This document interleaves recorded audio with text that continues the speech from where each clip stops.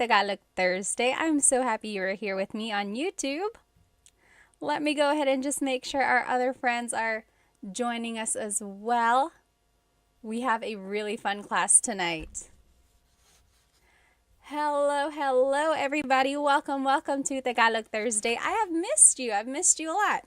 Tonight is going to be a very fun night because I actually have something that we're going to use, and I think it's going to be very, very helpful.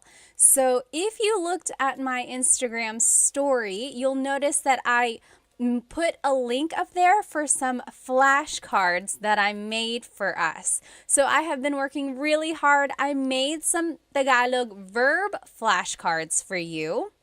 And not only are they vocabulary words about the different verbs in Tagalog, but on the back of the flashcards are conjugations of the verbs as well. Oh, TikTok, let me see if I can flip the screen so that you can see it. Is that better? Yeah, there we go. Okay. So these flashcards are so great because they have the word on them, and then on the back is how you conjugate the verb. Okay, a lot of you have said, oh, verbs and conjugation are like some of the most challenging things about Tagalog, and it's true. And if you have watched my full-length Tagalog lessons on YouTube, then you know that there are different types of verbs, and then there are different categories, different conjugation patterns, and everything like that. And one of the things that I said is the more verbs you learn, that's kind of how you will learn what group these verbs fall into, right? So it's just a matter of gaining more vocabulary, and getting these flashcards will help you with that. Again, tonight's Tagalog lesson is about Tagalog verbs, and we are going to be using these flashcards that I made for us that have the Tagalog verb on the front, and on the back is the conjugation. Conjugation means changing something into a different form. So these are the conjugations in the present tense, the past tense, the future tense, and then there's one more conjugation in there, or one more type of phrase. It's the command. You'll see how they are used when we go through them. Again, if you want to get your own copy of these flashcards that I made, the digital download is on my Stan store. I put the link in my stories, but also it's in the in my bio as well. Go ahead and write where you are currently watching from. Maybe tell me how old you are, and does anyone have a shout out? One time someone said, oh, it's my girlfriend's birthday. Can you say hi? If anyone has a special event, please let me know. Or is it just a fun night? No special event on your side, but just something to celebrate just being with me learning Tagalog. Let me go ahead and catch up on some of these comments. Okay, let me catch up on some of these comments on Instagram here. Major said, Ate Pat, gumagawa ako ng mabuti. You're doing something good. Are you trying to say you're doing well? You can say, mabuti ako, mabuti naman. What you said literally means I am doing something good. Like you are doing a good deed or something. Oh, Chunkin Deuces said, quick question. Is there a difference between learning Filipino versus Tagalog? Very, very good question. Does anyone know? I know the answer, but does anyone know the difference between Filipino and Tagalog? Think about it, write it in the comments, and let's see what everyone thinks. Hello, magandang araw, Vic said. Let's see. Hi, Ate. Kawabanga said. Miss Anna Adams said, kumusta ka, ate? Mabuti naman. Hi, Love and Lulu. All right, let's see here. Again, we're just waiting for everyone to join. Hello, hello. Oh, so many people. Let's see here. Rose from San Diego, Ronnie from LA, Royston from Singapore. I'm Heme from California, Brandon from Jacksonville, Florida. Hello, hello. Dilshan from New Zealand, Fritz from New Jersey. Hello, hello. Mabuhay Thursday. Hello, hello. Let me see. Oh, did someone have a shout out? I forgot. Earrings are fire. Team D Texas said, Salamat. These are from Pick You Official. I think Pick You Official. Let's see. How about over here on TikTok? Captain says, I'm a Filipino. I'm all the way from LA, California. Hello, hello. Yes, exactly right. So Rocky's Barber. So the question was, Chunkin Deuces asked, what is the difference between Filipino and Tagalog? And over here on TikTok, Rockin' Barber said, Filipino incorporates the borrowed phrases and words. Exactly right. So Tagalog is a very old language. In fact, it's one of the oldest ones in the Philippines. There's like written by Bayin that's been found. It's just a very old language.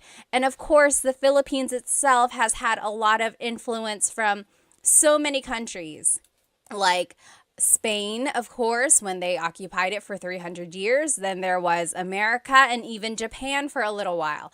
And Chinese, because there were a lot of immigrants from southern China. So along with all of those different cultures, they incorporated a lot of those words into Tagalog. So much so that Tagalog itself kind of got mingled with all these languages. So they had to change it a little bit.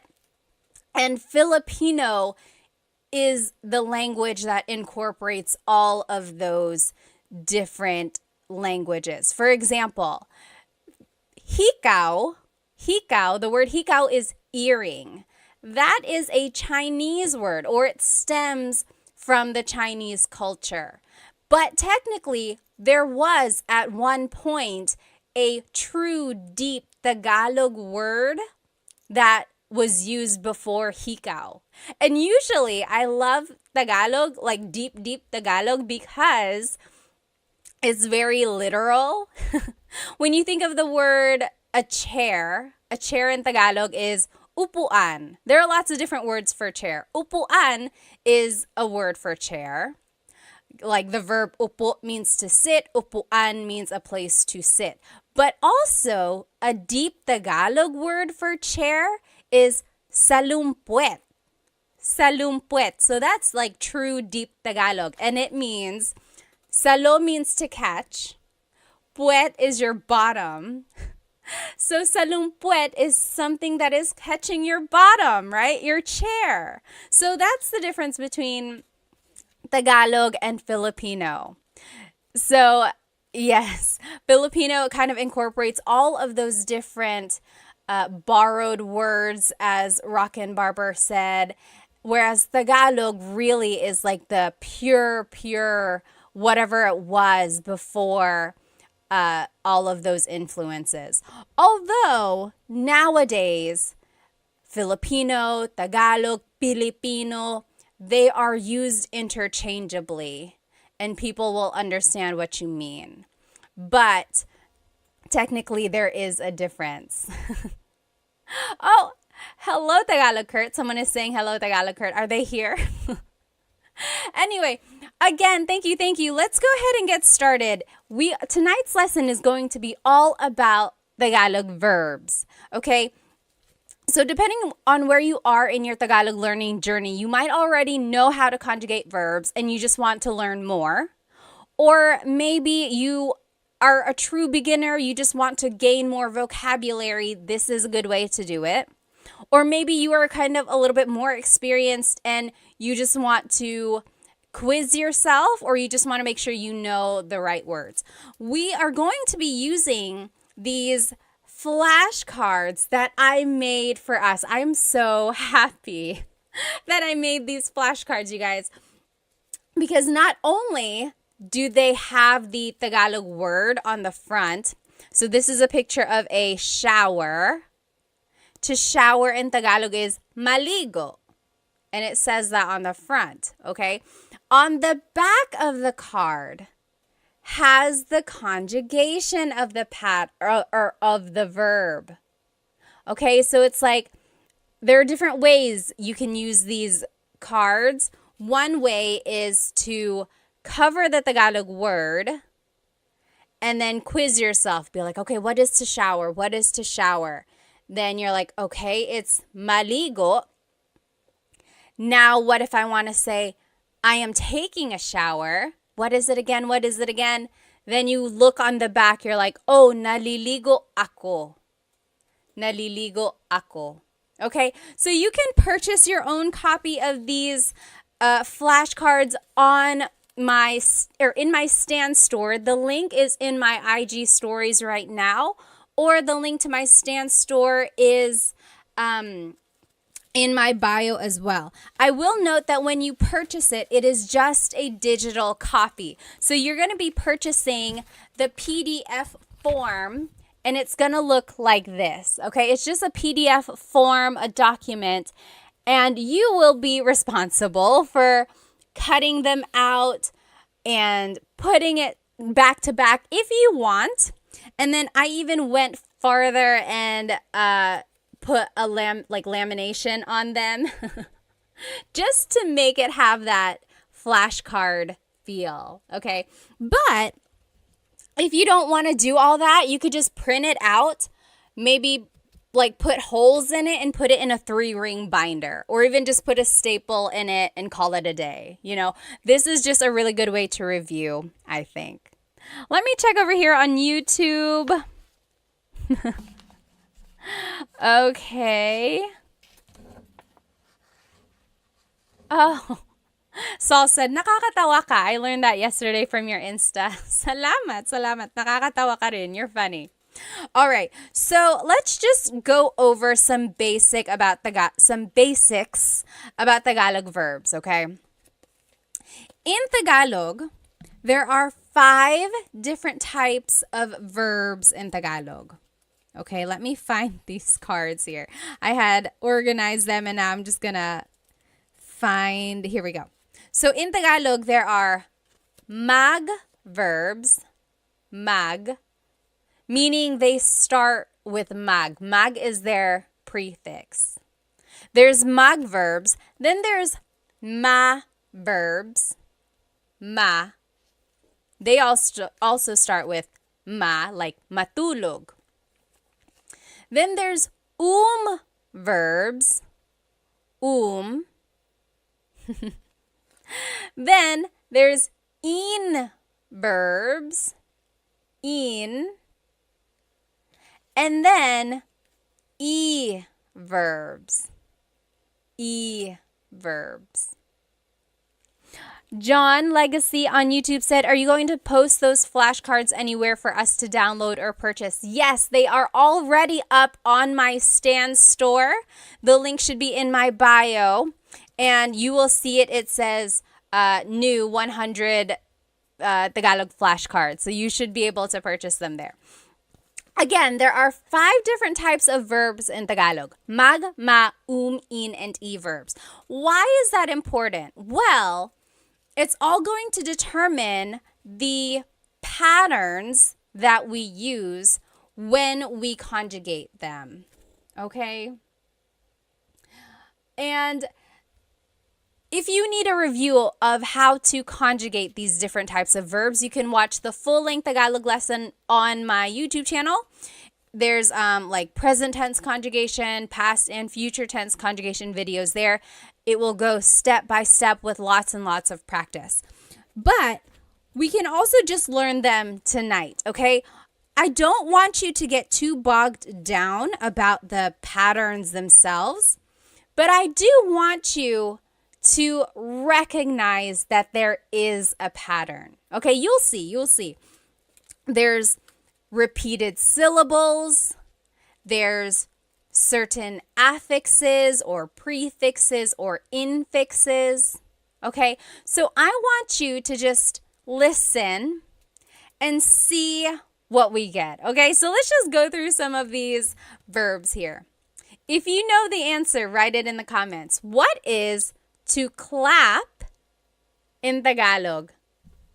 What is to clap in Tagalog? Do you know? What is to clap? Oh, thank you so much for all the gifts on TikTok. They are going so fast.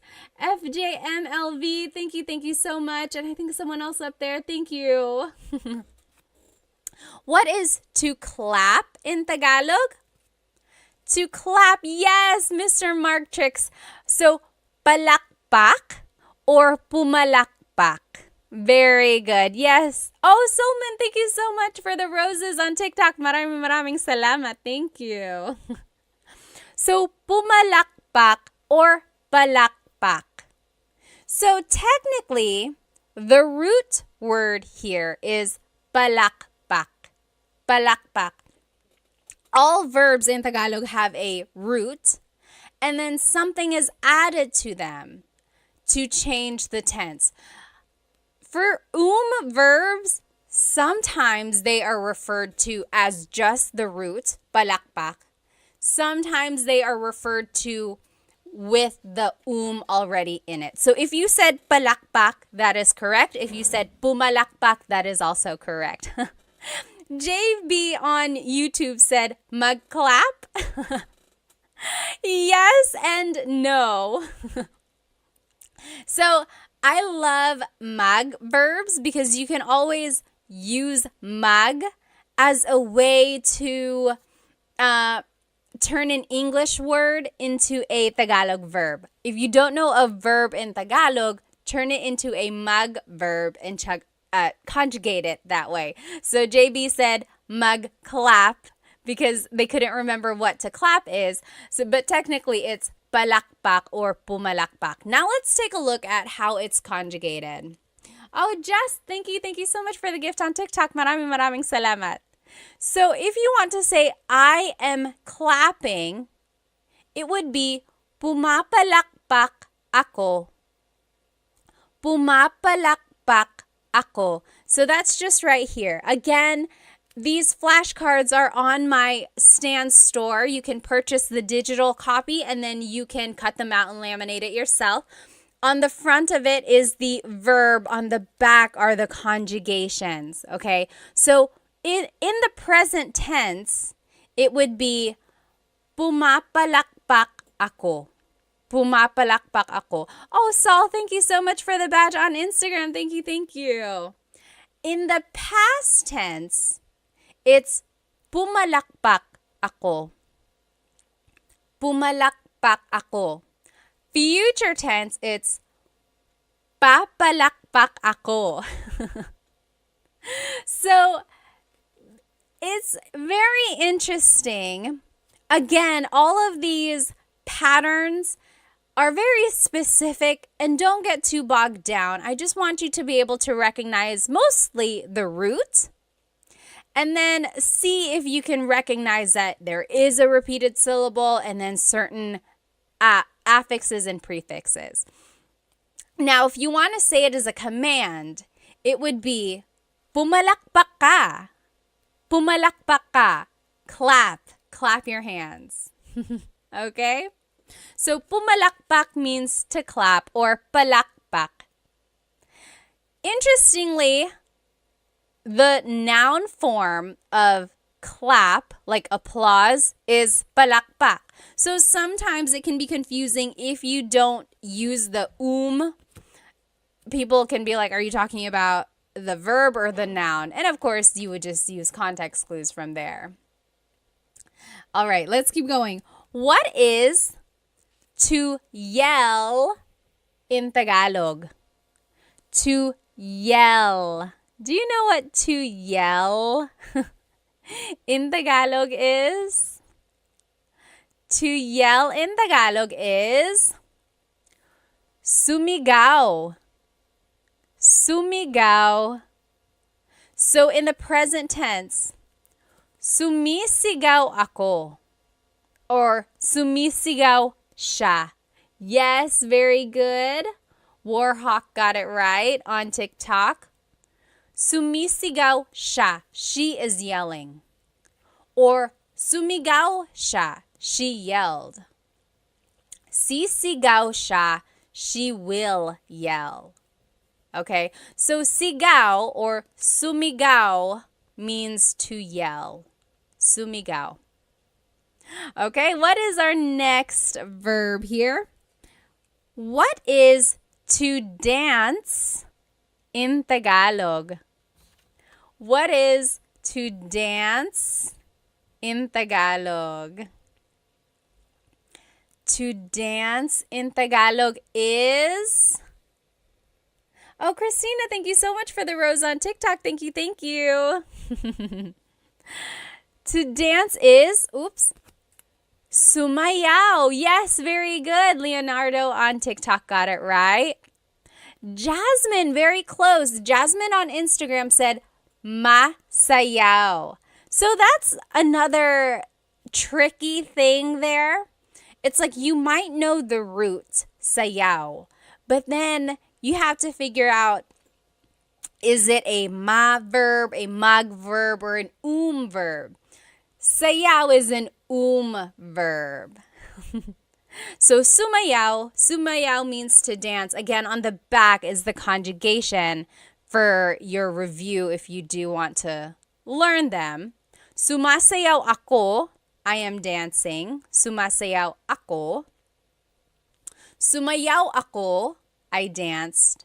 Sasayaw ako, I will dance. And then as a command, it would be sumayaw ka. Dance. Sumayaw ka. Dilshan said, isn't masaya happy? Yes, masaya means happy. Sumayaw is a little different from masaya. Okay? I guess we're in this stack of verbs. What is to cry in Tagalog? What is to cry in Tagalog? Oh, Cam said, where can I get the flashcards? You can download the flashcards from my Stan store. You can, when you download them, they will come as a PDF and you just print them out yourself. And you can cut them, laminate them like I did, front and back, or just print them, maybe put a staple or put holes in it and put it in a 3-ring binder. So however you want to use them, you're going to download it. It'll come like this. What is, yes, JB, you got it on YouTube. To cry is iyak, umiyak, umiyak. Very good, JB. Very good, very good. Umiyak means to cry. So in the present tense, umiiyak ako. Umiiyak ako. Past tense, umiyak ako. Umiyak ako. Future tense, iiyak ako. And then as a command, wag kang umiyak. Wag ka nang umiyak. Don't cry. Don't cry. Okay. So Dilshan said, diba means isn't it? Yeah. Means like right, correct? Or is it not? Yep, that's exactly right. Okay, next verb here on our list. What is to laugh in Tagalog? What is to laugh in Tagalog? To laugh. Yes, very good, Cam. Tumawa. Very good. So to laugh in Tagalog is tumawa. Tumawa. Very good. So tumatawa ako. I am laughing. Tumatawa ako. Or tumawa ako. I laughed. Tumawa ako. That's past tense. Tatawa ako. I will laugh. Tatawa ako. Or as a command, tumawa ka. Laugh. Tumawa ka. Okay? Here's another verb. What is to sing in Tagalog. To sing in Tagalog. You might have heard this if your family is into karaoke. People will always make you try to sing. Yes, Cam is exactly right. And Warhawk. Yes. Very good. Kumanta. Kumanta. Yes. Alpoblit. Kumanta. Very good. JB said, once again, where do we download these cards po? It's in my Stan store. So the link should be in my bio, or if you just go to my profile, look for the Stan store link. Again, when you download it, it will be a PDF like this, and then you will print it yourself and turn them into flashcards, or you can just keep it like this, put it in a folder, things like that, okay? So, kumakanta ako, I am singing. Kumakanta ako. Kumanta ako, I sang. Kumanta ako. Kakanta ako, I will sing. Kakanta ako. And as a command, kumanta ka, kumanta ka. If you've ever gone karaokeing, or if you've ever karaokeed with Filipinos, they have probably said that to you. Kumanta ka, sing, kumanta ka. They leave no one behind with the singing. What is everyone's go-to karaoke song, by the way? I like Crazy for You by Madonna. I like, what else do I like? I don't know. I'm not like an amazing singer or anything. Oh, what's that one song that I like? I'll have to think about it. Yes. Okay. Oh, you might have already seen it. What is to hug in Tagalog? To hug. Oh, Captain said All of Me by J.M. Guzman. Oh, I don't even know what song that is. I'll have to look that up. Hart said Whitney or Mariah Star Spangled Banner. Number 1, do they even have that version? And number 2, I need some evidence, please. Yes, very good, very good. Oh, Captain said rap songs by Andrew E. Do you know who Andrew E. is? Andrew E. is a popular rapper in the Philippines. I feel like he was a lot more popular in like the 90s or early 2000s, like just really, really fast Tagalog raps. Are you into Glock 9? Glock 9 and like Ruby Ibarra, of course, Phil Am. There are lots of newer. Oh, and Easy Miller, hello. Like a lot of newer rappers out there. Yes, very good, very good. Yakap or yakapin means to hug. Yakapin.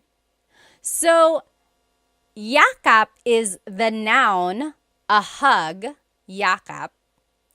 Yakapin is the verb to hug. Captain said Sharon Cuneta. You like to sing Sharon Cuneta songs?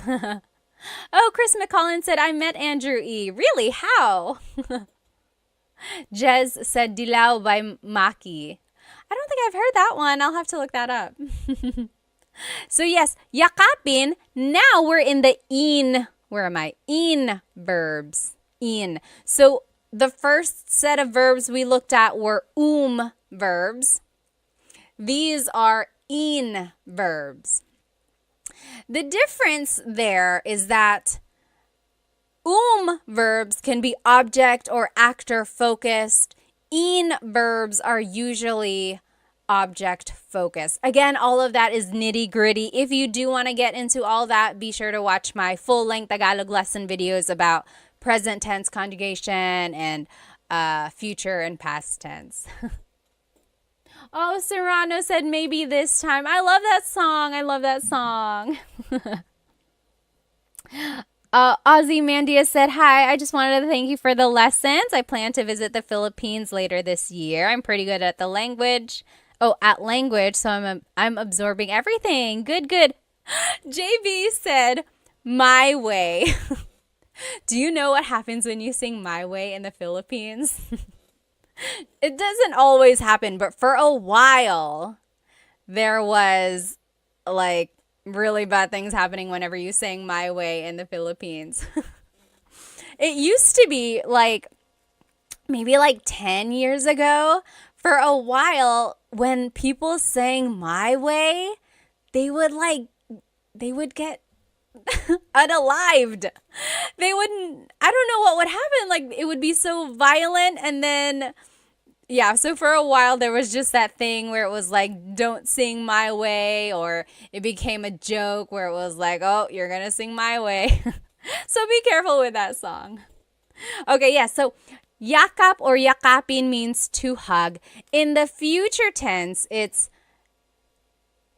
I'm just trying to think because I don't want to say it wrong. Yinayakap ko siya. I am hugging him. Yinayakap ko siya. Past tense, yinakap ko siya. Future tense, yayakapin ko siya. Okay, so yakap is an in verb. As a command, maybe you can use this on your sweet, lovey, loved one.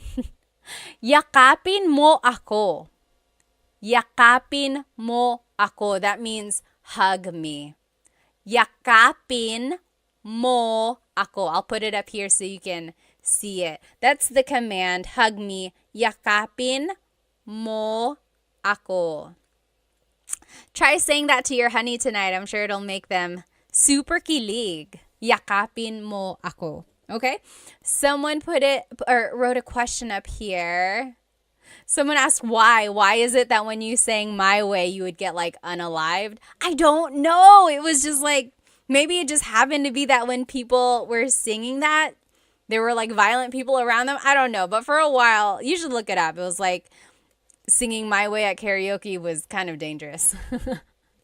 Oh, and then someone asked, do you know how to speak Bisaya? No, I do not, but I know someone who does, and I'll be sharing them with you in just a little while, like maybe next week or in a couple weeks. Oh, someone up here asked, Ladorabi said, is Filipino Sign Language the same as American Sign Language?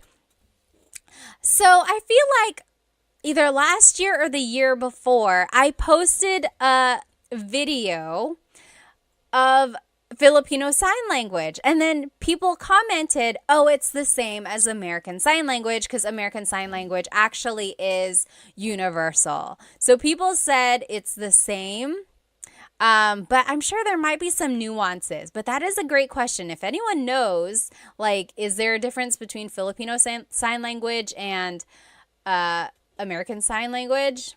Let us know. Jasmine said, I heard of you sing it badly. So maybe if you sing My Way badly, then that's why it was so violent. Patch said, your tutorials really helped me in my tutoring sesh with my US students. Thank you, thank you, thank you. Maraming salamat. Thank you, din. Oh, interesting. Okay, so PJ said Japanese Sign Language is a little different. Interesting. Okay, so yeah, there might be some similarities between Filipino Sign Language and then like American Sign Language, but also there might be some differences as well. Warhawk said, I'll never sing that song in the Philippines. Yeah, don't sing My Way. You might not want to. Okay, and then someone asked, do I speak Waray? No, I do not, but I'm looking for someone who can teach it. If you know anyone who can teach Waray, send them my way. Okay. What is to pull in Tagalog? What is to pull in Tagalog? Yes, JB, yakapin was an in verb. We're actually in the in verbs now. Tots asked, can you speak Kapampangan? No, I cannot. I wish I knew people who could, though. Yes, Serrano. Hilahin. Very good, Warhawk. Hilahin. Hilahin. Very good. Hilahin means to pull. Hila means to pull. That's the root. Hila. Hilahin is like the conjugated version, or it's just incorporating that in affix there. So hilahin. means to pull. Hilahin is conjugating it as an in verb. In the present tense, it's hinihila ko ang lubid. I am pulling the rope. Hinihila ko ang lubid. In the past tense, hinila ko ang lubid. In the future tense, hihilahin ko ang lubid. As a command, it would be hilahin mo ang lubid. Okay, so again, I just want you to notice the root word. I want you to notice that there is a pattern. You don't have to get into the nitty-gritty of all the exact patterns if you don't know them yet. But see if you can recognize oh, that sounds like it's present tense. That sounds like it's past, or that sounds like it's future. Okay. But more than anything, I do just want you to get the root word to be able to recognize that, oh, hila means to pull. Again, these cards, these flashcards are on my stand store. You can purchase them. When you buy them, though, remember that it's going to be the digital download, and it will come as a PDF. When you print them out, you can cut them, you can laminate them like I did, or you can just keep it like this in a folder and use it to study, okay? You said, can you send me that card? Someone said on TikTok. Just go ahead and get it from my stand store. There are 100 verbs. 100! I found 100 verbs for you. But tonight we're only going to do maybe 25 or 30. I went through and got some of the more common ones for us to learn. But there are 100 verbs. You gotta go get it. Oh my goodness, you gotta go get it. Okay. Now, what is to sweep in Tagalog? What is to sweep in Tagalog? Samurai said there are many Filipino shops and restaurants in our region in Oman. Oh, that's nice. Very good, Serrano. To sweep in Tagalog is walis. Oh, Serrano, you bring up a really, really good point. So in this card, I am showing it to you as an in verb. Walisin. Take a look at the conjugations. Winawalis ko ang sahig. Winawalis ko ang sahig. I am sweeping the floor. Now, Serrano on TikTok said, magwalis. Oh, I love this, you guys. Walis is one of those verbs which can be either object-focused or actor-focused. Okay? So there are certain verbs in Tagalog that can take on different types of verbs. So remember, there's magma, in, or i. Walis can be an in verb, or it could be a mag verb. When it's an in verb, it's being conjugated as an object-focused verb. So you can even see it in the conjugation example. Winawalis ko ang sahig. I am sweeping the floor. The focus of this sentence really is the floor. What are you doing? I am sweeping the floor. Now listen to this. When I say, nagwawalis ako, now I'm conjugating it like a mag verb. Nagwawalis ako, that just means I'm sweeping, right? It's a complete sentence. Nagwawalis ako, I'm sweeping. There's no floor, there's no object. It's just about me, the actor. It's actor focused. What are you doing? I am sweeping. Versus, what are you doing? I am sweeping the floor. Do you see the difference there? That is a prime example of a verb that can be object or actor focused. Very good observation there, okay? Tim said, I love those cards. Thank you. Thank you. Again, these cards you can get on my Stan store as a digital download. When you purchase them, it's going to come as a PDF form and you can cut them out and laminate them like I did, like front and back. Or you can just keep it in a folder and use it to study that way. There are 100 verbs in this pack. Okay? Okay. Oh no, I have to go, Ryo said. Bye. Salamat. Let's see. This random name said, are you American? Yes, I am. And I'm also Filipino. Okay. What is to tell or to say in Tagalog? What is to tell and to say in Tagalog? Kakak said, how do I get the cards? They are, a link to them is in my bio, the Stan store. Look for the link to my Stan store. Oh, very interesting. String said, magsalita. Very close. Oh, very close, you guys. Yes. Dilshan on Instagram said, nagsasalita. JB said, is the Stan store on your IG page? You can find it in my YouTube channel as well. Just go to the About Me area and then look for the Stan store. Yes, JB actually got it. So it's sabi or sabihin. So very interesting. A lot of you are saying salita. Salita means, it also means to say, but really it means like to talk. Magsalita ka, talk. But also it can mean like say something. So salita and sabi are very similar. It's kind of like saying say, tell, talk, right? They're all kind of similar. Sabihin technically means to tell or to say. Very interesting. Oh, Yahia said, what is the best free app to learn Tagalog? Anyone know what is the best free app? I know of like this one app I made a video for. What is it? Turong Wika.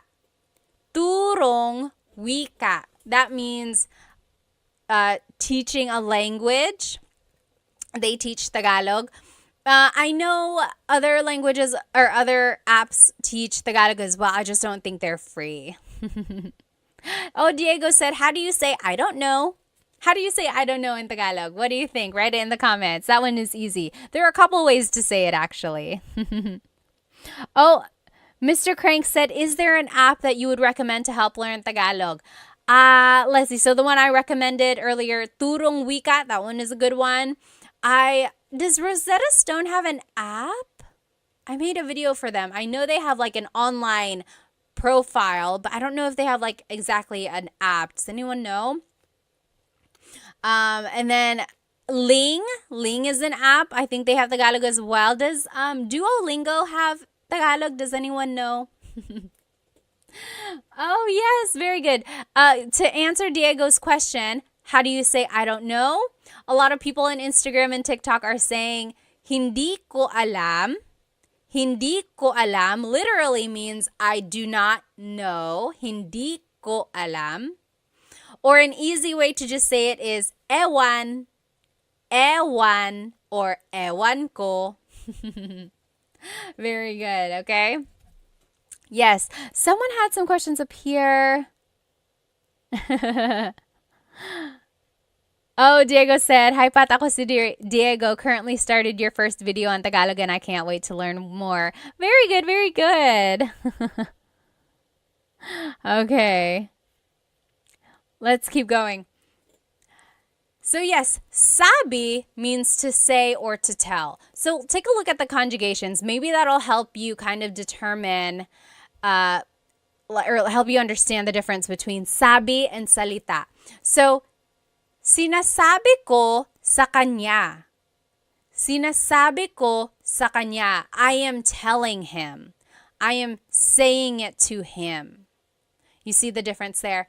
Sinabi ko sa kanya. I told him. Sasabihin ko sa kanya. I will tell him. Okay? And then, as a command, sabihin mo sa kanya. Tell him. Sabihin mo. Okay. Diego said Duolingo does not have Tagalog. Interesting, interesting.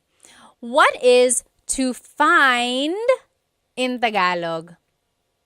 What is to find in Tagalog? Oh, Warhawk said Bluebird app is decent. Bluebird app. To find in Tagalog is, yes.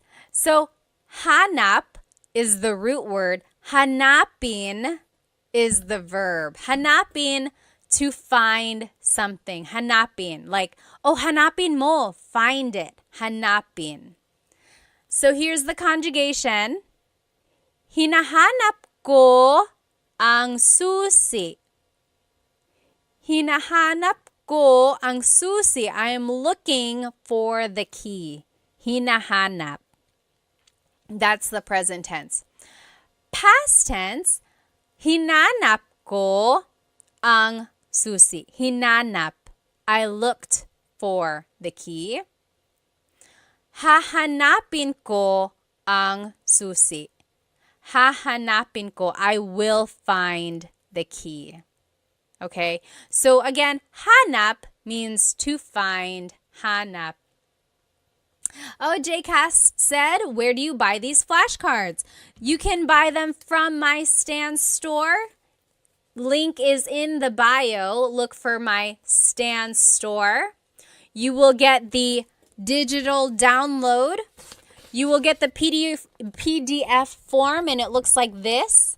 And then you can cut it, laminate it like I did, or you can just keep it like this, maybe put it in a folder or in a binder, and then use it to study like that. But I have 100 verbs for you. 100. Oh my goodness. I'm so happy for you guys that you have this resource. But we're only going over like 25 tonight. Oh, thank you so much. Sean said, I bought them. Salamat. Maraming salamat. Okay. What is to run in Tagalog? What is to run in Tagalog? Oh, Major said, Ate Pat, can you give me a Tagalog tongue twister? Ooh. Let's see. Well, let's see. There's so many. I don't want to say it wrong now. There's that one. It's like Mecánico ni Monica. Minicánico ni Monica. Minicánico ang... I don't even know what it is now. Someone write it in the comments. Minicánico ni Monico ang makina ni Monica. Minicánico ni Monico ang makina ni Monica. That means Mokino, the mechanic, fixed Monica's machine. Minicánico ni Monico ang makina ni Monica. Oh my goodness. And then there's so many more. Yes, so to run in Tagalog is very good. Blasian, you got it. La, Yesam, and JB, you got it. Tumakbo. Yes, very good. Tumakbo. So, takbo is the root word, takbo. Tumakbo is showing that it's an conjugation. Tumakbo. So, if you want to conjugate it, tumatakbo ako. I am running. Tumatakbo ako. Or, tumakbo ako. I ran. Tumakbo ako. Tatakbo ako. I will run. Tatakbo ako. Julie and Captain both just asked back to back, where can we get these cards? Yes, so these flashcards are on my Stan store, stan.store/Tagalog Time Pat, or you can just go look on my bio. Look for the link that says Stan Store, and it's going to be a digital copy. When you purchase it, it's going to look like this as a PDF, and then you will be able to cut it, put it together, laminate it like I did, or you can just keep it like this, keep it in a folder, and study it like that. But there are 100 cards, 100 verbs. Oh my goodness. Okay, what is to drink in Tagalog? What is to drink? Oh, Diego on YouTube said, when do I use mo? So mo is a possessive pronoun, and you use mo for certain verbs if it's an object-focused verb. Okay, so it goes into all of that in my full-length Tagalog lesson, I think 3, present tense conjugation. Take a look at that. It will break down how to use mo in certain verbs. Yes, very good. Serrano said, umiinom or uminom. Uminom means to drink. Very good. Blasian, JB, you got it. Yes, Delician. Uminom. To drink, uminom. Very good. Now, as a conjugation or to conjugate it, umiinom ako, I am drinking. Umiinom ako. Or, uminom ako, I drank. Uminom ako. Iinom ako, I will drink. Iinom ako. Or, uminom ka, drink, uminom ka. That's a command. Remember how I told you that some verbs can be object or actor focused. Inom is one of those verbs that can be both. So, uminom means, or it's focusing on the actor. I am drinking. Umiinom ako, I am drinking. But if you want to focus on the drink itself, you actually have to conjugate it as an in verb. So, iniinom ko ang kape. I am drinking the coffee. Iniinom ko ang kape.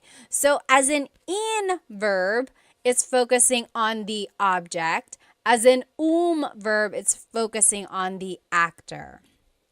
Very interesting. Only a few more will do here, guys, because it's getting kind of late. So here, what is to eat in Tagalog? What is to eat in Tagalog? Yes, Shalona McFarland said, where do we get these cards? These cards, again, are on my Stan store. I made them for you. They are the digital download. So go to my Stan store. The link should be in my bio. When you purchase them, you're going to get them as a PDF form. You're going to get it like this. And you can cut it and laminate it, or you can just keep it like this and study it like this. Keep it in a folder, put it in a 3-ring binder, whatever you want. Or you can cut it out and laminate it like I did. Very good. So, very good. Kain. Kain. Kumain means to eat. Kumain. Yes. Blasian said, pwede bang magtanong? Can I please ask? Why does it change to ininom? Like in the conjugation, iinom as the future tense, that's just the pattern that it is. You have to repeat the first syllable. Or like, are you asking why does it become an in verb when it's an object-focused verb? It's just one of those things that it's like a thing in the Tagalog language. Some verbs can be actor or object focused, And that's how it would change. It would change by the affix or prefix. And not all verbs are like that, just certain ones. Very good. Oh, La Yesam said, can I get these cards in Canada? Yes, absolutely. When you purchase them, it's just a digital download. So it will go straight to your email, and then you can print it however you want, and then you can cut it out, or you can even just keep it like that. Very good. So kumain means to eat. Let's conjugate it. So kumakain ako. I am eating. Kumakain ako. Or past tense, kumain ako. Kumain ako. I ate. Kakain ako. I will eat. Kakain ako. And then as a command, kumain ka. Eat. Kumain ka. Okay, kumain ka. You might have heard that phrase. A lot of people like to feed their guests. So that is the thing there, the phrase that you might hear a lot. Let's see, what else? Let's take a look at some of these E verbs. We didn't get to look at them. How do you say to write in Tagalog? To write. So to write something. I'll give you a hint. It's an E verb. To write, E. Oh, hang on. Who was that? String Hands said, hi, Pat. Your content helped me talk to my mom during her last years before she died. Maraming salamat po. Oh, my goodness. Strings, first of all, I'm so sorry for your loss, but also, I'm so happy to have helped you. Stay strong, okay? I lost a parent too, and it's not easy at all. Oh, Julie said, I can't find your Stan store. Let's see, go to my link or go to my bio, and I think just click on whatever link is there, and then more links should pop up. So go to the Stan store. Someone even put it up here. I think you just type in stan.store/Tagalog Time Pat or Tagalog Time.pat or something like that. You could even try to Google stanstore.com. I'll definitely put a post or make a post about it afterwards so we can all find it. Oh, very interesting. Yes. So Serrano again said magsulat. I have it as an E verb, isulat. Yes, Blasian also said nagsulat. So yes, this is one of those things these are one of those verbs. Again, isulat means to write, but that's focusing on the object. Like, isulat mo ang pangalan mo. Write your name. Isulat mo ang pangalan mo. Write your name. But magsulat just means writing. Like, nagsusulat ako, I am writing. Oh, someone on TikTok said it's only showing the coffee, buy me a coffee. Oh, yeah. So if you're on TikTok, maybe just go open a browser and do stan.store/Tagalog Time with Pat or tagalogtime.pat, or you can go to the links in my Instagram. It'll be there. Stan Store. So, isinusulat ko ang libro. I am writing the book. Or isinulat ko ang libro. I wrote the book. Or isusulat ko ang libro. I will write the book. But again, sulat can be a mag verb. Nagsusulat ako. I am writing. Or nagsulat ako. I wrote. Okay, let's do another E verb. Actually, we'll do two because they're opposites. What is to raise and to bring down? So this one is showing people raising their hand. What is to raise? This one is showing a man putting a box down. So what is to bring down. So to raise and to bring down. What is to raise and to bring down in Tagalog? And I gave you a hint, it's an E verb. To raise in Tagalog is itaas. Itaas. The opposite of that, to bring down, ibaba. So itaas, ibaba. Very good. Yes, exactly right. And you probably heard the phrase like, bababa ka ba? It's one of those things in Tagalog. It's like, baba, just depending on how you put the emphasis, it can mean different things. So bababa ka ba means, are you going down? Like, are you going down the stairs? Are you going down the elevator? So ibaba means to go down. Itaas means to raise, like to raise your hand. Let's take a look at ibaba. So ibinababa ko ang bagahe. I am bringing down the luggage. Ibinababa ko ang bagahe. Or past tense, ibinaba ko ang bagahe. Future tense, ibababa ko ang bagahe. And then as a command, ibaba mo ang bagahe. Bring down the luggage. Okay? Now, let's take a look at itaas, again, to raise. In the present tense, itinataas ko ang bandila. I am raising the flag. In the past tense, itinaas ko ang bandila. I raised the flag. And then in the future tense, itataas ko ang bandila. I will raise the flag. And then as a command, itaas mo ang bandila. Raise the flag. So Love said, spaghetti pababa, pababa, tang pababa. Does anyone remember that song?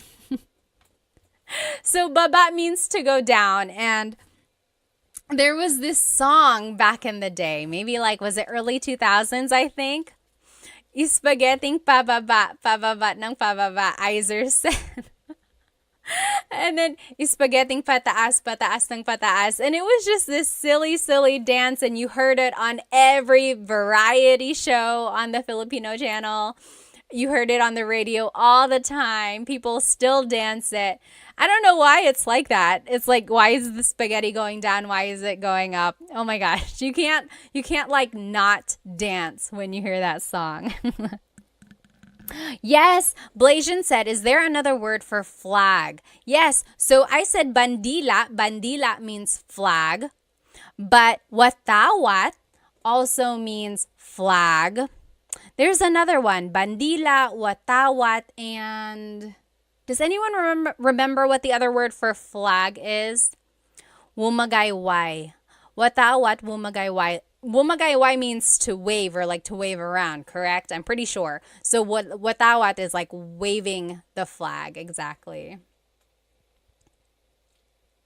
Oh, thank you, FJMLV said, I just got the flashcards. They look so good. I'm glad they have the sentences with them. Again, if you just joined, you can purchase these flashcards that we were using during the lesson.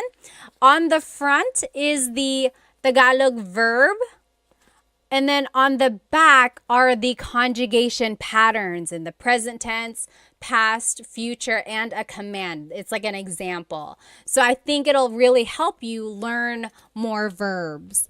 And when you download it, it is a PDF digital download. So you will be able to cut it out and laminate it if you want to, like I did. Or you could just keep it like this. Maybe put a staple in it, or you can put it in a 3-ring binder and just use it to study that way, okay? And there are 100 verbs, 100.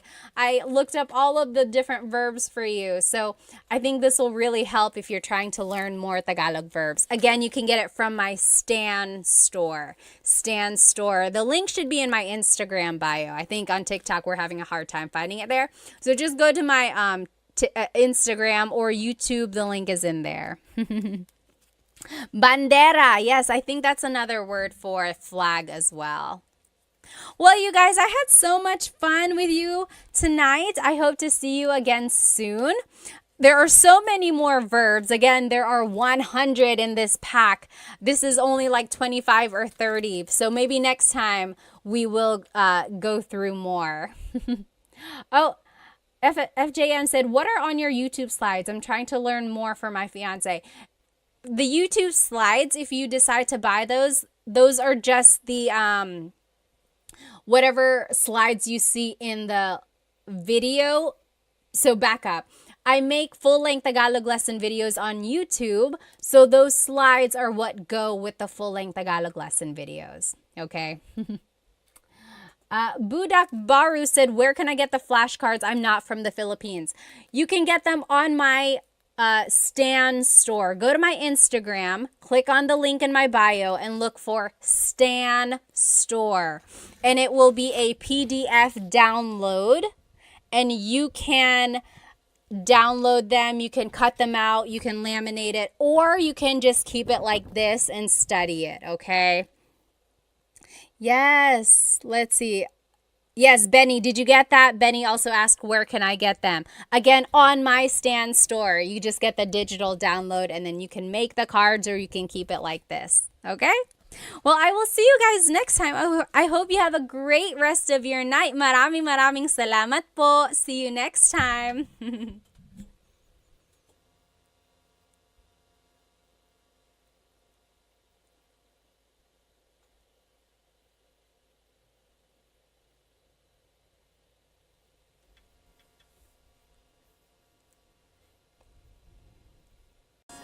Hello, everybody.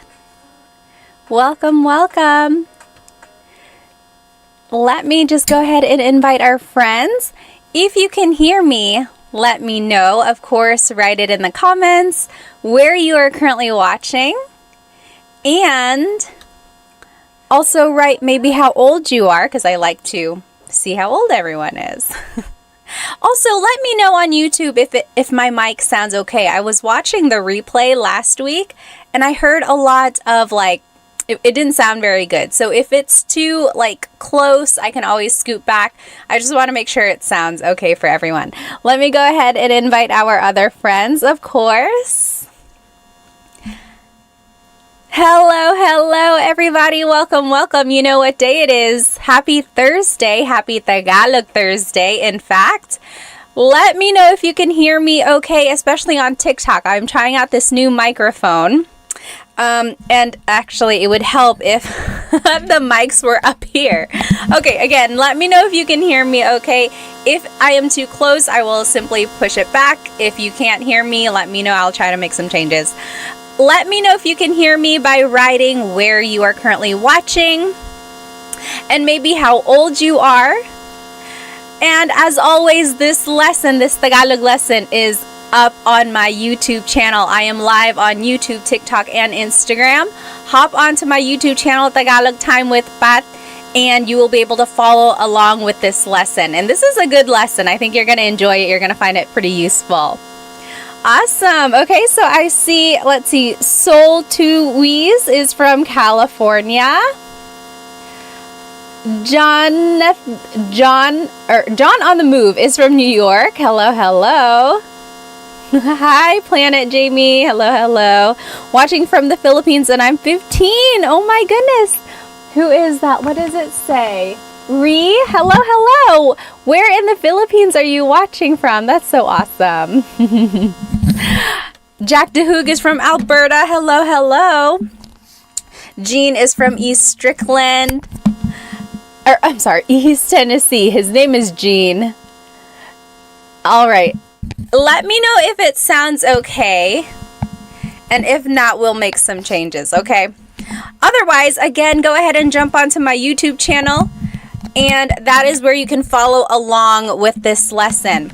Today, we are going to be learning Tagalog vocabulary and phrases you can use with your family. It is about the family. You can use these phrases with your family. Okay, let me just go ahead and see where everyone is watching from. Mr. Aaron Arnold is from Monterey, California. Crispy Crunch is from Cali. Crown, hello, hello. Hello from Texas. TMD Texas said. Gakulka is from Hawaii. Hello, hello. National City, California, Erwin said. Hello, hello, everybody. All right, Santa Barbara, California, Vince said. John said, ang aking pamilya. Yes, again, this whole lesson is up on my YouTube channel. And today we're going to be learning about vocabulary phrases, or vocabulary words and phrases that you can say with your family. And I think it might be useful to you. So go ahead and jump onto my YouTube channel. So this is our lesson agenda for today. We're going to be learning family vocabulary. We're going to be learning phrases about the family. And then we'll learn phrases for the family, like things you can say to each other. And then we will review the vocabulary. And then we will do a translation practice. I always like doing this translation practice. At the very end of the lesson, I will say this paragraph or this short little monologue to you, and let's see if you can understand what I'm saying. Okay, so that's at the very end. Let's just go ahead and jump right into it. So again, this whole thing is on my YouTube channel. Here is a family tree. I think the easiest way to go through all of our family members is just to take a look at a family tree. So pamilya is family. Pamilya. Up here at the top, we have our lolo and lola.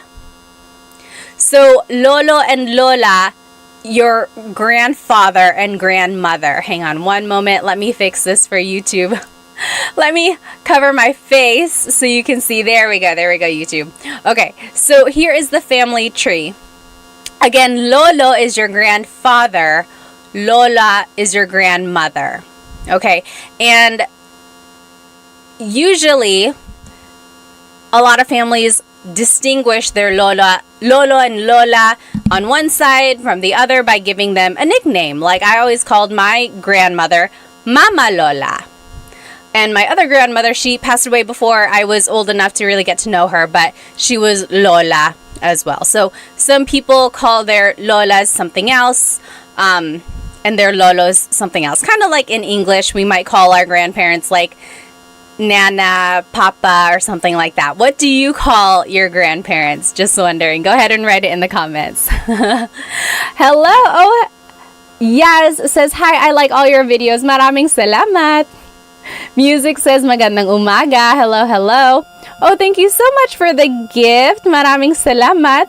I wish it said the name whenever a gift was bought. Grin, thank you so much. Alrighty. Oh, my mother's name.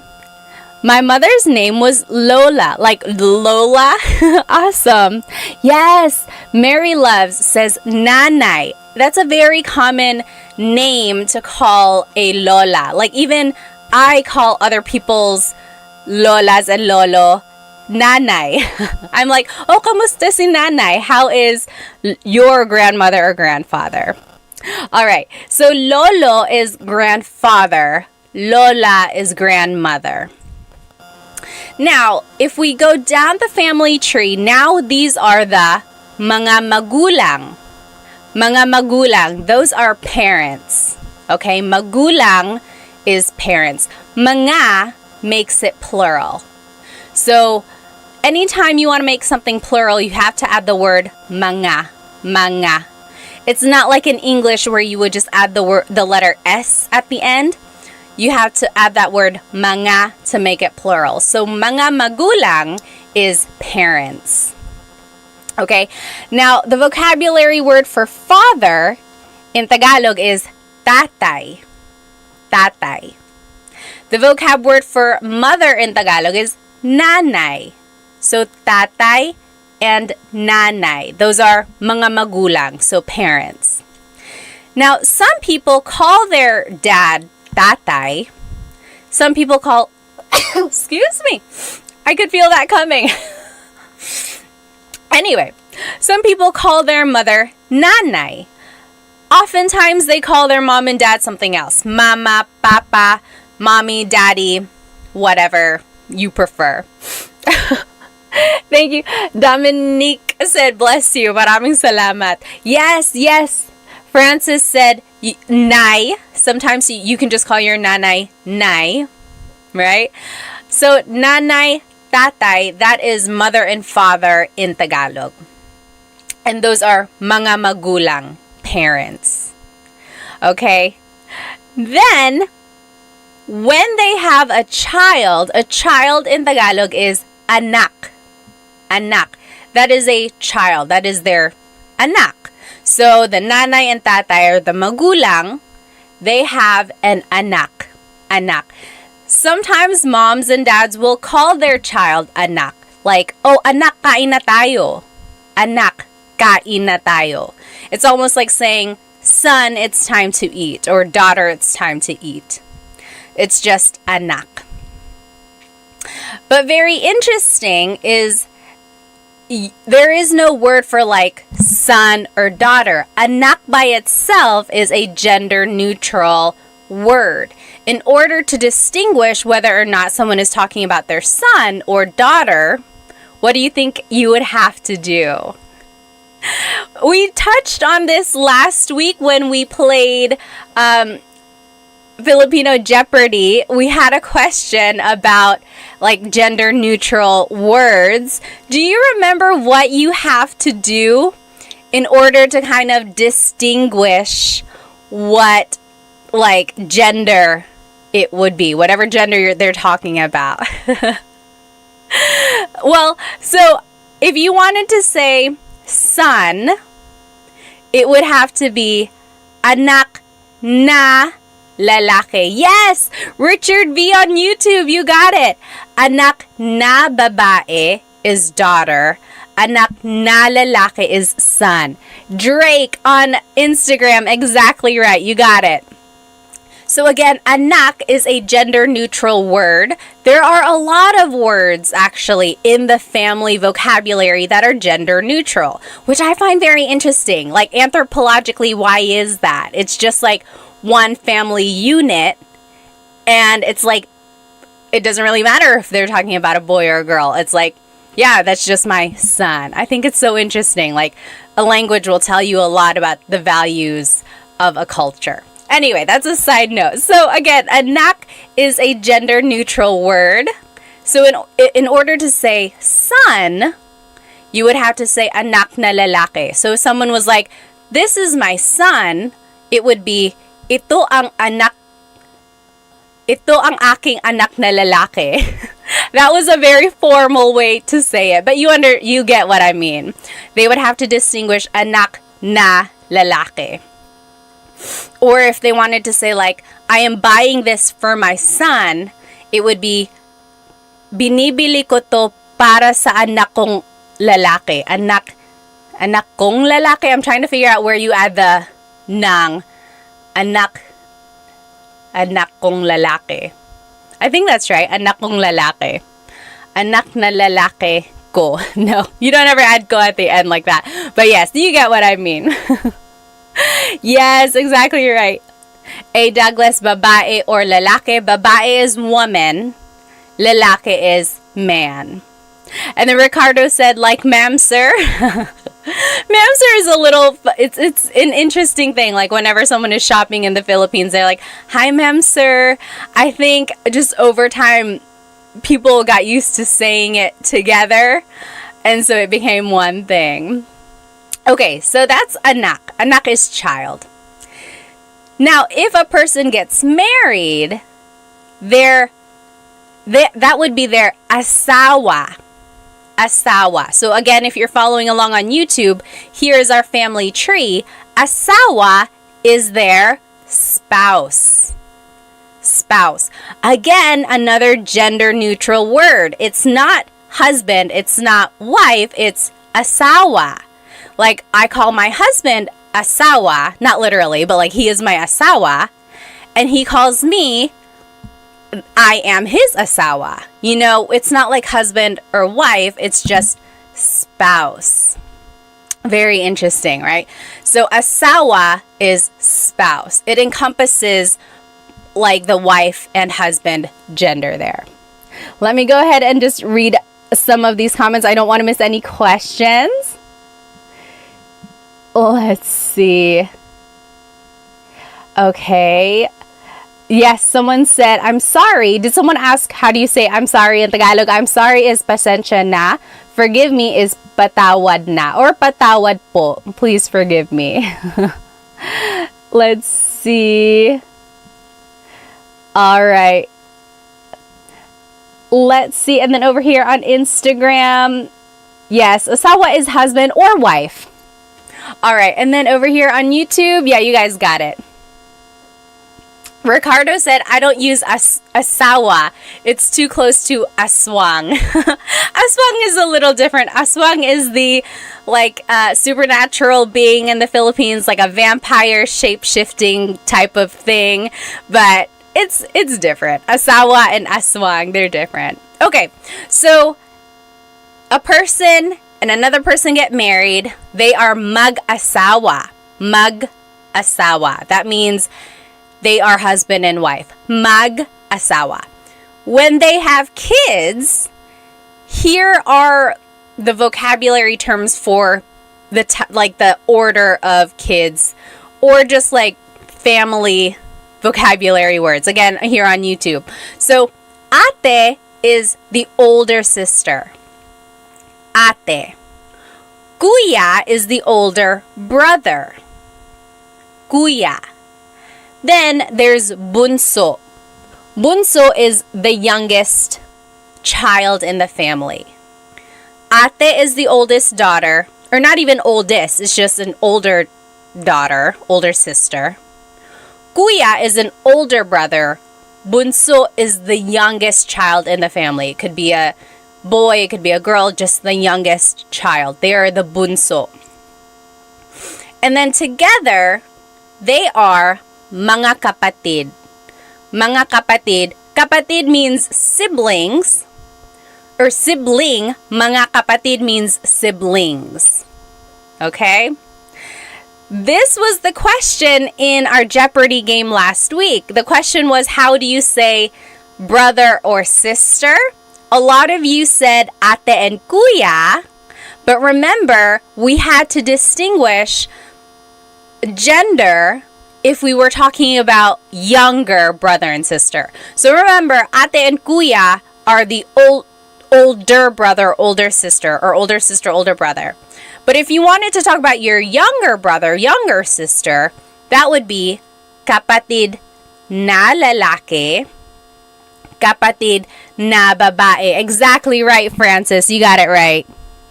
David Jr. said, my wife has 9 siblings. I feel like that's very common in the Philippines, especially like back in the day.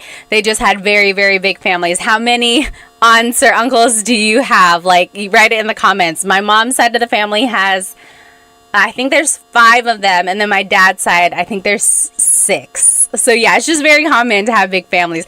My husband's dad, there were 10 children in his family. And then I think on my husband's mom's side, I think there's like 5 or 6, something like that. But yes, it's very common to have very big families there. David Jr. said baby machines. Yes, Pia said 8 on my dad's side, 5 on my mom's. Wow. Yes. Okay, so again, kapatid na babae is your sister. Kapatid na lalaki is your brother. So in order to talk about like your brother or sister who's younger than you have to distinguish by saying babae, woman, or lalaki, man. Otherwise, kapatid by itself is a gender-neutral Tagalog word. Very interesting. Do you know where the words ate and kuya came from? Does anyone know where ate and kuya came from? I'm just catching up on some of these questions here. Major said, what is the English word for ipagpatawad mo, Pat? Ipagpatawad mo means like to forgive, right? Like ipagpatawad mo, forgive it. Or just like forgive me. Yes! Nick said, ate and kuya are from the Chinese culture. They have this idea of respecting their elders, whether it be their older, of course, relatives, aunts, uncles, but also their older siblings. So ate and kuya stem from the Chinese culture there. Yes, exactly right. Dan Santos got it. Richard, you got it. Yeah, very good. And it's interesting because in the Filipino culture, we don't only call our siblings ate and kuya. We use ate and kuya on our older cousins. Also, our older friends. Like if you are maybe like a generation under or like just a little bit younger than a friend, you can call them ate or kuya. We can also call our co-workers ate and kuya as well. So again, it's just kind of like a familial or just like a really courteous thing to address older people with some sort of name like this.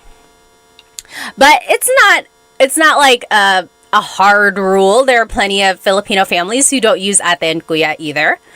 What about you? What about in your family? Do you use it? We use it in my family. For my kids as well, we really try to encourage them to call each other ate and kuya. I think it's just, we like to keep that in our family. Okay, so let's keep going. So that is our family tree. Okay, so there's the grandparents, lolo and lola. Mga magulang are the parents, and that's tatay and nanay. Then they have a child, that's anak. They get married, that's their asawa. Then they have kids. There's the ate, the older sister, kuya, the older brother, bunso, the youngest child. Altogether, they are mga kapatid, siblings. Okay, let me catch up on some of these comments here. Oh, Stock Class on Instagram said, or asked, is it rude to say kuya if you're the same age or younger by mistake? No, it's not. It's not rude. It's never rude to try to be polite. The only thing is, if they maybe liked you and then you called them kuya, that's an automatic friend zone. It's like, oh, it's like, okay, now I'm only like an older brother. But it's never rude. And, you know, they'll correct you. They might be like, oh, you don't have to call me kuya, just call me by my name. Or they might be like, hey, I think we're the same age, you don't have to call me kuya. But it's never rude. When in doubt, I would use it. Let's see. Any other questions here? Oh, yes. Pia said, would not be caught lacking, not calling my sister ate. Have you seen that video floating around? There was someone who, she calls her older sister ate, and then one time she was like, calling my sister by her first name. And then her sister was like, I don't like that. Don't do that anymore. Again, it's just one of those things. It's like respect, but also it's just like a family thing. At some point, it's almost just like something you are familiar with, and it's a bond almost. Okay, someone up here on TikTok also had a comment. Yes, Nick said, absolutely, you're almost shunned if you don't. So in some families, they do take it pretty seriously if you don't use, what do you call it? I keep wanting to call it like a name or like a title, I guess. If you don't use ate and kuya, for some families, it's almost like really rude there. Rizzle Dizzle said, pare ko. So pare is almost like saying, like dude, or it's like what guy friends call each other. Girls can call guys pare too, but again, it's almost like a hey dude, hey man, pare ko. Pare ko is like my man, my dude. You know, so that's, if you ever hear anyone say like, oh, kamusta pare ko? It's almost like, hi, my man. Hi. I can't even say it. It sounds so weird when I say it. What else? Oh, yes. Yeah, Rizzle Dizzle was like, I call my coworker pare. Exactly right. Yes. P.S. Chris said, church members too, you can use ate and kuya. Yeah, so anyone you're in like some sort of community with, or some sort of like, I don't even know how to say it, like just like a connection or a community or group, you can call each other ate and kuya. Oh, okay. Yes. Jordan said, sometimes I see Filipinos use pre in comments. What does that mean? Pre is just short for pare. So again, it's that word of like dude, man. It's just like, hey man, hey dude, pre. Yes.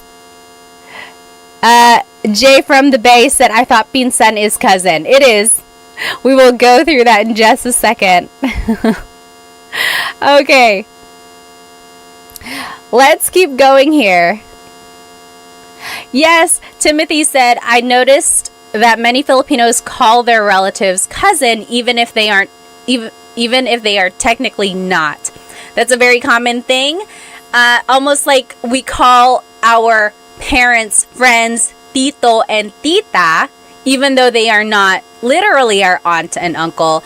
It's just one of those titles that we use. Again, it's almost like we are all just one big family. Okay, let's keep going. So here are just some more vocabulary words about the family. Someone mentioned it here on TikTok. Pinsan is cousin. Pinsan. Again, pinsan is one of those gender neutral words. So if you wanted to say my girl cousin, my guy cousin, it would be pinsan na babae, pinsan na lalaki. I guess in English too, cousin is pretty gender neutral. It's not distinguished there. So pinsan is cousin. Then there's pamangkin. Pamangkin is niece or nephew. Pamangkin na babae, niece. Pamangkin na lalaki, nephew. And then tito and tita is your aunt and uncle. I'm sorry, uncle and aunt. Tito and tita. But again, we use that for people who are not even related to us. So our parents' friends, or any sort of older acquaintance, maybe at work or things like that. So tito and tita is definitely what you want to use when you are talking to an older person who's not within your generation. You never ever want to call anyone by their first name. It's all up to you, of course. You are your own person, but I would highly recommend you not calling anyone by their first name. It comes off as very, very rude. Hipag is sister-in-law. Hipag.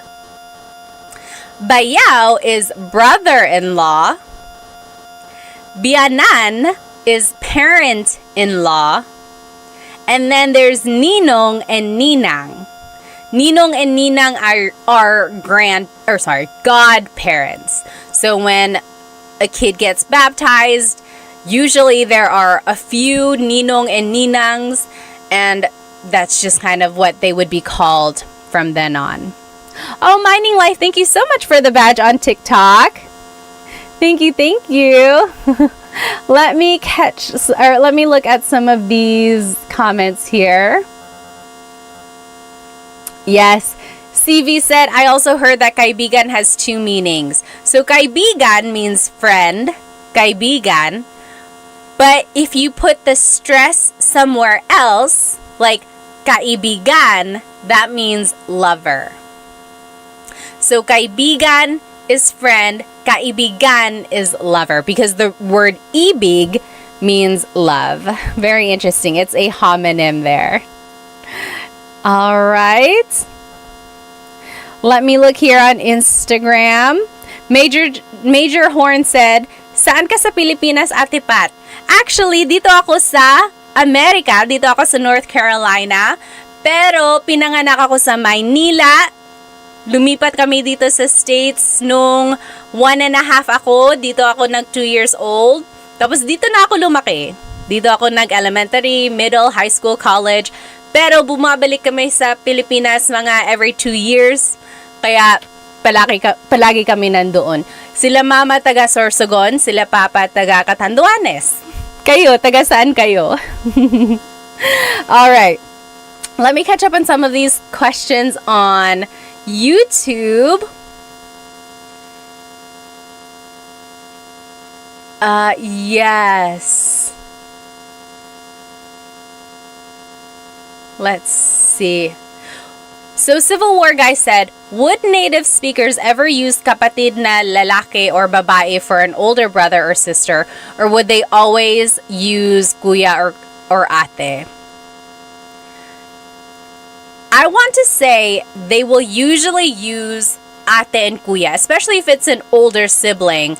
That way it just encompasses the idea that, oh, it's the older sibling. Otherwise it would be kind of a long way to say it if they were like, kapatid na babae na mas matanda sa akin. It's like, why didn't they just say, oh, you're ate? So yes. Okay, yes. And then people were saying honorific, like to say, to be a little bit respectful, of course, you would say po. It's like an honorific gesture there. Yes, Ricardo said mare is the female version of pare. So again, there's this word pare, which is like dude, man. Mare is the female version of that. So it's like a lot of like godmothers use it with each other. It's like, oh, hey, it's my girlfriend. It's my girl who's a friend. You know, it's almost like equivalent of dude or man on a female side. Okay, let's keep going. So we learned a lot of vocabulary, right? So again, if you are just tuning in now, this whole presentation is on my YouTube channel. And we looked at a family tree. We learned all the different vocabulary words for grandparents and then parents and then all the way down to the children. Now, let's learn some phrases about the family. Okay, so if you want to maybe introduce your family members to someone, or if you're simply just like talking about them, these are some phrases that you might use. Okay? All right, let me just catch up on some of these comments. Need a Nap has a really good question. How should I address my fiance's mother? Should I call her tita? This is an interesting question, of course, because of course you want to make a good impression, right? So number one, you don't ever want to call them by their first name. Tita is a good start. Yes, maybe just call them tita, whatever. That will definitely kind of make them smile. Now, when you do get married, this is up to you. You can either start calling your mother-in-law mom or mama or nanay, whatever your fiance calls them, you know, just kind of assimilate, or you can keep calling them tita. I don't know. What do you guys think? What is your vote? What was your name? Need a Nap. What should Need a Nap call his fiance's mom? I think tita is a good start there. I know a family. The wife is Filipino, the husband is white, and he just calls her parents Mr. and Mrs. blank. You know, he didn't really take on the tita and tito concept. He just kept using Mr. and Mrs., which is fine as well. But if you really do want to kind of assimilate more to the Filipino culture, I would encourage you to use tita and tito. TMD Texas said, call her Lola. Maybe if you want to give her a heart attack. Maybe if you're like, hey, Lola, she's going to be like, are you guys pregnant? So I don't know if you should do that yet. Okay, Ben on TikTok said, call them mom. I don't know. They're not quite married yet. I guess you could. She might be like, I don't know if we're there yet. Oh, yes. RK Nudson on Instagram kind of has a similar idea. What should I call my father-in-law? Okay. Oh, see, very interesting. So, what was your name again? RK Nud was asking, what should I call my father-in-law? My wife calls him tatay. Is it appropriate for me to call him that as well? I would say it is appropriate. I don't think it's rude. Maybe ask your wife, though. Just say like, hey, do you think I should call him tatay like you? If she wants you to, yes, by all means, go ahead. If she feels a little weird about it, you know, she knows her dad a little bit more, then just kind of go off what she says. Maybe she'll say, you know, maybe just call him Tito or something like that. But I think give it a try. Ask your wife. See what she would suggest. Oh, okay. So Sam said, before I got married to my Filipino husband, his parents told me to call them tita and tito. Very interesting. So Sam's in-laws told her to call them tita and tito. You could ask. That's a perfectly good question. It's like, what would you prefer me to call you? Or ask your significant other, and then they'll tell you. Oh, yes. Don't hate what I say said, I assimilated to make it easy, and I just call her nanay. I think that is so sweet. Also, props to my husband. Like, as soon as we got married, he started calling my mom mama. That is so sweet. Even now, he's like, hey, is mama home? Or, hey, does mama need food? So sweet. I think it's nice. You'll definitely get bonus points. Oh, and then Sam said, and then on my wedding day, they said to call them mom and dad. Oh, you crossed over. How sweet. Let me catch up here on YouTube. You guys are still talking about po. Yeah, so po is an honorific, like, part of speech. You use it to be respectful. Yes. Okay. So here are some phrases about the family. If you wanted to introduce someone, like introduce, oh my goodness, what is happening, Instagram? Why am I sparkling? Okay, there. For some reason, sometimes I hit a filter and then it makes me look different. For a while over the summer, I always had like dog ears and stuff. Okay, so if you want to introduce your family member, you would say, ito ang blank ko. This is my blank. For example, ito ang nanay ko. This is my mother. Ito ang kapatid ko. This is my sibling. Ito ang asawa ko. This is my husband or wife, my spouse.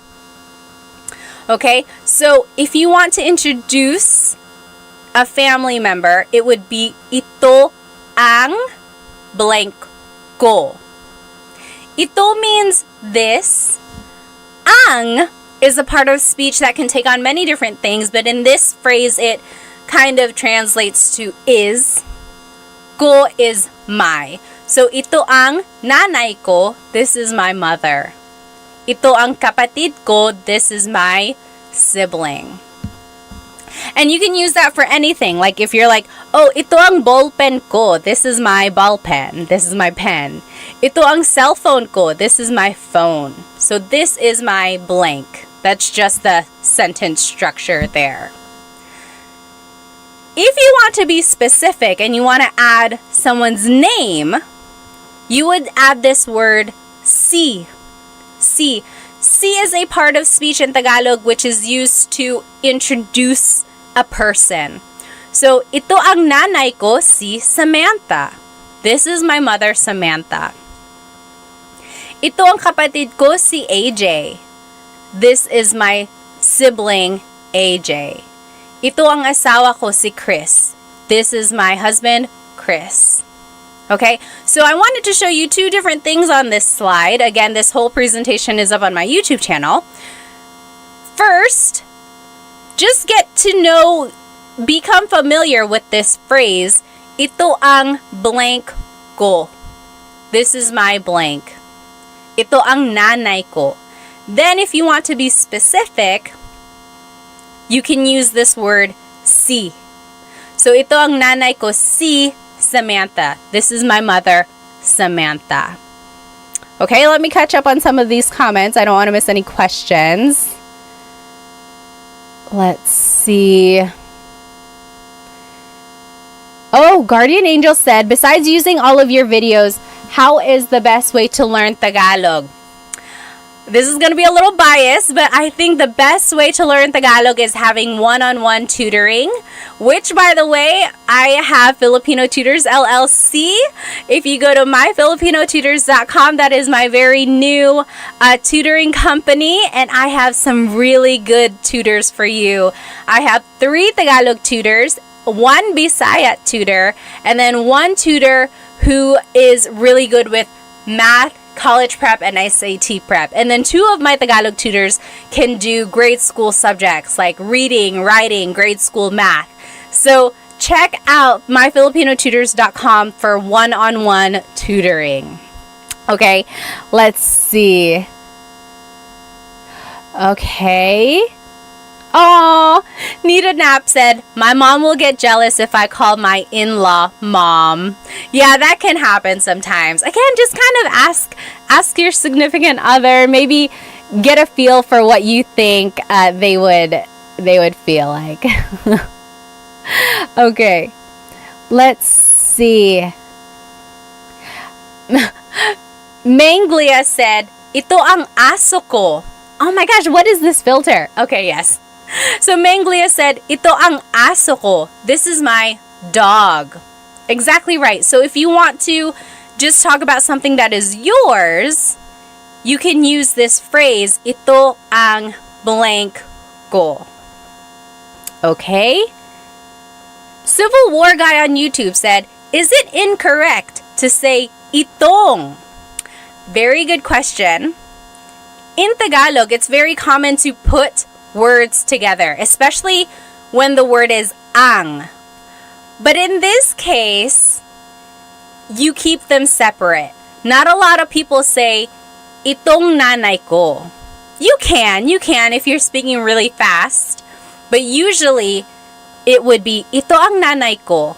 Ito ang nanay ko. So it's one of those instances where you don't usually put it together. Very good question, though. Usually, you do put ang together with the other word to make yourself sound like a native speaker. Oh yes, Richard V said, can you use siya instead of ito? Yes, so siya is a pronoun that means he or she, right? So it works, you certainly can. You can say, siya ang nanay ko, si Samantha. She is my mother, Samantha. So if you want to say she, like, she's my mother, you can. Or you can say, this is my mother. Up to you if you want to say, she's my mother, or you can say, this is my mother. It depends on the context, depends on how you're wanting to present your mother, right? Okay. Let's see here. Oh, yes. Santasio said, I have started one-on-one tutoring, but I have nobody to speak Tagalog with and practice. Do you have any advice? My advice, if you don't have anyone to practice Tagalog with, is to practice with yourself, right? That's all you have. So when you are driving, maybe have a conversation in your head. You could say, "Oh, Pat, kamusta yung araw mo ngayon?" Mabuti naman, medyo busy, pero marami naman akong nagawa. O talaga, anong ginawa mo? Naglaba ko, naglinis ako, nag-alaga ng mga bata. Wow, ang busy naman. You see, I'm just talking to myself. So, practice that. Practice asking yourself questions, and then practice like responding to yourself. Okay, give that a try. Okay, what else? What else? Yes, Stevie said. Just basically talking to yourself. Exactly right. Also, maybe find someone who is also learning Tagalog. Maybe like a Facebook group, or I'm trying to think like if there are any online groups that I know of.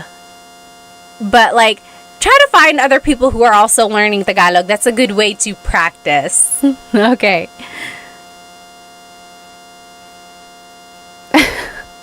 Tim Tactics said, masyado ko kasing kinakausap ang sarili ko sa English. He's already talking to himself a lot in English. Yes.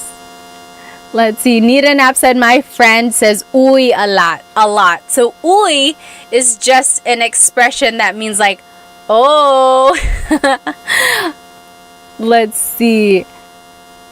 CV said, should we call our dad's male friends kuya, bossing, or pare? So if it's your dad's friends, I would usually call them tito, because they're like the same generation as your dad.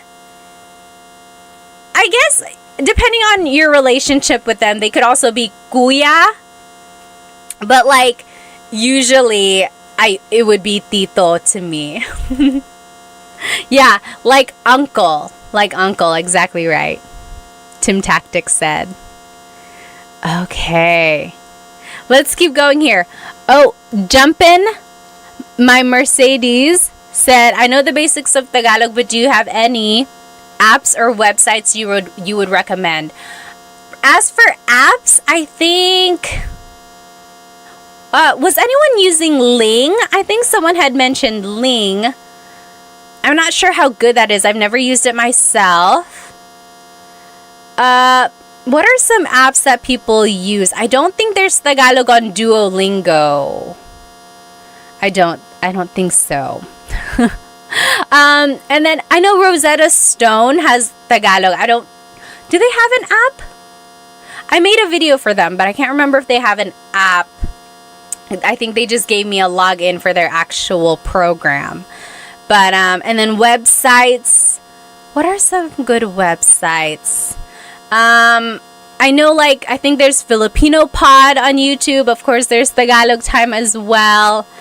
But other than that, I think trying to watch movies, that's another good way of trying to get Tagalog vocabulary, but also figuring out the flow of conversation.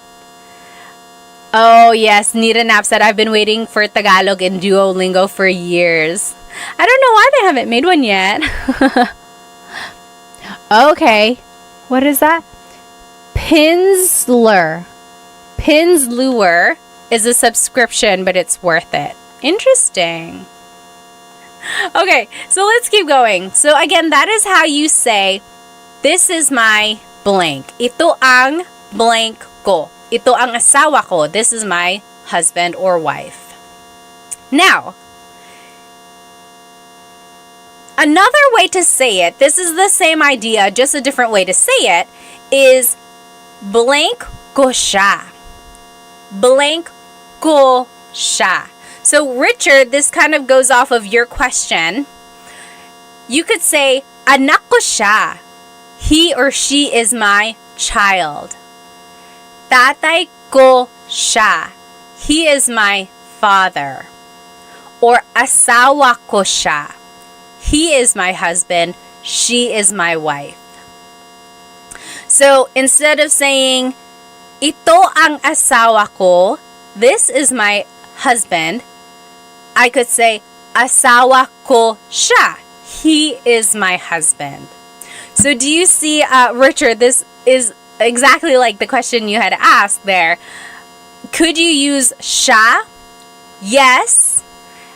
And then you can switch up the grammar there a little bit. So earlier it was siya ang asawa ko or asawa ko siya. So very interesting how you can kind of switch up the grammar and it would still kind of relay the same kind of message. Oh, A. Douglas on YouTube said, Turong Wika is an okay app. Yes, I made a video for them. It's called Turong Wika. Turo means to teach in Tagalog. Turo. So Turong, Turong, Turong Wika. Wika is language. So teaching a language. Turong Wika. That's a Tagalog app. They're pretty good actually. Yeah, I made a video for them. I forgot. Okay, let's keep going. So here's another phrase that you can say as well. Anak ko yan. That is my child. Tatay ko yan. That's my dad. Asawa ko yan. That's my husband. Or that's my wife. So you can use this demonstrative pronoun as they say yan. Yan means that. Anak ko yan. Tatay ko yan. Asawa ko yan. That is my child. That is my dad. That is my spouse. Okay, like if they appear on TV, you're like, hey, nanay ko yan. That's my mom. Nanay ko yan. That is my mom. Okay. Andy on YouTube said, when are you going to do a meet and greet? I don't even know where I would do a meet and greet. Maybe we could all meet at a Jollibee somewhere. It would definitely not be in North Carolina because there are no Jollibees here. All right, let's keep going. Now, this is an interesting phrase. If you're talking about how many siblings you have, this is the phrase you would use. Blank ang kapatid ko. Blank ang kapatid ko. So, I have blank number of siblings. So, let's take a look at the numbers here. Again, if you're on Instagram and TikTok, hop onto my YouTube channel. This is where all of the words are written out. Isa is 1. Dalawa is 2. Tatlo is 3. Apat is 4. Lima is 5. Anim is 6. Pito is 7. Walo is 8. Siyam is 9. Sampu is 10. Okay, so those are just the numbers in Tagalog, 1 through 10. Isa, dalawa, tatlo, apat, lima, anim, pito, walo, siyam, sampu. Okay, so those are just numbers 1 through 10 in Tagalog. Now we're gonna use these numbers in this phrase. So if you want to say I have 3 siblings, it would be tatlo ang kapatid ko. Tatlo ang kapatid ko. So I have 3 siblings. Tatlo ang kapatid ko. Okay? Now, if you want to add like other words to be specific here, you could say like, isa lang ang kapatid ko. Isa lang ang kapatid ko. That means I only have 1 sibling. I only have 1 sibling.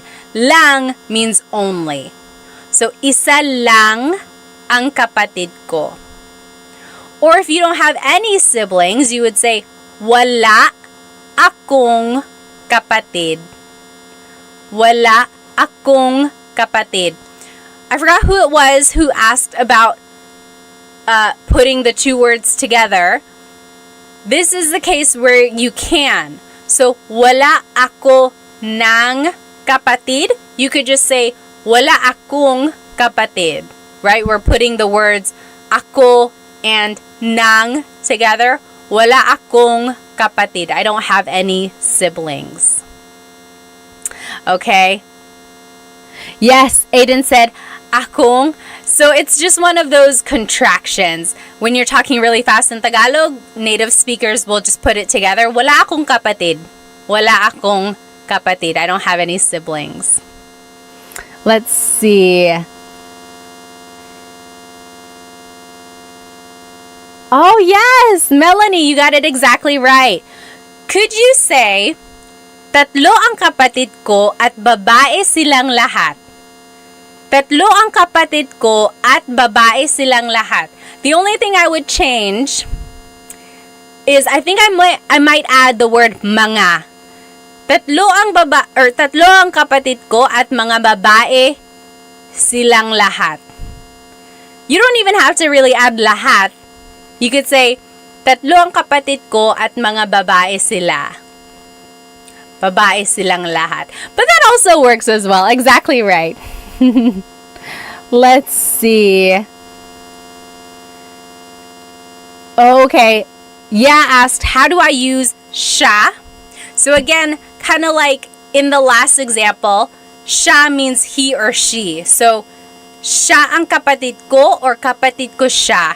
He is my sibling. He is my sibling. Siya ang kapatid ko or kapatid ko siya. Same thing. All right. Let's see here. Mr. OK said, how old are you? How old do I look? Pop quiz, how old do I look? So, let's look at this. What was I trying to do with this asterisk? Can use for pinsan. Oh, yes. So you can also use this phrase if you're talking about your cousins or your ninongs or ninangs. So, apat ang pinsan ko. I have 4 cousins. Or dalawa ang ninang ko. I have 2 godmothers. Okay? David Jr. said 32. Exactly right. I am 32. 32. All right. Now, those are some phrases that we can use to describe our family, right? We learned how to say, this is my mother, or that's my mother, or he or she is my sibling, and so on. Now, here are some vocabulary words when you're talking about birth order, or like your order in your siblings. So, panganay is the oldest child. Panganay. That can be a girl or a boy. It doesn't matter. Panganay is the oldest child. Bunso is the youngest child. So, panganay, bunso. Panganay, bunso. Now, if you want to go like in the order, like the second child, the third child, go back and think about the numbers we had just learned. This is how you would say it. Pangalawa, the second child. Pangalawa. Pangatlo, third or third child. Pangatlo, pangatlo. And so on. So, pang-apat, pang-lima, pang-anim. And then if you want to just use those words to describe your order in your siblings, you would just add the word ako. So, panganay ako. I am the oldest child. Or, bunso ako. I am the youngest child. Blank ako. Okay? So, pangalawa ako, I am the second child. Pangatlo ako, I am the third child, and so on.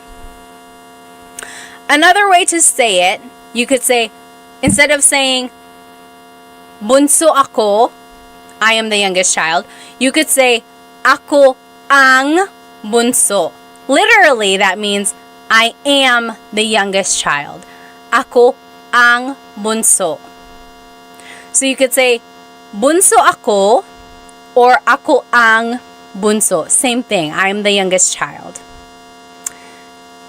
if you want to just be like long-winded and you want to say the whole phrase, you could say, pangalawa ako sa magkakapatid. Pangalawa ako sa magkakapatid. Literally, that means I am the second of my children, or of my siblings. Hang on, TikTok is making me make sure I'm still here. There we go. So, pangalawa ako sa magkakapatid. I am the second of the siblings. Interesting, right? Let me catch up on some of these comments. I don't want to miss any questions. Jeff said, di ba po kailangan ng plural marker mga? For which one? Oh, for siblings? You can. You can add mga when you're talking about multiple siblings. Sometimes if native speakers are talking really fast, they drop mga. But very correct. You can always add mga. Richard said, another interesting thing, showing the numbers with your fingers, you don't start with your thumbs. So, right, like 1, 2, 3, or 1, 2, 3, or 1, 2, 3. That's very cultural, right? Depending on where you're from. Let me catch up on any comments from Instagram here. Oh, okay. What the F said, I can understand the Tagalog and Ilocano, but I cannot speak either or write it. So that's what I call receptive bilingualism, right? You can understand, but it's hard for you to use it to like speak or to write. Very interesting. I always say, if you can do that, if you can understand, then you are halfway there, right? You're halfway there. You can understand. Now you just have to kind of rewire your brain to be able to produce the grammar and the vocab that you know. It's not going to be easy, but rely on the fact that you already have knowledge in there. I know you can do it. You can do it. All right. Let's see. Nita Knapp said, do you speak Kapampangan? No, I do not. My family is from Bicol, so if anything, I would have learned Bicolano, but I don't know Bicolano. Why do you add mag in front of kapatid? Oh, interesting. Aiden said, why do you add mag in front of kapatid? So take a look at this phrase. Pangalawa ako sa magkakapatid. Magkakapatid. The root word here is kapatid, right? Sibling. When you add magkakapatid, when you add that prefix, that is saying, I am the second of the siblings. It's turning it into, I'm trying to figure out, is it turning it into like a noun? The noun is the group of siblings. So it's like the noun of being in a sibling group. If that makes sense. Or is it an adjective? Magkakapatid. I think it's an adjective, you guys. It's the description of being siblings with each other. What I want you to get from this is focus on the root word, right? Kapatid. And then use context clues to kind of figure out what the rest is saying. But you are very good at catching this prefix here. And now that you kind of know that it's used in this way, keep an eye out for other patterns like that. Okay, so now you know that the word can be rearranged like this to describe the group of siblings. Another use of this is magkakaibigan. Magkakaibigan. Same idea. That means the group of friends. Magkakaibigan tayo. We are all a group of friends. So it's the same idea, right? Magkakapatid sila. They are all siblings. magkakaibigan tayo. We are all friends. All right. Esteban said, "Are you still in the Philippines?" No, I'm here in the US. I'm here over here. I'm here in North Carolina. Superflative. Is that what it is? Superflative? Oh, Nair Grease said, "I love your YouTube channel. You explain stuff very easily. Salamat." Oh, yes. Learning Tagalog grammar can be very difficult. Okay, let's keep going. Mari said, "We're in North Carolina." I'm in South Carolina. I'm here in the Raleigh area.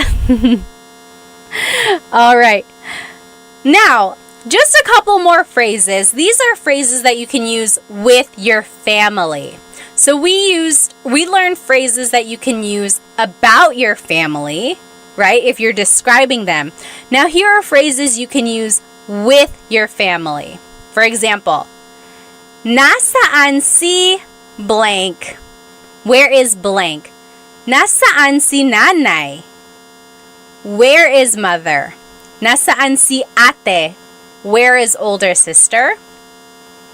Nasaan si tito? Where is uncle? So, nasaan si blank. Remember, anytime we use that word si, we are indicating a person is coming after that word, right? So, si is the part of speech in Tagalog that is used to indicate a person coming after. Nasaan si blank. Now, to respond, another way to ask is, nasaan ang blank mo? That means, where is your blank? For example, nasaan ang lola mo? Where is your grandmother? Nasaan ang lola mo? Where is your grandmother? Or nasaan ang pinsan mo? Where is your cousin? Nasaan ang asawa mo? Where is your husband or wife? Now, to be respectful, don't forget to add po, and it would be nasaan po si blank. So if you're talking to your grandparents, you could say, nasaan po si nanay? Where's mom? Where's nanay? Nasaan po si blank? Now, to respond, you would simply use this phrase. Nasa blank siya. He or she is at blank. So, nasa trabaho siya.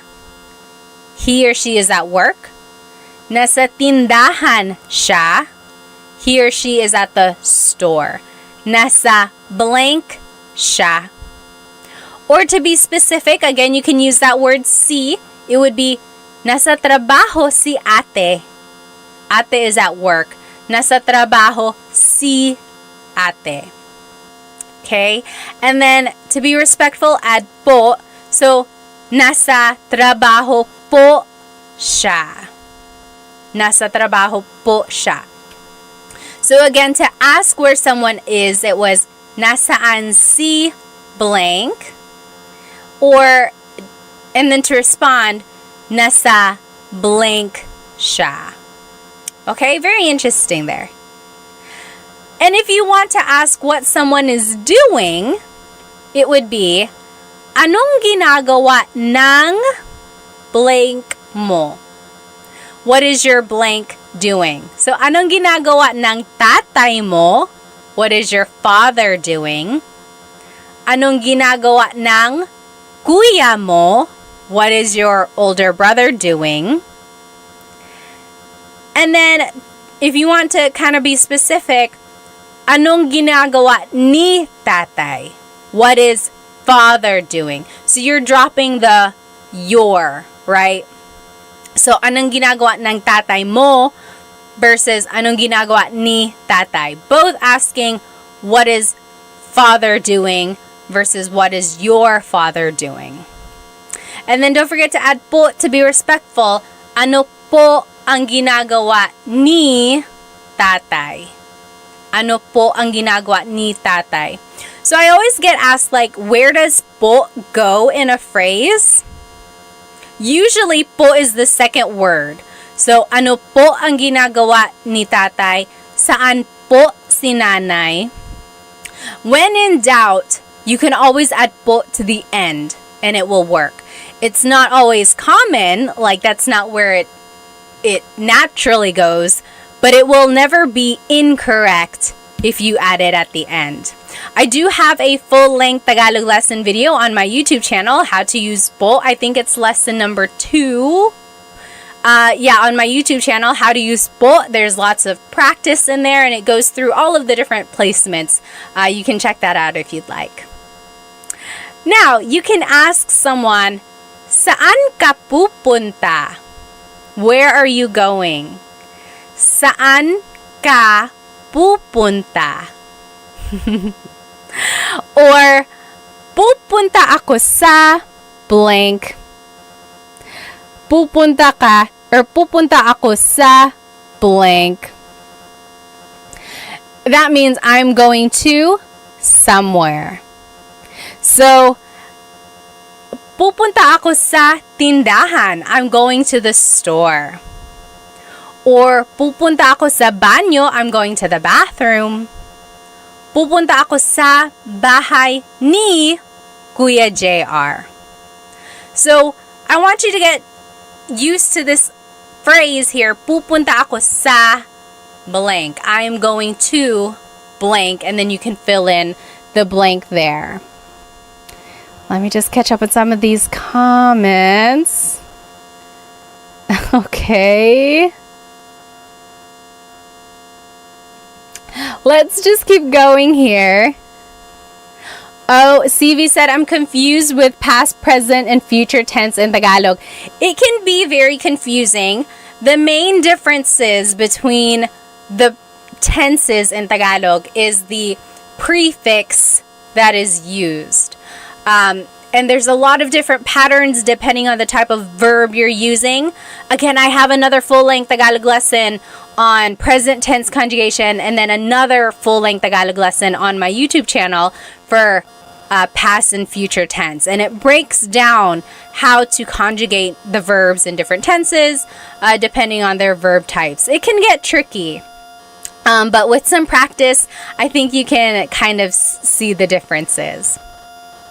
Okay. Again, if you want to use po to be respectful, it would be, saan po kayo pupunta? Where are you going? Saan po kayo pupunta? Or pupunta po ako sa trabaho. I'm going to work. Pupunta po ako sa trabaho.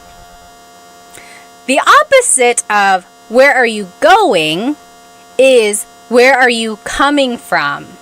So, saan ka galing? Where are you coming from? Saan ka galing? Your response would be, galing ako sa, I came from, blank. So, saan ka galing? Galing ako sa tindahan. I came from the store. Galing ako sa trabaho. I came from work. Galing ako sa bahay ni Kuya.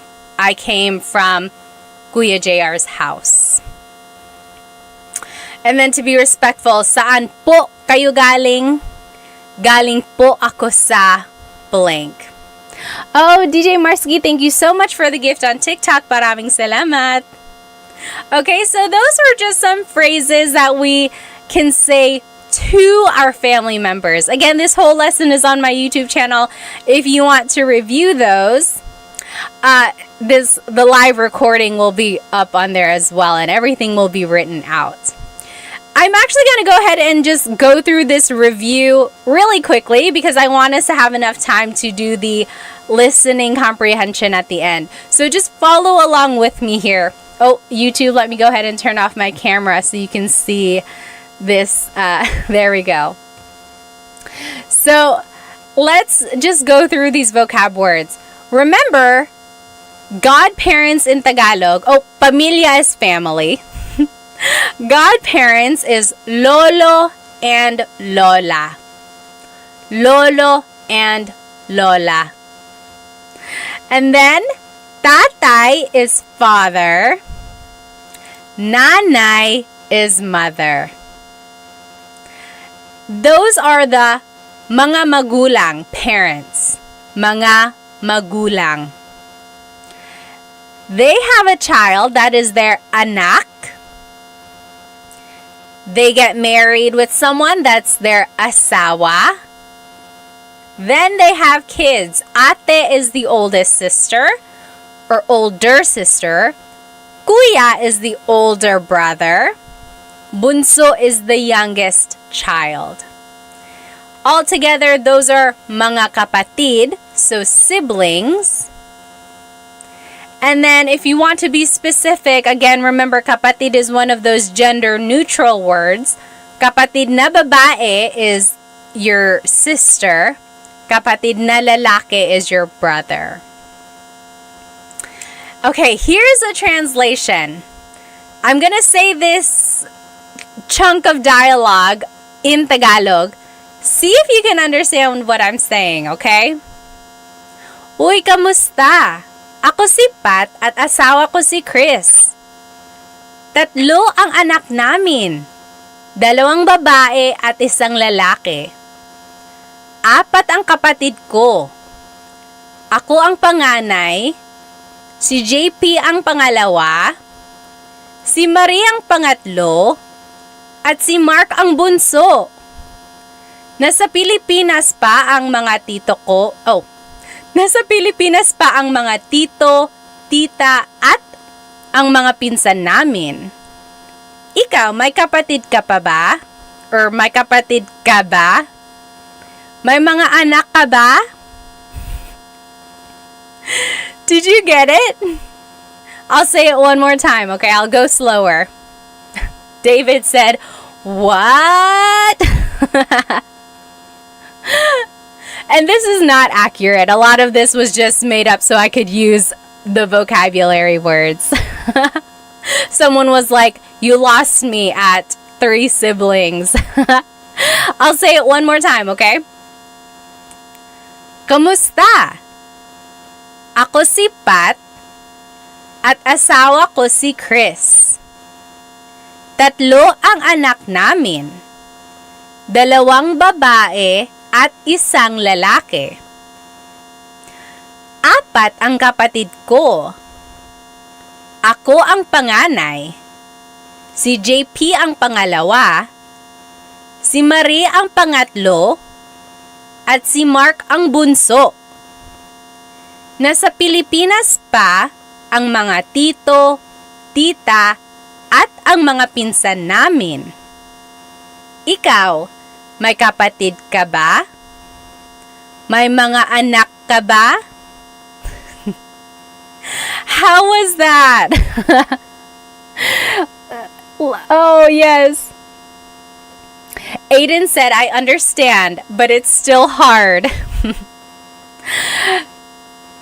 Yes, exactly right. I see some people here. You guys are translating it. Very good, very good. Let's go through the translation line by line, okay? Again, it's all on YouTube. Kumusta? Hello. Kumusta? Ako si Pat at asawa ko si Chris. I'm Pat and Chris is my husband. 3 ang anak namin. 2 babae at 1 lalaki. We have 3 kids, 2 girls, 1 boy. And then, 4 ang kapatid ko. I have 4 siblings.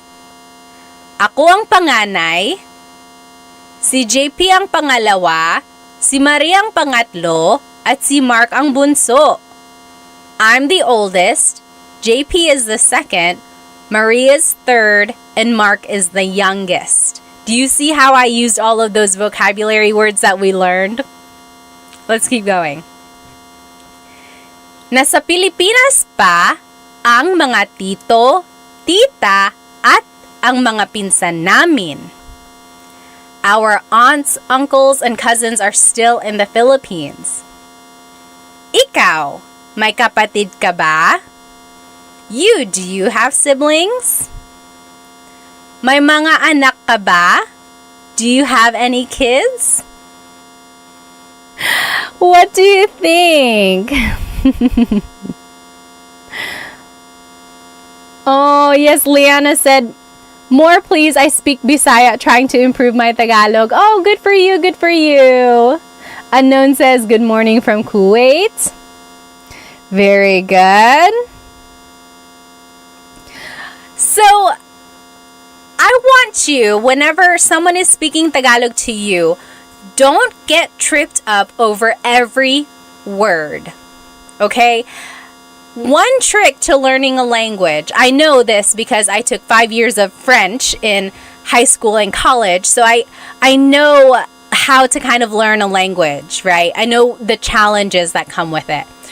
Don't get tripped up over every single word that you don't understand. Try to, number one, recognize the words that you do know. Number two, use context clues. Okay, we learned a lot of this vocabulary in our lesson, so now we're just kind of putting everything together. Number three, kind of when you feel more comfortable with the vocabulary, the third thing I want you to do is recognize the grammar patterns. Oftentimes, the verb goes first, then it's a pronoun, then it's a noun, or something like that. But oftentimes, the verb in Tagalog goes first. But when you are trying to understand dialogue, the biggest thing you can do is really try to latch onto words that you know, whether it be the root words of a verb or simple vocabulary that you might have just learned, okay?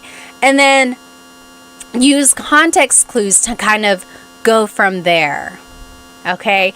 I know that was a lot, but I think you might know more than you do. And if that was really, really challenging, it's okay. At least now you know that you can work on it, right? Now you know what you can focus on.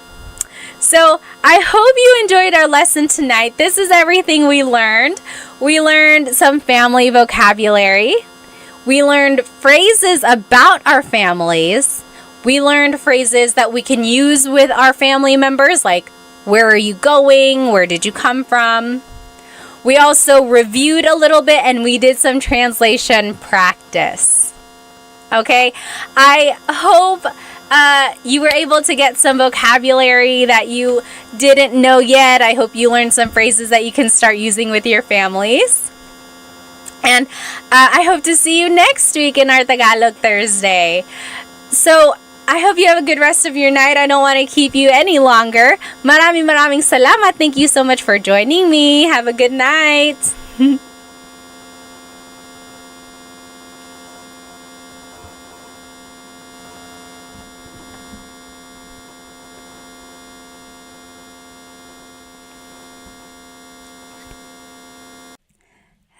Hello, everybody. Welcome. Welcome to Tagalog Thursday. Let me go ahead and log on to my Instagram here. Hello, everybody on Instagram. If you are joining me, welcome to Tagalog Thursday today. We will be learning some useful phrases that I think you can use every day. So, if you want to see my presentation, go ahead and hop onto my YouTube channel, and that is where you will see my slides and everything written out. There might be some animations in there as well. Hello, everybody. Go ahead and write where you are currently watching, and as always, feel free to write your age or your age range. I like to know my demographics, who's watching. I had Dita on here last week. 12 years old. Oh my goodness. Good for you. Good for you for learning Tagalog. Let me go ahead and just make sure everyone is in here on my YouTube channel. Hello.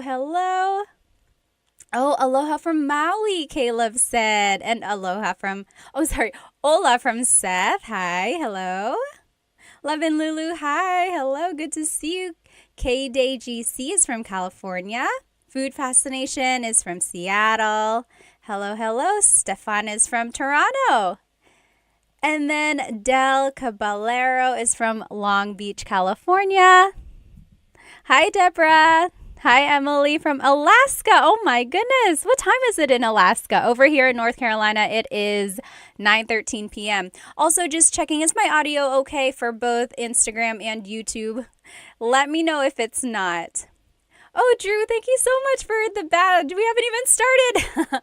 If you enjoy anything from these lessons, from the lesson that I'm teaching tonight, please feel free to send me a super chat on YouTube or a badge on Instagram. Thank you so much. Any donation really helps me support Filipino businesses. By the way, my earrings tonight are from bling.co. If you can see them, they're handmade polymer clay earrings, and they have the Filipino sun on them.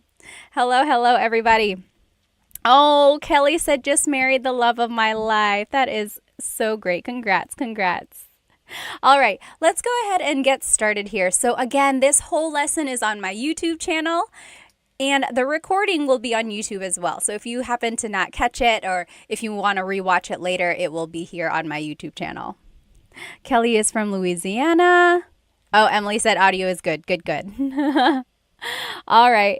David is from New Hampshire. Deborah is watching from India. Hello. Okay, let's go ahead and get started. So today we will be learning some shopping phrases, or phrases that you can say while shopping in the Philippines, or phrases you can say while eating at a restaurant.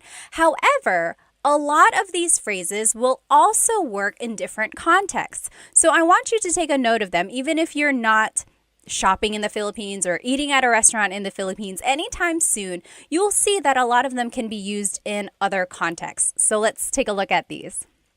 Hello. Mr. Sean is from Tampa, Florida. Welcome. Okay, so first of all, I just want to go over the different types of stores in the Philippines. Anyone here been to the Philippines? Raise your hand or just give me a thumbs up. I know many of us might have. Some of us might not have ever been there. Maybe we are just never had the opportunity to go. But in the Philippines, you might see little stores in people's houses. So usually if it's like a 2-story house, there might be a store in the first floor, and it's like their window has things that you can buy. So chips or rice or even some meat and fish, ice sometimes. Those are called sari-sari stores. Sari-sari. Sari-sari means like different things. Different. Because you can buy a lot of different things. So in my picture here, you'll see that you can buy rice, you can buy chips. It's like a really true definition of a convenience store. Maybe you can't go to an actual store, so you just want to walk down the street and you notice that your neighbor has things that you might need. So that is where you can buy things if you're kind of in a pinch. That's called a sari-sari store. Next, there's the palengke. Palengke. This is like an open market, sometimes called a wet market. And you can buy meats, vegetables, but really you can buy anything here. School supplies, clothes, household items. And the thing about the palengke is that some people might consider it not as clean as a grocery store, because they are just there chopping up the meat, preparing the vegetables, weighing it right there. So it's not quite the same as a grocery store because everything is open. Another thing about the palengke is that they are open very, very early, like before dawn. They are hustling and bustling, getting their stalls ready. And then they're usually closed, or like activity isn't as busy in the afternoons. Whereas in the grocery store, they are open all day long, usually pretty busy. After people go, get off from work, they'll probably go there. So that's the difference between a palengke and like a grocery store. And then one more thing here, the Divisoria. Has anyone ever shopped at a Divisoria? So I love shopping at the Divisoria because they are known for very cheap products. Not cheap like poor quality, although some of it might be, but cheap as in very affordable. So if you want to get a good deal, this is where you would go, the Divisoria. And this is usually in like really busy areas. The Divisoria that I'm thinking of is in Manila, and Some people might say it's a little sketchy. Just make sure you are aware of your surroundings when you are shopping in these places because everyone is trying to get a good deal, right? So it can get kind of crowded. And an interesting thing about the Divisoria, literally in Spanish, the Divisoria means like the dividing line. And it got that name because back in the day when the Spanish colonizers were there, there was this city called Intramuros, literally meaning like the gated city. That's where government officials were. This was like where the elite lived, Intramuros. Right outside of Intramuros was where the Chinese immigrants were. They were kind of segregated. So this dividing line, the Divisoria, was dividing the wealthy Spanish from the Chinese immigrants who were kind of segregated. And then it got this reputation of having these affordable products from the Chinese merchants who were able to sell these goods for such a cheap price. And so from then on, this area has been known to sell these very affordable things. I think that's so interesting. I love history. I love Filipino things. Let me just catch up on some of these comments here. Hello, hello. Oh, Love and Lulu said, in Pampanga, there's a lot of pickpocketers. I think in any big city, yes, Manila, even Cebu City, you just got to be aware of your surroundings. Yes, very good. Oh, Rua said, I love your content. I'm from Japan. Hello, hello. Welcome, welcome. All right, let me check over here on YouTube. Oh, Belle said, going soon, going to the Philippines. Oh, very good. Oh, Lost in the Philippines says, I am in Manila right now. Well, have fun, have fun. All right. A lot of people are planning to go soon. Oh, hi, Dita. There you are. Good to see you. Okay. Yes, so here are the different types of stores. So Sari-Sari, Palengke, Divisoria. These are known for like places where you can haggle the price. So if you are good at maybe bartering or like asking for a lower price, these are the places to go for that.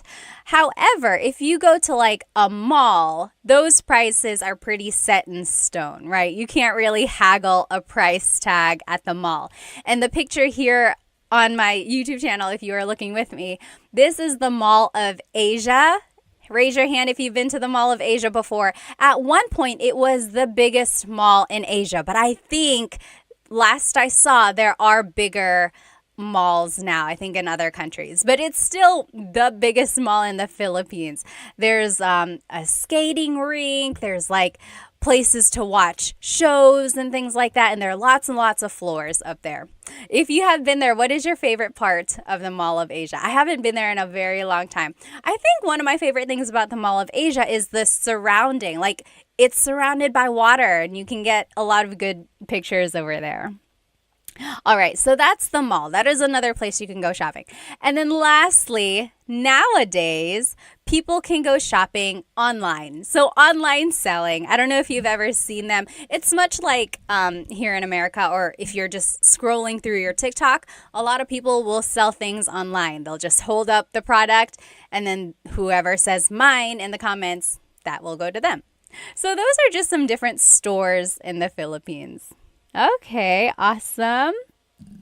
Corner is from North Carolina. Welcome, welcome. Are we neighbors? You must be in my backyard. Yes. Frank said, amazing that they have a skating rink inside of the Mall of Asia. Oh, yes. Oh, TMD Texas says, Mall of Asia fireworks. I don't think I've seen the fireworks at Mall of Asia. Yes. The great Chadsby said MOA. That's what they call it, Mall of Asia, MOA. Very good, very good. Okay, so let's jump into these phrases now. So if you are shopping, oh my goodness. I don't know why I have this filter on my Instagram. If you're looking at me, I have dog ears. I don't know how to undo that. So it's going to have to stay like that. I'm sorry. If anyone knows how to turn off this dog filter on Insta, let me know. Anyway, we're going to keep going. So here are some phrases that you can use while shopping. So an employee might come up to you, or they might ask, ano po ang gusto nyo? Ano po ang gusto nyo? So ano means what, Po is a sign of respect. Ang means is, or sometimes it's an article. Gusto means to want or like, but in this case, it means to want. Nyo is referring to you. So, ano po ang gusto nyo? What do you want? That is something they might ask you when you enter a store. Yes, very good. And then to reply, you can say, pabili ng blank. Can I please buy blank? Pabili ng blank. When you're listening to Tagalog, this is one of my biggest tips for anyone who is like very beginner, still trying to get an understanding of Tagalog. Listen for root words. Okay, so let's take a look at pabili ng blank. The root word here is bili. Bili means to buy. Pabili, the prefix pa, is turning it into like a question. Can I please buy? Pabili ng blank. Can I please buy? So here are some things you might ask for. Pabili ng tubig, water, tubig. Pabili ng yellow, ice, yellow. And then pabili ng chocolate, chocolate, chocolate. So pabili ng blank. Ng means some or a thing. Can I please buy some water? Can I please buy some ice? And so on. Okay? Now, if you want to be specific, you can add an amount or like a number. So, pabili ng dalawang tubig. Can I please buy 2 waters? Pabili ng dalawang tubig. So, let's just take a look at some of these numbers. Isa, 1, isa. Dalawa, 2, dalawa. Tatlo, 3, tatlo. Apat, 4, apat. Lima, 5, lima. Anim, 6, anim. Pito, 7, pito. Walo, 8, walo. Siyam, 9, siyam. Sampu, 10, sampu. So say those with me one more time. Isa, dalawa, tatlo. Isa, dalawa, tatlo. Apat, lima, anim. Apat, lima, anim. Pito, walo, siyam, sampu. Pito, walo, siyam, sampu. So that's 1 through 10 in Tagalog. Again, if we want to use them, so if I want to say, can I please buy 3 waters? Pabili ng tatlong tubig. So the number goes before the noun.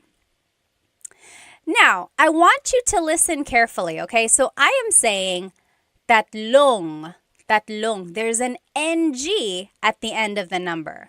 The number is tatlo, but I'm saying tatlong tubig. That is because technically you're saying 3 of water. Tatlo ng tubig. So 3 of water. The NG we're just adding there at the end, or tatlo na tubig. And you only add this NG if the number ends in a vowel. So pabili ng isang tubig, pabili ng dalawang tubig. So both of those end with a vowel, so we're adding the NG. If the number ends in a consonant, we don't add NG, we add the word na. Take a listen. Pabili ng 4 na tubig. Can I please buy 4 waters? Pabili ng 6 na tubig. Can I please buy 6 waters? So that's the difference there. You can make the contraction if the number ends in a vowel. Dalawang tubig, tatlong tubig. If the number ends in a consonant, then you add the word na. 6 na tubig. Siyam na tubig. Okay? So that's just a little side note. You could always say the number in English. Pabili ng tubig, how many? 6. 6 po. They'll get the idea. Okay? But if you want to practice your numbers, that's a good chance to do it. Okay. Now, let me see. Oh, Ben said the audio is completely out of sync on Instagram. Is that like if I'm speaking, Can you not hear? Is it like really lagged? Also, gosh, these headphones or these dog ears are so annoying. I don't know how to turn it off. I'm sorry. Any questions? If you have any questions, please feel free to write them in the comments. Okay. Okay. Okay. It sounds like the audio is okay. Maybe it is the dog filter. I'm sorry. Again, if anyone knows how to turn this filter off, let me know. Anyway, we'll keep going. So those were some basic phrases. Now, if you want to ask how much something is, how much is something? So, magkano ito? Magkano ito? That means how much is this? Magkano ito? Now, again, if you are good at haggling, if you are good at bartering or asking for a lower price, this is something you could say. Walang tawad. Walang tawad. So, wala means nothing. The ng means of, so none of.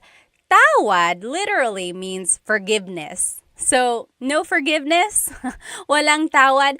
Basically, that means, can the price be reduced? Walang tawad. And then if something is expensive, you can say, ang mahal naman. Ang mahal naman. Mahal means expensive. And technically, you could just say, ang mahal. That's expensive. Ang mahal. Naman is like an emphasis. Oh, wow, that's really expensive. That's too expensive. Maybe if you say that, the store clerk will be like, oh, okay, I'll lower the price. Ang mahal naman, that's too expensive. The opposite of mahal is mura. Ang mura, that's cheap. Ang mura. And that's cheap like affordable, not cheap like it's bad quality. So ang mura is the opposite of ang mahal. And then if you do decide to buy it, it would be, sige, bibilin ko. Okay, I'll buy it. Sige, bibilin ko. Remember how I told you to listen for root words? Here is this root word, bili. Again, remember, bili means to buy. We heard it in pabili ng tubig. So here, bibilin ko means I will buy it. So, let's say these phrases one more time. Magkano ito? Magkano ito? How much is this? Walang tawad? Walang tawad? Basically, can the price be reduced? Ang mahal naman. Ang mahal naman. That's too expensive. Ang mura. Ang mura. That's cheap. Or sige, bibilin ko. Okay, I'll buy it. I saw a question up here. Oh, Cowboy Roger Lawson said, is sobrang mahal the same thing? Yes. Sobrang mahal also means that's too expensive or it's really expensive. Sobra means a lot and then mahal, expensive. A lot of expensive. Really expensive. Very good. Sobrang mahal, same as ang mahal or ang mahal naman. Very good. All right. Next, maybe you are shopping around and you choose something that you like. You could say, gusto ko ito. I want this. Gusto ko ito.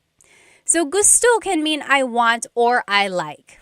Okay, so maybe if you're talking to your friend, you're like, oh, gusto ko ito. I like this. But if you're talking to the store employee, you could say, oh, gusto ko ito. I want this. So same thing. I want, I like this. The opposite of ito is yan. Gusto ko yan. I want that. Gusto ko yan. If you're looking on YouTube, technically it should be spelled I-Y-A-N. Gusto ko iyan. Gusto ko iyan. But if you're speaking quickly, you'll probably hear it more like gusto ko yan. Gusto ko yan. So that's how I spelled it. Gusto ko yan. So gusto ko ito. I want this. Gusto ko yan. I want that. All right. Oh, yes. Free Training Online said mahal, love versus mahal, expensive. So yes, mahal is a homonym, so it has a couple different meanings depending on how it's used. And it can mean love or expensive. And I looked this up once. Someone had a very interesting theory. Mahal actually is used in other languages, like in Southeast Asia. Other countries use it. I think Malaysia, don't hold me to that. But like other countries also use the word mahal. And it means expensive for them. Or it means actually valuable. So someone like concluded that maybe if something was valuable, like over time, the person you loved is valuable to you. So that's how mahal came to be, love as well. So I think it originated as being valuable and then meaning expensive and then love because the person you love is valuable to you. Ah, nakakakilig. Okay, let's keep going. So, isa pa means one more. Isa pa. Isa means one. We learned that, right? Isa. Pa means still. So, one still or one more, please. Isa pa. Isa pa. And then, iba na lang. Something else. Iba means different. Na lang means instead. So, something different instead or something else. So, maybe the store employee came out with some options for you and you didn't really like any of them. So you could say, iba na lang, something else, please. Okay, I think someone had a question. Oh, yes. Chris Black on YouTube said, is there a please in Tagalog? Please in Tagalog is paki. Paki. So, like, buksan means to open. Paki buksan yung bottle. Can you please open this bottle? Paki buksan. So paki is like what you would add before the verb. It's not so much like its own word like we would say please by itself. Although I've heard people say, hey, can you do this, paki? But it's not quite the same. Very good question though. Let's see. Yes. Someone asked on YouTube, I don't know your name because it's in characters. But it said, pwede ko bang gamitin yung salita ng, can I say this instead? So can you say, kukunin ko to instead of bibilin ko? Yes. So we learned, sige, bibilin ko. Okay, I'll buy this. Literally, I will buy this. You could also say, sige, kukunin ko to. Kunin means to take. I will take this. Yes, same idea. I will take this versus I will buy this. Very good. Okay. Very good. Good questions. Okay. Yes. Oh, Gift Palace said mahal means palace in India. Interesting. Okay. TMD Texas said, wala akong pake. Yeah, I guess that kind of makes sense. Wala akong pake means I don't care. I don't give up. Let's see. Kyle said, I had those lumpia from Costco again. Who sells the best lumpia in Toronto? I don't know who sells the best lumpia in Toronto. Okay, let's keep going. Now, I want to show you this phrase. Alin ang gusto mo? Alin ang gusto mo? This might be a question that a store employee might ask you. Alin ang gusto mo? Alin ang gusto mo? Alin means which. Ang means is. Gusto means to want. Mo is referring to you. Alin ang gusto mo? Which do you want? So for example, maybe if there's something behind the counter and you're like, hey, I want one of those. And they're like, oh, alin ang gusto mo? Which do you want? Here are ways you can respond. We already learned, gusto ko ito, gusto ko yan. I want this, I want that. But you can also add an adjective. For example, gusto ko yung, I like the, or the one that is, and here are some colors. Gusto ko yung pula, I want the red one. Gusto ko yung kahel, I want the orange one. And then just some other colors. Dilaw, yellow, dilaw. Verde, green, verde. azul, blue, azul, lila, purple, lila, puti, white, puti, itim, black, itim. Now, before you get on my case, yes, these are the Spanish colors, because remember the Philippines has a lot of Spanish influence both in the culture and the language. There are true Tagalog colors, like for verde and azul, but most commonly, they would just say the Spanish color. And I want you to sound natural, right? I want you to sound like you know what you're talking about. So there are true Tagalog colors. They are just not as commonly used. You are welcome to use them, but these are the ones that are just more commonly used in conversation, and I want you to sound natural, okay? So again, this is the phrase or the sentence structure you could use if you want to say, oh, I want the red one. I want the blue one. Which one do you want? I want the white one. Gusto ko yung puti. Gusto ko yung itim, the black one. So you would just add the adjective there at the end. If you're talking about something and it's not a color, you could use a different adjective. For example, gusto ko yung malaki. I want the big one. Gusto ko yung malaki. Malaki means big. Or gusto ko yung maliit, the little one. Gusto ko yung maliit. So you see, you're just sticking the adjective there at the end, and it means I want the blank one, the small one, the big one. Okay? And then another example, gusto ko yung mahal. I want the expensive one. Gusto ko yung mahal. Or the opposite, gusto ko yung mura. I want the cheap one. Gusto ko yung mura. Okay, so that's kind of a simple one there. Simple sentence structure. And then you could use this sentence structure for other things. Like if you're trying to decide on what you want to eat for dinner, you could say, oh, gusto ko yung adobo. I want the adobo that we had yesterday. Or gusto ko yung pansit. I want the pansit that you cooked. Okay? So gusto ko yung, I want the blank. Now, I always get asked in my classes, what is the difference between ang and yung? Because we learned gusto ko yung blank. Ang and yung both mean the. They are both articles. However, ang is usually used more in a general sense, whereas yung usually is used more for a specific thing. So, in our example, gusto ko yung puti. I want the white one.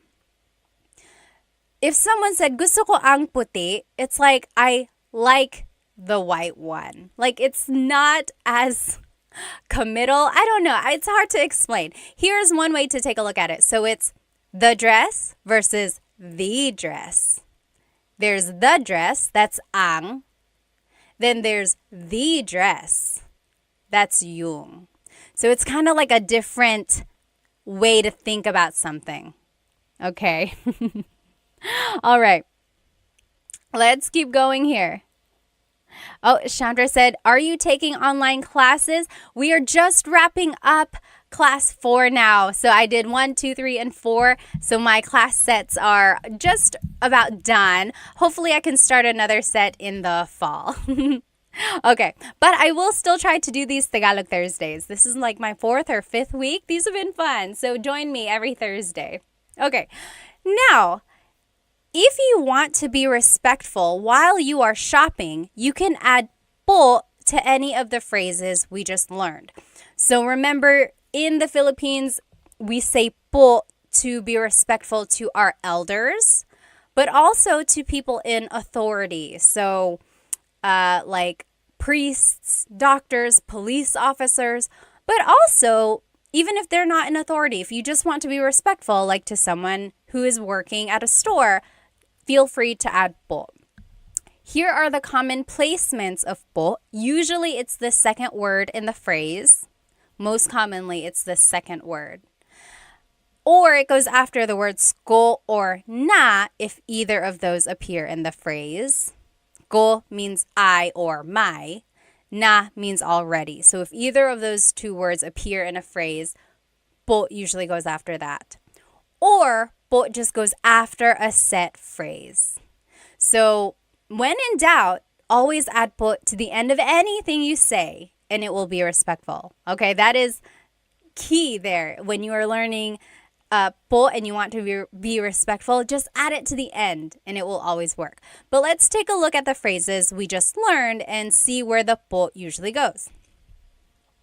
Pabili po ng blank. Can I please buy blank? So as you can see, it's the second word there. Pabili po ng tubig. Pabili po ng blank. Or magkano po ito? How much is this? Again, it's the second word there. Walang tawad po. It's just after this set phrase. And basically for the rest of them too. Ang mahal naman po. It's a set phrase, so it just goes at the end. Ang mura po. Another set phrase.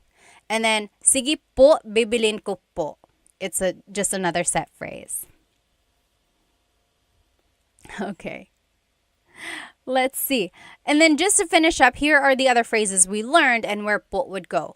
Gusto ko po ito. I want this. Gusto ko po yan. I want that. Remember, we learned gusto ko ito, gusto ko yan. Gusto ko ito, gusto ko yan. If you want to add po, it's gusto ko po ito, gusto ko po yan. And that was rule number 2. If ko appears in the phrase, po would go after that. Next, isa pa po. Isa pa po, that's just a set phrase. One more, please. And then, iba na lang po. Something else, please. Iba na lang po. Just another set phrase. Let me catch up on some of these questions.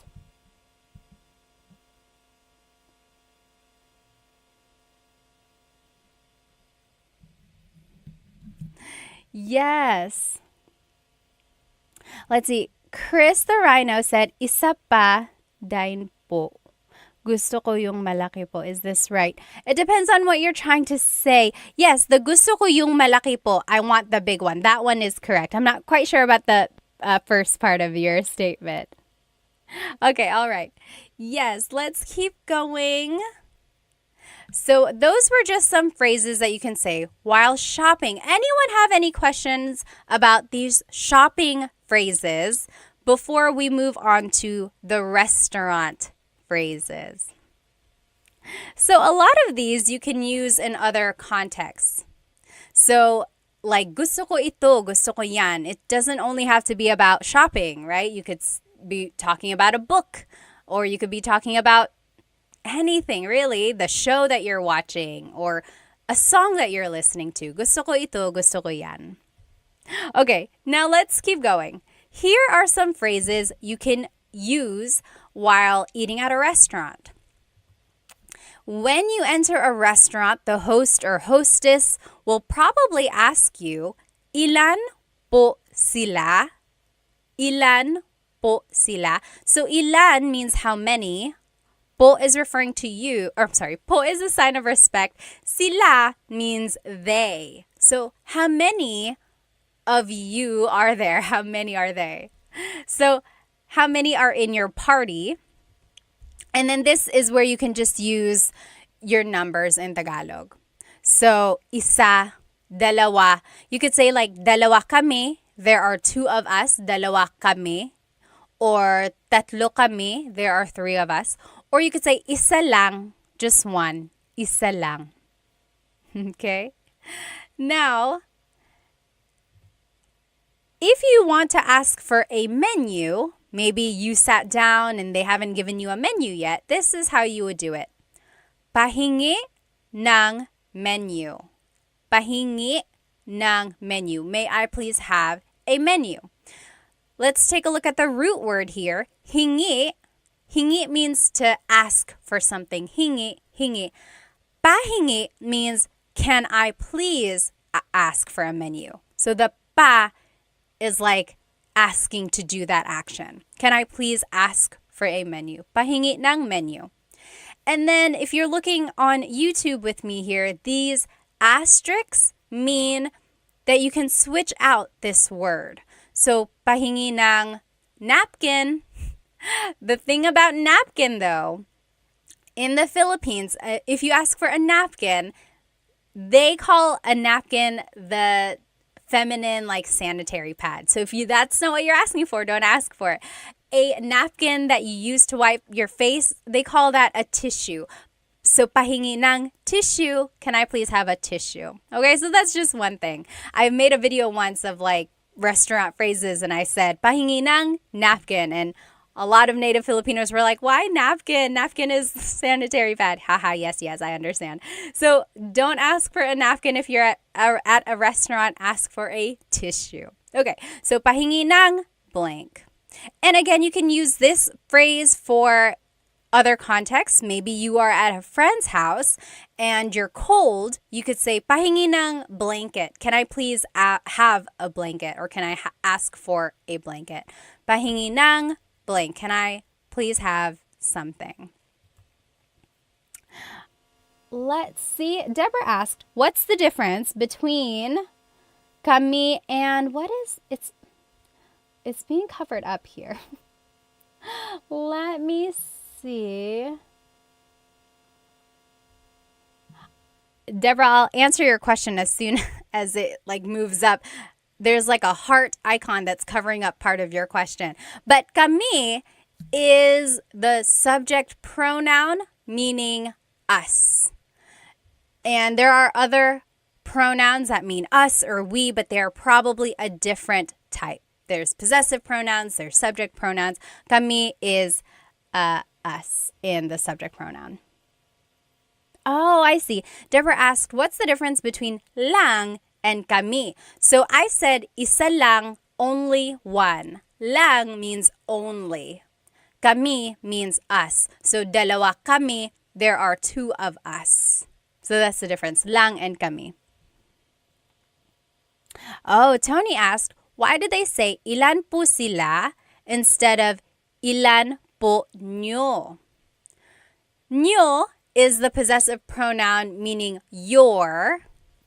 So that would be like saying, yes, that's a good question, or that's a good point, because technically it's like how many are in your party? That's a good question. I think because sila is the subject pronoun, it's like they're asking about you as the subject versus the possession of how many people there are. I don't know how to explain the difference between possessive and subjective pronouns sometimes, or subject pronouns. And sometimes there's no rhyme or reason, but just keep that in mind. They will likely say ilan po sila. Good question though. Okay, let's keep going. So, meron ba kayong blank? Meron ba kayong blank? The other spelling of meron is mayroon. Mayroon. That means to have. Meron means to have.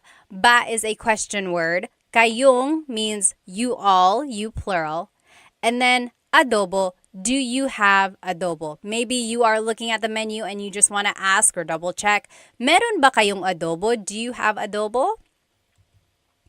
So that is one question you can ask. And then again, it's underlined because you can always switch that out.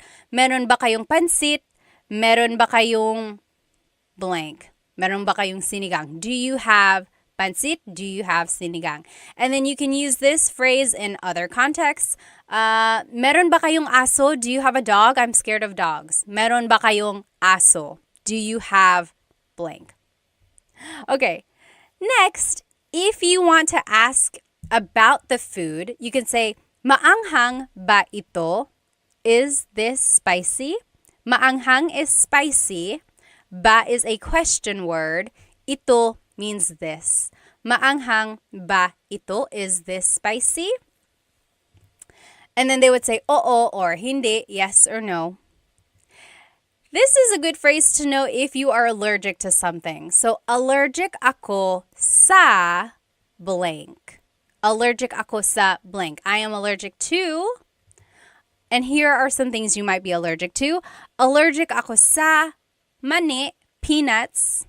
Allergic ako sa mani. Or allergic ako sa gatas, milk, gatas. Or allergic ako sa itlog, eggs, itlog. And feel free to fill in the blank with an English word. So allergic ako sa garlic, allergic ako sa blank. And It doesn't only have to be food. It could be allergic ako sa pusa. I'm allergic to cats. Allergic ako sa blank.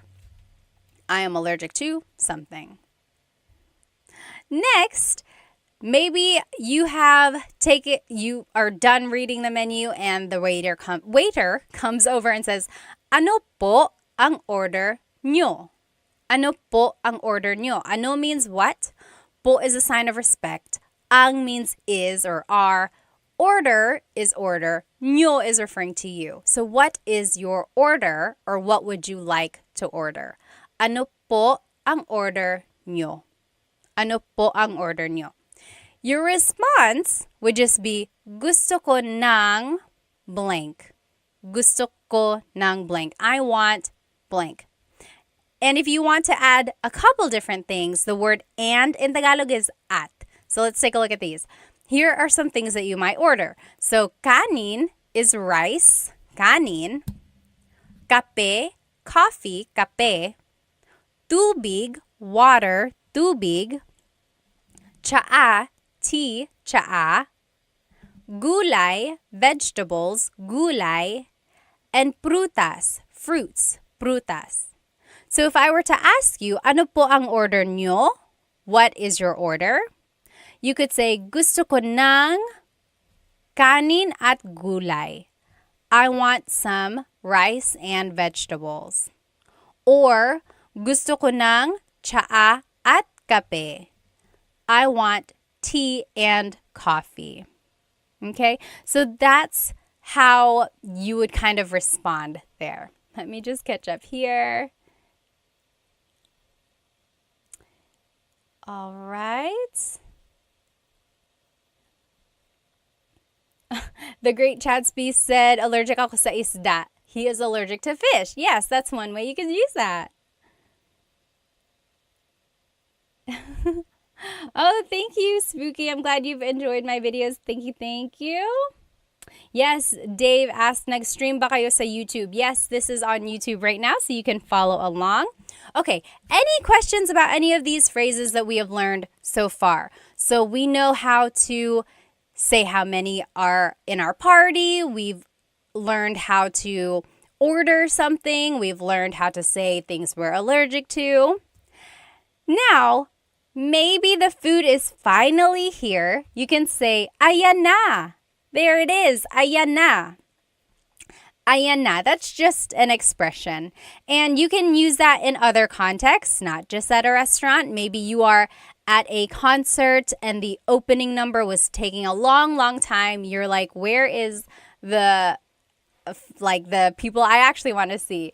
So you could, when they come out, you could say, oh, ayan na, there they are. Ayan na, there it is. And then a lot of people say, kain tayo, let's eat. Kain tayo. Or kain na tayo. Na means already, or sometimes it's like an emphasis. Let's go ahead and eat. Kain tayo, kain na tayo. Now, here are some ways to ask or to talk about the food if it's delicious. So, masarap ba? Masarap ba? Is it good? Is it delicious? Masarap ba? Masarap ang pagkain. Masarap ang pagkain. The food is good. You can switch out pagkain and say masarap ang adobo. The adobo is good. Or masarap ang kape. The coffee is good. Masarap ang blank. The blank is good. To be specific, masarap ito. This is good. Masarap ito. Or masarap yan. That is good. Maybe if you tasted your friend's dish, you could say masarap yan. That's good. And then just in a general sense, it would be ang sarap. It's so good. Ang sarap. Ang sarap. Oh, Chris asked a good question on YouTube. What if you wanted to order 2 adobo? Gusto ko dalawa. It would be gusto ko ng dalawang adobo. Gusto ko ng dalawang adobo. So this is kind of where that, remember if it ends in a vowel, then you could just add ng. Gusto ko ng dalawang adobo. I want 2 of adobo. Very good question. All right. Next, if you want to talk about the food and maybe it's not so good, here are some things you might say. Maalat. It's salty. Maalat. That means salty. If you joined my live a couple weeks ago, we learned how to use adjectives. And there are a couple different ways to use an adjective. So you could say maalat, it's salty, maalat. Or you use the root word and say ang alat. It's salty, ang alat. They both mean the same thing and they are used interchangeably. Maalat, it's salty, or ang alat, it's salty. Sometimes ang alat, that form is a little bit more like it would mean, oh, it's so salty. It's too salty. Like it's a little bit more expressive. Or it's like really that thing. Next, matabang. That means tasteless or it needs more seasoning. Matabang, matabang. And then hindi masarap. It's not good. It doesn't taste good. Hindi masarap. All right, so those are just some ways to say, to describe food if it does not taste very good. Okay? So next, maybe you are on your way home and you are talking about your experience at the restaurant. Here are some things you could say with the people you are riding home with. Nagustuhan mo ba yung pagkain? Nagustuhan mo ba yung pagkain? So the root word again, gusto, means to like. Nagustuhan means to have liked. So it's past tense. Mo is referring to you. Ba is a question word. Yung pagkain means the food. So, nagustuhan mo ba yung pagkain? Did you like the food? And then your response would just be oo or hindi. Yes or no. Oo, hindi. Let's see. Free Training said, how would you say I don't like something like food? Oh, it would be, I think I have it here. Here it is. So, paborito ko yung means my favorite was the blank. Paborito ko yung gulay. My favorite was the vegetables. Or I didn't like, ayoko yung gulay. I didn't like, ayoko yung. Technically, it's ayaw ko, but make it a contraction, ayoko. Ayoko yung blank. Ayoko yung gulay. I didn't like or I don't like the vegetables. And then at the very end, if you want to be very respectful, you can say maraming salamat po. You could say that to the waiter or the waiting staff. Maraming salamat po. Thank you very much. So thank you by itself is salamat, salamat. And to be respectful, it would be salamat po, salamat po. If you want to be very thankful, very respectful, maraming salamat po. Thank you very much. All right. Let's see what else. Okay, let's keep going. Now, I want to take a look at this phrase a little bit closer. Gusto ko ng blank. I want blank. So, gusto ko ng kanin at gulay. Remember, I want rice and vegetables. So, we've already seen this phrase. I want to break it down a little bit.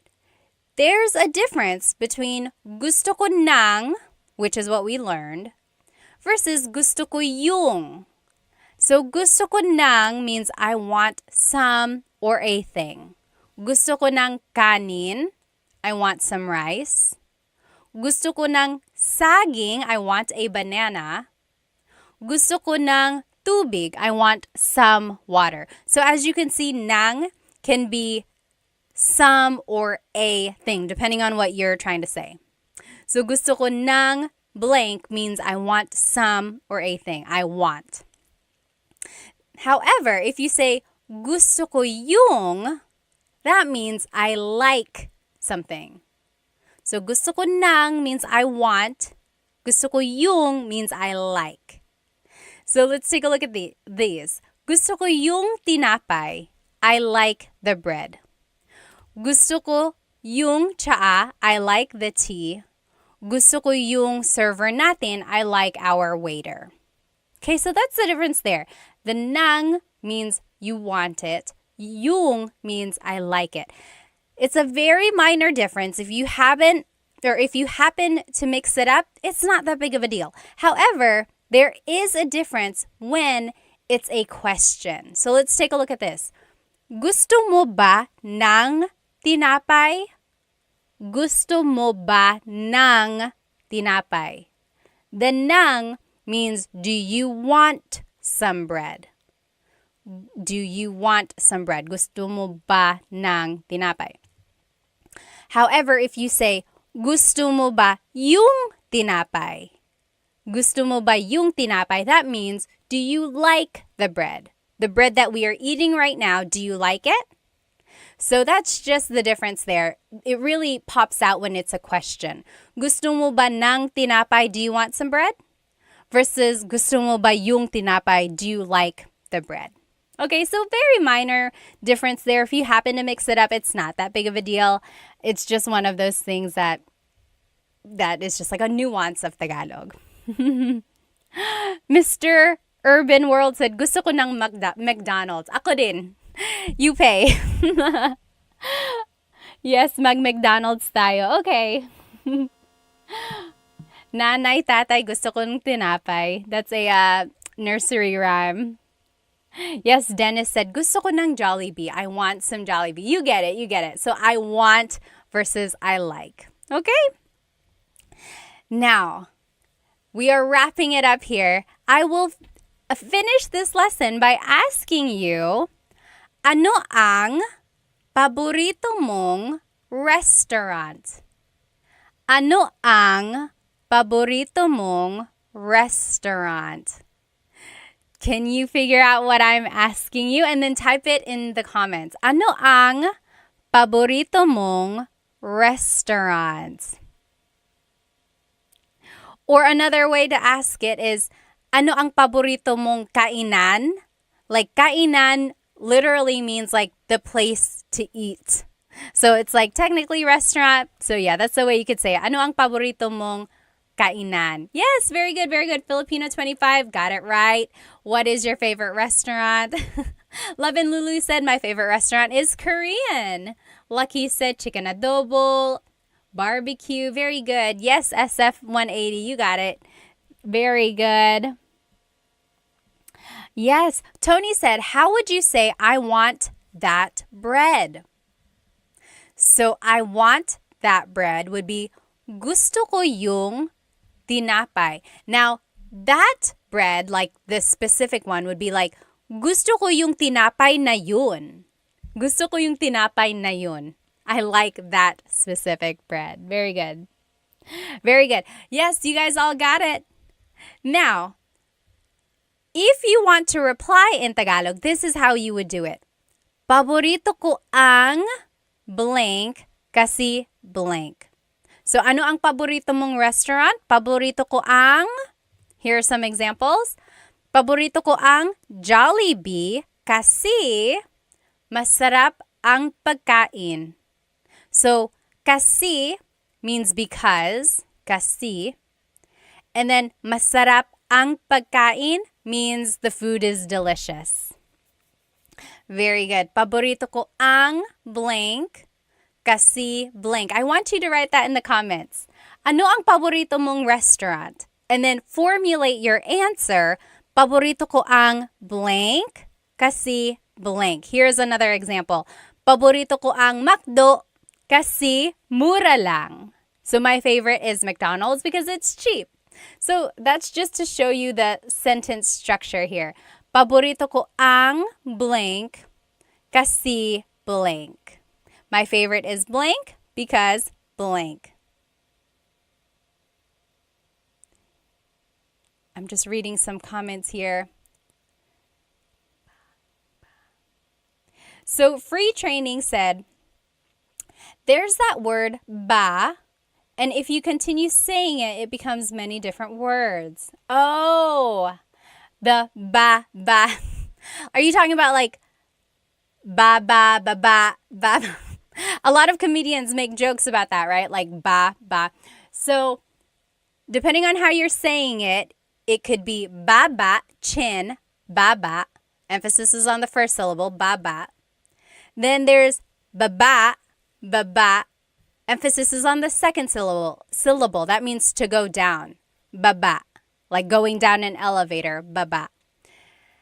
Then there's ba, like the question word that we know. So a lot of people say like, bababa ka ba? Are you going down? Bababa ka ba?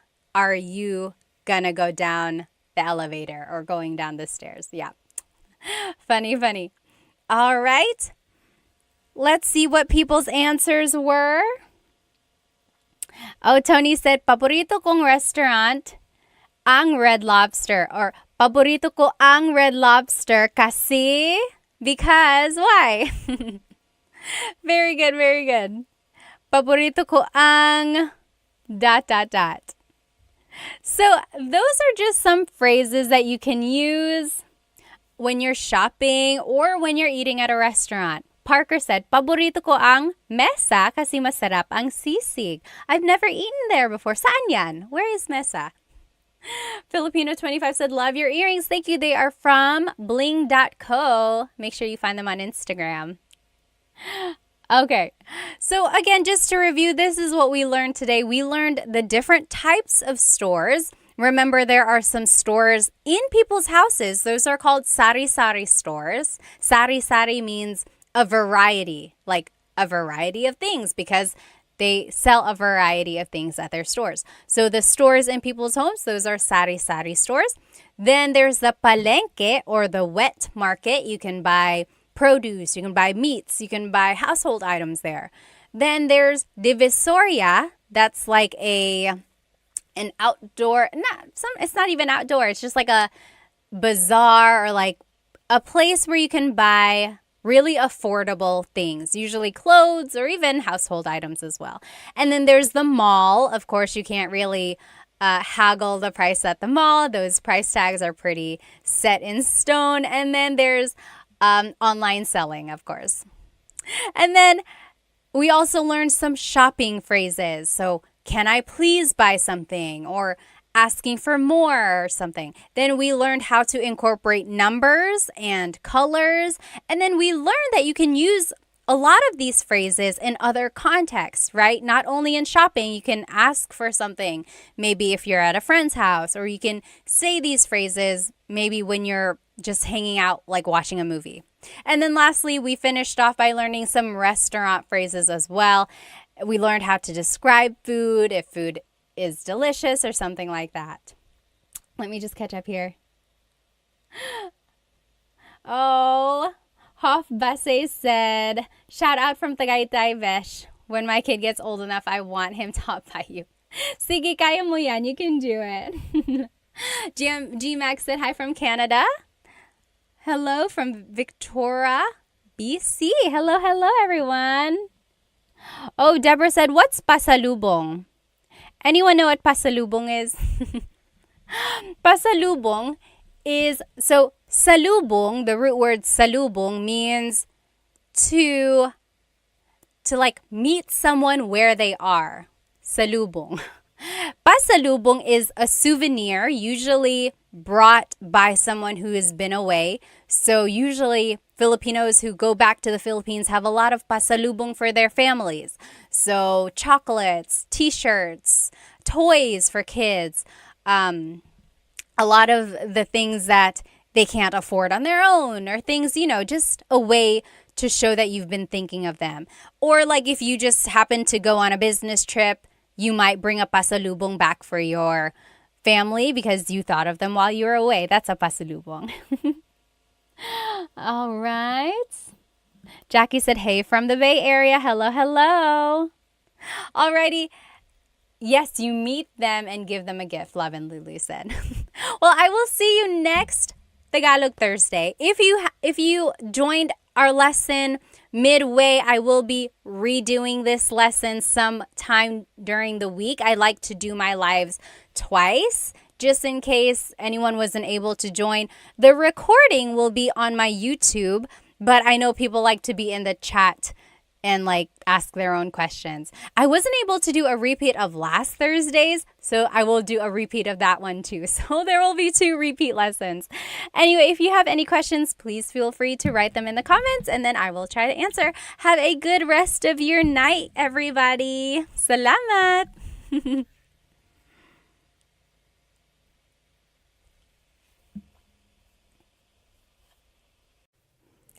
Hello, everybody. Welcome to another live Tagalog lesson on YouTube.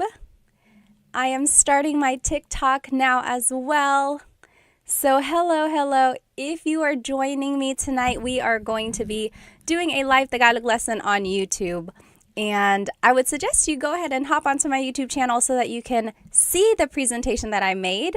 There are examples that we're going to do together as well.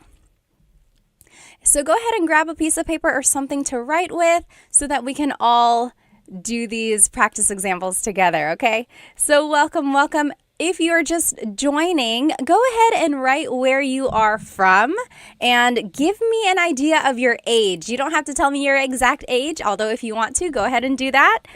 And if not, you can just say, oh, I'm in my 20s, I'm in my 30s. I like to know where my audience is and how old everyone is. So welcome. This is a new Tagalog lesson. If you saw me the other day, I did a repeat lesson of what I had taught last week because I was testing the waters of when people watch. Because usually I do these lives on Thursday nights. And I wanted to see if people are active during the day as well. And it seemed like it was. So maybe I will try that, like teaching the same class some other time in the week, just so other people can join if they were not able to join live. So again, this is a live Tagalog lesson on my YouTube channel, Tagalog Time.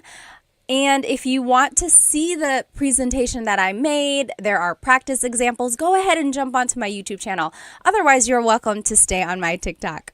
Okay, so let's go ahead and get started. Hello, everybody. It looks like we have, let's see, Starry Moon is from Calgary, Canada.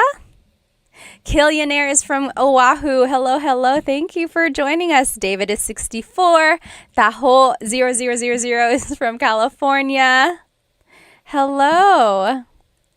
The Gehring family is from Ohio. Welcome. Let's see. We have someone from Pennsylvania. Kenna Morrow. Hello. David is from Auckland. Who is here with us on TikTok? Let's see where everyone is from. I'm here in North Carolina, the east coast of the United States. So it's about 8:30 p.m. here. Oh, Hima, thank you so much for a gift. Thank you so much. If you enjoy anything that you learned tonight, please feel free to purchase a super chat on YouTube or a badge or one of the gifts on TikTok. They really help because it helps me support Filipino brands. As you can see, I'm wearing Filipino earrings. So again, I just love supporting Filipino companies. So any donation you give really helps. Let's see. Oh, user 488 is from LA. Hello. Who else do we have? Oh, someone is Korean. Well, welcome. I hope you learned some Tagalog. Okay. Oh, Trent is from Iowa. Hello. Okay, let's go ahead and get started, guys. Flo Cash is from West Virginia. Hello. Joe is from Alaska. Taga Japan. Someone is from Japan. Sure is from New Mexico. Hello. Good to see you. James is from Texas. Johnny is from Oklahoma. Okay, let's go ahead and get started. So again, we are on YouTube and on TikTok, but if you want to see the presentation, it's on YouTube. And we will be learning some adjectives as well as some sentence structures so we can say some simple descriptions and compliments or any like short phrases to describe someone or something. Okay, I think this will be a very useful lesson because then you'll be able to start saying short, useful phrases. So when you want to describe someone, the simple sentence structure is adjective, then pronoun. So the adjective comes first, then it's the pronoun. For example, maganda ka. You are beautiful. Maganda ka. And that's a very common phrase. A lot of people already know how to say that. Maganda ka. You are beautiful. So there's the adjective, maganda. And then it's the pronoun ka, meaning you. You are beautiful. Or you might hear matalino ka. You are smart. Matalino. Matalino means smart. Matalino ka. Or nakakatawa ka. You are funny. Nakakatawa. So people ask, why are some adjectives why do they have this ma prefix? So maganda, matalino. And then why do some adjectives not have that? So nakakatawa means funny, but it doesn't have that pattern of having the ma prefix. And in Tagalog, the ma prefix just means it's describing the quality of something. So when you take off the ma, it's actually a noun sometimes. So take the word maganda. That means beautiful. But if you take off the ma and it's just ganda, that is the noun meaning beauty. Isn't that interesting? But it doesn't work for all adjectives. It does work for matalino. Matalino means smart. Talino means your intelligence. So it's the noun meaning your intelligence that you have. So interesting, right? And then nakakatawa does not follow this ma adjective pattern. And that's just how it is. Some words don't follow the pattern. But so this is the simple sentence structure when you want to describe someone or something. Maganda ka. So it's adjective pronoun. You are beautiful. Maganda ka. Matalino ka. You are smart. Nakakatawa ka. You are funny. Okay, so let's keep going. Oh, one more example. Mabait ka. You are nice. Mabait ka. Now, I want to show you the different subject pronouns that you can use if you're talking about someone or multiple people. So, ako means I. So, mabait ako. I am nice. Mabait ako. Ako means I. Mabait ka means you are nice. Mabait ka. And then, mabait siya, he or she, mabait siya. A couple things I want to point out about siya. First is the pronunciation. It looks like it should be pronounced siya, siya, but it's actually pronounced sha, sha. So the S-I-Y, it's a sha sound, sha. And then another thing I want to point out about the subject pronoun siya is that it is gender neutral. So it can be man or woman. So you actually have to figure out who they're talking about based on the context clues.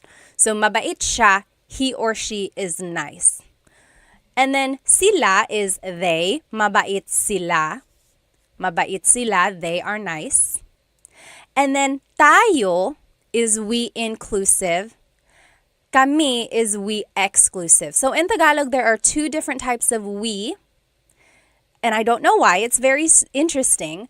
So tayo is we inclusive. That's you and me, all of us as a class. We are nice. All of us. Mabait tayo. You get it? Everyone is included, so it's inclusive. Mabait tayo. Versus kami is we exclusive. So that would be like if you were calling me on the phone and you were like, hey, what do you like? Or what do you guys like? And then I would say, oh, mabait kami. Me and my husband, Chris, mabait kami. We are nice. So you're not included. I'm just telling you about it. Okay, so that's kind of the difference there. And then kayo is you plural. Mabait kayo, you all as a class, mabait kayo. Okay, so those are the different subject pronouns. Let me catch up on some of these questions here. Let's see. Oh, yes. Turtle Tim asked or said, I get confused about the placement of po in sentences. We're actually going to see where po would go here, so hold that thought. Robbie said, Filipino teacher ka ba? Hindi po. I mean, I am Filipino and then teacher ako. So, nagtuturo lang ako ng Tagalog sa mga anak ko, tapos I wanted to share it with everyone else. Okay, salamat. I wish this was posted to go over it again. trying to keep faith said. Actually, this whole presentation is on my YouTube channel and the recording will be posted after the live. And it has all of the examples and the whole presentation up there. So you can rewatch this on my YouTube. Okay, Solomon asked, is there a difference between ka and mo? Very good question. Ka is a subject pronoun, which is what we are using right now. Mo is a possessive pronoun, which we will be using in just a minute. So keep that thought. Let me check these questions on my YouTube. Okay, doesn't look like anyone has too many questions on my YouTube right now. If you do, please feel free to write them down. So I think it was Tim who asked about the po placement. Let's take a look actually. So when you use the word po, you actually have to use the plural you pronoun. So we learned mabait ka, you are nice, mabait ka. But when you're using po to be respectful, when you're talking to someone older than you or to someone in authority, you actually have to use the plural you pronoun. So instead of mabait ka, it will be mabait po kayo. Kayo is the you plural. So it's almost like you're saying you all are nice, but it's just one person. Even if it's just one person, you have to use the plural you pronoun when you're using po. And that's just another way to show respect. Other languages do this as well. I took French in high school and college, and they do that too. Whenever they want to be respectful, you have to use the plural you pronoun. So yes, mabait po kayo. And po is just the second word in that phrase. Usually, po is the second word in a phrase. Or sometimes it goes after the words ko or na if they appear in the phrase, or it just goes after a set phrase. And then when in doubt, always add po to the end of anything you say and it will be respectful. Okay, that's usually how kids are taught to use the word po. Just add it to the end. And then as you hear po being used, then you'll start to pick up on where it does go, like the patterns. Okay. Let's see. Lori said, where can I start learning Tagalog as a minor? Well, you can follow Tagalog Time. I teach very simple, basic Tagalog. I have some very easy kids videos, and then I have just some like starting with the fundamentals of Tagalog and then moving on. They all build on each other on my YouTube channel. So I would say start there. But then there are also lots of books on Amazon and listening to Filipino music or watching movies. I think those are good ways to learn as well. Okay, so those are some pronouns. Now let's just add more vocabulary to what we know. So here are some Tagalog adjectives. Let me put both of these up. So there are two lists here and they are opposites. So let's take a look at them. Maganda is beautiful. Maganda. Pangit is ugly. Pangit. Matangkad, tall, matangkad. Maliit, little or short, little, maliit. Mabigat, heavy, mabigat. Magaang, lightweight, magaang. Mabilis, fast, mabilis. Mabagal, slow, mabagal. I'm sorry, I was trying to read some of the comments. Hang on.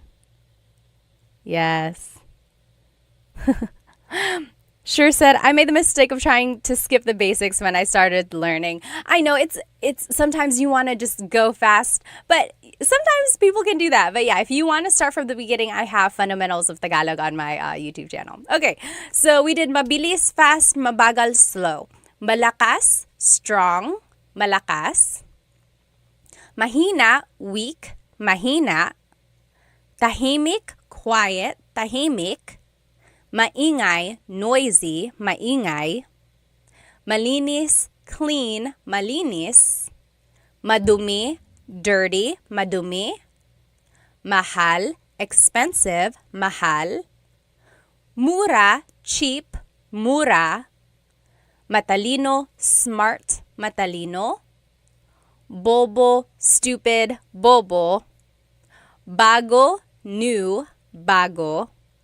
And then luma, old, luma.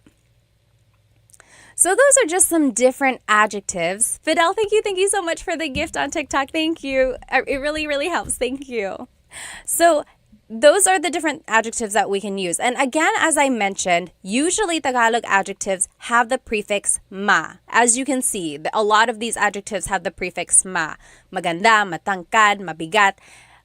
And when the ma is dropped, sometimes it's the noun form. So like I said, ganda is beauty, maganda is beautiful. But it doesn't really work for all of them. Like mahina is weak. Hina isn't like weakness. Kahinaan is weakness. So you kind of get the idea. If you can kind of recognize root words, that'll help with your translation. Yes, Deborah asked, is mahal the same word for love and expensive? Yes, it is. Mahal can mean expensive, like, oh, ang mahal ng pagkain. The food is expensive. Ang mahal. Or it can be love. Mahal kita. I love you. Mahal kita. Interesting, right? Okay. Oh, Solomon asked on TikTok, is it right to say ganda mo?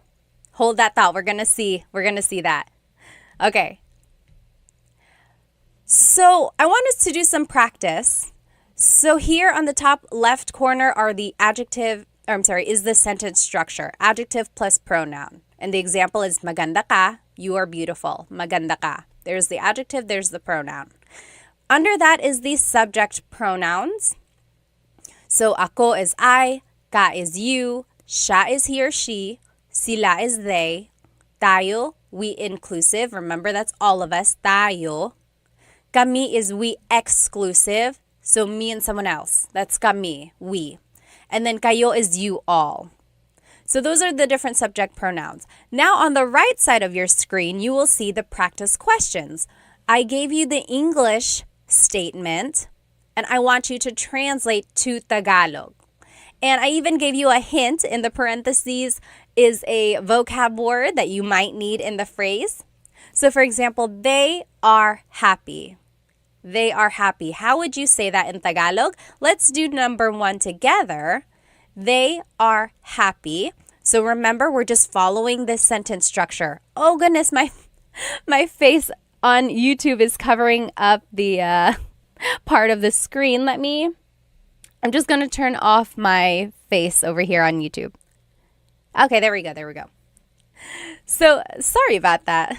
So there we go. So this is what you're going to need to do these practice questions. Top left is the sentence structure. Bottom left are the subject pronouns. And then to the right side of your screen, you will see the practice questions. They are happy, and I gave you the hint. Masaya means happy. So let's do that one together. The adjective happy is masaya. And then it's the pronoun they. What is they? They is sila. Masaya sila. They are happy. Masaya sila. Easy, right? It's just 2 words. Masaya sila. They are happy. What do you think he is new is in Tagalog? He is new. How would you say that in Tagalog? Go ahead and take a minute to answer that. I'm just going to catch up on some of these questions or comments.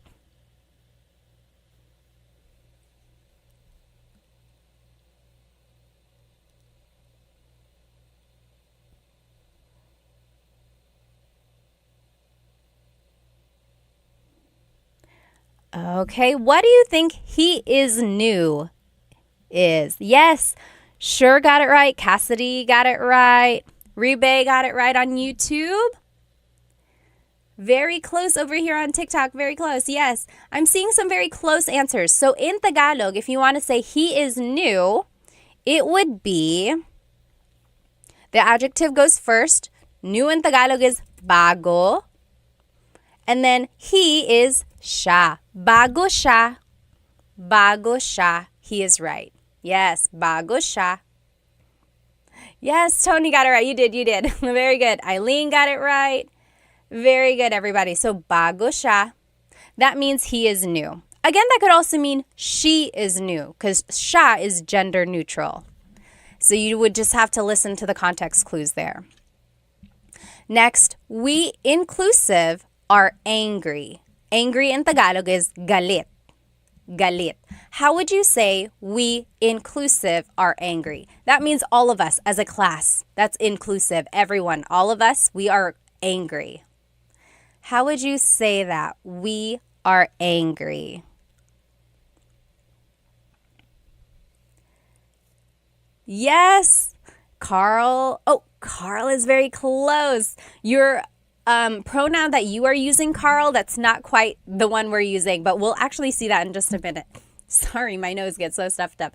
Eileen got it right. Twinkie's got it right. Bonnie, yes. So, galit tayo. We are all mad. Galit tayo. Very good. Yes, sure got it right. Kaz got it right. Yes. Okay. Number 4, I am sleepy. In Tagalog, sleepy is antok. How would you say I am sleepy in Tagalog? I am sleepy in Tagalog. I am sleepy is very close. Yes, Eileen, antok na ako. So, antok is the adjective and it goes first. And then it's just ako. Antok ako. I am sleepy. When you add na, like Almarie did and like Eileen did, na can mean already, like, oh, I'm already tired. I'm tired already. Or sometimes it's an emphasis. So like, oh man, I'm tired. Antok na ako. So yes, very good. But you could also just say, antok ako. I am sleepy. Antok ako. Yes, very good. Doctor got it. Sure got it. Very good. Yes, Cassidy asked on YouTube, can I use inaantok ako? And then someone on TikTok said that as well. Yes, inaantok also means sleepy. It's almost like the verb form of I am feeling sleepy, if that makes sense. Machi, thank you so much for the gift on TikTok. Thank you. But yes, basically the same. Inaantok ako and antok ako both mean I am sleepy, I am feeling sleepy. Very good. Last example here. Are you tired? So now this one is a little different because it's a question form. So I want to see if you can guess how to make it a question. So are you tired? Pagod is tired. Ba is the question word that you would add. Where do you think it would go? Are you tired? How would you say that in Tagalog?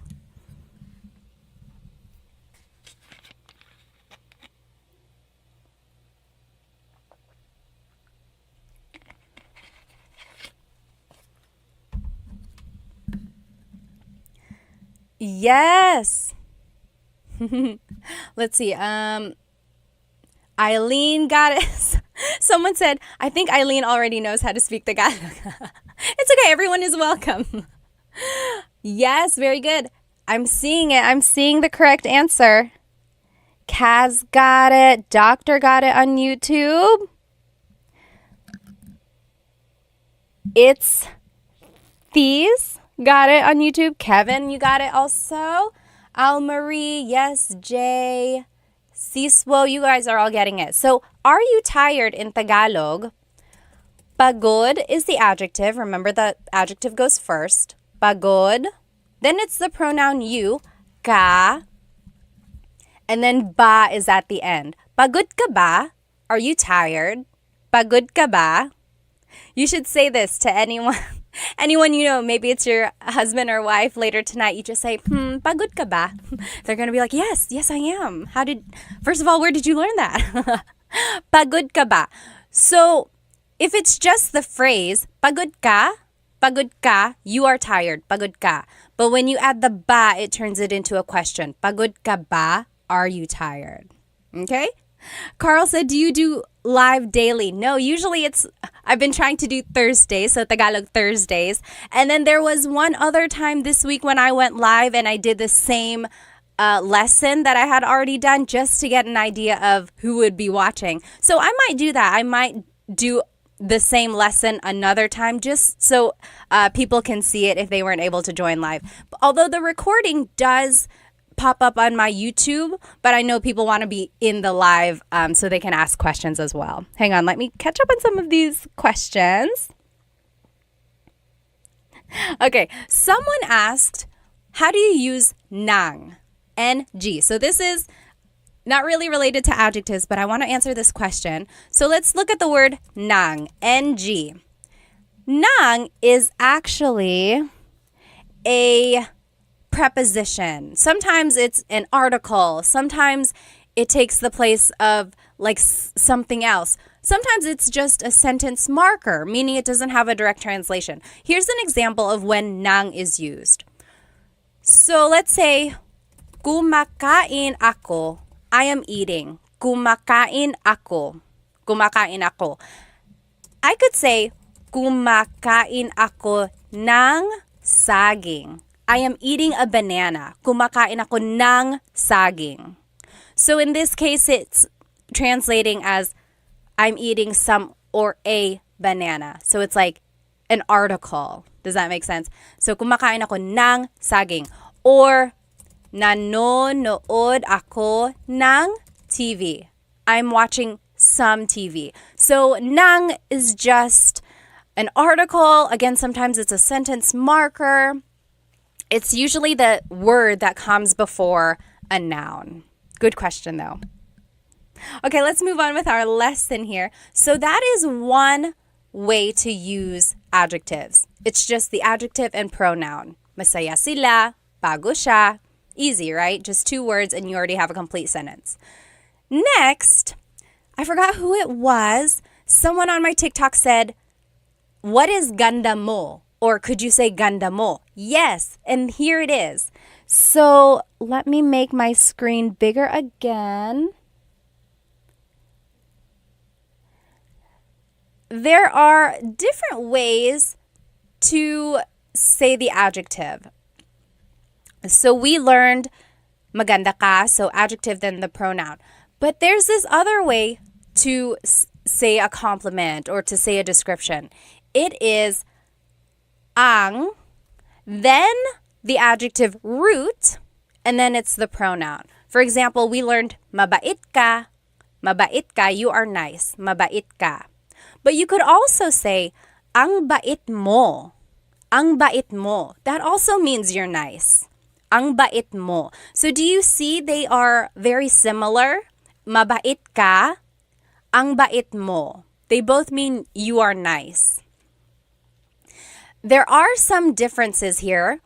For one thing, you're only using the root of the adjective, right? We're not saying mabait. We're only saying bait. So we're using the root of that adjective.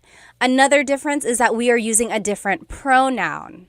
So instead of ka, now it's mo. Someone asked about that as well. Can you use ka and mo interchangeably? No, there's actually certain sentence structures where you have to use one over the other. So literally, ang bait mo means your niceness. It's almost like saying you have the quality of being nice. So it's very interesting. Let's see some more examples here. Ang talino mo, you are smart. Ang talino mo, you are smart. Because earlier we saw matalino ka. Matalino ka, same as ang talino mo. And then, ang ganda mo, you are beautiful, same as maganda ka. Maganda ka. And then another example, ang bagal mo, you are slow, versus mabagal ka, you are slow. Some would even say that this form, ang bait mo, is a little bit more with emphasis. Like if someone was walking really slowly and you're like, oh, mabagal ka, you're slow. But if you're like, oh, ang bagal mo, you are so slow. That's kind of like sometimes when you might use one over the other. But generally they are interchangeable. Yes, let me catch up. Winter Storm said, I see it like your goodness and you're good. Yes, yes.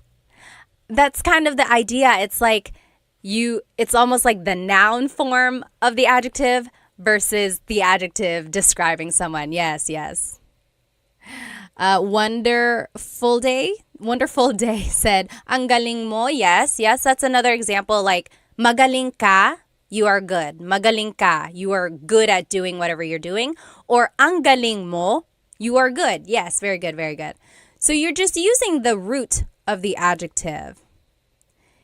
Okay. Yes, someone said, you got a YouTube channel? Yes, it's the same, Tagalog Time. I have full Tagalog lessons all on there as well. Someone joined on my Tagalog lesson recording, and they were like, I think they just wanted a faster lesson. Whenever I do a live, I sit and I try to catch up on comments and things like that. And they were like, can you go a little bit faster? If you want a straightforward lesson, I would say go watch my full-length Tagalog lessons because those are just straight to the point.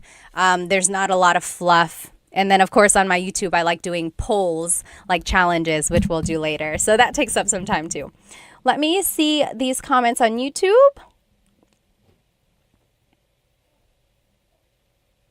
Okay, so Sure said, when asking a question like this, do you always have to add ba? Yes, that's right. Sometimes native speakers don't add ba. That is exactly right. Sometimes you don't have to add the word ba. You can just change the intonation of your voice, right? Like, pagod ka? Are you tired? Pagod ka? But if you want to emphasize that it is a question, yes, add ba. So as for the question, do you always have to do it? No. But you're welcome to. And then again, it just emphasizes that it is a question. Yes, good question, good question. Okay. Is the ang construction stronger? David asked. Yes, a little bit. So it's kind of like an emphasis. I kind of mentioned that earlier. It was like, oh, mabait ka, you're nice. You're a nice person, mabait ka. Whereas maybe you did something really nice and then someone is like, oh, ang bait mo. You are so nice. Ang bait mo. Yeah, so it's a little bit like it has an emphasis. Sibay says, I have a question po. Yes, what is it? Go ahead and type it out and then I'll answer it when I see it. So let's move on with our lesson. I want to show you the different possessive pronouns that you can use with this sentence structure. So now, ang bait mo is using a possessive pronoun. Earlier, we were using a subject pronoun. So these are the different possessive pronouns. Ko means I. Mo is you singular, ang bait mo. Ang bait niya, he or she, niya, he or she. Nila is they, ang bait nila, they are nice. Natin is we inclusive. Maybe we all did something nice, so I'm like, oh, ang bait natin. We are so nice. Ang bait natin. All of us.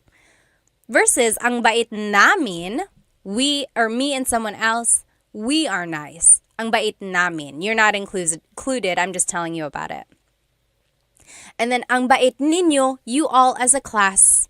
Ang bait ninyo. Okay.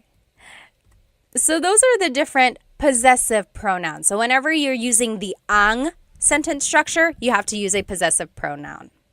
And it's almost like, because bait is a noun, so it's almost like the person in the sentence possesses that quality. That's kind of how I see it. So again, when you're using po, you have to use the plural you pronoun. So instead of ang bait mo, it's ang bait po ninyo. Ang bait po ninyo. And po goes after the word bait here. And that doesn't really fall under the po placement rules that I had mentioned earlier. Usually po is the second word, or it goes after the words ko or na, or it goes after a set phrase. This one is just like a miscellaneous placement. But again, you can always add po to the end and it would work. Okay. Now, let's do some examples. Oh, I just want to show you again these Tagalog adjectives. We just saw these, and I want to show you that you can use them in this ang format. So, mabilis ka, you're fast. Mabilis ka. Or, ang bilis mo, you're so fast. Ang bilis mo. Ang bilis mo. Again, it's not always an emphasis, but that's kind of sometimes when it's used. Or, madumi ang bahay. The house is dirty. Madumi ang bahay.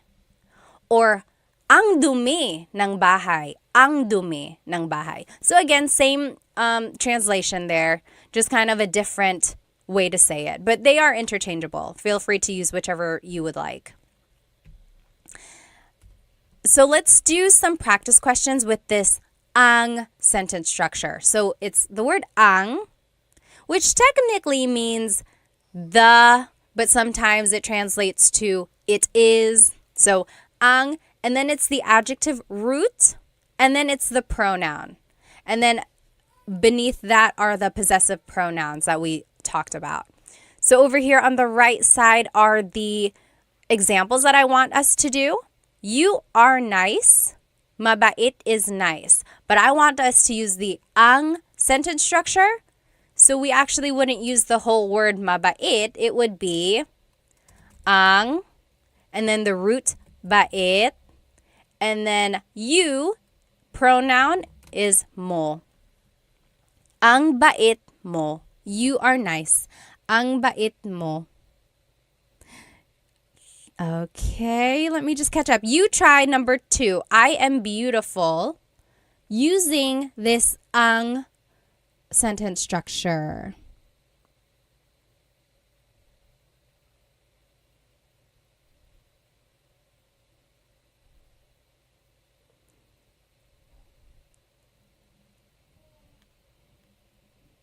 I will answer in just a minute.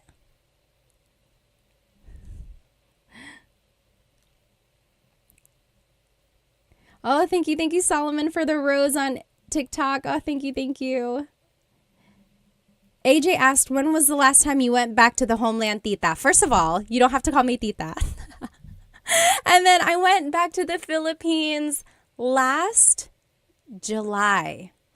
I went to Manila, and then my husband's family is from Cebu. We went there as well. Let's see. There was one question. Oh, yes. Solomon asked, does Tagalog have to be, like the verb to be, or is it left out most of the time? Or is it I in Tagalog? Yes, AY means is or to be. Yep. However, I'm trying to think if there's an actual to be verb, like one that can be conjugated. I think it's just I that I like when I think about it. If I can think of a different one, or if I can think of an example, I'll let you know. But yes, for the most part, it is I. Okay, let me see on YouTube here. Oh, Kaz asked, are nila and sila the same? They both mean they. However, one is a subject pronoun, one is a possessive pronoun. Sorry, sometimes my nose gets so stuffed up and it just clogs up on its own. But yes, so sometimes you have to use niya, like in this example when we're using possessive pronouns, or sometimes you can use sila, or yes, siya, whenever it's a subject pronoun. Okay, very good, very good. So it looks like you guys are getting it. If you want to say I am beautiful in Tagalog, in this ang sentence structure, it would be ang ganda ko. Ang ganda ko. Maybe you can say that to yourself whenever you're feeling a little bit down. Ang ganda ko. I'm so beautiful. Ang ganda ko. Very good. Ang ganda ko. What do you think? Number 3, we exclusive are happy. So me and someone else, oh, we're happy. We're happy. Not you. I'm just telling you about it. We're happy. And happy in Tagalog is masaya. Masaya. So you go ahead and jot it down. And then you can do number 4 as well. You all are fast. Mabilis. You all are fast. See if you can do those last 2. And then we will check. Yes, David said maging is to be. Yes, maging means to be or like to become. Yeah, that is one for that's a way to say to be.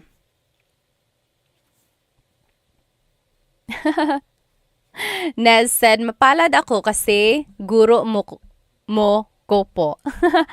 He feels lucky because I'm his teacher. Oh, thank you po. Masaya kami. Yes. Oh, very close, very close. So, yes, those are good those are good answers, but when we're trying to say it in this ang sentence structure, it would be ang saya namin. Ang goes first, then it's the root of the adjective, and then it's the pronoun we exclusive, which is namin. Ang saya namin. We are happy. And then how would you say you all are fast? You all are fast. How would you say you all are fast? Oh, very close. Kaz said, ang bilis nila. You plural is actually ninyo. Ang bilis ninyo. Maybe you're walking behind some people and you're being left behind. You could say, oh, ang bilis ninyo. You all are fast. Ang bilis ninyo. Very good, very good. I know these these possessive pronouns can get a little bit tricky. I would say try listening to a native Tagalog speaker or watch a movie and you will see when these different pronouns are used. And I think that'll help kind of decipher when to use a subject pronoun, when to use a possessive pronoun. But when you're learning, it's okay to mix it up. It'll come the more you use them. Tony asked, are you a teacher? I am. I used to teach like elementary faith formation, like at church, those like CCD classes. And then I got my teaching license. At one point, I could teach high school, which was very hard because I look very young. But yes, and then I just love teaching Tagalog. You guys on YouTube, why didn't you tell me that my face was covering up part of the page again? I'm so sorry. Next time I'll make sure that's not covering it. But yes, okay, let's go ahead and do this other sentence structure. So those are some ways to use adjectives with a pronoun. Now, if we want to use it with a noun, it would be adjective, then it's the word ang, then it's the noun. For example, mabilis ang kotse. The car is fast. Mabilis ang kotse. Or you could say, mahal ang bahay. The house is expensive, or a house is expensive. Mahal ang bahay. Mahal ang bahay. Or you could say, bago ang mga sapatos niya. So the adjective is bago. Then it's the word ang. Then it's mga sapatos, shoes, mga sapatos. And then niya is hers. So her shoes are new. Bago ang mga sapatos niya. And I wanted to show you the mga sapatos because if you want to make something plural, you have to add this word mga. Mga sapatos, shoes. And then another example, maliit ang pusa. The cat is little. Maliit ang pusa. Okay? Kaz mentioned on YouTube, I've been speaking Tagalog wrong for so long and people don't correct you in the Philippines. Sometimes they don't care. Sometimes they will correct you and help you out. Okay. Oh yes, Nez said make a video of how to use nang as a marker. I will. Maybe some prepositions, a video about that. Let me see on TikTok. Tony asked, do people mostly speak Tagalog or Bisaya? So it depends on where you go. In Luzon, up in like the northern area of the Philippines, sometimes in the central areas as well, those are the Tagalog speaking regions. When you go south, like in Cebu or Leyte, that's where they speak Bisaya. And then all around the Philippines, there are lots of different languages and dialects as well. Let me see. Okay. Yes, Winter Storm said TFC and GMA are TV channels that you can watch. They're Filipino channels. Okay, so those are just some ways to use the sentence structure. Adjective, then ang, then noun. So let's do some practice. Pretty easy, right? You just have to plug in the vocab. Up here in the top left is the sentence structure that we just learned. And then here's some examples. The food is hot. And I gave you some vocab words. Mainit means hot. Pagkain means food. How would you say the food is hot? We can do this one together. So the adjective goes first, which is mainit. Then it's the word ang. Then it's the noun. Food in Tagalog is pagkain. You guys on YouTube, I'm covering it up again. We'll fix that. There we go. So, mainit ang pagkain. The food is hot. You try number 2. The show is scary. The show is scary. How would you say that in Tagalog? Baby Doll said, I love this live. When will you be doing these lives? I try to do Tagalog Thursdays. So, yes, hopefully on Thursdays I'll be here again. And then I'm going to try to do the same lesson on a different day for those who weren't able to join live. So if you happen to catch me like on a random day, it might be the same lesson that you've already seen if you were with me on a Thursday. That's because I like to include people who might have wanted to join. But this recording will be up on my YouTube after the live if you just want to watch it there. Let me see.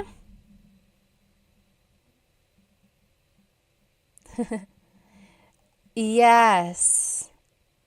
Az said hello from Brazil. Hello. Okay. Oh, thanks everyone for telling me about my screen on YouTube. Okay. So let's go ahead and answer this one. The show is scary. So the adjective for scary is nakakatakot. Nakakatakot. Then it's the word ang. Then it's the noun. Show in Tagalog is palabas. Nakakatakot ang palabas.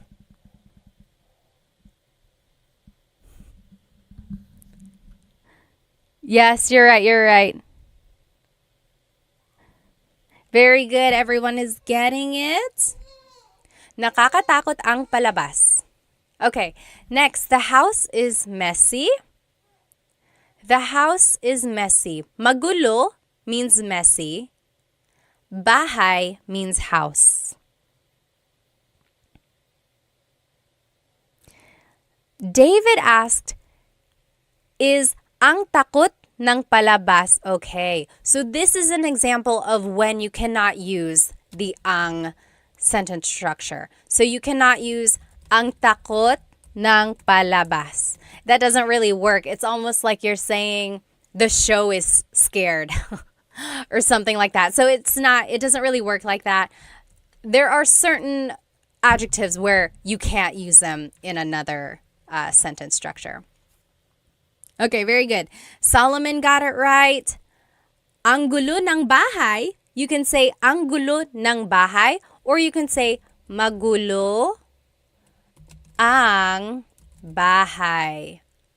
Magulo ang bahay. Very good. Dennis got it right. Kaz got it right. Amy got it right. Very good. Busset got it right. Awesome. Okay, next, the woman is beautiful. Babae is woman. Maganda is beautiful. And then if you want, you can go ahead and do the last one as well. The man is handsome. Lalaki is man. Guapo is handsome. So how would you say the woman is beautiful, the man is handsome in Tagalog? The woman is beautiful is maganda ang babae. Yes, very good. Dennis got it right. Very good.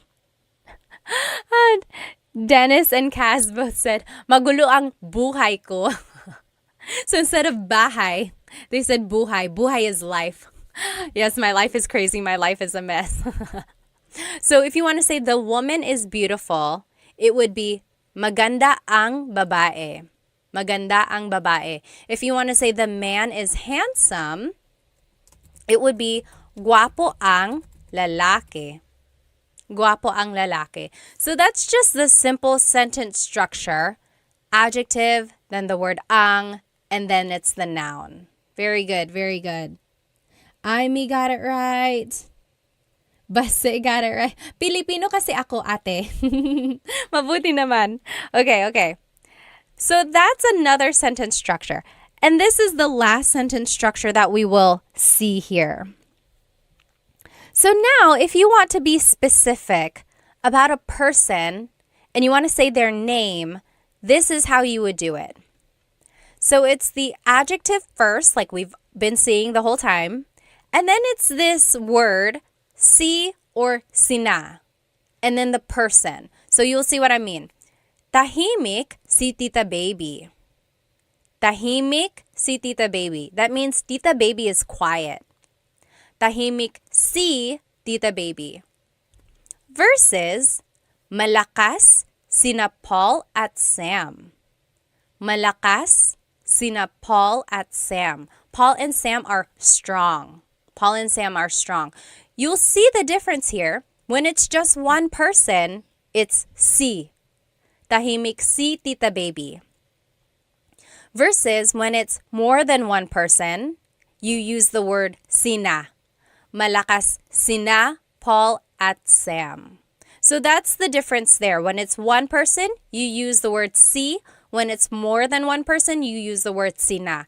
And that word si or sina is kind of like a preposition or like a sentence marker before a person's name. Here's another example.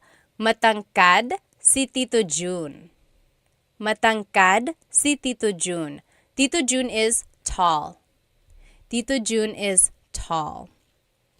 And then another example. Is there another example? Oh, that's it. So those are the three examples. So the only thing to remember here is if it's one person, it's si. If it's multiple people, it's sina. Okay. Let me catch up. Someone had a good question up here. Going back to one of the examples, Aimee said, can you use maganda yung babae? Because we said maganda ang babae. Yes, you can say maganda yung babae. So ang versus yung is a very slight difference. Yung is a little bit more specific.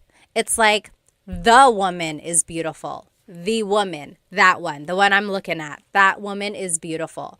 Or kind of maganda ang babae, the woman is beautiful. It's a little bit more generic or general. So that's the difference there, but usually they're interchangeable. Maganda yung or maganda ang. Yes, very good, very good.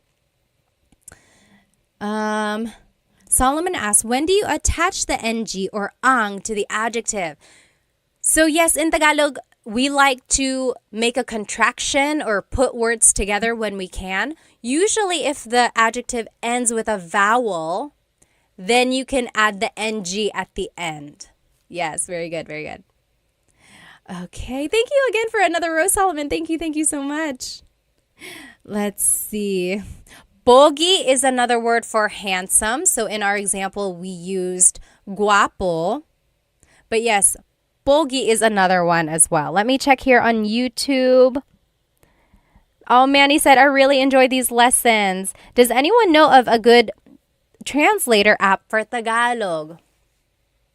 I don't know any apps, and I'm trying to think like Google Translate will get the job done. It's not always 100%, but I would say maybe start with Google Translate, and then the more vocabulary you learn on your own, I would say maybe like just kind of add to that. But their sentence structures aren't always correct, like their grammar. Very good. Okay, Let's keep looking. A Kahoot company? A good app for Tagalog. Okay, maybe, yes. Jaina asked, how do you know when to interject po? How to after the words around it. Okay, so basically, like, when do you add po? There are certain placements for po. Usually it's the second word or after certain words or after a set phrase. But when in doubt, you can always add po to the end. So for these examples, tahimik po si Tita Baby. Tita Baby is quiet. Tahimik po si Tita Baby. So it's the second word there. Or malakas po sina Paul at Sam. Malakas po sila Paul at Sam. So second word again. Or matangkad po si Tito June. So for the most part, it's the second word. Okay, let's take a look at these examples. So at the top left corner is the sentence structure that I showed you. So adjective, then it's si and sina. And then it's the person's name. So let's take a look at the first one. Mom and dad are hungry. Nanay is mom. Tatay is dad. Gutom is hungry. So how would you say mom and dad are hungry? We can do this one together. And it's just a matter of plugging things in to the sentence structure. So the adjective goes first. Hungry in Tagalog is gutom. Then it's si or sina. Should we use si or sina? Jason, thank you so much for a gift. Thank you so much. Any gift really does help out. I like to promote Filipino products, as you can see in my earrings. So thank you so much. If you enjoy anything in this lesson, I appreciate any gift. Thank you. So gutom, sina, nanay, at tatay. So mom and dad are hungry. Gutom sina nanay at tatay. Marie said, hello ate. Hello po. Hello po sa inyo. Very good, very good. Kaz on YouTube asked, how often do you add po?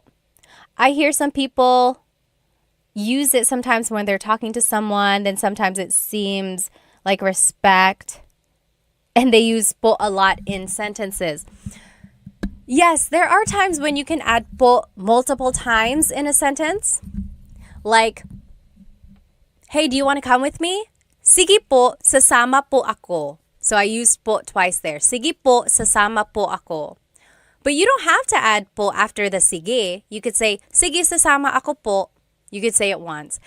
So it's up to you. If you say po at all, that is a very respectful thing. So add po to the very end, at least, and then it will cover your bases. If you want to be very respectful, then yes, add po everywhere.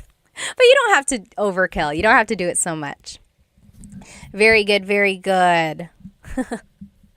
Okay, number 2, Stacy is hardworking. Masipag means hardworking. So adjective goes first, masipag. And it's just one person, so it's si, and then Stacy. Masipag si Stacy. Stacy is hardworking. Very good. Masipag si Stacy.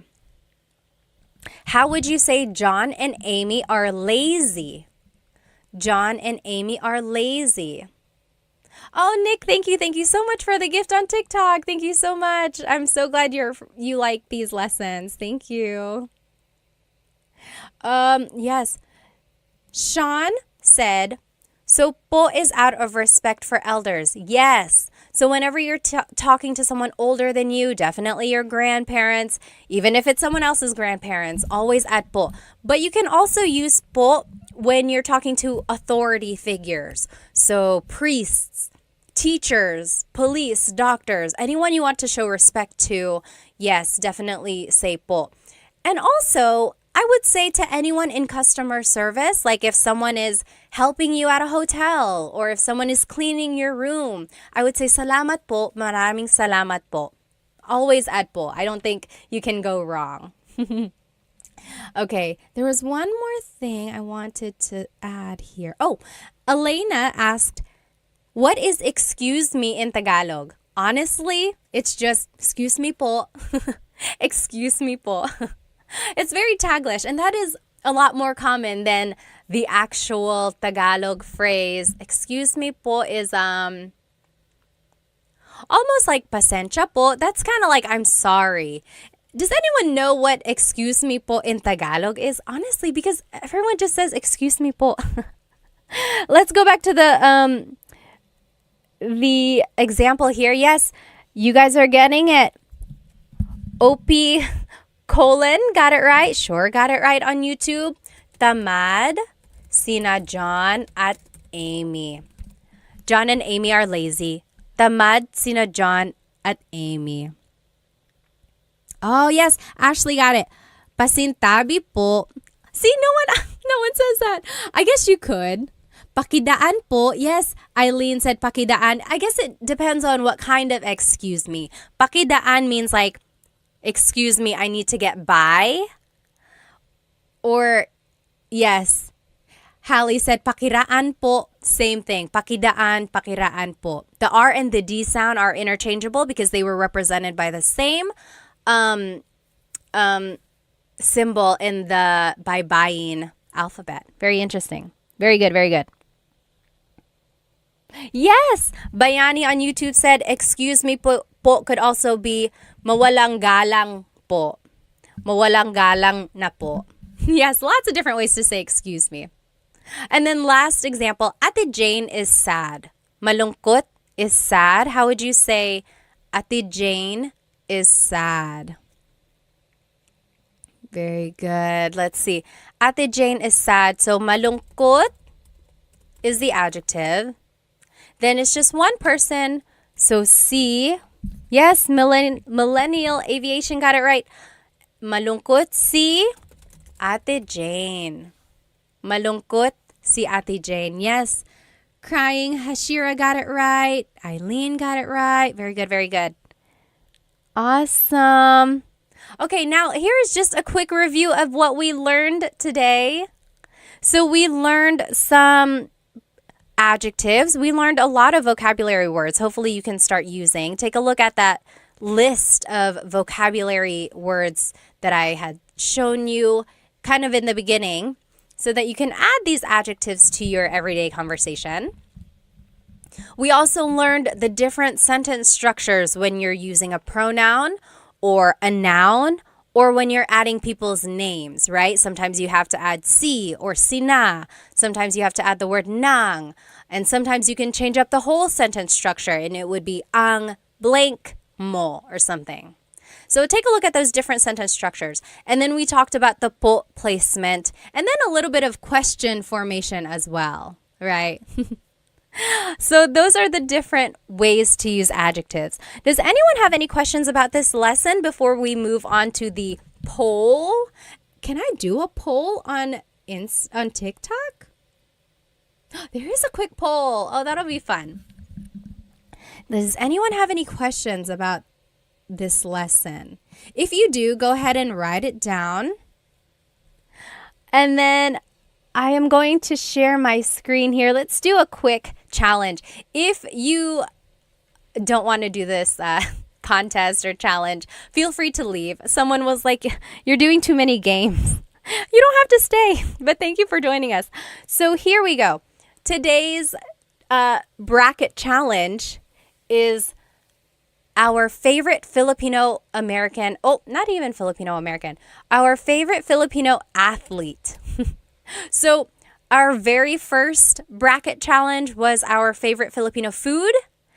And then last week we did our favorite Filipino American celebrity. Today it's our favorite Filipino athlete. So our first poll here is going to be Manny Pacquiao versus Nonito Donaire, or is in the Tagalog pronunciation, Nonito Donaire. I think someone had a question on YouTube. Hang on. Sure said, is ate capitalized when speaking of someone? No, it doesn't have to be. It can be lowercased. Yes. Yes, Michelle said, si is one person, sina is two people. Yes, sina can be two or more. Correct. All right, let's go ahead and do this poll. If you are on my YouTube, then you can join this poll. TikTok, I'm going to make one for you as well. So favorite, Manny Pacquiao versus Nonito Donaire. Nonito Donaire, as they say. Okay, let's do a poll here on TikTok. Start. Poll started. Ask your question. Okay? Manny Pacquiao or Nonito Donaire? I don't know how that's going to work on TikTok. Okay, we'll see how that goes. Go ahead. Oh, thank you, OP, for the super chat gift on YouTube. Thank you, thank you.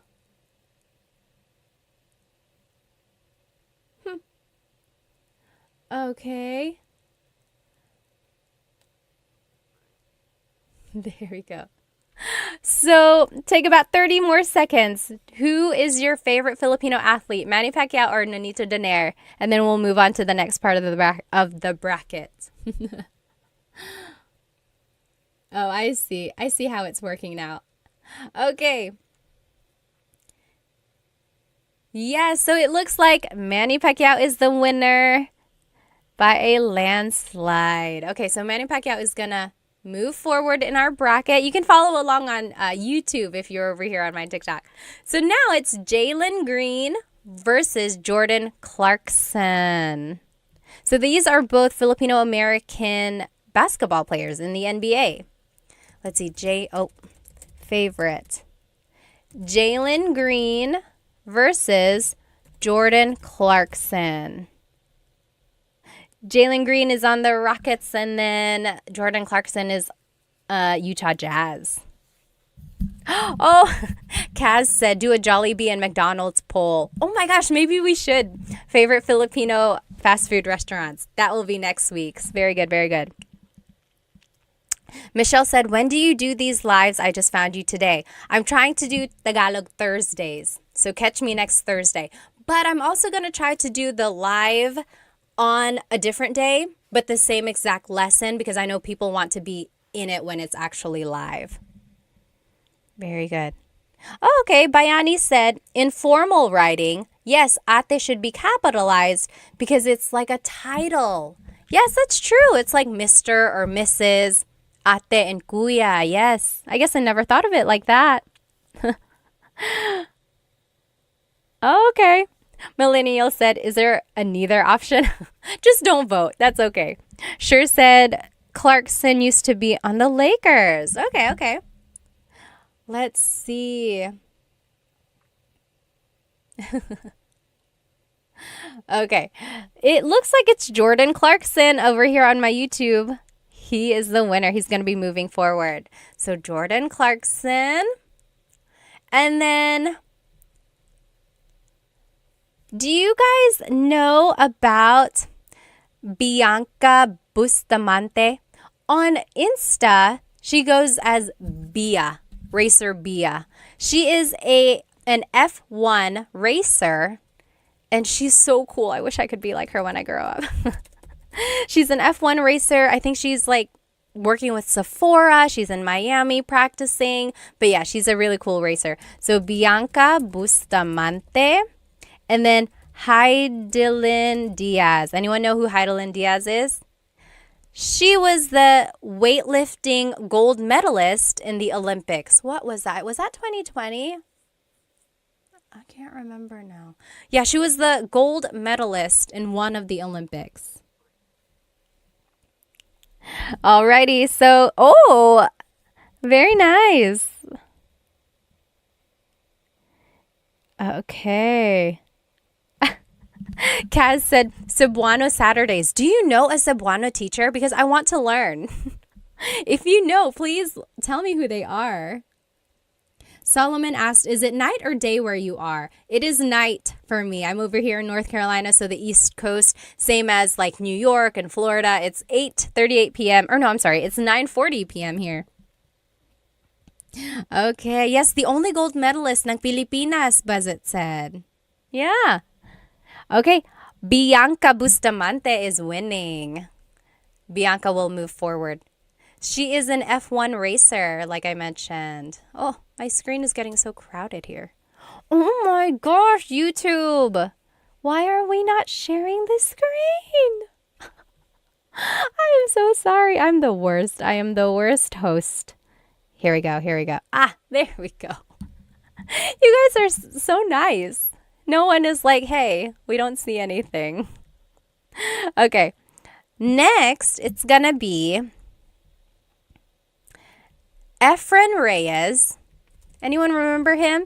Efren Reyes. He is a billiard champion. So pool. And then Alex Iala. She is a tennis player. So definitely different generations there. Alex is young. Efren is a little older. Let me see. Bayani said Jordan Clarkson should start learning Tagalog.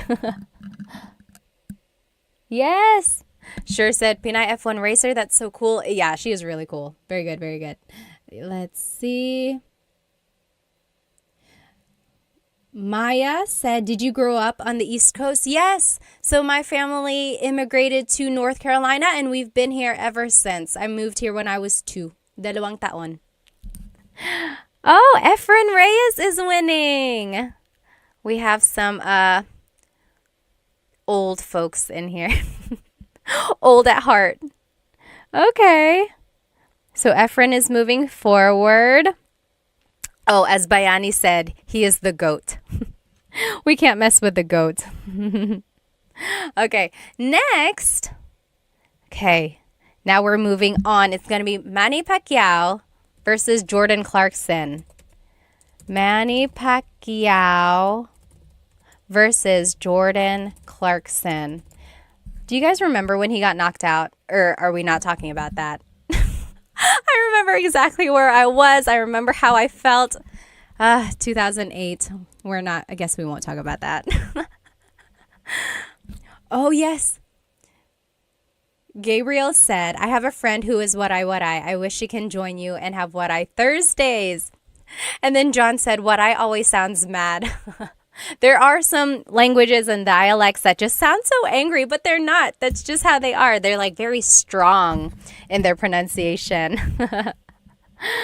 Okay.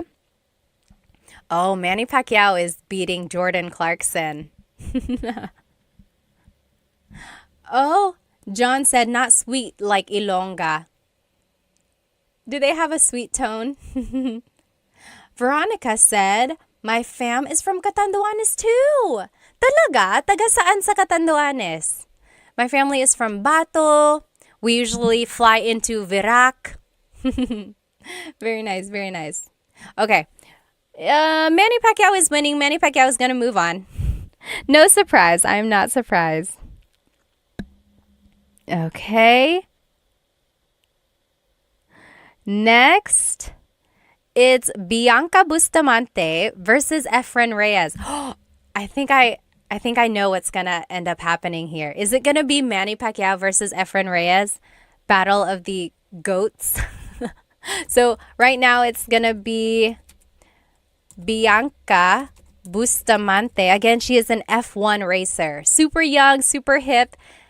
Efren Reyes is a billiard champion. So he plays pool. Super popular back in the day.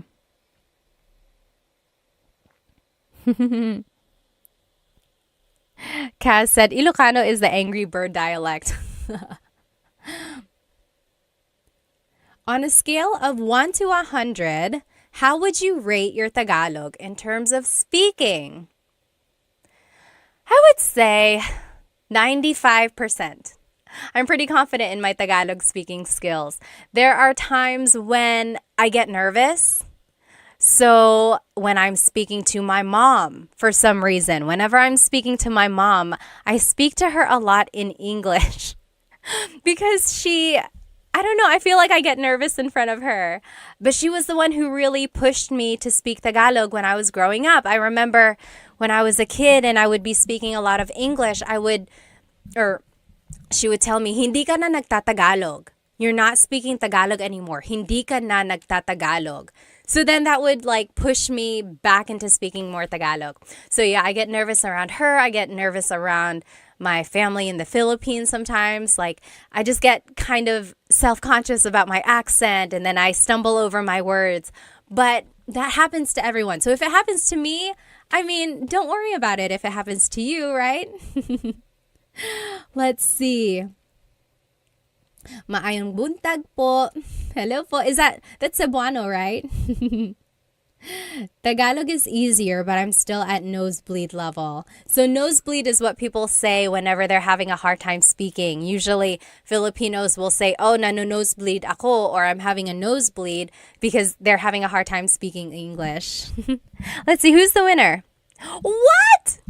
Bianca Bustamante is beating Efren Reyes. I'm kind of surprised here. I really thought it was going to be a battle of the goats.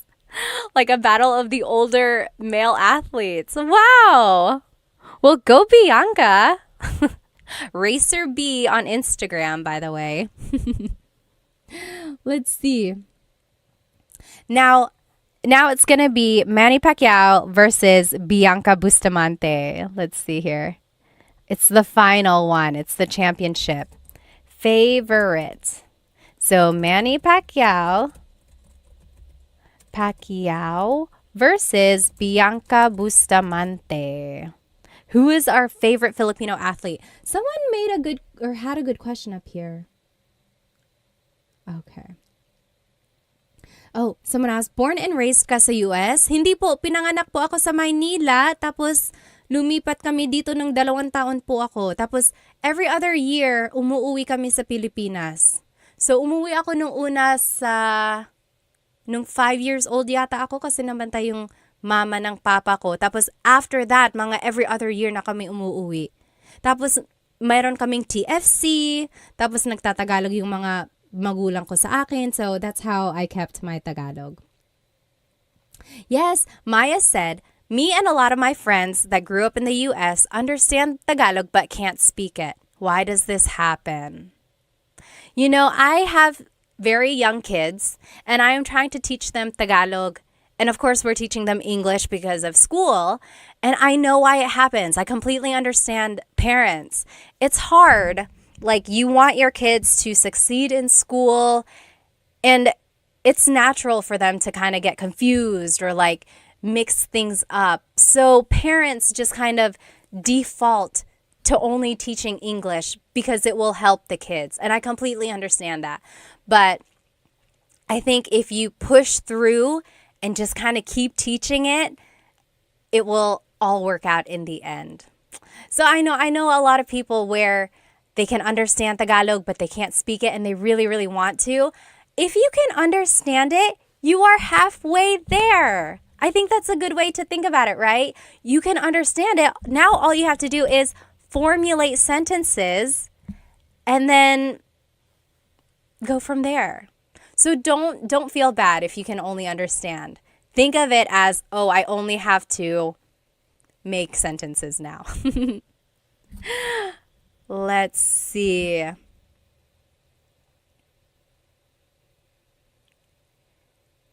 Let's see. Tony, are you married? Yes, I am, and I have kids. Yes, we've been married for 2017, 18, 19, 20, 21, 22, 23, 24. 7 years. Oops. I don't know what your name is. It's in characters. But yes, someone asked, that's rare, yung marunong magtagalog na lumaki sa US. Opo nga, ngayon ko lang na-appreciate actually, ngayon na matanda na ako. Pero nung bata ako, I always kind of got teased na marunong ako magtagalog. Okay, let's see who's the winner. Manny Pacquiao is the winner. He is the overall favorite Filipino athlete. Although I know there are some things that he's said and done that kind of make him not the favorite. Okay, Kaz said, I'm learning Cam Norte Bicol language. And then there's Sorsogon. Yes, my mom's side of the family is from Sorsogon, actually. Bayani said they forgot the greatness of Efren Reyes.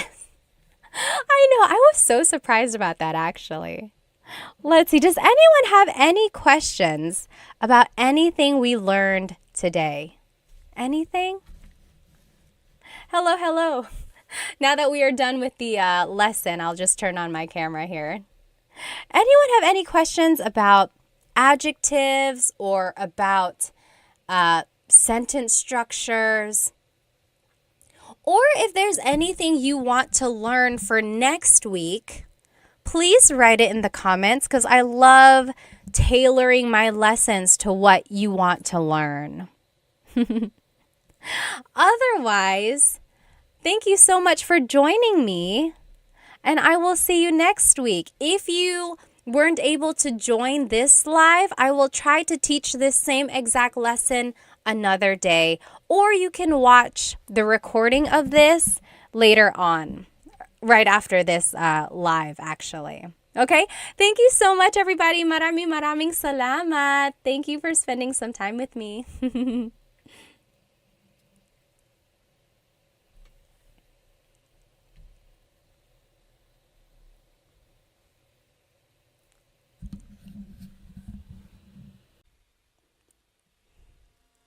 Hello, hello, everybody. Welcome, welcome.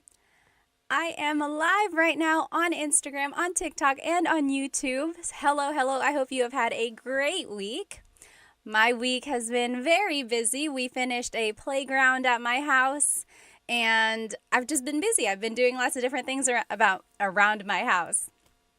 I have a really fun lesson planned for us tonight. If you are joining me on YouTube on Instagram or TikTok, go ahead and jump onto my YouTube channel because I have the whole presentation up here. You will be able to follow along. You can see the words, see any images up there that's associated with the lesson. If you are a paying Instagram subscriber, these slides will be posted on the news feed after the class. I would have done it before the class, but I just finished the slides. Next time I will do it early so that we can post it before the class. Anyway, I'm so glad to see you all. I think it was like a couple weeks ago, I did like 4 or 5 Tagalog lessons back to back to back, and then I took a break, and then now we are back. And the last couple lessons were just like games. We played Jeopardy, we played Filipino Bingo. Tonight's class is a true Tagalog lesson. So again, if you are joining me on YouTube, again, on Instagram or TikTok, go ahead and jump onto my YouTube channel where you can see this whole presentation. Let me just make sure everything is set up here. Okay. Hello, hello. Go ahead and write where you are currently watching and how old you are. I always like to know my demographics, where everyone is, how old you are. I always have some people who are super young, like Dita, who's 12 years old, watching from India, right? And then sometimes I get people who are just seasoned, as I call it. And also let me know why you are learning Tagalog. I like to know. Some people are either in a relationship with someone who speaks Tagalog, or they are relearning it. Maybe they knew it before, they lost the skill because they don't speak it with anyone anymore, and they just want to learn it. Or maybe you were never taught Tagalog, which is a very common thing if your family moved to a different place.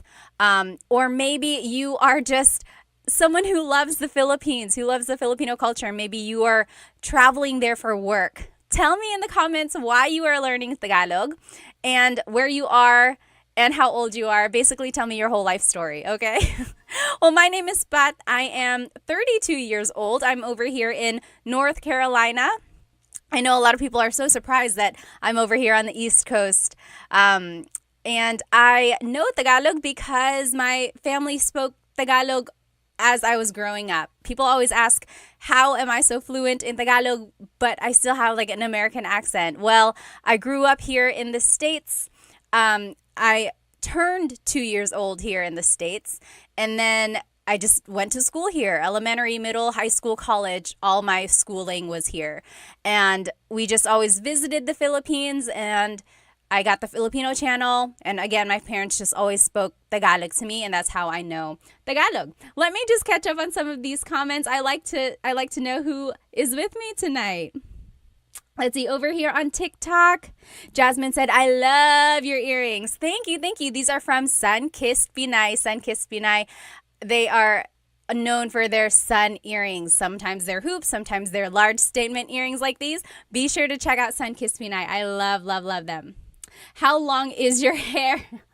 Nash said, it's too long. I know. Every time I look at it, I'm like, gosh, when am I going to get a trim? I'm going to get a trim soon, very soon.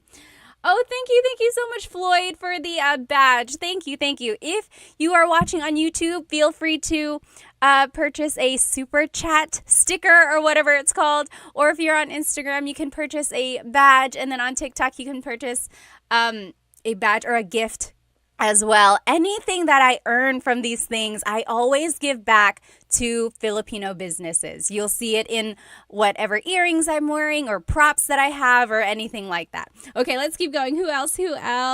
Oh, Ricky is from California. Brighter Shade is in the US, 44 years old. Sam is 49. Hello.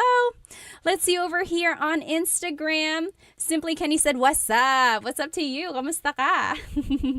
Oh, yes. TMD Texas said, love the earrings. Yes. Stone Child said, from Vancouver, Canada, learning Tagalog to connect better with my girlfriend. And we'll move to the Philippines in the future. How sweet. Hello po, kumusta ka? Pascal said. Let's see. Oh, maraming salamat, Sandy Bear. Oh, konting Tagalog, NC said. Hello. Let's look over here on YouTube, and then I promise we're going to jump into our lesson. Who is over here on YouTube? Aiden is from Virginia Beach. David, is that New Zealand? Hello. Sky said, kumusta ka? Ray is from Australia. Hello. Christopher from Orlando. Jack is from Alberta. Hello. Sky is 14 years old. Hello. Orpix is from Maryland, 19. Very good. Oh, nag-aaral ako ng Tagalog kasi Pilipina ang jowa ko. At ang sarap ng pakinggan ng Pinoy. It's nice to listen to Tagalog, and also his or her girlfriend is Filipino. Hello. My mom speaks Tagalog and I'm trying to learn, Sky says. Oh, that's great. That's so great. Amos is on vacation in the Philippines. Christopher is learning because of my fiance, it says. Vince is in Santa Barbara learning because his asawa is Filipino, his wife. Oh, that's so nice. Okay, guys, let's go ahead and jump right into this lesson. Tonight's lesson is actually about driving. So things that you can say while driving or while riding a car or while riding in transportation in the Philippines. So if you are traveling to the Philippines, you'll be able to see all the different types of public transportation over there. We'll talk about them. And then here are some things that you can say just in the car if you're driving wherever you are. Maybe while you're driving, or if someone is driving you. Here are some things that would be applicable. Let me know if you can't hear me. I think you can hear me since you're answering my questions, but there shouldn't be an echo. So TikTok, Instagram, YouTube, I have 3 mics because I have 3 different platforms. Let me know if the audio goes out or anything, okay? Let's keep going. I just want to make sure I don't miss any questions here. Oh, let's see. Oh, no sound. Oh, no. It's muted. You know what? I feel like the mic... Okay. Hello. Instagram, is it working now? I feel like the battery died on that mic. So sorry about that. But I'll just try to speak loudly, okay? Let's keep going. Again, if you just joined me, this whole presentation is on my YouTube channel. And you should be able to follow along. Okay, everyone, can you hear me now? Let me know if you cannot. Ray said, how not to get scammed by a taxi in Manila. Alrighty, let's keep going. So here are just some vocabulary words about driving or about the car, about different things. Okay, so these are just vocab terms. So a vehicle is sasakyan. Sasakyan. That's just a vehicle. It encompasses a bus, a car, a train, a bike. That's just a vehicle in general. Sasakyan. Sasakyan. I will say when I was growing up, my parents used coche and sasakyan interchangeably. Like if they were like, oh, nasan ang bag ko? Where is my bag? They would say, oh, nasa sasakyan. It's in the vehicle. It's in the car. But just know that technically sasakyan is vehicle. Okay? And here are the different types of vehicles. Okay? Oh, let me just double check here. Their phone is sira. Whose phone is sira? Can you hear me okay? Oh, Joyce, Mommy, thank you so much for the gift on TikTok. Thank you. Okay. You got a Filipino accent. Me, a little bit, yeah. Okay, again, here are the different types of vehicles in the Philippines. This very first one, if you are here on YouTube, what is this called? What is this called? If you are here on Instagram and TikTok, I will describe it to you. So this vehicle is a very large and long vehicle. Inside it has benches where people can sit along the sides. There's usually a handrail at the top and you can grab on so that you're not like swinging back and forth. Yes, J-Rod, you got it on Instagram, and Philipati, you got it on TikTok. Yes, and over here, Brian, Ray, Miss Signo, Dree, yep, you guys all got it. So this is a jeepney. A jeepney. So the jeepney is this very, very long jeep. It's like a long, elongated jeep. Inside, there are benches, and people can sit on both sides of the jeepney inside. And then the handrail is there so that when the jeepney stops and goes, you're not just like flying all around inside. And some people like it, some people don't like it. I personally love riding in the jeepney, and my cousins always tease me for this because I love it. I love the fresh air. I'm doing air quotes because, I mean, how fresh can the air be in Manila, right? But I love the breeze that you feel. And then I love being with the locals, but I also love that some of these jeepneys are so decked out. Has anyone been in a decked out jeepney? Some of them have like lights, like it's a disco in there. And then some of them have like music, and not like crazy loud music, but like really jazzy or like OPM music. It's a vibe. It really is. I love it. So I personally love the jeepney.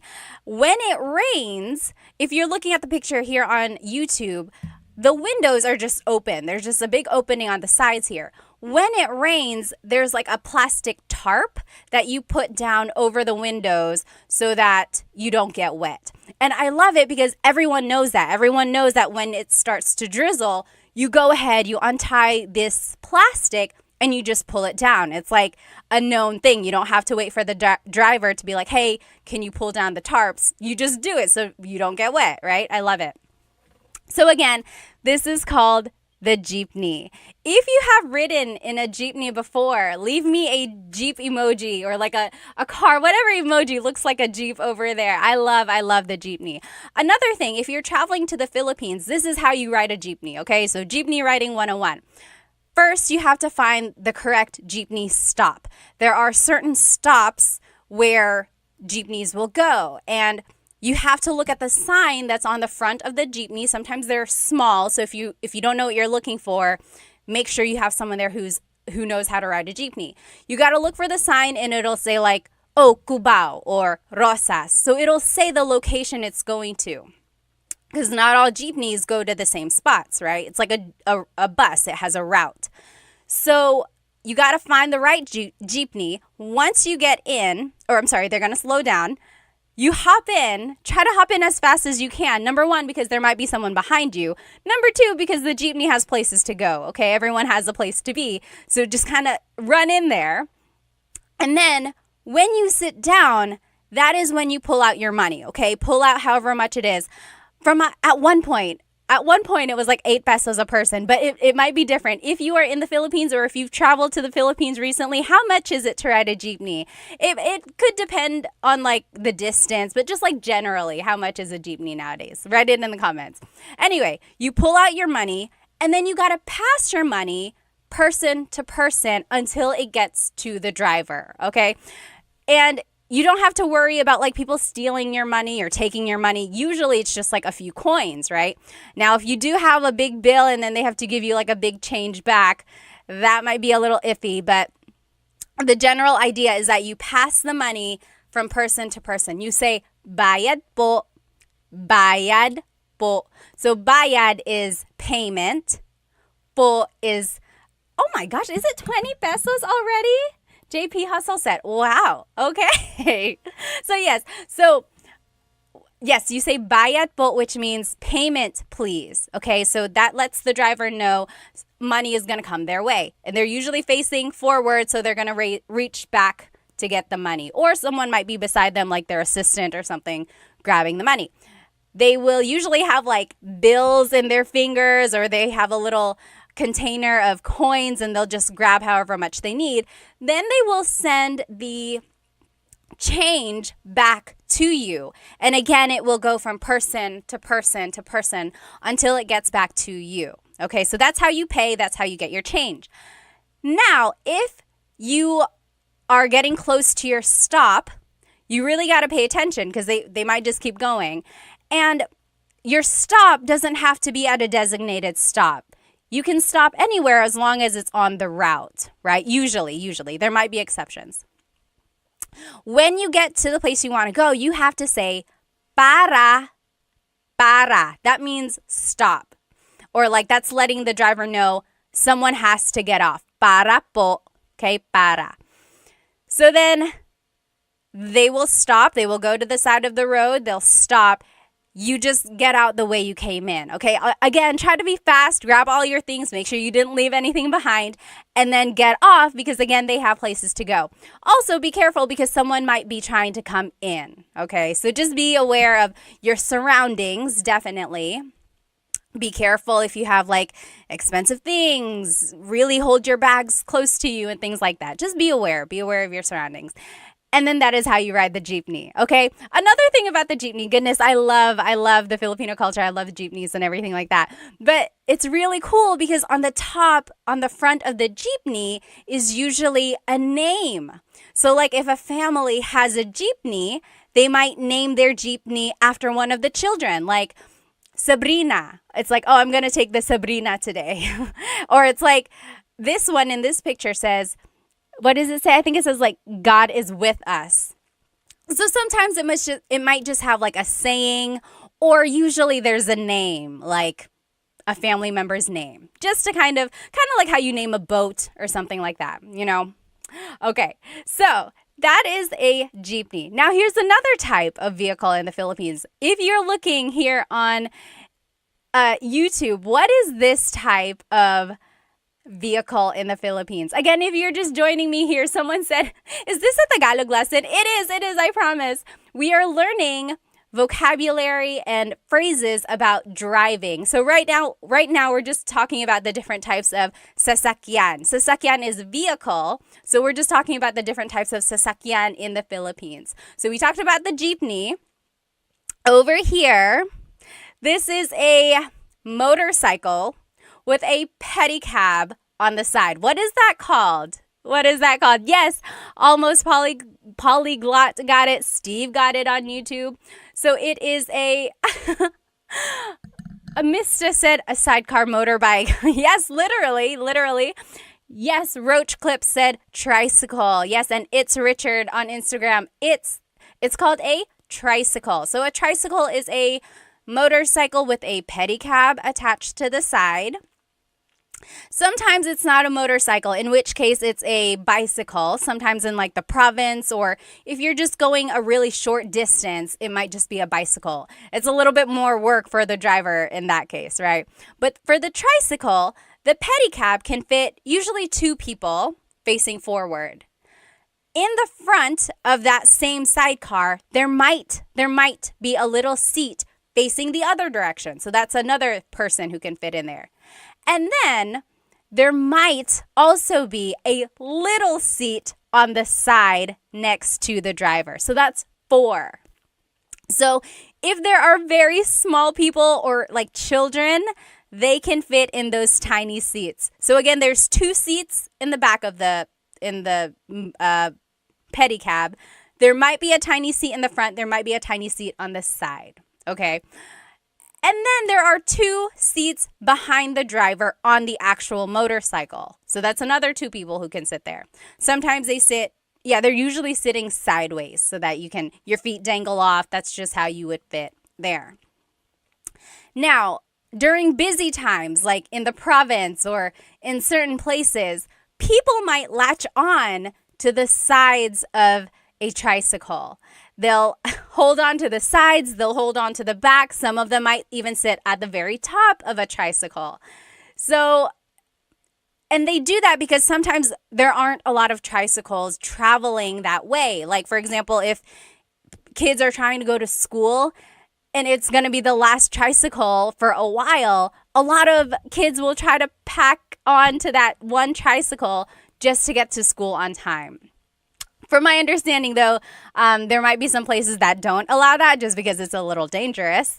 But again, there are some places that will try to do that as well. So a lot of people will just like hang on to the side. Some people might hang on to the back of a jeepney as well. But again, it's dangerous, so some people try not to do that. Okay. Mr. said, my head keeps hitting the top. Yes, if you are a big person, you might hit your head on the top of a tricycle. So just be careful with that. You know, in Cebu, they have very big tricycles. They have tricycles with like a front seat and a back seat. I had never seen that until I went to Cebu. Very interesting. Okay, so yes, again, this is called a tricycle.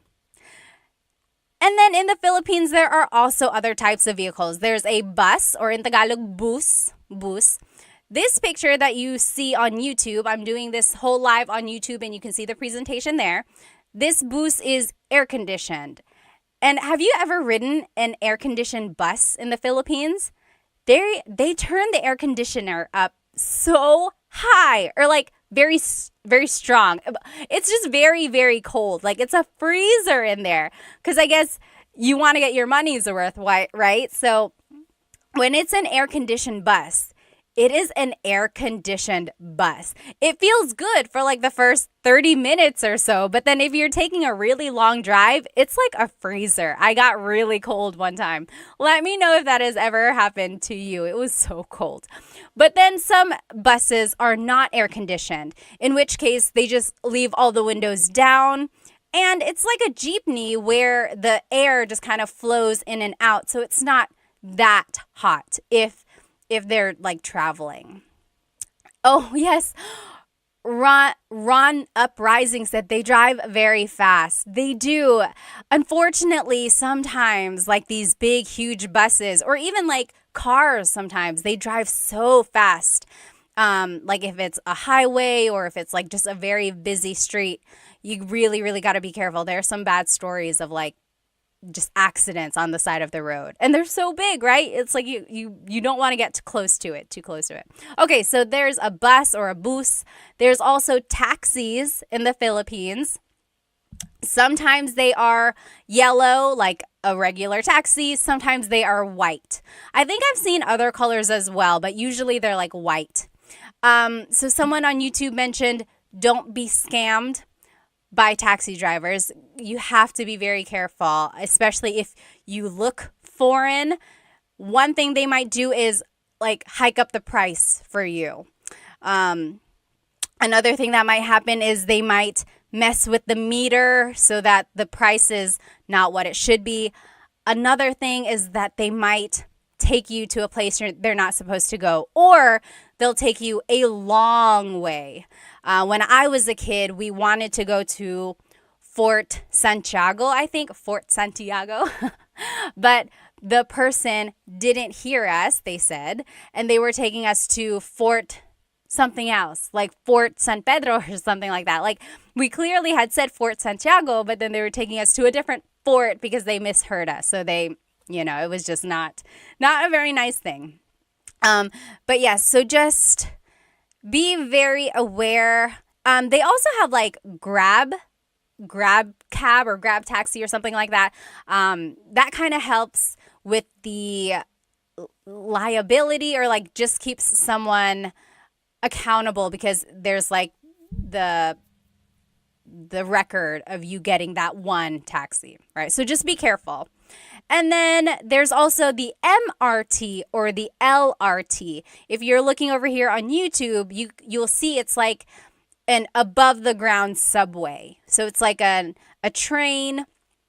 And this is usually in Metro Manila. The difference between the MRT and the LRT is the route that it goes. So the MRT goes one way around EDSA, the LRT goes a different area. Okay, but just know it's like an above the ground subway. So there are lots of different types of vehicles in the Philippines. Again, let's go back to our Tagalog lesson. So vehicle in Tagalog is sasakyan. Sasakyan. Okay? Now, coche is car. Coche. Coche. And again, the difference between coche and sasakyan is that coche is specific. Coche is car. Sasakyan is vehicle. Okay, so sasakyan encompasses lots of different types of vehicles. But my family used sasakyan and coche interchangeably. It's like, oh, nasaan ang susi? Where is the key? Nasa sasakyan. It's in the vehicle. Okay? Now, license plate is placa. Placa. Can you say that with me? Placa. License plate. So it's like, nakuha mo ba yung placa niya? Nakuha mo ba yung placa niya? Did you get their license plates? Like, if something happens and like you need the taxi's information, it's like, nakuha mo ba yung placa niya? Did you get their license plate? Okay? Tire in Tagalog is gulong. Gulong. Gulong. That's tire. That's just one tire. If you want to say multiple, it would be mga gulong. Mga gulong. To make a noun plural in Tagalog, you have to add the word mga. Mga gulong. Steering wheel in Tagalog is manibela. Manibela. Manibela. So it's like, hawakan mo ang manibela. Hold this steering wheel. Manibela. Mirror, like your side view mirror or side mirror, and then your rear view mirror. Salamin. Salamin. That's just a mirror. If you know some Tagalog, salamin also means glasses. Salamin. Salamin. That's a mirror or like glasses. Salamin. A window, like the window of your car, that would be bintana. Bintana. Okay? And then headlights. Technically, there's no like real word for headlights that I know of. Usually, it's just referred to as ilaw. Ilaw. Ilaw is light. Okay, so it's like, naka-on ba ang ilaw mo? Is your light on? Are your lights on? Naka-on ba ang mga ilaw mo? Okay, so you see how I'm just using ilaw. Okay, let me just take a look at some of these comments and questions. If you have any questions at all, feel free to leave them. HM94 said, isn't that Spanish? Yes, absolutely. You will hear Spanish words in a lot of these vocab because there's a lot of Spanish words in Tagalog from the colonization period. Yep. Mech said, are you Bisaya or Tagalog, ma'am? Tagalog po, hindi po ako marunong mag-Bisaya. Okay. Travel with local or a girlfriend. Always ride with a local. Yes, yes, yes. Okay, any questions over here on Instagram? If you have any questions or comments, please feel free to leave them. How about over here on YouTube? Oh, yes. Yes, again over here. Everyone on YouTube is like, yes, that also sounds like Spanish. You're right. You're right. Sleepy Time said, did you talk about pajak? Pajak is the tricycle that has a bicycle instead of a motorcycle. Yep, we did talk about that. We mentioned it. Very good. Oh, someone said white taxis are the worst here in Manila. Are they? So white versus yellow? Okay. Let's keep going here. Oh, yes, someone talked about the UV Express. So another form of transportation that wasn't listed here is like a taxi, but you can have multiple people in one. So it's almost like a little SUV or almost like a little van, and it has air conditioning like a taxi would.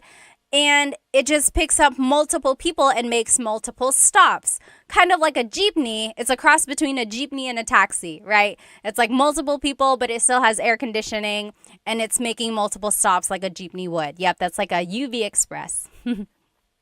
Oh, someone asked, is there Uber in the Philippines? There is, right? I'm pretty sure. If you're in the Philippines right now, let us know. But I'm pretty sure there is. There's Uber. There's, what is the other one? Not Uber. What are the rideshare? Grab. Oh, Grab. Okay, so someone was saying Grab. Grab is like the Uber there, right? Mr. Talk said. Okay, let's keep going. Oh, yes. Someone said, I kind of like the rideshare. I like it too. Yeah. Sometimes if you are trying to go to a place really, really fast, you might not want to do a rideshare. Very good. Okay, yes. Everyone is saying it's Grab. So instead of Uber, it's called Grab. It's an app, right? You just have an app. Lyft. Is there Lyft in the Philippines? Yes? No? Oh, Love and Lulu said it's expensive for locals. Yeah, I can see that. So if you're getting like Grab or like Lyft or Uber or whatever, yeah, it can be kind of expensive. Grab is the best, they're saying. Only Grab and taxi, Peter said. Interesting. Okay. Let's keep going. So here are some more. Let's review though. These are the vocabulary terms about driving that we've learned so far. Repeat after me, okay? Sasakyan, sasakyan. Vehicle, sasakyan. Coche, car, coche. Placa, license plate, placa. Gulong, tire, gulong. Manibela, steering wheel, manibela. Salamin, mirror, salamin. Bintana, window, bintana. Ilaw, headlight or like light, ilaw. Okay? Very good, very good. So, now a license, like the license, the ID that you carry, that is lisensya. Lisensya. So it's like, nasaan ang lisensya ko? Where is my license? Nasaan ang lisensya ko? Lisensya, that's license. Ilaw, light. So again, we used ilaw for like headlight. Now you can say ilaw for like the stop light. It's like hinto ka dun sa ilaw. Stop at that light. Okay? And then gasolina, that's gas, gasoline. Easy, right? Gasolina. Kanto is the corner, or like, so for example, if I wanted to say turn left at that corner, I would say kaliwa ka dyan sa kanto. Kaliwa ka dyan sa kanto. Kanto is corner. Okay? And then here's just directions. Kaliwa is left, kanan is right. Kaliwa is left, kanan is right. Okay? Now, is my audio okay? I don't know if someone mentioned that on TikTok here. So, the way I remember kaliwa and kanan is that kaliwa has an L for left. Kaliwa has an L for left. Oh, thank you, Blue. Said audio is good. Awesome. So, kaliwa and kanan. Kaliwa, kanan. Kaliwa is left because it has that L. Kaliwa, left. And then kanan, right. Grace said, do you guys have an alphabet? Yes, there is a Tagalog alphabet. Abacada. Okay. So kanan is right, kaliwa is left. Now, mabilis is fast. Mabilis. The opposite of mabilis is mabagal. Mabagal. Oh, Ms. Fernini had a great question. Can you use kanan like saying, yes, right? No, very good question. So kanan is the direction right. If you want to say right as in correct, that would be tama. Tama. Correct. Tama. Very good question. So again, kanan is right, the direction. Tama is right as in correct. Very good question. Okay, let's keep going here. So let's review these words again. So licencia is your license. Licencia. Ilaw, stoplight or just light. Ilaw. Mabilis, fast. Mabilis. Mabagal, slow. Mabagal. Gasolina, gas. Gasolina. Kanto, the corner. Kanto. Kaliwa, kanan. Left and right. Kaliwa and kanan. Remember, how are we going to remember kaliwa? Kaliwa is left because it has the letter L. Kaliwa is left. So kanan has to be right. Okay. Now, here are just some verbs. Okay, so here are some verbs. One thing about verbs that I want you to get from this lesson is that all verbs have a Tagalog root. Okay, so for example, maglakad is to walk. Maglakad. If I want to say I'm walking, it's naglalakad ako. Naglalakad ako. Do you hear the root word lakad?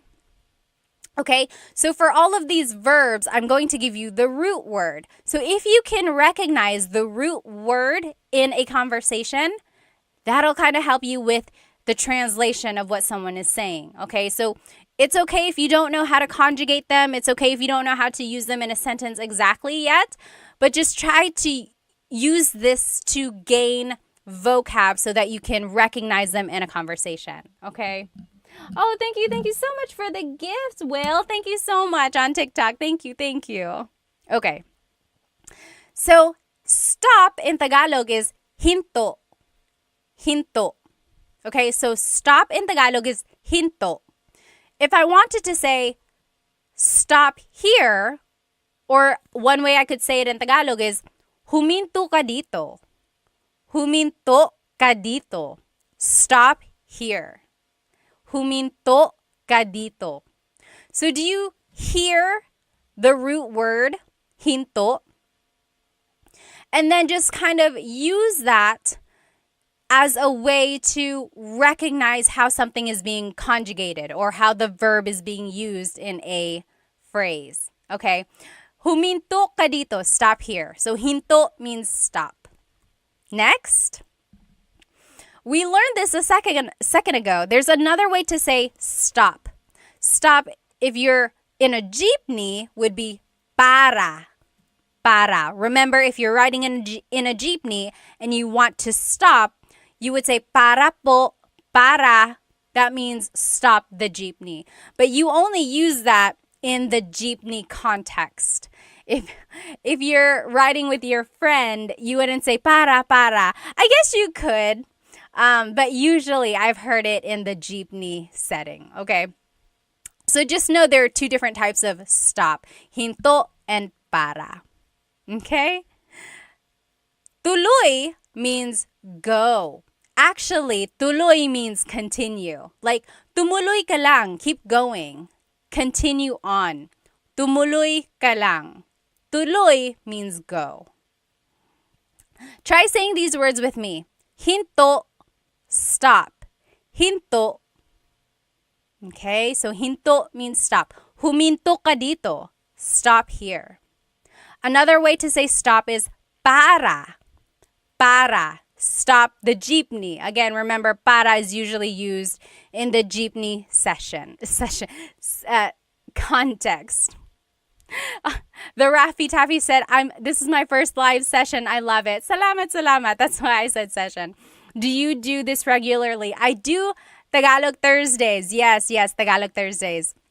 And then I try to do the lesson again, like I do a repeat of that lesson another time during the week, just in case someone wasn't able to join. But the recording is always up on my YouTube channel, but I know some people like to be in the live comments, so I like to do it a couple times. Okay, so tuloy means go. Tuloy, try saying that with me. Tuloy. Okay? Now, magmaneho is to drive. Magmaneho.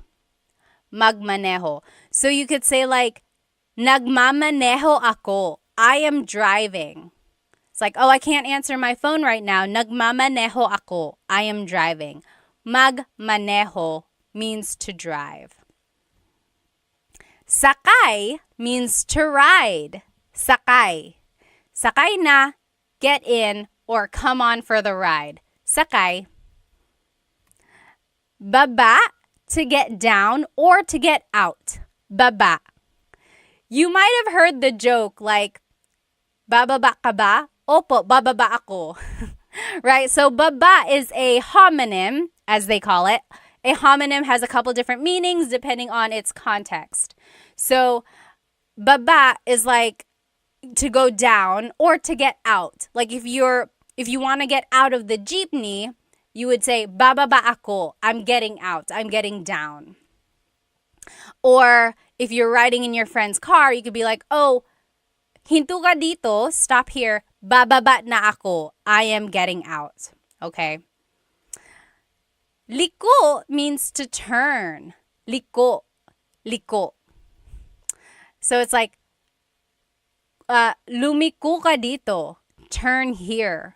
Lumiko ka dito. So it's an verb. If you've been watching some of my lessons, you know that verbs come in 5 different categories. Mag, ma, in, and e verbs. Liko is an verb. Lumiko ka dito. Turn here. Atras is to back up. Atras. The opposite of atras is abante, to move forward. Atras, to back up. Abante, to move forward. Very Spanish, right? Going back to these different types of verbs, number 1, I have a full-length Tagalog lesson on my YouTube channel, and it just goes through how to use verbs in the present tense. And then I have another one in the past and future tense. So if you want to learn how to specifically use different types of verbs and how to like conjugate them for sentences, go ahead and watch my full-length Tagalog lessons on my YouTube channel. I think that's lesson 3 and 4. Maybe 4 and 5. I think 3 and 4. Okay, so let's try saying these verbs one more time. Again, just focus on the root, okay? These are all the root of the verb. So if you can recognize these roots in a conversation, that should help with the translation, okay? Try saying them with me. Hinto, stop. Hinto. Para, stop a jeepney. Para. Tuloy, go. Tuloy. Magmaneho, to drive. Magmaneho. Sakay, to ride. Sakay. Baba, to get down. Baba. Liko, to turn. Liko. Atras, to back up. Atras. Abante, to move forward. Abante. Okay?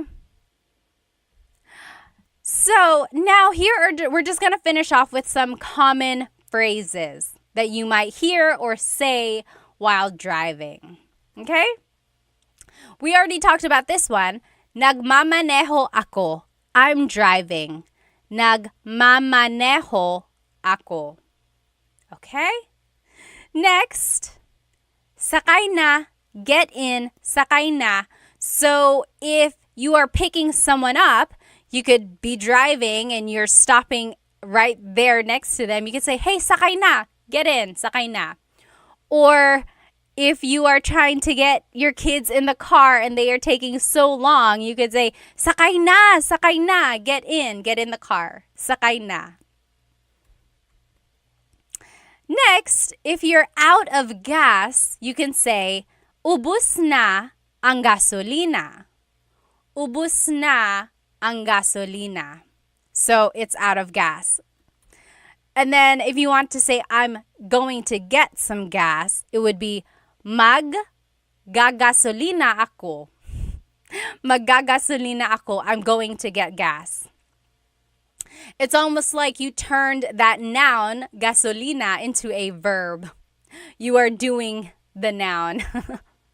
But you could also say, kukuha ako ng gasolina or bibili ako ng gasolina, meaning like I'm going to get gas, I'm going to buy gas or something like that. Okay? Next, repeat these phrases with me. Nagmamaneho ako. Nagmamaneho ako. Or sakay na. Sakay na. Ubus na ang gasolina. Ubus na ang gasolina. Or maggagasolina ako. Maggagasolina ako. Okay? Someone said, ang mahal ng gasolina. Ang mahal ng gasolina. That means gas is expensive. You're right. Here are just a few more phrases. Susunduin kita. Susunduin kita. So the root word sundo means to pick someone up, driving, like you're driving to pick them up. Susunduin kita means I will pick you up. Susunduin kita, I will pick you up. Okay? Now, malapit na ako, I'm close. Like I'm nearby. Malapit na ako. Malapit na ako. The opposite of malapit is malayo. Malayo pa tayo. We are still far away. Malapit na ako means I'm close, I'm nearby. Malayo pa tayo means we're still far away. Okay? And then if you finally get to your destination, it would be, nandito na tayo. Nandito na tayo. That means we're here. We're here. Nandito na tayo. Maybe next time if you're driving with whoever you're riding, like whoever speaks Tagalog, and you get to your location, you say, nandito na tayo. We're here. Nandito na tayo. Try saying that. I bet they'll be so surprised. Now, if you don't know where you are, you could say, nasaan na tayo? Nasaan na tayo? Where are we? So if I was driving around and I don't recognize the place, I could say, nasaan na tayo? Where are we? Nasaan na tayo? Or you could say, nawawala ako. I'm lost. Nawawala ako. Okay, so wala means nothing or lost. So nawawala means you are lost. Nawawala ako. If someone is calling you and they're like, hey, where are you? You could say, papunta na ako. Papunta na ako. The root word punta means to go. So that means I am on the way.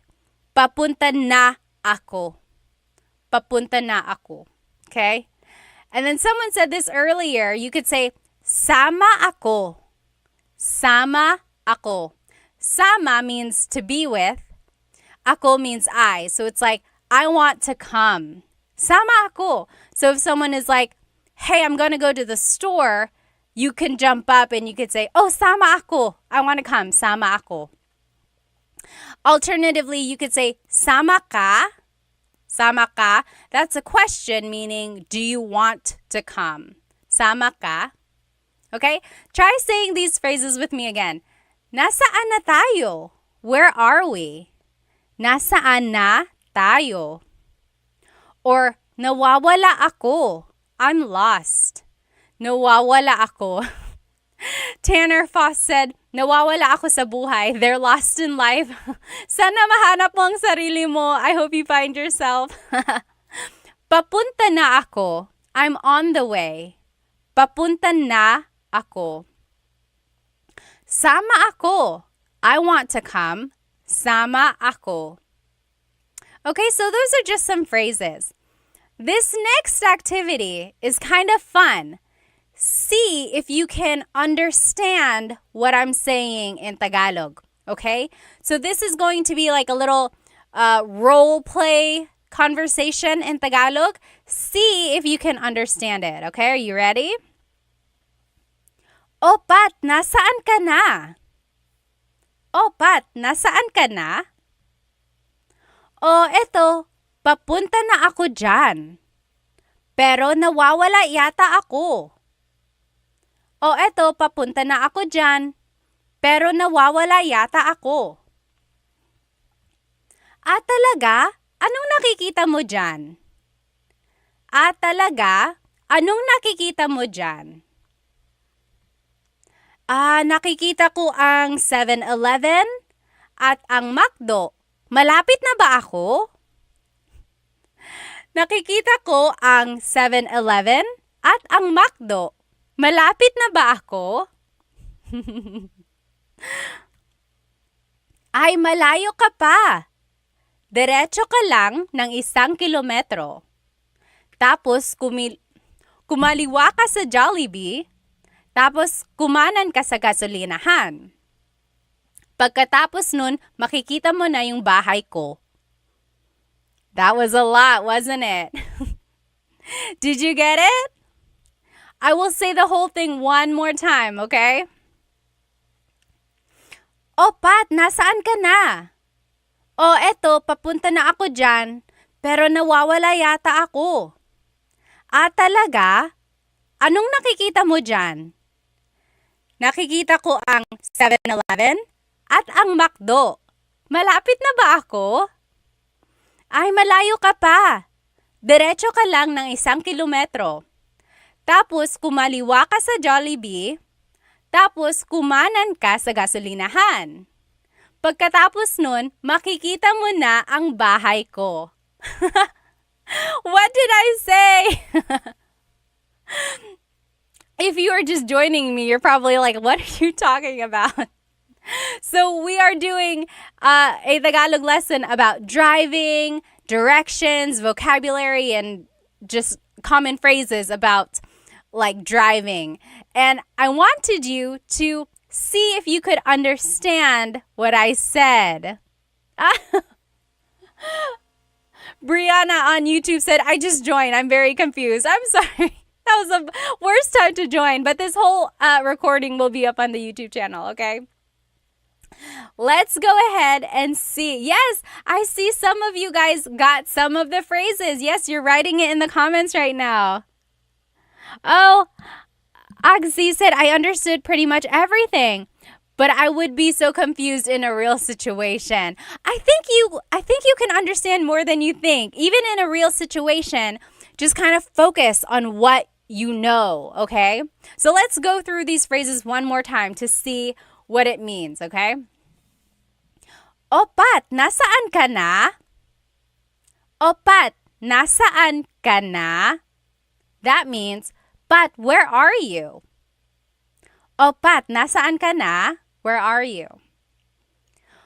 O eto, papunta na ako dyan. Oh, I'm on my way there. Pero nawawala yata ako. But I think I'm lost. Yes, very good. You guys are writing it in the comments as we go. Very good, very good. Yes.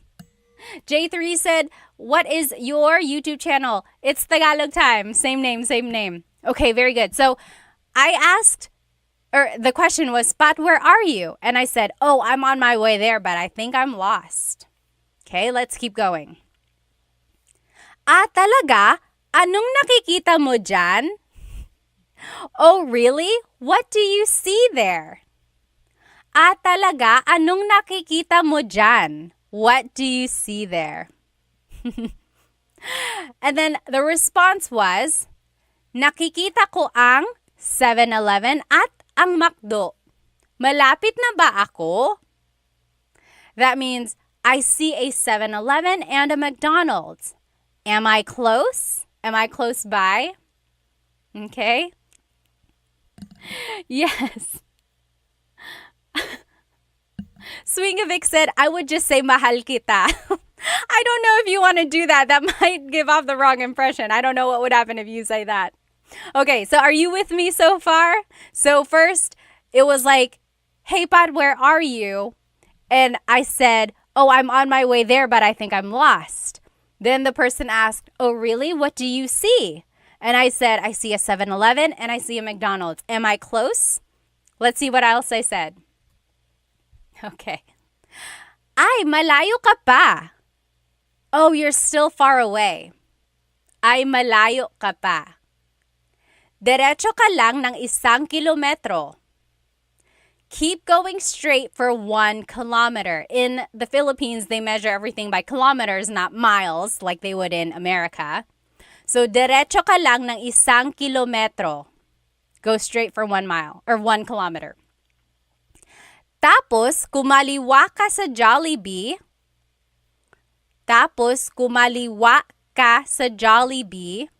So, then take a left at Jollibee.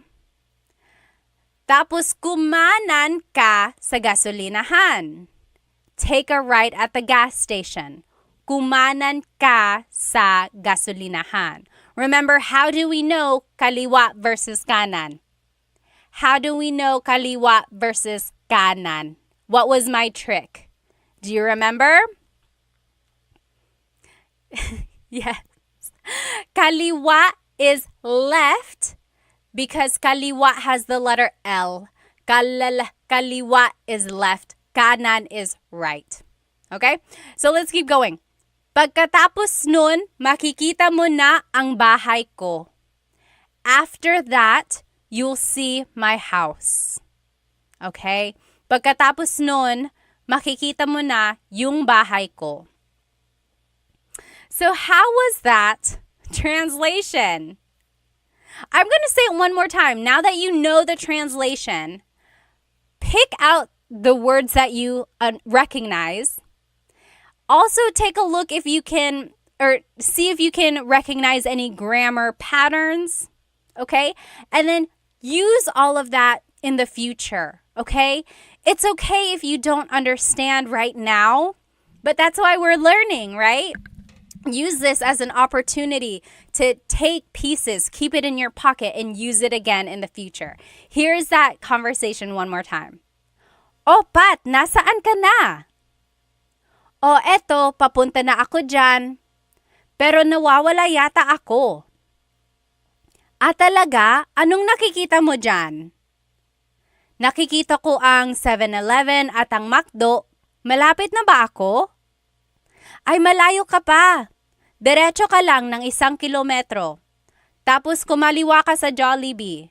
Tapos kumanan ka sa gasolinahan. Pagkatapos nun, makikita mo na yung bahay ko. Okay? Yes. Very good, very good. I hope you guys can recognize some of the words and phrases that we learned tonight in that activity there. Okay? And let's just do a quick review of some of these vocabulary terms. Again, if you're following me on TikTok and Instagram, these pictures are up here on YouTube. So, what is this type of vehicle? I'll describe it for you. This is a really, really long bus. And, sorry, hang on one sec. My phone is making me verify that I'm still active. There we go. So this is like a really, really long vehicle. People can ride in it on the sides. You pass your money down person by person, and you have to say para. What is that vehicle in the Philippines? Yes. Very good. Dog Mom says jeepney. Very good. Vibe for Soul said a limo. Not quite. Not quite a limo. So remember, the jeepney is a form of public transportation in the Philippines. You ride on the sides, you pass your money down, and then when you want to get off, you say para. I heard, though, they're trying to discontinue the jeepney. Have you heard that? They want to discontinue the jeepney because it's not very good for the environment. It gives off a lot of smoke, uses a lot of gas and things like that. I hope not. I hope they can just find a way to kind of make it better for the environment. My husband's family actually has made or has been involved in the making of an e-jeepney. Isn't that so cool? But yeah, I hope they don't take away the jeepney. It's such an iconic symbol of the Philippines. Alrighty. Next, what is this vehicle? So this is a motorcycle with a pedicab attached to the side. What is that called? Anyone remember? Yes. Charles Ryan said, save the jeepney. Save the jeepney. Yes, please. Alrighty. What is this term called? Or what is this vehicle called? So it's a pedicab attached to a motorcycle. Very good. The tricycle. Tricycle. Yes, absolutely.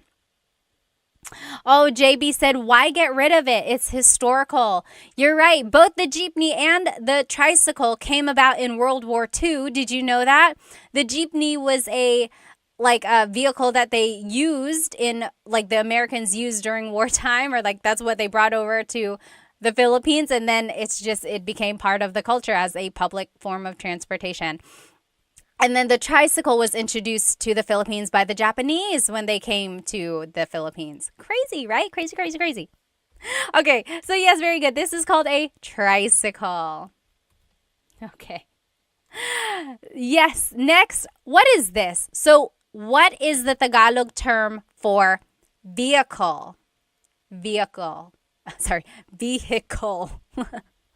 Pinay said, I love learning from your videos. Thank you. In all caps. Salamat. Maraming salamat. I love teaching you. So really, it's my honor. Salamat. Yes, this is a sasakyan. Very good. Very good. Gibolicious. Yes, sasakyan. Very good. Sasakyan is just vehicle in general. Okay. Next, what is car in Tagalog? Ano ang car sa Tagalog? Oh, Sha, thank you so much for the gift on TikTok. Maraming salamat. Thank you. And Shawnee, thank you for the gift. Maraming salamat. Yes, car in Tagalog. Gibilicious got it right. Yes, Sergey got it right on YouTube. Coche. Coche. Oh, yes, I am seeing some different spellings here. So, someone mentioned the Tagalog alphabet. In the Tagalog alphabet, there is no letter C in Tagalog naturally occurring. The ch sound is a TS combination. Coche, coche, car is coche with a TS spelling. Very good. Ano ang license plate sa Tagalog? Ano ang license plate sa Tagalog? Do you remember license plate in Tagalog is? Plaka. Plaka. Salamat, Charles Ryan. Very good. Plaka. Very good, very good. Ano ang tire sa Tagalog? Ano ang tire? Yes. Very good. Almost polyglot said it's like the word tsaa. Tsaa in Tagalog is tea, like the tea that you drink, and it's spelled T-S-A-A. Tsaa. Tsaa. That's such a Tagalog spelling. I love it. There's the TS sound and then the double vowel pronunciation. Chaa. It's so Tagalog. Yes, very good. What is tire in Tagalog? Gulong. Gulong. Oh, Tampa Souls said pagod. Pagod is tired. Tired. I said tire.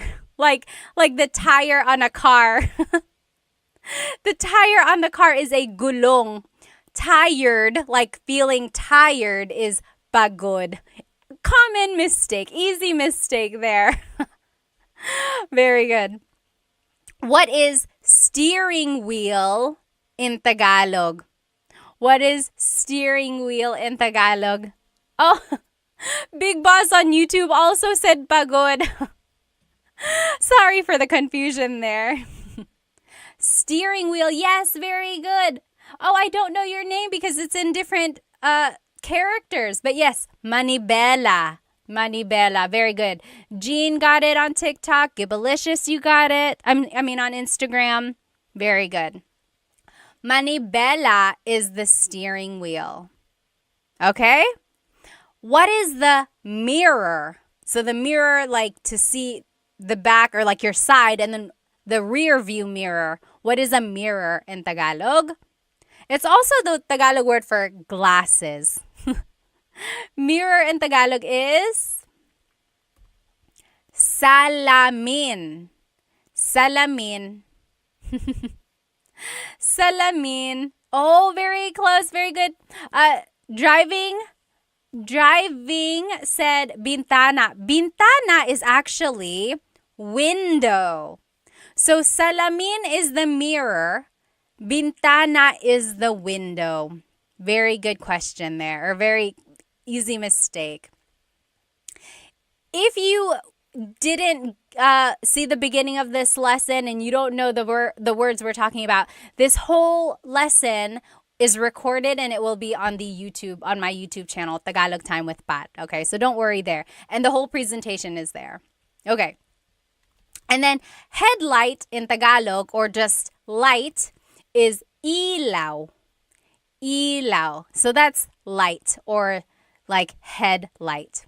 Ilaw. What is your license in Tagalog? License, like your ID. What is license in Tagalog? Yes, very good. Everyone is getting it.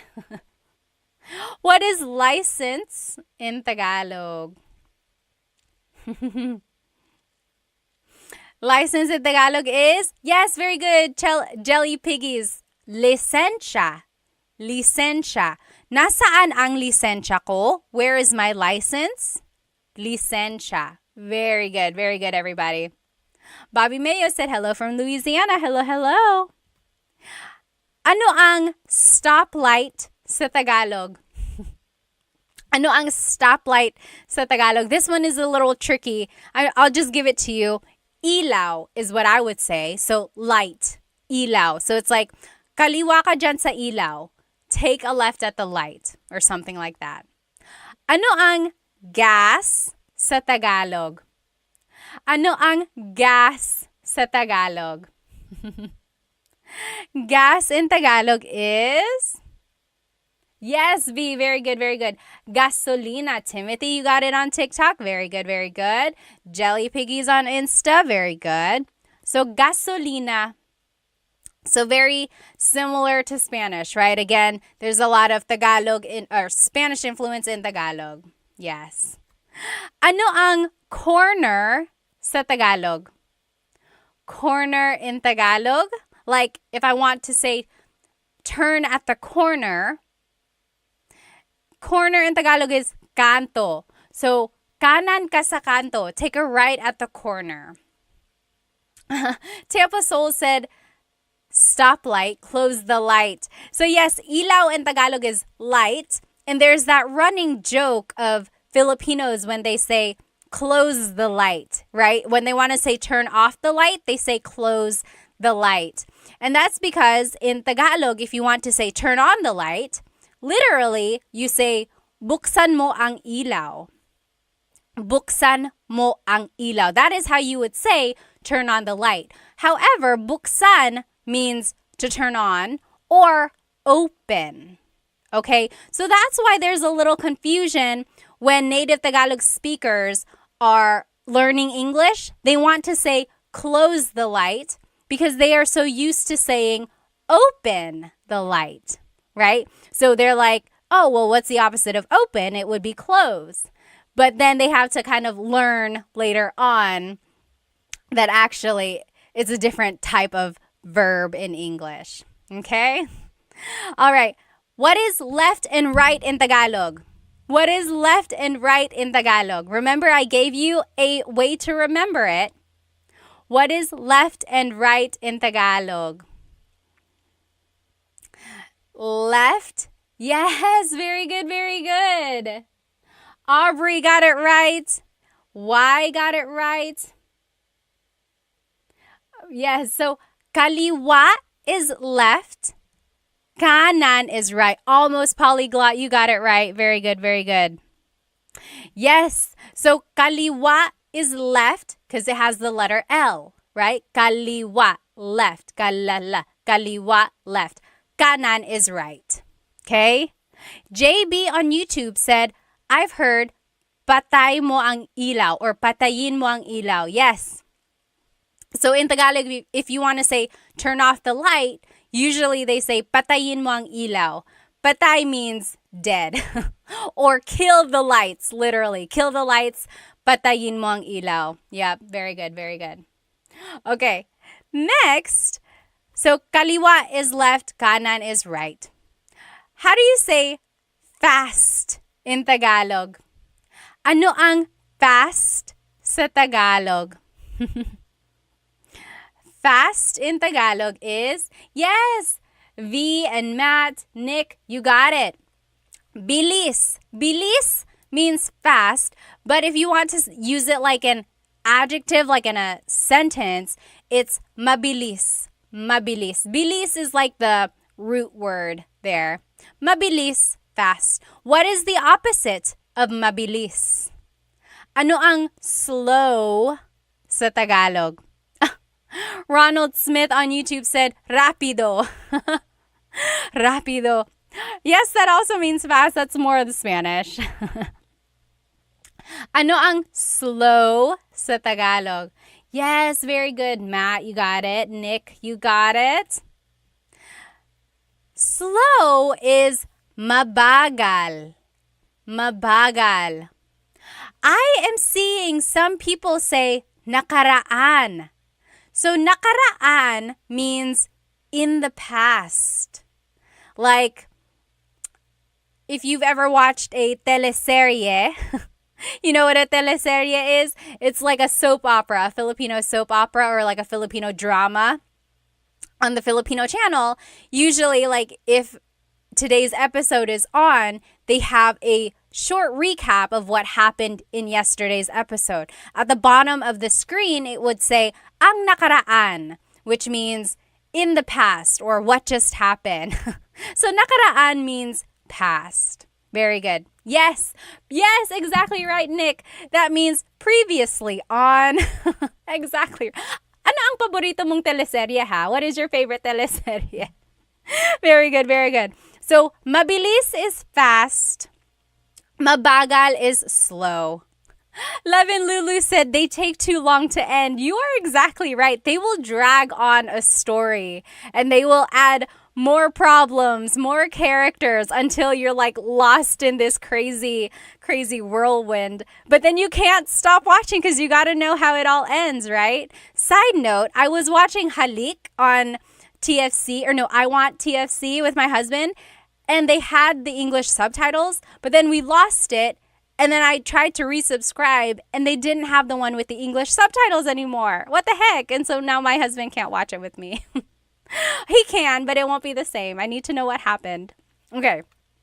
So that's it. That is it, you guys. Here's a review of everything we learned tonight. So we learned vocab about driving, about the car, about vehicles, about different types of vehicles in Tagalog, right? We learned lots of vocabulary words. Then we also learned verbs in Tagalog. We learned lots of different verbs like to go forward, to go back, to stop, to go. Okay?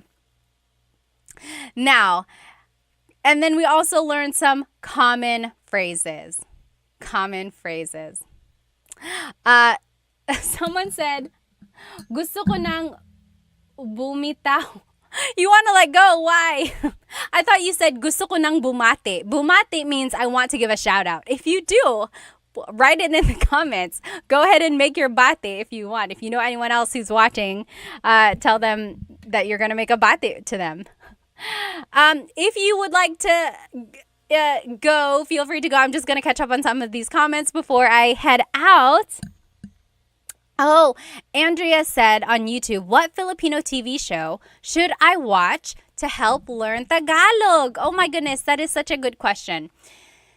If you want to learn Tagalog, like in real time, or like about current events, I would say watch the news, right? It might be a little tricky because sometimes the reporters will use very deep Tagalog words if it's about something that's like specific about a case or something like that. But it's also very, like it's in a context that you can use every day, like something that has happened around you or around people. So the news is good for learning kind of phrases and words like that. Now, if you want to learn like funny phrases or romantic phrases, go watch movies, like romantic movies or comedies, things like that. You'll learn like funny punchlines or like one-liners that are quick and witty. Those would be good. As for like shows, honestly, I don't watch a lot of shows lately. Anyone have any good show recommendations? But another good one is like Showtime. So Showtime is just like a variety show that comes on every afternoon. And it's good because there's a lot of dialogue between people. It's just like ways to get to know people. They're introducing each other. Also just like funny one-liners again. So anything you watch, I think, will be useful there. JB said, oh, totally immersing myself in Tagalog. That's great. That's great. Yeah, just like surround yourself with Tagalog movies, shows, or music, things like that. Very good. Salamat, Jay. Maraming salamat din. Oh, Hank said, I loved watching or enjoyed watching your brain multitask. Talaga, I hope you don't see it. I have a lot going on sometimes. Is Vice Ganda still on Showtime? David Jr. said. I believe so. Yes, I believe so. Oh, Ate, General Daughter, Filipino drama. What is the new one with Kim Chu? What is that one called? I haven't been watching it. Love and Lulu said Coco Martin and his drama show. So Coco Martin had a show that went on for years and years and years. Ang Provinciano, FPJ Ang Provinciano. It's like I remember starting to watch it and then I kind of just stopped watching it.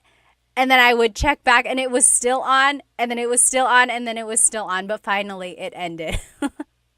Yes, you're right. B said FBJ was so long. I don't know why.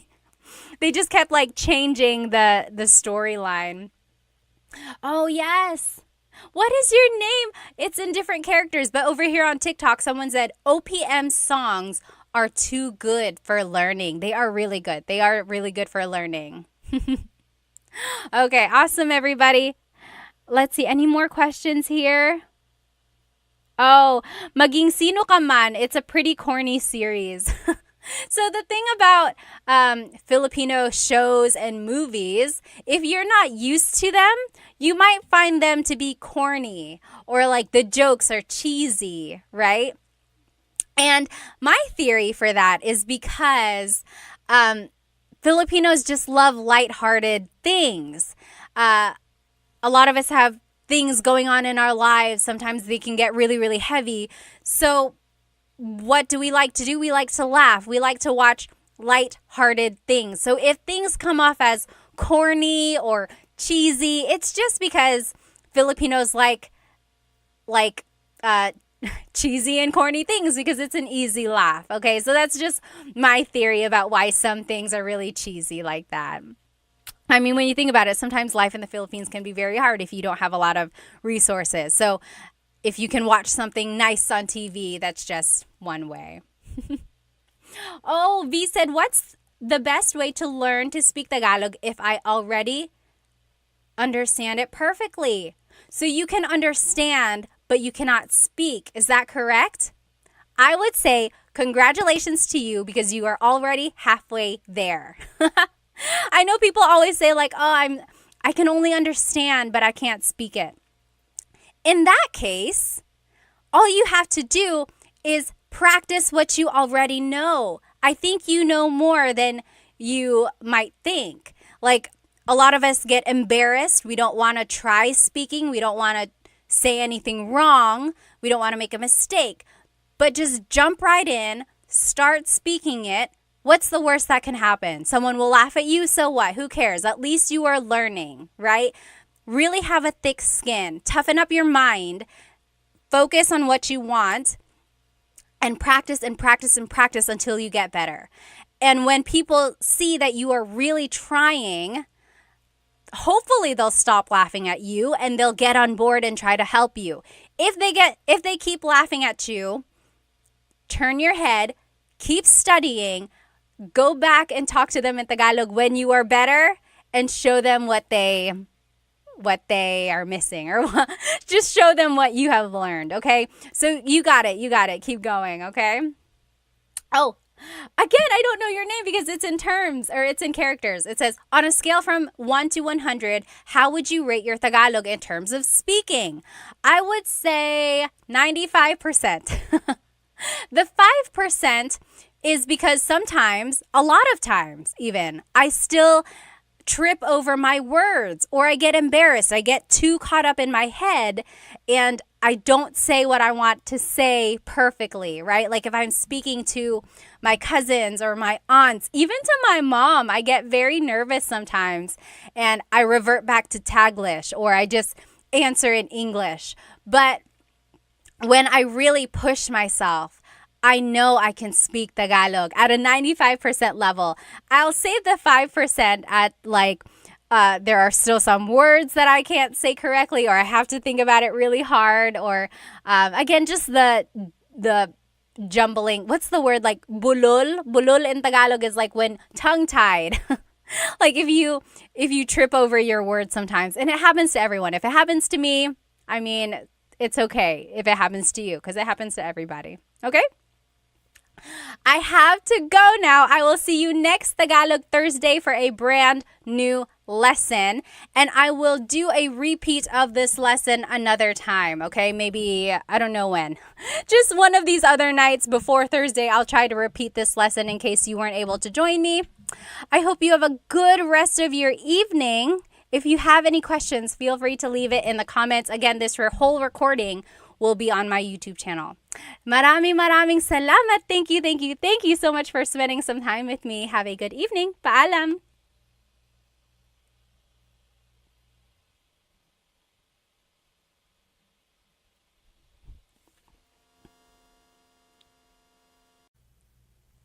Hello, everybody. So sorry for the delay, but I'm so glad you're here with me now. Okay, I'm turning on my TikTok now. Let me go ahead and just make sure I can see all the comments because I do want to see you. Hello, everybody. Welcome to my live Tagalog lesson tonight on Tagalog Thursday. I think you're going to enjoy today's lesson. So today we will be learning some vocabulary. Last week we learned a lot of grammar. If you joined me last week, we learned adjectives and then we learned some simple sentence structures so that we can use those adjectives in sentences to describe people or to describe things. Today we will be focusing less on sentence structure, so less grammar, and this time more on vocabulary. I know a lot of you guys wanted to learn more useful phrases, so I think tonight will be a fun lesson for you. Hello everyone. If you are joining me on TikTok, you are welcome to join me on YouTube where you will see my presentation. And if you are on YouTube, hello, hello. I know there's a little lag on YouTube. So if you are like listening to me on TikTok and then joining me on YouTube, there might be a little delay there. Yes, Maximilian, hello, hello. You did exactly what I wanted you to do. If you would like, please tell me where you are currently watching and how old you are, or give me an age range. Like I'm in my 20s, I'm in my 30s, and so on. I just like to get an idea of my audience. So Maximilian is from Canada. Hello, hello. Hi, Dita. Oh, you have school? Okay. Oh, you don't have school. Awesome, awesome. I'm so glad you're here. Hello, hello. Yes. Oh, thank you. Yes, my earrings are from Sunkissed Pinay, my favorite. Be sure to check them out on TikTok, Insta, everywhere. Sunkissed Pinay. Hello, hello. Dita is from Singapore. 12 years old. My goodness, Dita. Well, welcome, welcome. Sure is 33 from their house. James is in their 50s. Hello, hello. Aaron, thank you so much for sending me a badge on TikTok. Sorry. Any donation or anything you all give, I love giving back to Filipino businesses. Thank you, thank you. So if you like anything that you see in tonight's live, go ahead and either do a super chat or a donation on TikTok, but you don't have to. Thank you, thank you. Okay, so tonight we will be doing a Tagalog lesson about some vocabulary. So let's take a look here. Here's tonight's lesson agenda. We will be learning some house vocabulary. So we'll be talking about parts of the house. We'll be talking about the kitchen, the bathroom, and the bedroom. That's all we have time for today. There's so many words and so many things to talk about the house. We'll save the other rooms for another night. But tonight we will be talking about the kitchen, the bathroom, and the bedroom. And then some related phrases about those vocabulary words. Let me just catch up on some of these comments. If you have any questions, be sure to write them in here because I do want to make sure I catch them. Oh, yes, meeting you said, what about you, Pat? Where are you from? Good question. So sorry I didn't mention it. I am here in North Carolina on the east coast of the United States. It is 9:19 right now over here. So sorry for the delay. Ikwa is from Brunei, 26 years old. Ikwa is currently watching in class. You should probably pay attention to class, whatever class that is. Okay, let's go ahead and jump right into this lesson, okay? So, house in Tagalog is bahay. Bahay. Try saying that with me. Bahay. Bahay. You might notice that the spelling is A-Y at the end, so it looks like bahay, but it's pronounced bahay. That A-Y combination is bahay. Bahay. Now, you might also hear the word tahanan. Tahanan. That means home. So it's the difference between a house and a home. A house and a home. So bahay is house. Tahanan is home. Okay? And here are some phrases that you might hear about the house. Malaki ang bahay ko. Malaki ang bahay ko. So my house is big. Malaki ang bahay ko. The opposite of malaki is maliit. Maliit ang bahay ko. Maliit. So if you were with me last week or even yesterday when I did the repeat lesson, malaki and maliit were some of the adjectives we learned. Big and little. Malaki, maliit. Okay? So that's one way to describe your house. Now, you might want to say that your house is old or new. So if you want to say your house is new, it would be bago ang bahay ko. Bago ang bahay ko. My house is new. If you want to say your house is old, it would be luma ang bahay ko. Luma, that means old. So bago is new, luma is old. And it's just the same sentence structure all throughout. And we learned this last week, if you remember. So it's adjective, then it's the word ang, which means is or are. Technically, it's an article. It's all different. And then bahay, which is the noun, and then the pronoun ko. So bago ang bahay ko. My house is new. Okay? And then the last thing you might want to say about your house is the distance of it. So, malayo ang bahay ko. My house is far. Malayo. Malayo. And then, malapit ang bahay ko. My house is near or it's close by. Malapit ang bahay ko. Okay? So those are the different things you can say about your house. Let me just see if there are any questions. Oh, Little Duck said, ang bahay ko ay malaki. Yes, so you can say, malaki ang bahay ko, or you can say, ang bahay ko ay malaki. Both of those mean my house is big, right? They are the same. They just have a different sentence structure. Little Duck, I will say your phrase is a little bit formal. It's not like what is commonly used in common conversation, but it's not wrong. It's like almost too correct. But you can say that if you would like. Yes, yes. Okay, let me see. Let me catch up on some of these questions here. Tony on TikTok said, my house is pangit. Pangit means ugly. I'm sorry. Let's see. Johnny said casa. Casa is house in Spanish. So not quite. Almost. All right. Yes. One initiative said, is she streaming on YouTube too? Yes, I am. So this whole lesson is on YouTube. The recording will also be on YouTube afterwards. And then I will also redo this lesson next Wednesday, hopefully. So I tried to do this lesson a couple times. All right.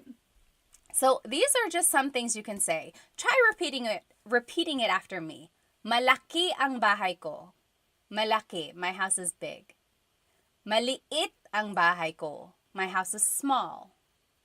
Bago ang bahay ko. My house is new. Luma ang bahay ko. My house is old. Malayo ang bahay ko. My house is far. Malapit ang bahay ko. My house is near. Okay, so those are things you can say about the house. Oh, Cece, thank you so much for a badge on TikTok. Thank you. Alrighty. Now, here are some other vocabulary words about the house. Okay. Bintana is window. Bintana. Very similar to Spanish.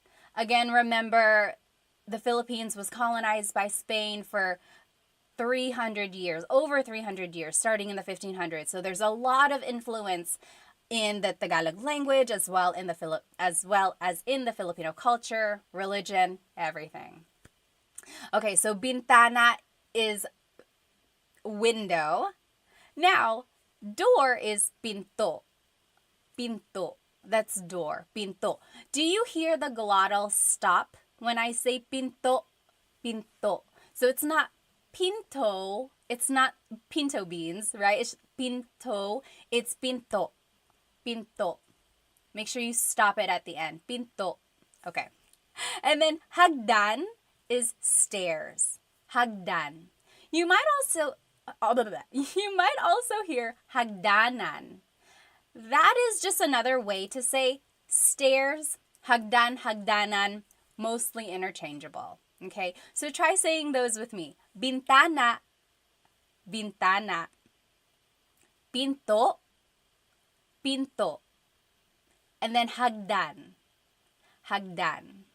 Yes. Little Duck said in Spanish we say ventana. So the V. And in Tagalog there is no letter V.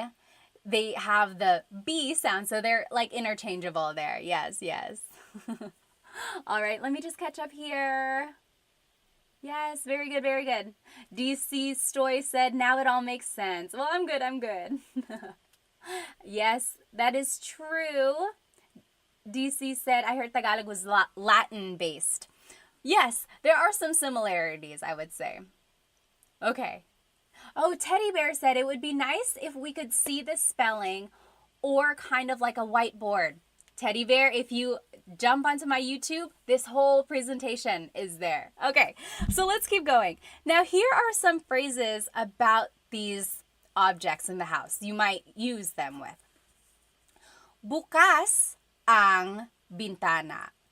The window is open. Bukas ang bintana.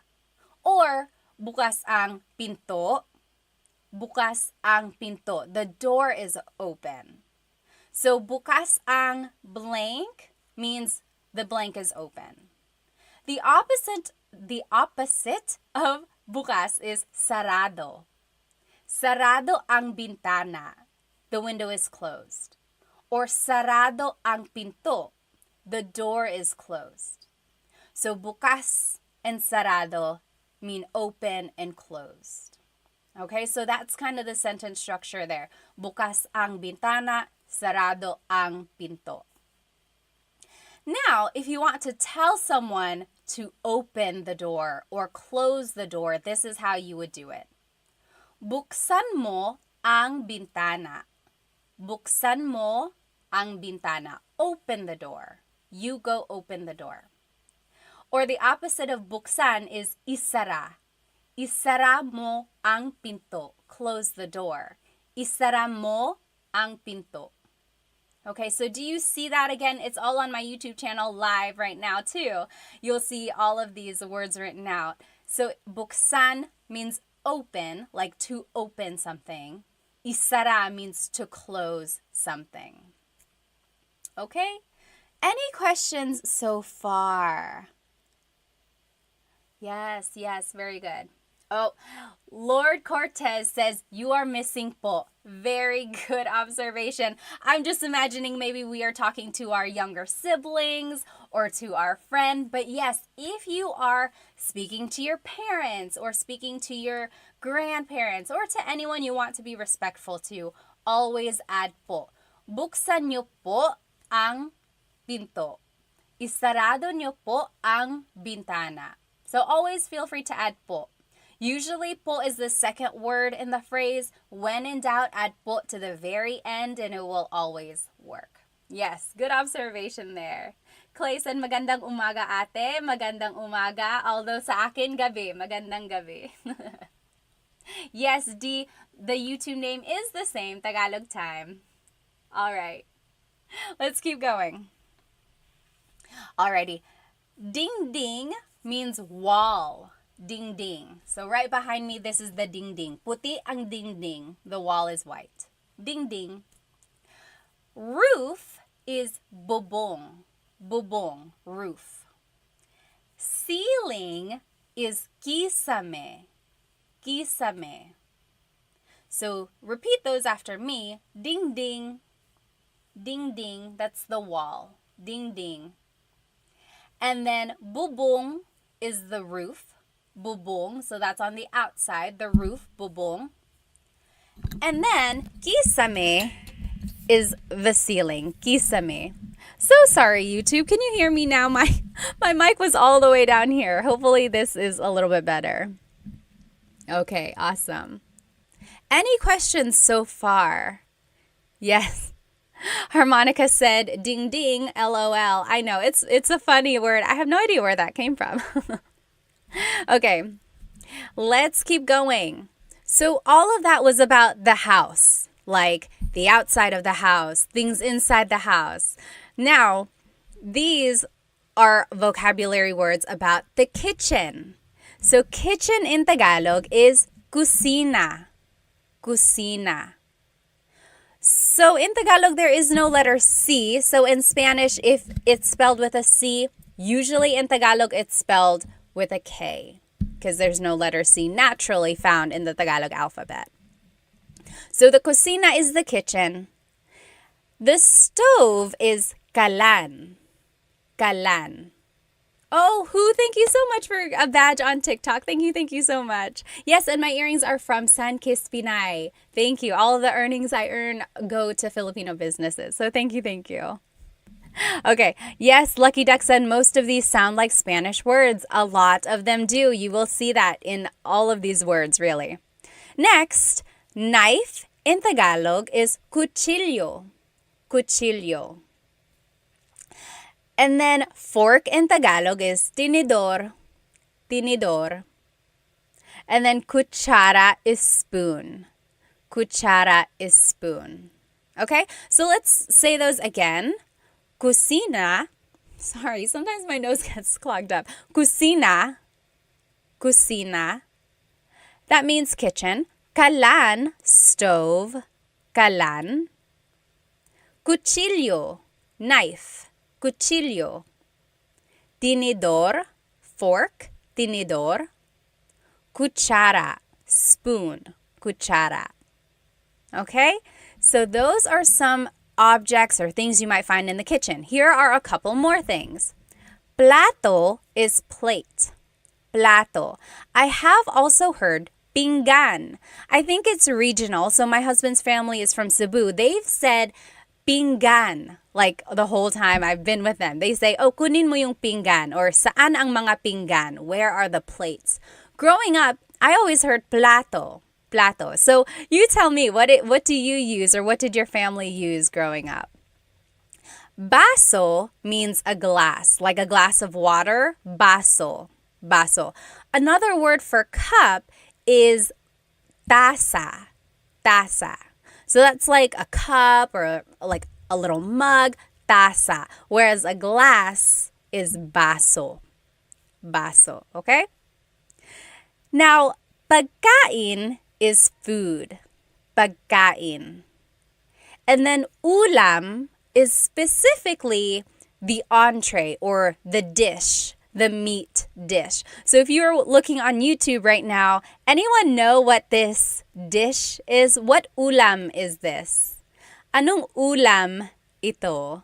Does anyone know? Anong ulam ito? You write it in the chat and then we'll check. So ulam, again, is the dish, like adobo, pansit, sinigang.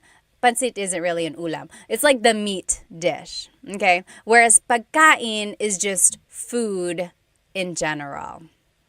Okay. And then over here, kain is the verb to eat. To eat. Yes, sure, you got it right. Deborah, you got it right on YouTube. This is adobo. If you are watching me on YouTube, I have this presentation on here. This dish is adobo. That is the ulam right here. Okay. So, kain means to eat. Kumakain ako. I am eating. Kumakain ako. Okay? So now here are some phrases about eating or things that you might hear or say in the kitchen. Nagluluto ako. I am cooking. Nagluluto ako. Nagluluto ako. So the root word luto means to cook. Luto. So I am cooking is nagluluto ako. And you can always switch out the pronouns. Nagluluto siya, he or she is cooking. Nagluluto ka, you are cooking. Okay, but if you want to say I am cooking, it would be nagluluto ako. Nagluluto ako. Oh, Rui said my favorite dish is dinuguan. I like that too. Do you know what dinuguan is? Dinuguan is a dish usually made of pork. There's ginger, long green beans, but the main ingredient is pork blood. Dinuguan. Dugo means blood. So dinuguan means made of blood or bloody. And a lot of people call it like chocolate meat if you see it at Filipino parties. But I like it. It's one of those iconic Filipino dishes. You write it in the comment. What is your favorite Filipino dish? TikTok Pocket, thank you so much. Oh, Tick Pocket, thank you so much for the badge on TikTok. Thank you. All right. Okay. So the next phrase that you might hear in the kitchen, anong niluluto mo? Anong niluluto mo? So you might see the root word luto again. So we said nagluluto ako, I am cooking. So now maybe you can figure out, okay, so something about cooking. Anong niluluto mo means what are you cooking? What are you cooking? Anong niluluto mo? That is a good question to ask. Maybe if your significant other is cooking something, you surprise them by saying, anong niluluto mo? Okay? Next, kain tayo. Kain tayo. That means let's eat. Kain tayo. Okay? Let me just check on some of these questions here. Yes. Sure said, I remember the difference between napkin and tissue from your last class. So if you are at a restaurant and you want to ask for something to wipe your face with, don't ask for a tissue. Don't ask for a napkin. So a lot of times in English, we would say, oh, excuse me, can I please have a napkin? Can I have a napkin to wipe my face? Don't say napkin. In the Philippines, napkin is what they call a sanitary pad. So things that women would use. So if that's not what you're asking for, don't say napkin. In the Philippines, they call that a tissue. So pahingi ng tissue. Pahingi po ng tissue. Can I have a tissue? So that's the difference there. It's not that big of a deal if you happen to mix it up, but you might get a little chuckles. Even me, I've made a video and I was like, oh, pahingi pong ng napkin.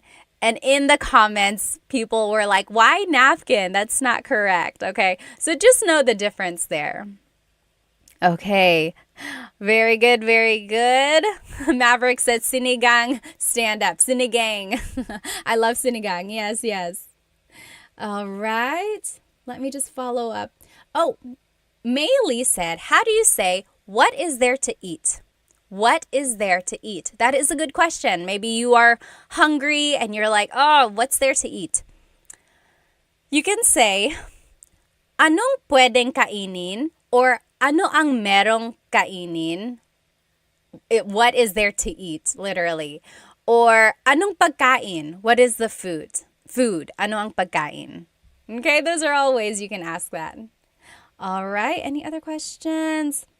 Tick Pocket said, do you have lives that teach people Filipino alphabet? I have not yet. No, I haven't taught the Filipino alphabet. I'll add that to my list of things to teach. All right. Yes. XOKZ asked, do you only speak Tagalog? Yes, Tagalog and English. I took a little bit of French in high school and college, but no, I don't speak Bisaya or Waray or the other languages or dialects. I would love to, though. I'm hoping to find someone who can teach me that online. So if you know any accounts, that would be so helpful. All right, let's keep going. Oh, IME said kare-kare and bagoong. I love that dish too. Kare-kare. Kare-kare is like usually beef and it has peanut butter. It's like a peanut butter sauce. So yummy, so yummy. Okay, so now here are some vocabulary terms about the bathroom. So bathroom in Tagalog is baño. Baño. Baño. You might also hear it referred to as the CR. Anyone know what CR stands for? Kind of funny, but it's used all the time. It's like, oh, saan ang CR? Saan ang banyo? Saan ang CR? Yes! Sidewalk Chalk got it. Joseph got it. And Jack got it. Honey Badger. CR stands for comfort room. Yes, Richard, you got it too. Shaolin, conventional room. Almost, almost. Yes. Bet said baño is the same as Spanish. It is, it is. Yes, sure. And James and Deborah, you guys all got it. Man. So CR stands for comfort room. So sometimes that's what people call it. They say, saan ang CR? Where is the bathroom? Next, the toilet is inodoro. Inodoro. That's the toilet. Try saying it with me. Inodoro. Inodoro. Now, just to add to your vocabulary, here are some other things. So, pee is ihi. Ihi. That's pee. And then poop is tae. Tae. Just so you know the vocabulary, okay?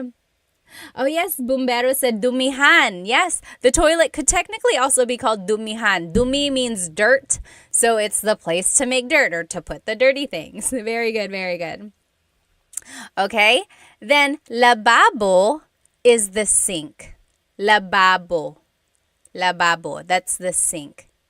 And then paliguan is the bathtub. Paliguan, the place to take a bath. Ligo means to take a bath. Paliguan is the place to take a bath. Oh, someone wrote the tabo. I didn't have the tabo in my list. So the tabo is the little thing usually beside the toilet that people in the Philippines use to wipe their bottom, or I'm sorry, to wash their bottom, or they use it to take a bath as well, like a little bucket.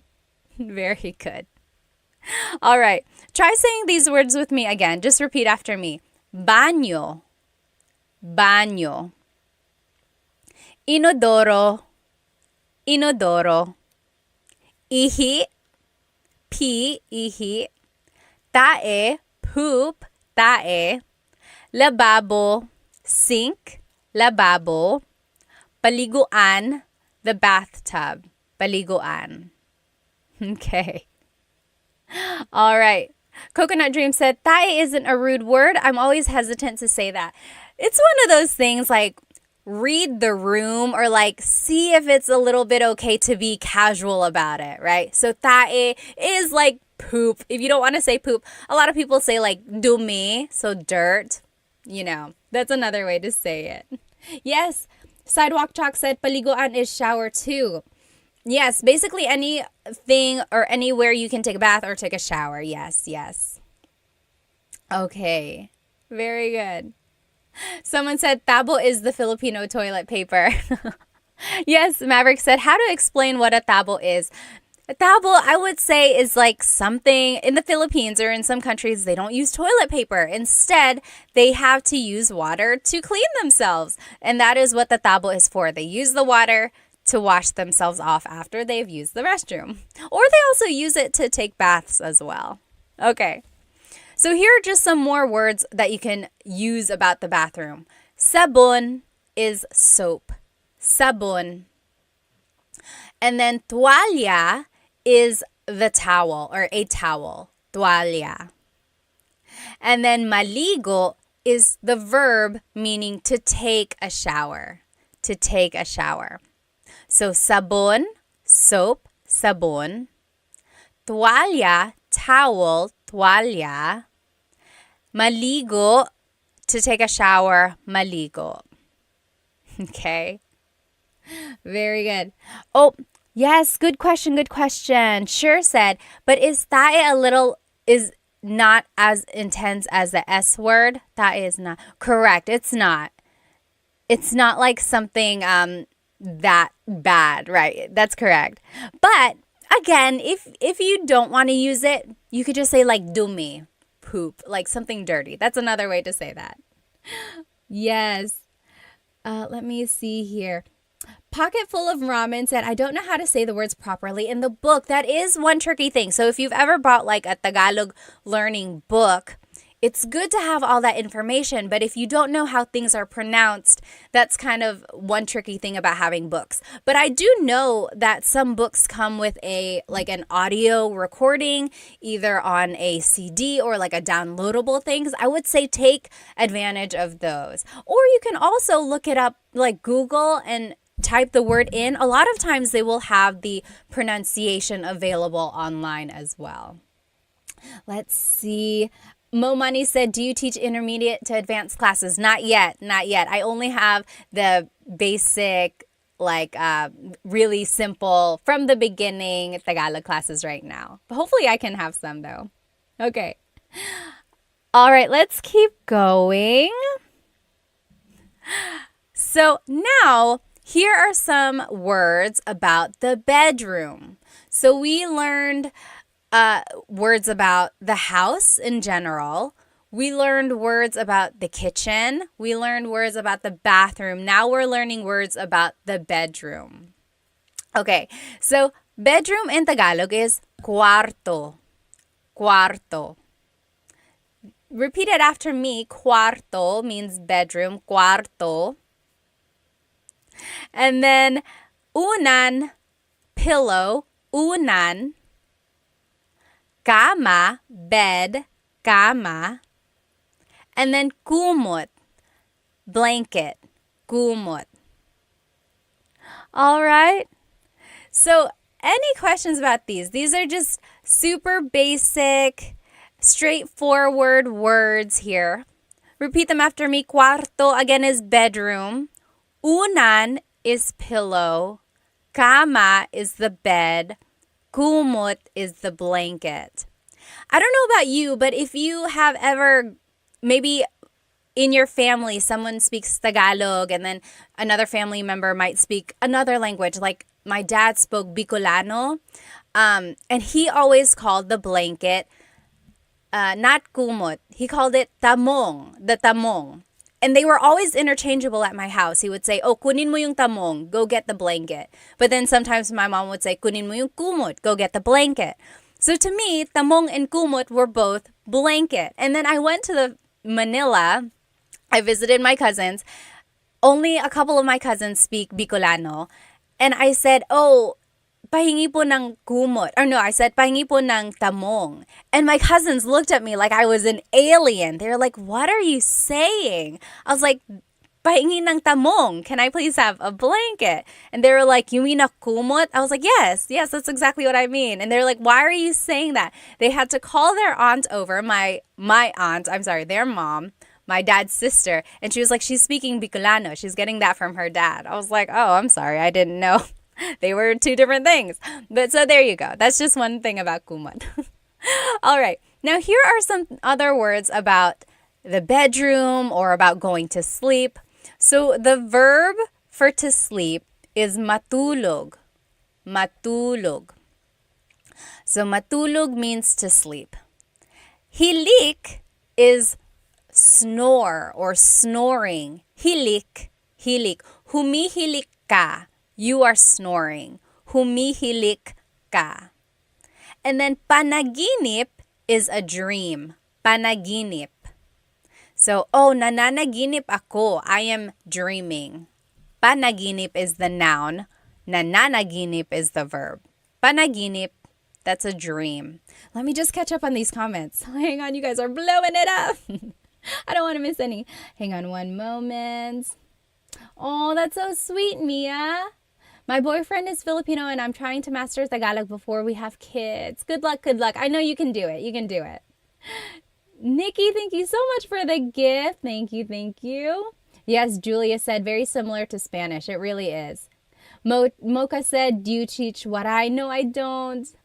Oh, Bungie said, what is your opinion on people speaking traditional Tagalog, like maybe no English and minimal Spanish? That would be great. You know, I'm very guilty of speaking Taglish a lot. Like when in doubt, I always put in English.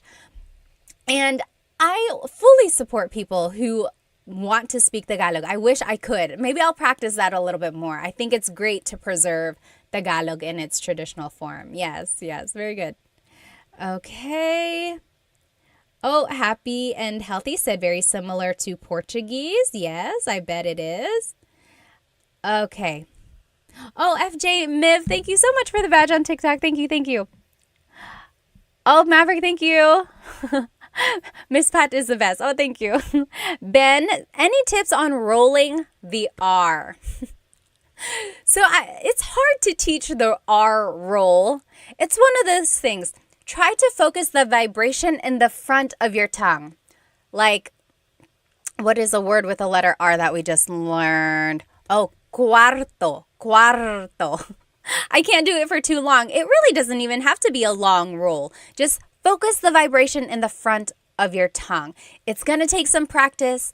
Really try to move your tongue up and down and let the air flow around it. Does anyone else have any other tips for how to roll your R?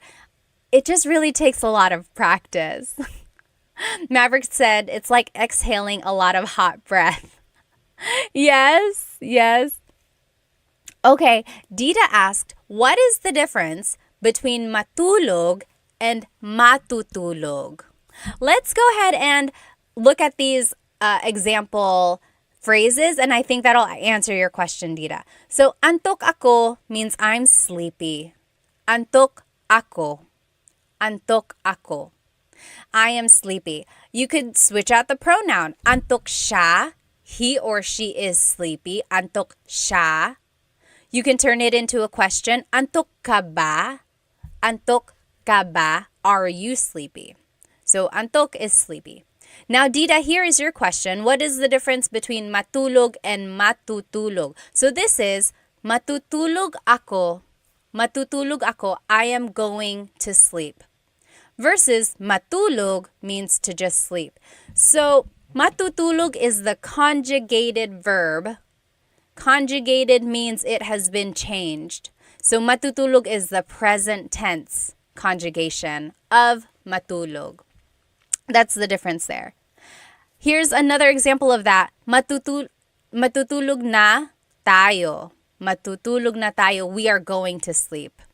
Or matulog na tayo. Let's go to sleep. And then maybe in the morning, you want to say, ayusin mo ang kama. Fix the bed. Ayusin mo ang kama. So those are different things you might hear or say in the bedroom. Oh, Lem said, Cebuano or Tagalog, which is more common in the Philippines? Very interesting question. So Tagalog is mostly spoken in like the Luzon area, maybe in the Bicol regions as well.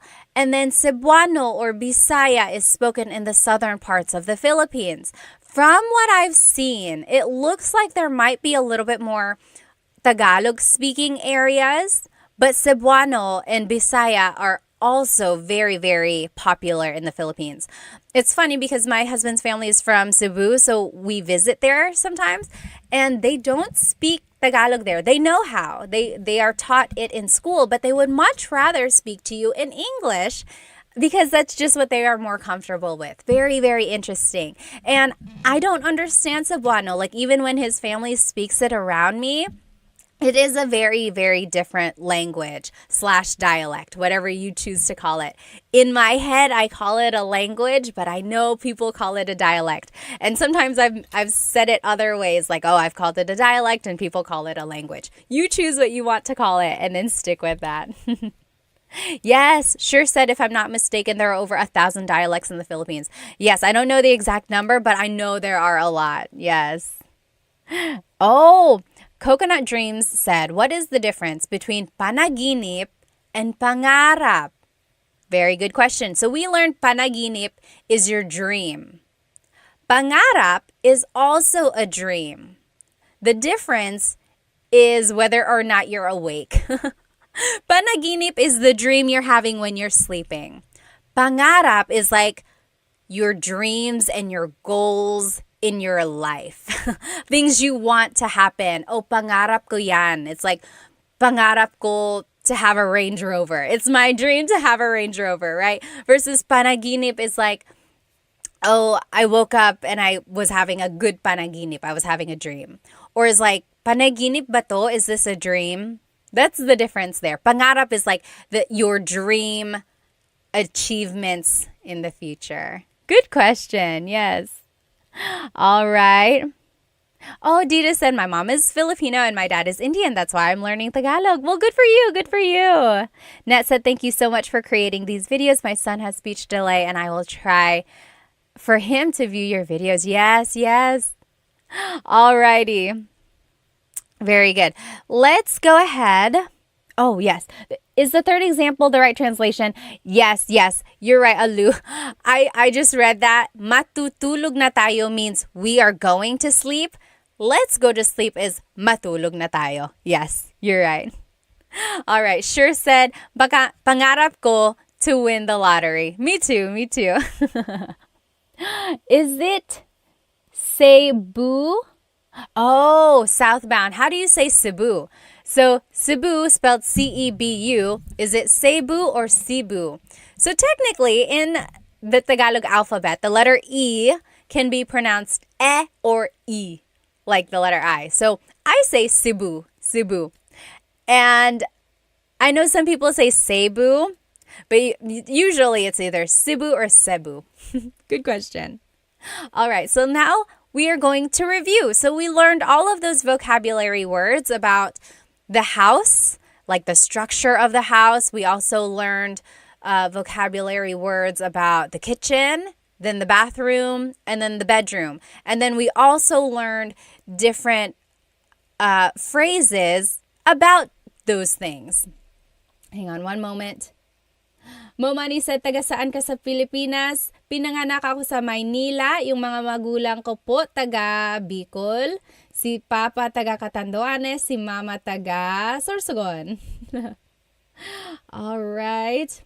Oh, Liv said, do you have any references for learning Kapampangan? I wish. You know Chris Punsalan, the caregiver, he knows Kapampangan. So maybe we could ask him to make some teaching videos. All right. Let's keep going. So let's review now. Now these are the slides, the same slides, but they are blank. So you have to tell me what these are, and then let's fill it in together. Okay? So, ano ang house sa Tagalog? Do you remember? Ano ang house sa Tagalog? Yes, Dita got it right on YouTube. Dita says bahay. Very good, bahay. Do you remember what home is? So house versus home. Bahay is the house. Tahanan is the home. So it's just the difference between like my house versus my home. Okay? How do you say my house is big? How do you say my house is big?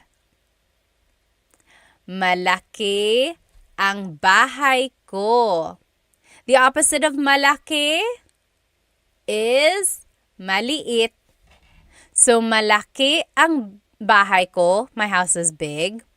Maliit ang bahay ko, my house is small. How do you say my house is new or my house is old? How do you say my house is new or my house is old?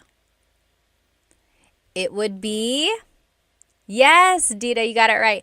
Bago ang bahay ko or luma ang bahay ko?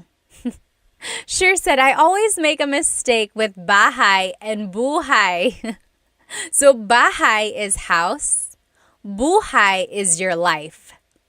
Yes, so malaki ang bahay ko, not malaki ang buhay ko. Very good. Yes, bago is new, luma is old. Very good, very good. Now, how do you say my house is far or my house is near? What is the difference between far and near? Oh, thank you, Hima. Thank you so much for the badge on TikTok. Thank you. Oh, user 413 said, where did you get your earrings? These are from Sunkissed Pinay. Sunkissed Pinay. Be sure to check them out. So pretty, so pretty.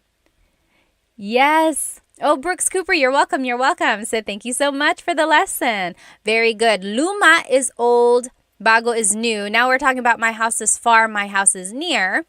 Malayo ang bahay ko or malapit ang bahay ko. Yes. Very good, Coconut. So if you were in my lesson last week, if you attended the class, we learned a couple different ways to use adjectives. And those recordings are on my YouTube channel if you weren't able to catch it. But if you want to say malayo, you could also say ang layo. Ang layo ng bahay ko. Yes. Very good, very good. Okay. Now, what is window in Tagalog? Ano ang window sa Tagalog?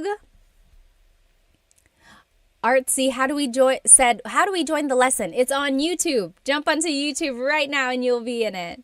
Shadi said, do you do one-on-one? I really want to learn. Not right now. I don't have any one-on-one classes. And my group classes are finishing up right now. We're on lesson 3 and my group classes. We're going to do lesson 4 next week. Oh, Shell, right there. I'm Kapampangan. There you go. Shell, maybe you can teach us. Do you make lessons on somewhere? We would love to watch those. Yes, very good, very good. Sure. And Gabby, Harmonica, I think you might have just missed one letter. Window in Tagalog is bintana. Bintana. Tiny Pancakes, you got it. Bintana, that's window. Very similar to Spanish, remember. Ano ang door sa Tagalog? Ano ang door sa Tagalog? Diego, you're welcome, you're welcome. Door in Tagalog is pinto. Pinto. And remember, don't forget the glottal stop. Don't forget to stop the sound at the end. That's called the glottal stop. Pinto, pinto. It's not pinto, it's pinto. Stop it at the end. That's just a word on pronunciation there. Alrighty, and then stairs, hagdan, hagdan. Stairs is hagdan. All right. Now, how do you say the blank is open or the blank is closed? Like the window is open, the door is open. It would be bukas ang pinto or sarado ang pinto. Yes, Dita says ang pinto ay bukas or ang pintana ay bukas. That is correct. That is correct, Dita. Again, whenever you use I, it's kind of formal. It's not what is commonly used. More commonly, it would be said like, bukas ang pinto, sarado ang pinto. But you are correct. It's not wrong. It's just not casual. Very good, very good. All right. Sink said, amiga, amiga, are you Mexican? No, I get that a lot though. Okay. How do you say open the blank or close the blank? Open the door, close the door. Okay, how would you say that? It would be, buksan mo ang bintana, open the window. Or buksan mo ang pinto, open the door. Buksan mo, isara mo, blank. So that is how you say open something, close something. Very good, very good. Next, ano ang wall sa Tagalog? Ano ang wall sa Tagalog? Oh, Lucky Duck or Little Duck said, how can I ask, is the window closed? So let's go back. Is the window closed? I would use the first phrase here. Sarado ba ang bintana? Sarado ba ang pintana? So, ba is a question word. So you're asking, sarado ba ang bintana? Is the window closed? Versus sarado ang bintana, that's a statement meaning the window is closed. Yes, Tiny Pancake said pader. Pader is also another word for wall or ding ding. Ding ding. Very good. Ano ang roof sa Tagalog? Ano ang roof sa Tagalog? Just Jewel said, what about ibukas mo ang pinto? Yes, that also works. So you could say, buksan mo ang pinto or ibukas mo ang pinto. Yes, very good, very good. The only difference with that is sometimes verbs are object-focused, sometimes verbs are actor-focused. So, ibukas mo ang pinto is the object-focused verb, whereas buksan mo ang pinto is, maybe I'm getting mixed up. Ibuksan mo. No, I would say it's correct. Sorry, it's very grammatical there, but yes, you are correct. All right. Roof in Tagalog is bubong. Bubong. Yes, very good. Very good. Maverick said, ding, ding, ding, ding. We got a winner. Very funny. Yes. Megan said, where did you get your earrings? These are from Sunkist Pinay. Oh, and Moho Fotoko is from Virginia Beach. Are you near the Jollibee? And then ceiling in Tagalog is kisame. Kisame. That's the ceiling. Kisame. All right? Now, here are some vocabulary words about the kitchen. The kitchen. Kitchen, do you remember what the kitchen is in Tagalog? Ano ang kitchen sa Tagalog? Ano ang kitchen sa Tagalog? Kitchen in Tagalog is, yes, Dita, you got it. Whoops. Kusina. Kusina, yes, FYP January. And Tiny Pancakes, you got it. Kusina, that's the kitchen. Manal on YouTube said, is bukas? Does that mean tomorrow too? Yes. So, bukas is tomorrow. Bukas means open. So it's a homonym. Homonym means it has more than one meaning depending on the context or depending on the pronunciation. If you say bukas, bukas, the emphasis is on the second syllable, that means open. If you say bukas, bukas, emphasis is on the first syllable, that means tomorrow. Very interesting. Like, oh, may work ako bukas. I have work tomorrow. May work ako bukas. Or, bukas ang bintana. The window is open. Bukas ang bintana. Very good, Manal. Very good observation there. All right. Yes, very good. So next, what is stove in Tagalog? Ano ang stove sa Tagalog? Stove in Tagalog is kalan. Kalan. Kalan. Okay, how do you say knife in Tagalog? How do you say knife in Tagalog?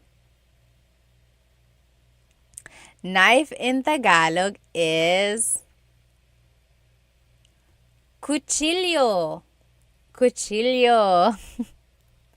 Maverick said, how do you say we open tomorrow? Bukas kami bukas. Bukas kami bukas. Funny, funny.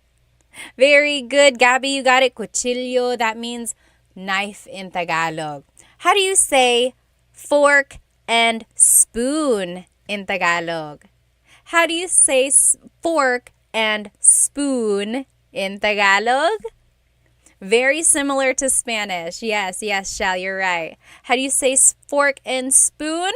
Fork in Tagalog is tinidor. Tinidor. Yes, Elizabeth, you got it. Cuchara. Cuchara. Elizabeth is spelling it with C's. So instead of C's in Tagalog, it's K's. And the TS makes the ch sound. In Tagalog, there's no letter C in the abacada alphabet. That only came later on. In Filipino, in the Filipino alphabet, there is a letter C. So Filipino is different from Tagalog. Filipino incorporates all of the loan words and all of the other influences from Spanish, Chinese, and English. So yes, the Filipino alphabet has the letter C, but the Tagalog alphabet, abacada, does not. Very interesting, very interesting. All right. Oh, Isa said, how do you say see you tomorrow in Tagalog? Kita tayo bukas. Kita tayo bukas. Kita means to see. Kita, tayo means us. And then bukas is tomorrow. Very good, very good. Very good. Tinidor is fork, kutsara is spoon. Next, what is plate in Tagalog? Ano ang plate sa Tagalog? Ano ang plate sa Tagalog? What is plate in Tagalog? Plate in Tagalog is, yes, madapaka and... Are you saying madapaka? And just Jewel, yes, you guys got it right. Plato, Gabby, you got it right. Dida, you got it right. Very good, very good. Plato, again, in different regions, it's different. Like in Bisaya, I've heard pinggan. Pinggan also means plate. Ano ang glass sa Tagalog? Ano ang glass? Like a glass cup. Ano ang glass sa Tagalog? Glass in Tagalog is baso. Baso. Baso is glass. If you are just joining me on TikTok, this whole lesson is on my YouTube channel right now. Okay, ano ang food sa Tagalog? Ano ang food sa Tagalog? Yes, Gabby, Manal, Little Duck. You guys all got it right. Cassidy, very good, very good. And then harmonica, correct. Taza is for a regular cup. Taza is a regular cup. Baso is for a glass. So what is food in Tagalog? Yes, very good. Just Jewel got it. Definitely not Robin got it. Harmonica and Gabby, yes. Pagkain is food. And then the meat dish or the entree is the ulam. Ulam. So ano ang ulam natin? What is our dish? Ano ang ulam natin? O adobo or sinigang or kare-kare or dinuguan. All of those are ulam. James said ulam. O-O-O-L-A-M. Very good. And then what is to eat in Tagalog? To eat. To eat in Tagalog, what is the verb to eat? To eat in Tagalog is kain. Very good. Just Jewel, kumain. Yes. So you could say kain or you could say kumain. Kevin said kakain. So all of these are different conjugations or different ways to use kain. Very good, very good. Someone had a question up here. Oh, Sure said, I always mess up pagkain and kumain. Yes, so pagkain is the noun food. Kumain is the verb to eat. Very good. Someone else had a question up here. Hang on one moment. Oh, Cody Paul said, do you visit the Philippines much? I do. I try to go every couple years, every 2 to 3 years. When I was younger, my family visited every other year, and I think that really helped me retain Tagalog. Yes, yes. Okay, very good. Alrighty. Now, how do you say I am cooking? I am cooking. If someone walks into the kitchen and they're like, oh, what are you doing? You say, I am cooking. It would be, nagluluto ako. Nagluluto ako. So, luto means to cook. Luto. Nagluluto ako means I am cooking. Very good. Oh, Gabby said nagluto ako. Very close. Nagluto ako means I cooked. Past tense. I cooked. There's a repeated syllable there. Nagluluto ako. Yes, very good. Sure got it. Cassidy got it. David, very good, very good. Awesome. And then how do you say, what are you cooking? What are you cooking? It would be, anong niluluto mo? Anong niluluto mo? What are you cooking? Ano means what. Niluluto means cooking. Mo is referring to you. Very good, very good. And then how do you say, let's eat? Let's eat. Let's eat. A lot of people say this. You might hear it. Kain tayo. Kain tayo. Oh, Gio, thank you so much for the badge. Thank you, thank you. Let me catch up on some of these comments here. Let's see. John asked, where are you from in the Philippines? Taga Maynila ako. I was born in Manila. Let's see. Oh, Panda World said, is the Philippines a safe country? I hear 1 in every 5 Filipinos is a criminal. I don't know about that statistic. I would say it's like, if you go to Manila, which is a big city, it's like any other big city. You just got to be aware of your surroundings. If you are a foreigner, I would say maybe don't stay out too late. Be aware of like where your wallet is and try not to get too close to people who may not look very friendly. But if you are in the province, if you are in like just the rural areas, a lot of people there are quite nice. Even in the cities, people are nice. And it's just the way it is everywhere, I think. If you're in a big city, just really be careful. Oh, Marvel said, how do you say I'm back Hang on one moment. Okay. How do you say I'm back? So maybe you came back from somewhere. It would be, there are a couple ways to say it. You could say like, andito na ako. I'm here already. Andito na ako or nandito na ako. Or, bumalik na ako. I came back. Bumalik na ako. Anyone else have any other suggestions for how to say I'm back? All right. Yes. Very good. Very good. Gabby said, how often do you do live lessons? I'm trying to do Tagalog Thursdays. So every Thursday, there's hopefully going to be a new live. I've done it for like 3 or 4 weeks now, Tagalog Thursdays. And then I try to do the lesson again live another time during the week. It's the same exact lesson, just for those who weren't able to join the live the first time. So I try to do the live twice with the same lesson. Yes, Cassidy said, babalik na ako or bumalik na ako. Sure said, back na ako. That also works. Back na ako.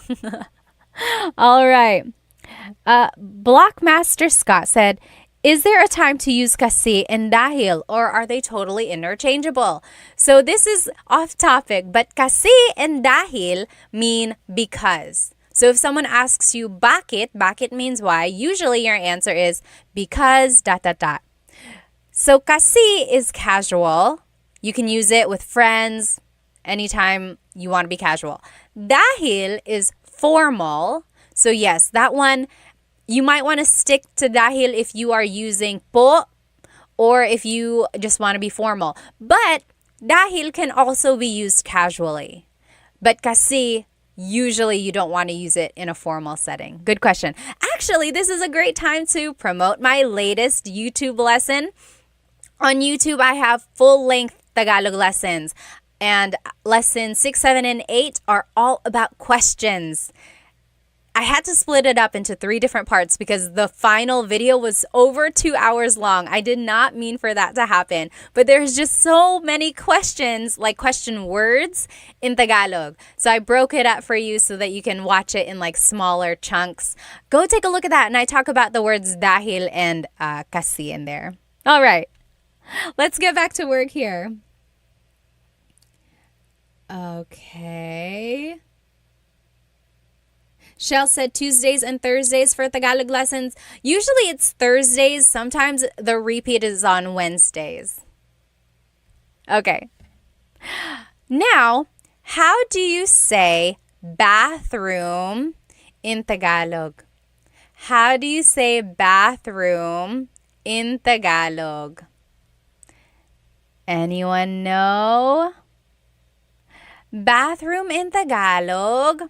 There are 2 ways. Bathroom in Tagalog is? Yes, you guys got it. Just Jewel, Gio, Aaron, you guys are getting it. Yes! And Avalon. So, banyo or CR. Yes, Sergey, workout, got it. Maximilian, you guys are getting it. Harmonica, palikuran. Yeah. Paliguan, maybe. Very good. Gregory and Dita. Yes, Blockmaster. Very good. Okay. So, how do you say toilet in Tagalog? How do you say toilet in Tagalog? So, CR, remember, stands for comfort room. Comfort room. So sometimes people say, saan ang CR? Where is the bathroom? Saan ang CR? Same as saan ang banyo. Inodoro. Inodoro. Toilet. That means toilet. Inodoro. Han Solo said, are you American? I guess technically I am. I'm an American citizen. I was born in Manila, so Filipino-American. And remember, just so you can have the vocabulary, ihi is pee, tae is poop. Now, what is sink in Tagalog? What is sink in Tagalog? Sink in Tagalog is? Yes. A lot of people on TikTok are saying, oh, it's so similar to Spanish. It really is. A lot of these words are so similar to Spanish. Oh, Tony, thank you. Thank you so much for the badge. And to Full Hound, thank you. Thank you so much. Yes, very good. Sink in Tagalog is lababo. Lababo. I always thought that was a fun word to say. Lababo. Lababo. Very good. Han Solo said, I knew it. Filipino Americans have the same look, either this or the one with eyelashes and mascara. Okay, I don't know. How do you say bathtub in Tagalog? How do you say bathtub?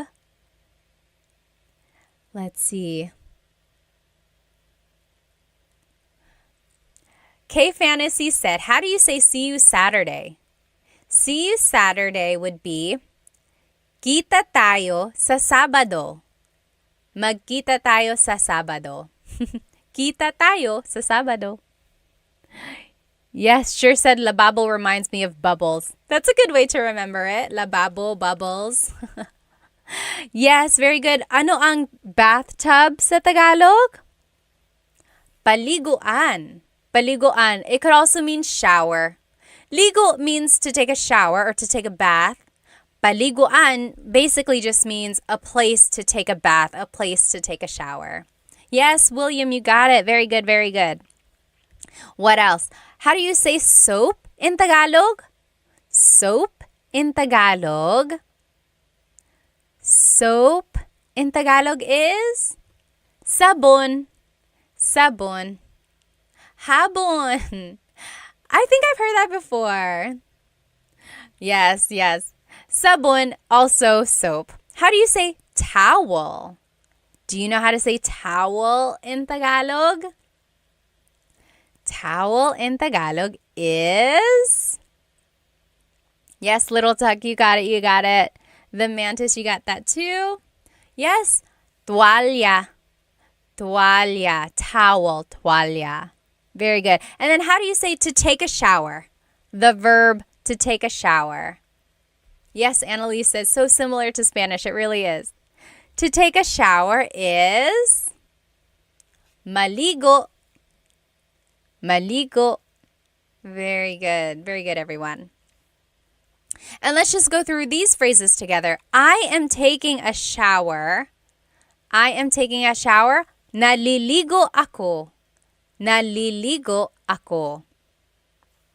And then, are you done yet? Tapos ka na ba? Tapos ka na ba? And then, hurry up. Dalian mo na. Dalian mo na. So these are just some phrases you might hear. Again, if you're just joining me on TikTok, this whole lesson is on YouTube right now too. I'm doing a live on YouTube and you'll be able to see the lesson there with all the words and the pictures as well. So let's just go over these phrases one more time. Naliligo ako. I am taking a shower. Naliligo ako. And then tapos ka na ba? Are you done yet? Tapos ka na ba? Maybe if someone is taking a long time, you can say that. And then if you want to say hurry up, it would be dalian mo na. Hurry up, dalian mo na. Very good. Yes, can you make a list of words? Again, I use those to help. Bones, I would say, look on my YouTube channel. This lesson will be on there, the recording, and everything is written out on there for you. Now, this is the bedroom. Ano ang bedroom sa Tagalog? Ano ang bedroom sa Tagalog? Bedroom in Tagalog is cuarto. Cuarto. Bedroom in Tagalog is cuarto. Ano ang bed sa Tagalog? Ano ang bed? Ano ang means what is blank. And that's a good phrase to know if you're learning Tagalog. You could say, ano ang bed? What is bed? Ano ang bed sa Tagalog? Bed in Tagalog is kama. Harmonica said kama room. Almost. Kama. Kama, yes. Kama. Ano ang pillow sa Tagalog? Ano ang pillow sa Tagalog? Yes, Cassidy said, can dalian be replaced with bilisan? So we learned dalian mo na. That means hurry up. Dalian mo na. But you could also say bilisan mo na. Bilisan. Bilis means fast. So bilisan means go faster. Hurry up. Go faster. Very good. Pillow in Tagalog is unan. Unan. Sergey said ulam. Remember, ulam is the food, the dish. Adobo is ulam, kare-kare is ulam, pillow is unan. Unan. I know they sound very, very similar. Very good. All right. How do you say blanket in Tagalog? Blanket in Tagalog is kumot. Kumot. Kumot is blanket in Tagalog. All right, and then just a few more words here. How do you say to sleep? The verb to sleep. How do you say to sleep? Yes, Dita, very good, very good. You got kumot. To sleep in Tagalog is matulog. Matulog. Oh, Tufel Hound, thank you for the ice cream badge. Thank you so much. Yes. Very good. Yes, Coconut said, I usually say bilisan too. Yes, they're interchangeable. Bilisan mo, dalian mo. Very good, very good. Matulog. How do you say snore? Do you remember what snore is? Oh, Daniel said higa. So, does anyone know what higa means? Higa is the verb to lie down. Nakahiga ako, I am lying down. That's like the adjective. Or mahihiga ako, I will lie down. Very good, very good. Very similar. Hilik is to snore. Hilik. Halik is kiss. That's different. Hilik is snore. Humihilik ka. Humihilik ka. You are snoring. Sergey, very close. You said hilig. Hilig means like things you like or your hobbies. Very good, very good. Yes. Juan said, does ako mean me? Yes, and it's very similar to aku in Indonesian. Very good. Oh, Sha said, how do you conjugate verbs? I have Tagalog lessons on my YouTube channel. I think Tagalog lessons 3 and 4 are how to conjugate verbs in the present tense, in the past, and the future. Take a look at those. Yes, Brian said, is this Tagalog? Opo, Tagalog po ito. It is. Okay, lastly, dream. How do you say dream in Tagalog? Dream in Tagalog is panaginip. Panaginip. And remember, Coconut asked, what is the difference between panaginip and, what was the other word for dream? Pangarap. So, panaginip is the dream you have when you're asleep. That's just your dreams.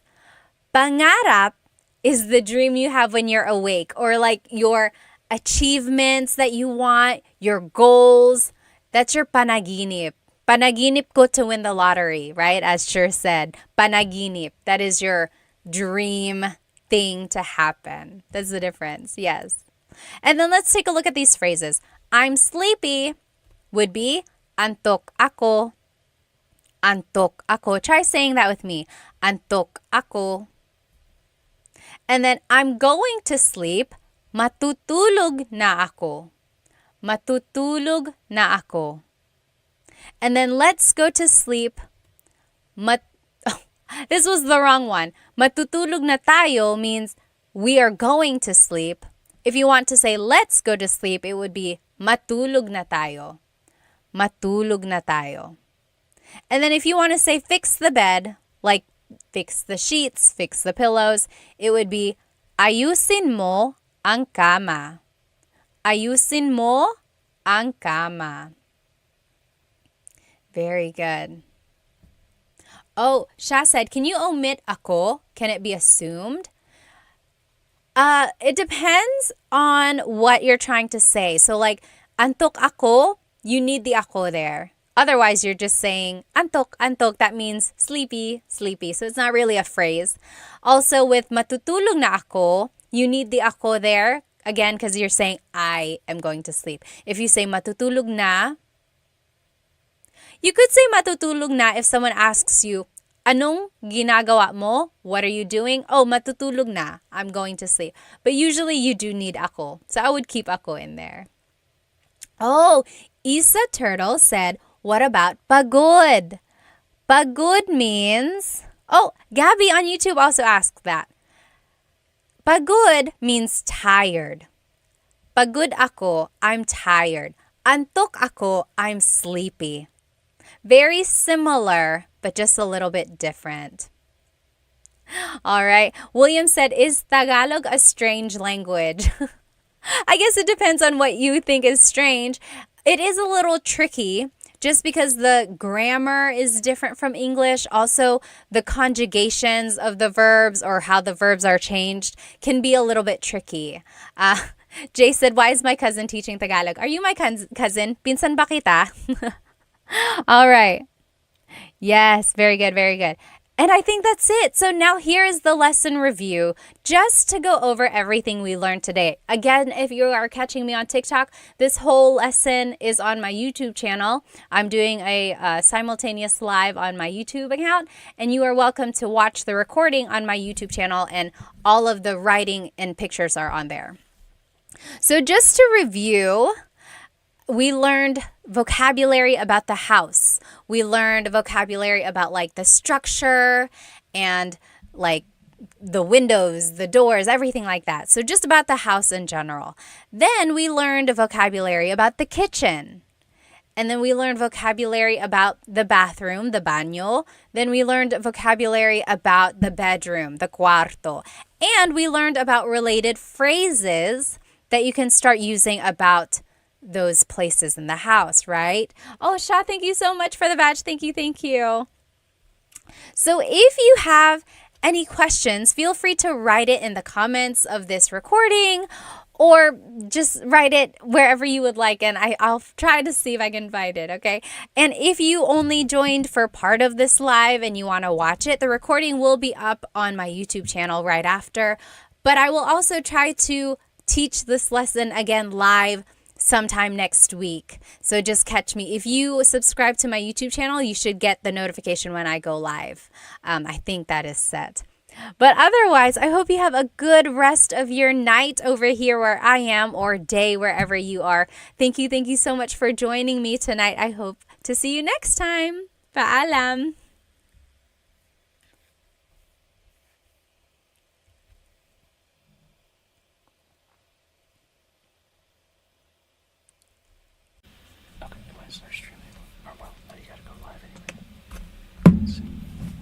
Oh. Oh, wait, it's going live now. It's live. There we go. Go away.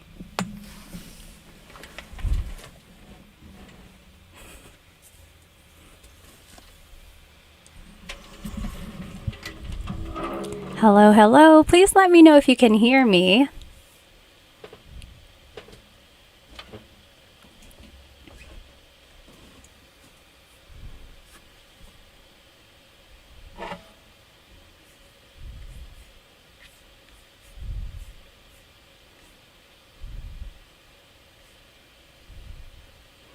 Hello, Maximilian. Are you the same one from last week? If you are, hello again. Hello from Canada. Nice to see you.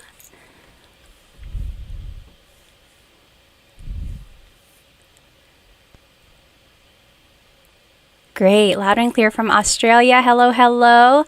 Let me go ahead and share my screen again, like I did last time.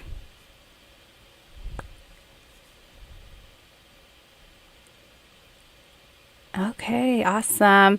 Welcome, everyone. If you are just joining us, go ahead and grab a piece of paper and something to write with. Today, we're actually going to be learning how to use gusto ko and ayaw ko phrases. So you'll be able to say things like what you like, what you don't like, or what you want. Let me see here.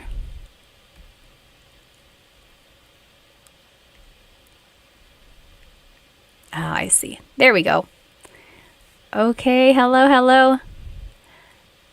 Again, welcome. If you are just joining us, we'll let everyone hop on in for another minute or so. So sorry I'm late. One of these nights I'm going to be on time, I promise. Go ahead and write where you are watching from. Let's see, Maximilian is from Canada. Hello, hello. Australia. Rob is from Australia. Dennis is from Sacramento. Alrighty, let's go ahead and hop right into this lesson.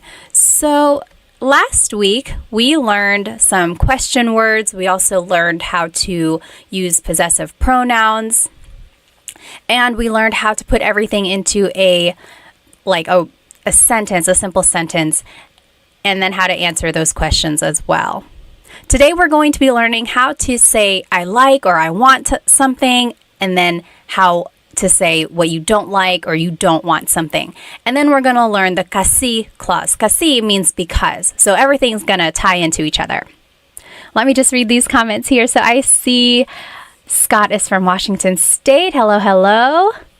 Sher is from New Mexico. Kevin is from Rhode Island. Coconut Dreams. Yes. Oh, okay, you're living in the Philippines, but you're from Ohio. That's so cool. Jimmy is from Massachusetts. Jared is from Montreal. Rich is from New York. Yawanthan is from Cali. Hello, hello. Let's go ahead and jump into this lesson. So, gusto ko means I like or I want something. So, depending on how it's used in the phrase, it means I like or I want. Oh, Travis, hello from Sorsogon. My family is from Sorsogon, actually, my mom's side. That's so cool. So, if you want to say that you like something, you can just say gusto ko by itself. Gusto ko. For example, gusto ko ito, gusto ko yan. I like this, I like that. So, for example, if you are shopping with a friend and you can't decide, you're like, which one do you like? And your friend says, oh, gusto ko ito. I like this. I like this one. Gusto ko ito. Or I like that. Gusto ko yan. Gusto ko yan. So you could just say it by itself. Gusto ko ito, gusto ko yan. You could also add a pronoun. Gusto ko siya. I like him or her.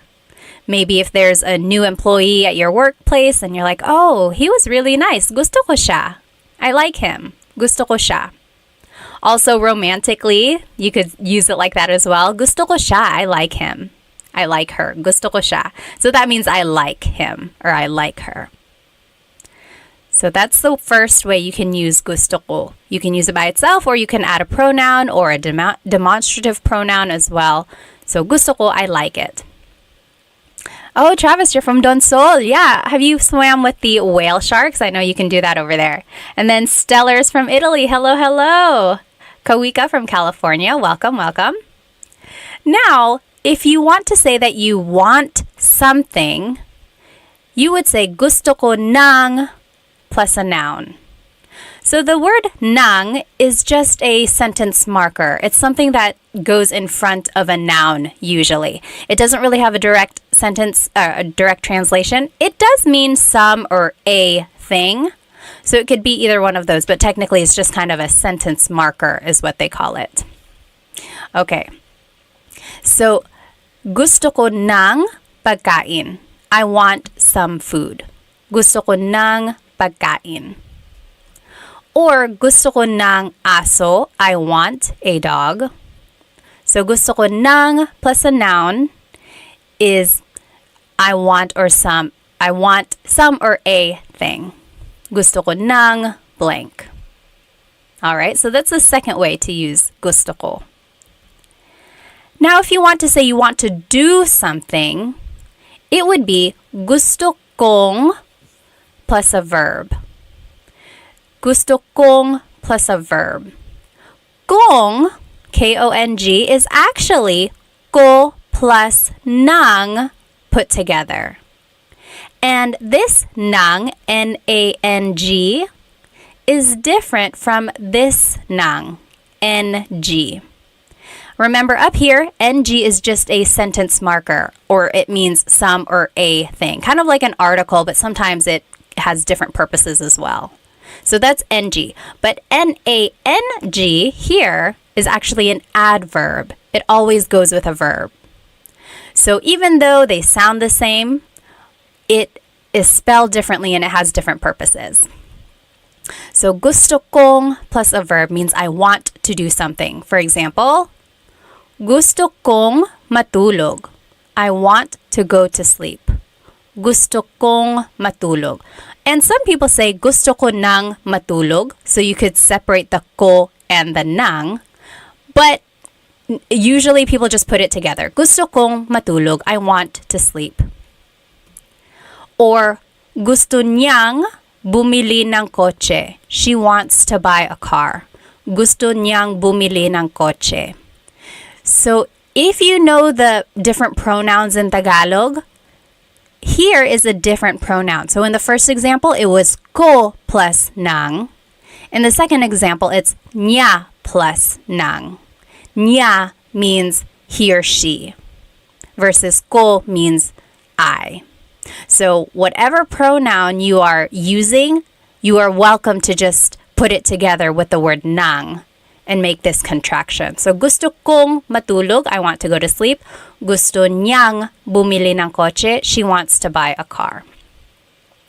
All right, so that's the third rule for gusto ko.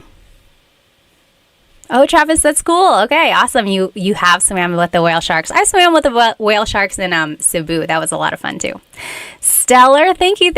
I'm so happy that you and your daughter are watching. That's so fun. Okay, now next, you can say gusto ko si plus a person. So if you want to say I like a person, it would be gusto ko si blank. For example, gusto ko si Tita Baby. I like Tita Baby. She is a great cook. Gusto ko si Tita Baby. I like Tita Baby. Or, only one example. Gusto ko si blank. So anytime you have a person's name following, you have to use this preposition si. So that's what would go before a person's name. Now, if you want to say I like it in a place, gusto ko sa, then the place. So now the word is sa. That's the leading word there. Gusto ko sa Japan. I like it in Japan. So gusto ko sa Japan because it's very historical. Gusto ko sa Japan. Versus gusto ko yung plus a noun. That means I like something. So the difference here in rule number 2, gusto ko ng plus a noun versus gusto ko yung plus a noun. So very similar, but the leading word is different there. Remember up here in number 2, gusto ko ng plus a noun means I want something. I want some food. But gusto ko yung means I like something. For example, gusto ko yung buhok mo. I like your hair. Gusto ko yung buhok mo. So yung means you like it. Nang means you want it. Right? So we're not saying I want your hair. You say I like your hair. Gusto ko yung buhok mo. And then gusto ko yung damit mo. I like her dress. Gusto ko yung damit niya. Gusto ko yung damit niya. I like her dress. So gusto ko yung and gusto ko nang are very similar. And if you happen to mix it up in conversation, it's not a big deal. People will understand what you mean. But technically, there is a difference there. Oh, thanks, Basil. Gusto ko yung this channel. I love it. Gusto ko yung channel na ito. Thank you. All right. Any questions about these gusto ko grammar rules? So these are essentially how gusto ko can be used. There may be other ways, but these are the main ways gusto ko is used. So just depending on what you want to say, you have to think about the preposition or the leading word that would go before it. Go ahead and write any questions in the comments, and then we will go ahead and hop into these practice questions in the meantime. So up here on the top left corner are the rules that we just learned. Remember, gusto ko means I like it. Gusto ko ng plus a noun means I want something. Gusto kong plus a verb means I want to do something. Gusto ko si plus a person means I like a person. Gusto ko sa plus a place, I like it in a place. And then gusto ko yung plus a noun, I like something. So now let's go ahead and do these examples. So number one, I want some bread. Bread in Tagalog is tinapay. Tinapay. The AY makes an I sound. Tinapay. It's not tinapay. Tinapay. Okay, so I want some bread. Let's do this one together. Take a look at all of the rules here. Which one is I want something? So number one is I like it, so that's not it. Number two, I want some or a thing. Yeah, that could be it. Number three, I want to, but then it's a verb, so that's not it. Then the last three are I like, I like, I like. So that's not it. So I want something, that would be rule number two. Gusto ko ng plus a noun. Oh, I'm seeing the correct answers in the comments. What do you think it is in Tagalog? I want some bread. So we are just going to follow the rules here. Gusto ko ng tinapay. Gusto ko ng tinapay. So remember, I want some bread. Gusto ko ng tinapay. Now, if we had said, gusto ko yung tinapay, what would that have meant? Gusto ko yung tinapay. That one means I like the bread. So maybe we are eating at a restaurant and they brought out a basket of bread and you're like, oh, gusto ko yung tinapay. I like the bread. That is when you would use it. Yep. Good job, Sure. That is exactly right. So that's just the difference between those two. So I want some bread. Oh, I'm sorry. I like some bread versus I want some. Okay? But again, that's just a very minor thing. It's not going to be a big deal if you happen to mix them up, but technically there is a difference there. Okay, so Nicole asked, would it be wrong to say gusto kong tinapay instead of gusto ko ng? I'm trying to think, gusto kong tinapay. No, it's not wrong. I've heard it before. It's not very common. The kong really is saved for verbs, but that also works as well. Gusto kong tinapay. Yeah, if you're speaking fast, feel free to say that as well. Good question. All right, you take maybe 5 minutes. You do well, it says number 3, but technically it's the second one. Do the last examples here, and then we'll go over it. Let's see. Sure said, when you add some or the before bread, is that implied in the context? I would say not so much implied, but the ng or the nang or the yung, that's the one that indicates it. So yeah, as long as the nang or the yung are there, then you can assume or you can pretty much understand that it is some or the. Yeah. Okay, very good. So so Jimmy is already answering it. Go ahead and answer these on your own. Feel free to write it in the chats. If you want to do it by yourself first, don't read the chats. And then we'll go over it in about 3 minutes.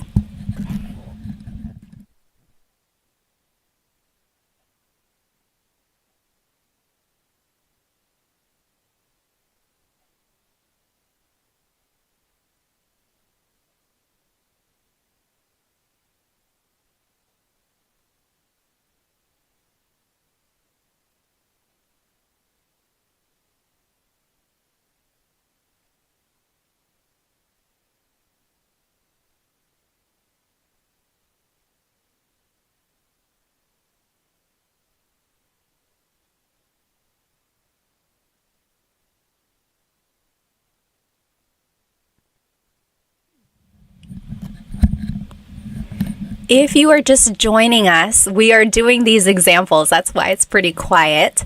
So we are learning how to say gusto ko, or I want, or I like something in Tagalog. And then here on the left side are the rules we just learned. So depending on what you want to say, there are certain prepositions or leading words before the rest of the phrase. And then we are doing these examples by just plugging in the vocabulary into the sentence structures. So go ahead and maybe take a few more minutes.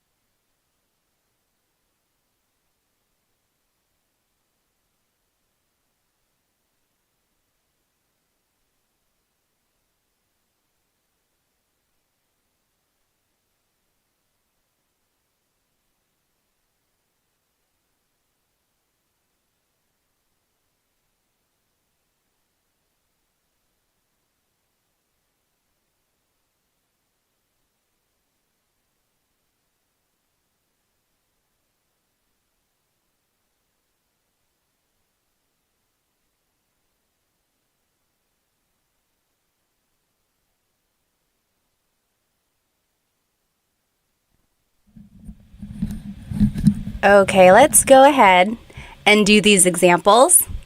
I just turned on my live on Instagram as well. If you happen to turn that one on, you are going to hear that information first because there is a delay on YouTube. So if you are joining me on Instagram, hello, go jump onto my YouTube channel because we are doing a live Tagalog lesson and I'm sharing my screen there. Okay, so if you are following me on YouTube, let's go ahead and do these examples. So we are learning these phrases for how to say gusto ko. So I like or I want something. And we are practicing these examples. Again, if you're just joining me, go ahead and jump onto my YouTube channel right now because then you can join our lesson. So number 3, I like Mr. Garcia. Yawanten says, gusto ko si Mr. Garcia. Let me see if I can log out of this. So remember, if you want to say I like a person, it is gusto ko si Mr. Garcia. Gusto ko si Mr. Garcia. So remember, anytime you want to say you like someone, the leading word or the preposition is si. Hello, everyone. Remember, jump onto my YouTube right now. Number 4, I want to go swimming. I want to go swimming. So remember, anytime we are using a verb or we want to say I want to do something, it is gusto kong lumangoy. Gusto kong lumangoy. Yep, I see that a lot of people got it right. Awesome. Gusto kong lumangoy. So in pronunciation, or like when you're saying it in a conversation, you could say that, or you could say gusto ko nang lumangoy. Whoops. See, I made the mistake there. It's a different nang. It's N-A-N-G because it's an adverb. Good. Ribe or Ribe said, gusto kong swimming. I love a good Taglish tip. So yes, you could easily just say, gusto kong mag-swimming. So if you do not know a word in Tagalog, always feel free to just use Taglish. Yes, because the more you can use Tagalog, even if it's in small parts, I mean, that's better than nothing at all, right? All right, whoops. All these numbers are all off, but number 7, I like it in Australia. How would you say I like it in Australia? Hello again. Remember, if you are joining me on my Instagram, hop onto my YouTube channel. We are doing a live Tagalog lesson. You are able to see my screen that I'm sharing. Yes, so I'm seeing the correct answer in the comments here. I like it in Australia is gusto ko sa Australia. I like it in Australia. So you could be like, oh yeah, I've traveled there before. There are so many cool animals. Gusto ko sa Australia. I like it in Australia.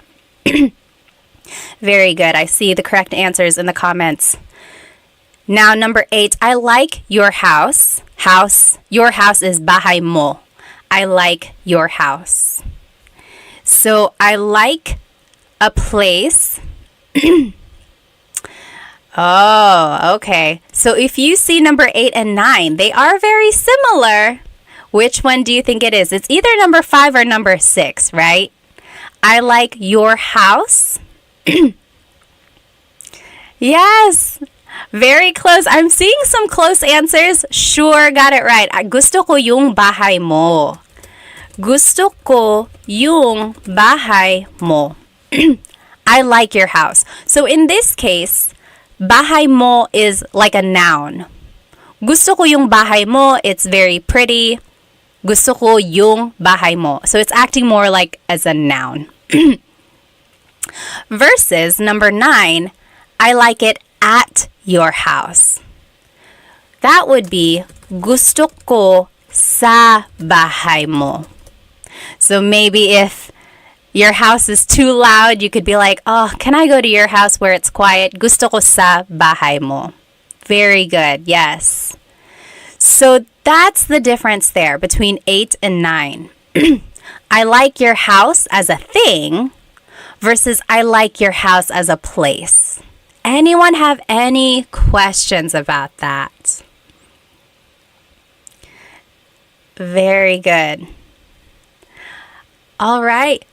Again, if you are just joining me on Instagram, hop onto my YouTube channel. This is where the lesson is. Any questions about what we just learned? Well, go ahead and type it in if you do have a question. Let's take a quick intermission, and you know I love a good poll. So our poll last week was, what is your favorite Filipino food? And it was between like lechon and adobo at the very end. Today, we are going to do who is your favorite Filipino American celebrity? Okay, so if you are a big like Hollywood fan, or if you just love the Filipino culture like I do, you probably know a lot of these people. I mean, who doesn't? Hang on, let me see if I can make this bigger. Okay, it looks like that's as big as it's gonna get. Hopefully you can read it okay. So who is your favorite Filipino American celebrity? Let's do this one here. Oh, someone had a quick question. Let me see.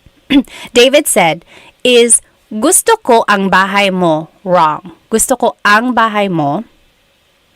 Oh, I see. If you want to say, I like your house, gusto ko ang bahay mo. Yes, that is correct, actually. That's correct. I didn't mean yes, that's wrong. Yes, that is correct. Gusto ko ang bahay mo versus gusto ko yung bahay mo. Very similar. The only difference between ang and yung is that yung is more specific. Like yung kind of means that. I like that house that is yours. That is a whole lesson in itself. But yes, to answer your question, gusto ko ang bahay mo. That is correct. So let's go ahead and do this poll. R said, Bruno Mars is Filipino? Yes, yes, he is.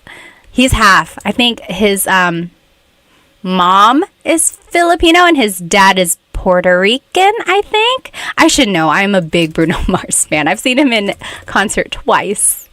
Okay, so Bruno Mars versus Olivia Rodrigo. So I am starting this poll in the comments. Go ahead and vote. Who between Bruno Mars and Olivia Rodrigo? You have 1 minute. Put your vote in. Oh my gosh, it's already a landslide here. Go ahead and put your vote in. Everyone on Instagram, hop on to my YouTube channel so you can put your vote in. Who is your favorite, Bruno Mars or Olivia Rodrigo? Oh, wow. Right now, Bruno Mars is winning. I mean, I love Olivia Rodrigo, but I love Bruno Mars. Let's see. Riwe said, sorry, I don't know Filipino Americans. I don't live in the USA. I like Kim Domingo. Yeah, she is a very funny actress. Ako din. Gusto ko siya. Yes, Bruno Mars is from Hawaii. Okay, you have 10 seconds. Put your vote in. Bruno Mars or Olivia Rodrigo? Oh, Jim has never heard of them before? Oh, goodness. Well, you got to look them up. They have some really good songs. Okay, 3, 2, 1. Bruno Mars is the winner. 77% voted for Bruno Mars. Oh, 78%. So Bruno Mars is going to move forward. Oh no, it's frozen. Let's see if I can fix it here. In the meantime, let's do the next poll. So now it's going to be between Vanessa Hudgens and Shay Mitchell. Do you guys know who they are? If you are younger, you might or might not know them, actually. Vanessa Hudgens, she was in High School Musical. She's also been in a lot of other things like after that. And then Shay Mitchell, she's known for being in, what is it called? Nah, I keep wanting to say Easy A. It's not Easy A. But there was that A in there. What was she in? Pretty Little Liars. Yes.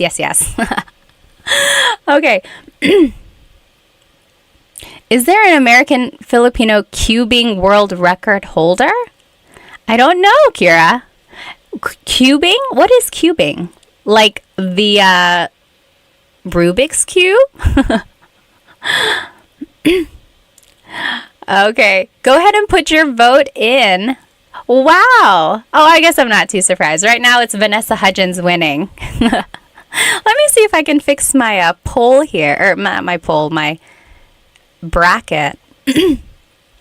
Hello again. Remember, if you are joining me on Instagram, please jump onto my YouTube channel because that is where I am doing this lesson. Except right now, we're not doing a lesson. We're taking a break and we are doing our bracket challenge. Who is our favorite Filipino American celebrity? Hop onto my YouTube channel right now. Okay. As soon as I finish this thing in my bracket, we're going to stop the poll. Go ahead and put your vote in. 3, 2, 1. End poll. Vanessa Hudgens won. All right. We'll finish. Actually, let's go ahead and do at least these two. So, oh yeah, Multi-Archangel said, didn't know that Vanessa Hudgens was Filipino though. Yep, cubing is solving the Rubik's Cube. Okay, let's do this next one. So who is your favorite Filipino American comedian? Favorite. So, Joe Coy or Christine Gambito. I am proud to say that I have met Christine. She is Happy Slip on YouTube.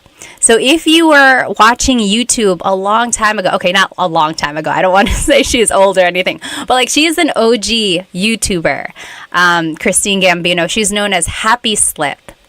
And I've met her. She's, oh my gosh, I want to say we're friends. We've only met once though, but she's so funny, she's so nice. So, yeah, so Christine, Happy Slip, or Joe Coy, who is your favorite comedian? Multi Archangel said, how did Vanessa win over Shay Mitchell? Well, I feel like might be a little bit more well known. She has a lot of projects versus Shay Mitchell. I just know her from Pretty Little Liars, but who knows? All right, get your vote in. Who do you think is your favorite Filipino American comedian? Christine Gambino or Joe Coy? Yeah, you're right, Ray. He said not fair. Happy Slip versus Joe Coy, different eras. Although I feel like it's just like Joe Coy has gotten a lot bigger, but Happy Slip and Joe Coy have been doing comedy a long time, I think. But yeah, let's see. Okay, go ahead and put your vote in. 3, 2, 1. Michael said, this is like asking me to pick my favorite child. I know. Oh, Rex Navarrete. Yeah, he is funny too. You're right. Okay, so it looks like Joe Coy was the winner here. Joe Coy, let me find my mouse. Where in the world? Okay, here it is. So Joe Coy is moving forward. He is everyone's favorite celebrity, at least in this bracket. I like them both. You're right. I can't pick either. And then last one. Who is our favorite Filipino American pop singer? Pop or hip hop or R&B? Oh, I didn't mean to put it there. Hang on. So now it's going to be her versus Nicole Scherzinger. Hello, everyone on Instagram. Join me on YouTube. We are doing a live Tagalog lesson, except not right now. Right now, we are doing a poll or a bracket challenge to see who our favorite Filipino Americans are. Favorite Filipino American celebrities. Oh, sure can't vote on this one. It's just too tough. I know what you mean. Her was so good in the Super Bowl, though, don't you think? Goodness, if I could play the guitar and sing, wow. Hello, everybody. On Instagram, where are you guys from? Where are you guys watching? Go ahead and type it in the comments. In YouTube, we are from all over the place. There are people in California, there are people in Italy and Australia, Rhode Island. Someone is in the Philippines, but they're from Ohio. How about you guys on Instagram? Where are you guys watching from? Oh, wow. Pinoy Led Zeppelin. Yeah, a lot of people didn't know that these people on the bracket are Phil Am. They are. Let's see here. RJ is from the Bay Area. Oh, Ives and Bees, hello. I still have your candles. They are the best. I hope business is going well. They are from Miami. Ives and Bees, they are a candle and soap making company. You have to check them out. They gave me a Sampaguita candle. I think calamansi too, right? I almost don't want to burn them because I don't want it to go away. Let's see, San Diego. French the Great, kumusta po? Kumusta din kayo? Winnipeg, Canada. Okay, let's go ahead and see who the winner is. Oh, a lot of people here. Nicole is from Durham. Are we neighbors? Nicole, where are you? Where do you live? Let's see, Kira's from Houston. Mercury is from Michigan. Dennis is from Maryland. Oh, Michael, aloha from Hawaii. Zandra from New Jersey. Samantha from Washington State. We got some New Yorkers, Canada, Greensboro. Hello, North Carolinians. Good to see you. Atlanta, Taiwan. Wow. Michigan and the Philippines. Okay, who is the winner here? Oh, it's actually pretty close. Her won with 62% of the votes. Her is going her is going to move forward. Okay, let's go back to our lesson. That was fun. We'll finish the bracket here at the end. Let me go ahead and turn this presentation back on. Again, if you're just joining now on Instagram, jump onto my YouTube channel. We are doing a live Tagalog lesson there. Oh, hi, Bessie from Missouri, James from New Zealand, Albert from Seattle, Washington, Darla from Chicago, Adventure Foodie from Arizona. Hello, hello. Okay. So let's go ahead and jump right back into this lesson. So we just learned how to use gusto ko phrases. Before we move on, I want to actually show you that all of this can actually be used with ayoko or ayaw ko. So if you are following along here, I just typed in ayaw. Ayaw, excuse me, means I don't like something.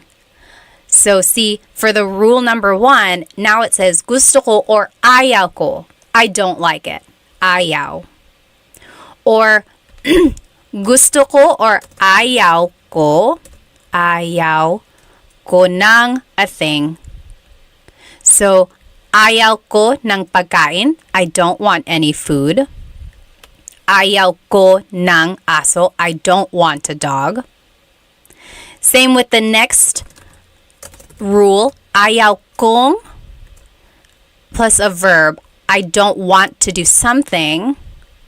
So, ayaw kong matulog. Ayaw kong bumili ng kotse. I don't want to sleep. I don't want to buy a car. Or, ayaw ko see plus a place. So, that's all I'm doing. I'm just adding this word ayaw in the beginning. And that just means I don't want or I don't like something. So, that is the opposite of gusto. It's ayaw.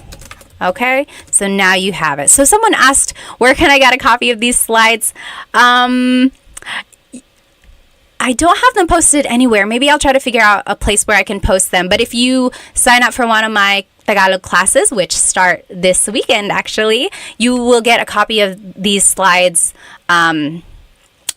directly to your email. So yes, this is from the class, but I'm going to change it up for when the class actually starts. But otherwise, this is going to be recorded, so you should be able to watch it again. Okay, so there we go.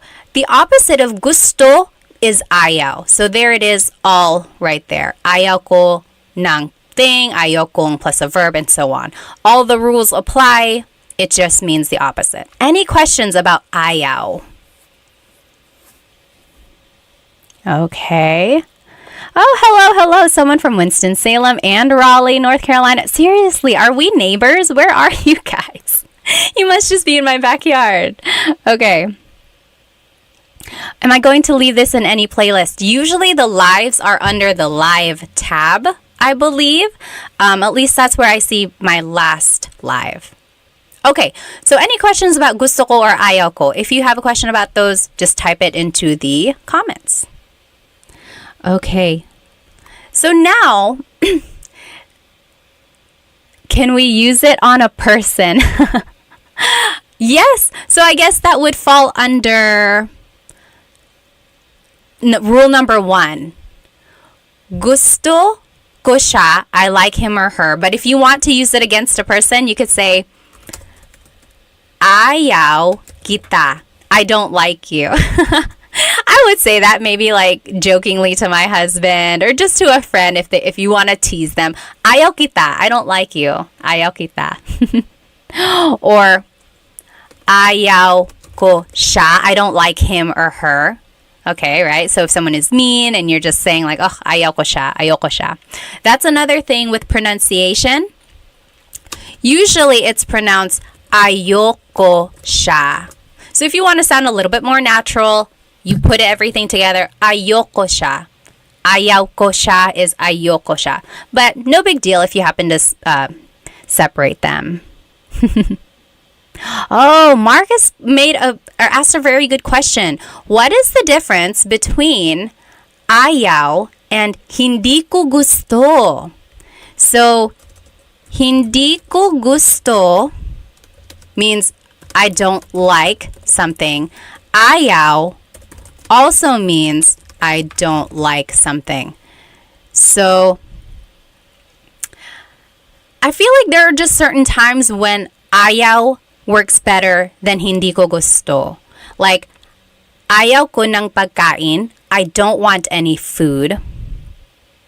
Versus, hindi ko gusto yung pagkain means I don't like the food. So it's like ayaw can be I want, or I'm sorry, I don't want, I don't like, whereas hindi ko gusto just means I don't like. So I'm going to make that distinction here.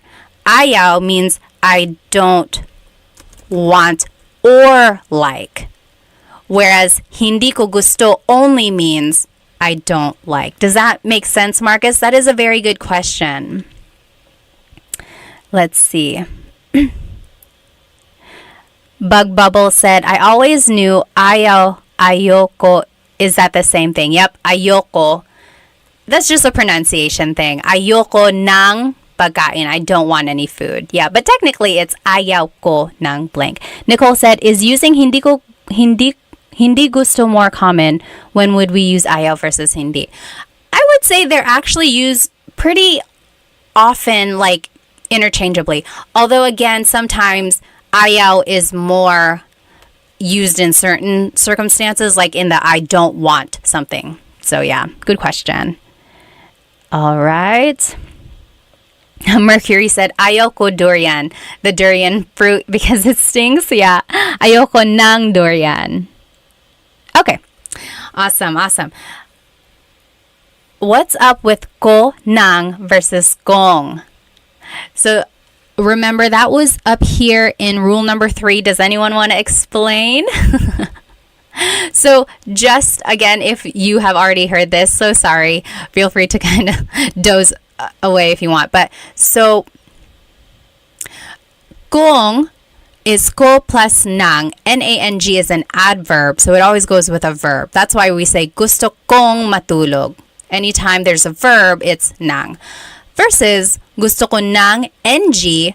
In this way, it's being used more as a preposition or an article, like some or a thing. So they are spelled differently because they have different purposes, but when you pronounce them, they are pronounced the same way. Okay. Oh, Amy said, you don't want to. Is it ayaw mo or something else? Yes. You don't want to. So if you want to say like, you don't want to go to sleep, like if you're asking someone, you don't want to go to sleep, you could say, ayaw mong matulog. You don't want to go to sleep, ayaw mong matulog. Yeah, ayaw mo. Does that make sense, Amy? So yeah, you could say ayaw mong matulog. Again, that's just the contraction there. Okay, keep asking those questions. We'll go ahead and just move on to this kasi clause. So kasi means because. If you were part of our class last week, we talked about the different words for questions and how to ask. So bakit means why, and usually the answer to a bakit question is kasi. So why did you do something? Well, kasi ... because ... So here are the different ways you can use kasi. And it ties into the gusto ko phrases we just learned. So, gusto ko ang sinigang kasi masarap ang sabaw. Gusto ko ang sinigang means I like sinigang. I like sinigang. Because masarap ang sabaw. Because the soup is delicious. Okay, so that's just 2 clauses or 2 phrases here that was put together by this word kasi. I like the sinigang because the soup tastes good. Next, you could say, paborito ko ang cake kasi mahilig ako sa matamis. My favorite is cake. Paborito ko ang cake because I like sweets. Mahilig ako sa matamis. So it's just putting together like 2 phrases. So if you know some simple sentence structures, it's just kind of putting those together with this kasi phrase. And then lastly, ayoko yung sausawan kasi maanghang. I don't like the dipping sauce because it's spicy. Okay, so those are just some examples here. If I were to ask you, ano ang paborito mong pagkain? What is your favorite food? Ano ang paborito mong pagkain? I want you to jot it down using this kasi clause. Paborito ko ang blank kasi blank. So my favorite is blank because blank. And here are the examples again to the left. Gusto ko ang blank kasi blank. So paborito ko ang blank kasi blank. My example, let's go over these vocabulary words. Matamis means sweet. Matamis. Maalat means salty. Maalat. Maanghang means spicy. Maanghang. Maasim means sour. Maasim. Matabang means bitter. Matabang. Mainit means hot. Mainit. And then malamig means cold. So for example, I would say, on a hot summer day, paborito ko ang ice cream kasi malamig.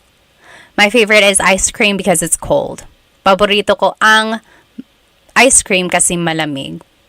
Or I guess a more fitting statement would have been like, gusto ko ng ice cream kasi malamig.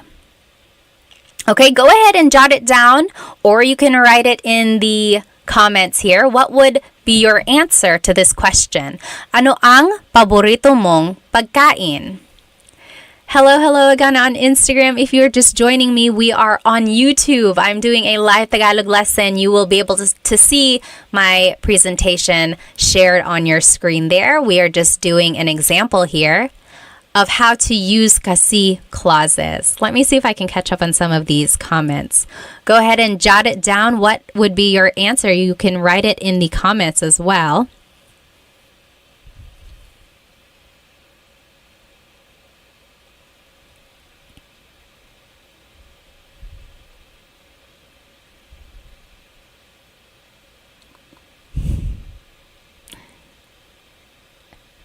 Okay. Let's see. Ano ang paboritong mong pagkain? Let's see what people said. Kira said, gusto ko ang boba kasi matamis. I like boba because it's sweet. Me too, me too. Sure said, oo, gusto ko sausawan kasi maanghang. You like spicy dips? Gusto ko ng sausawan na maanghang.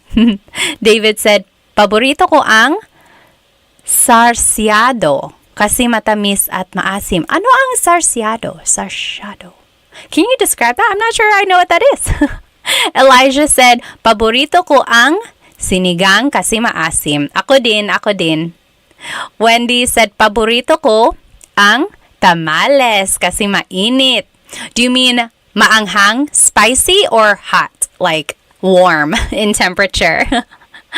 Aldo said, paborito ko ang nasi goreng kasi maalat. I don't know what that is either.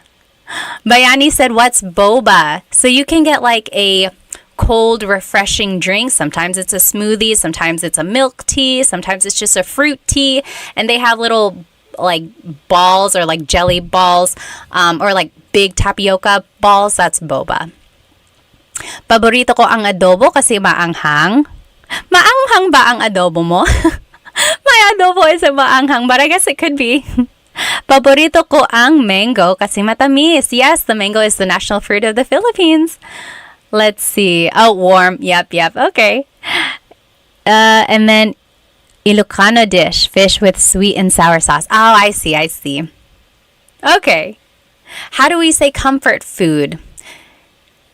I don't think there is a phrase for comfort food. I would just say paborito kong pagkain, my favorite foods. Alrighty. Let's see if anyone wrote their answer on Instagram. Oh, someone asked a very good question. Maldonado, I think his name was, asked, what is mahal kita sobra? What does that mean? Did someone say this to you, Maldonado? Mahal kita sobra means, anyone know what that means? Mahal kita sobra. What does that mean? Someone said this to Maldonado. You're a lucky person if someone said this to you. Mahal kita sobra means I love you a lot. I love you a lot. Mahal kita sobra.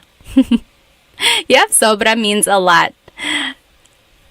Awesome. Okay, let's go ahead and move forward. We have a couple more examples here. So now I want us to practice these phrases some more. Gusto ko yung blank kasi blank. So I like something because blank. Or paborito ko yung blank kasi blank. My favorite is blank. Or ayoko yung kasi I don't like blank and blank. So now let's talk about movies. So these phrases work for a number of different contexts. So earlier we were talking about food. Now we're going to be talking about movies. So gusto ko yung blank kasi blank. Paborito ko yung, ayoko yung, and then you list your favorite movie. So here are the different ways to describe a movie. Nakakatawa, funny. Nakakatawa. Maganda yung kwento. It's a good story. Maganda yung kwento. Nakakakilig means romantic. Nakakakilig. Boring, that just means boring. Very Taglish English there. Boring. Or violente, violent. Violente. Nakakalito, confusing. Nakakalito. And then nakakatakot, scary. Nakakatakot. So those are different things or different ways to describe movies. So I want you to write these phrases. Gusto ko yung, paborito ko yung, and ayoko yung blank. I like something or I like a movie. My favorite movie is, and I don't like this movie because, and then you choose the adjectives from these examples. So I'll give you an example here. Paborito ko yung Pitch Perfect kasi nakakatawa. My favorite movie is Pitch Perfect because it's funny. I don't know if that's my absolute favorite, but I love it. It's a good movie.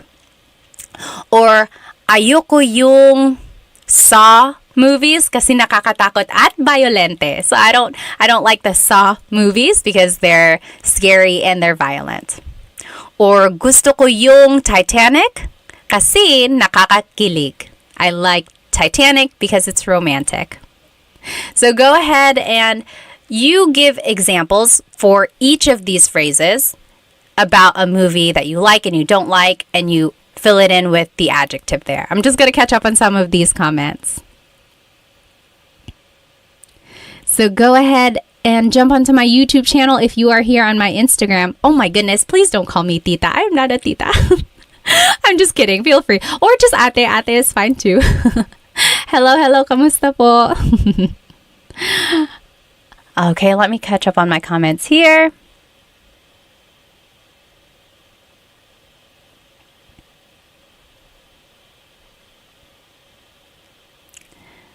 Let's see. Someone asked,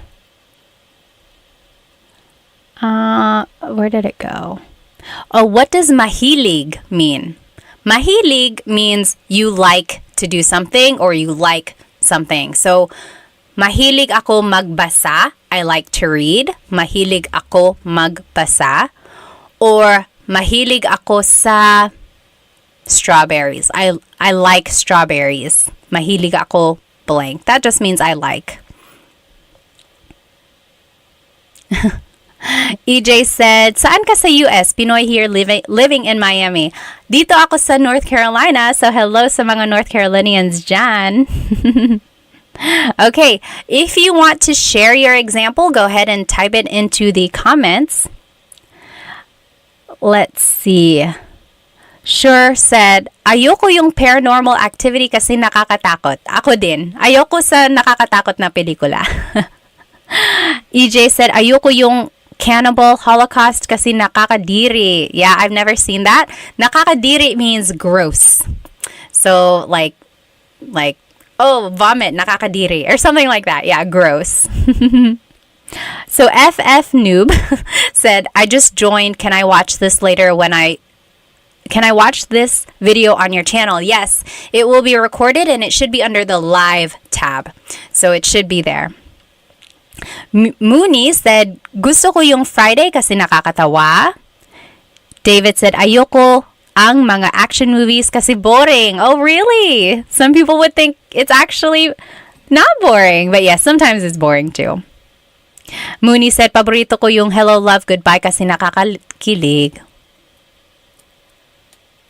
Okay.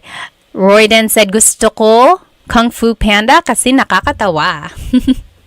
Very good, very good. So again, you can use these phrases and these like the kasi clause in different contexts. So that was about movies, but you could also use it for a place. So, excuse me. For example, gusto ko sa a place kasi blank. Paborito ko sa kasi ayoko sa kasi blank. So as you can see now, we are using the preposition sa. Remember a couple slides ago, anytime we're talking about a place, like you like it at that place, you use the preposition sa. So now we're talking about places. Here are the adjectives you can use to describe a place. Maganda ang mga tanawin. So gusto ko sa Japan kasi maganda ang mga tanawin. It has beautiful views. Or masarap ang pagkain. Good food. Food is delicious. Nakaka-relax. It's relaxing. Mura lang. It's cheap. Madaming tao. Too many people. Madaming traffic. Lots of traffic. Masyadong mahal. It's too expensive. So if I were to give an example, I would say, gusto ko sa Pilipinas kasi mura lang. I like the Philippines because it's cheap. Gusto ko sa Pilipinas kasi mura lang. Or paborito ko sa New York kasi masarap ang pagkain. That's not true. I mean, I love New York, but I don't know if the food is the best there. That's just an example. So, paborito ko sa New York kasi masarap ang pagkain. Or ayoko sa Manila kasi madaming traffic. I don't like Manila because there's a lot of traffic. I mean, I love Manila. I just don't like traffic. So there you go. Go ahead and fill in these examples. Talk about a place you do like, maybe your favorite place, and a place you don't like. And then give a reason why you feel that way. Oh, the mantis. Thank you so much. I didn't even know. So the mantis just donated. Thank you so much. Oh my goodness. Thank you. I love teaching. I really do. So any donation or any sort of likes or shares, those are just icing on the cake. But thank you so much. It warms my heart. Let's see. I already see some examples here. Go ahead and take a couple minutes. We are just filling in these examples. Gusto ko sa, paborito ko sa, ayoko sa, kasi blank. Okay? And then here are the adjectives that we were using. Let's see. Cool guy Albert said, do you know any puto flavors? Puto is something I want to try. So puto is a rice cake. And yeah, there are lots of flavors. Usually it's just in the plain vanilla, white, or just like the rice cake flavor. But I've seen it in pandan. I've seen it in ube. Usually there's a slice of cheese on the top. Lovin Lulu said, I'm getting nosebleed. Bakit ka na nosebleed? Nagtatagalog tayo dito. So usually Filipinos, whenever they're speaking English a lot, they say, oh, I'm getting nosebleed, or nosebleed ako. And that's just a silly way of saying, my brain can't take it. I don't know how to speak English. But yes. Any questions on what we're learning so far? So if you are on my Instagram, go ahead and jump into YouTube. That is where the lesson is, you'll be able to see the presentation on your screen. Okay, so I am seeing some good examples. Let's see. Kevin said, paborito ko sa Jollibee kasi masarap ang pagkain. Yes. So it can work for a place or it can work for a restaurant. That is exactly right, Kevin. Sure said, gusto ko sa bahay ko kasi masarap ang pagkain. Sure likes it at their house because the food is delicious. I totally get it. Me too. And it's cheap. David said, gusto ko sa Pilipinas kasi sobrang mabait ang mga tao. Oh, how nice. He said, I like it in the Philippines because the people are really nice. I'm glad you had a great experience there. Yes, Filipinos are known for being welcoming. They really are. And just being so happy and smiley all the time. Kevin said, ayoko sa New York City kasi madaming tao. Yeah, I don't like it in New York because there's a lot of people. Elijah said, how do you pronounce masyadong? Masyadong means a lot. So the S-Y-A is a sha sound. Masyadong. Yep. EJ said, gusto ko sa Miami kasi parang Boracay na may pagka Metro Manila. He said, I like it in Miami because it's like Boracay with a little bit of Metro Manila. So Boracay is this nice, beachy, like touristy place, white sand, clear waters.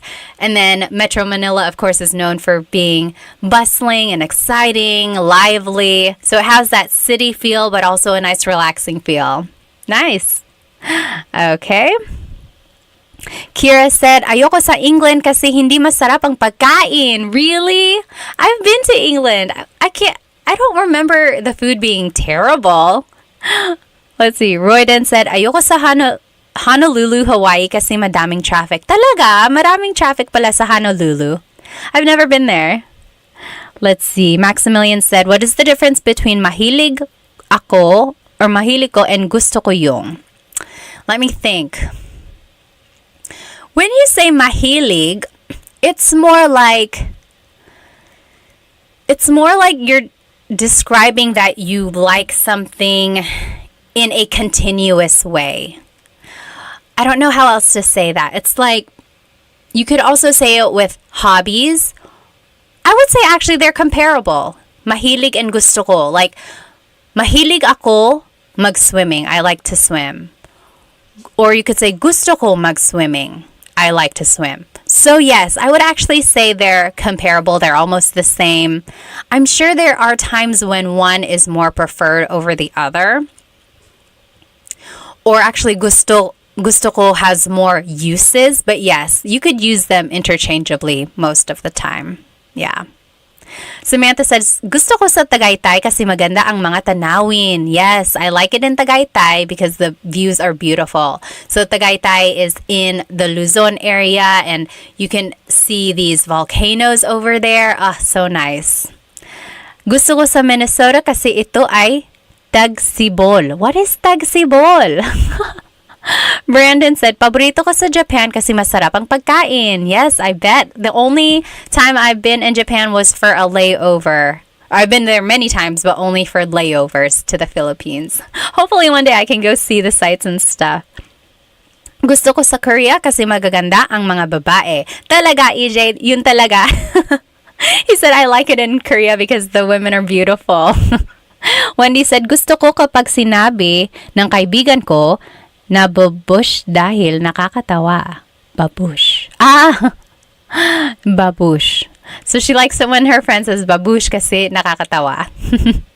Paborito ko sa pizza kasi masarap ang tanawin. Sa pizza? Did you... I think you meant to say... I don't know what you meant to say.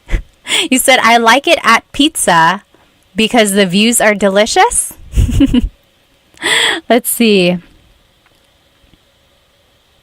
Oh, Leaf said, hi, nako ate. Is there ever any announcement of these live streams? I would definitely love to catch them live and never see them being announced. Sorry, I put them on my story on Instagram, and I put it on my TikTok story, and then I put it on the community post on YouTube, and then I put it on my Facebook story as well. So if you ever see a story, you might want to open it because it might be alive. Oh, tagsibol is spring. Okay. Yes, Bayani said mahilig means something that you love doing on a daily basis. Again, it's that idea of doing it like at a continuous level. Like you just love doing it or you love doing it a lot. Let's see. Ayoko sa Vegas kasi mainit dito, Elijah said. Yeah, he doesn't like it he or she doesn't like it in Vegas because it's hot there.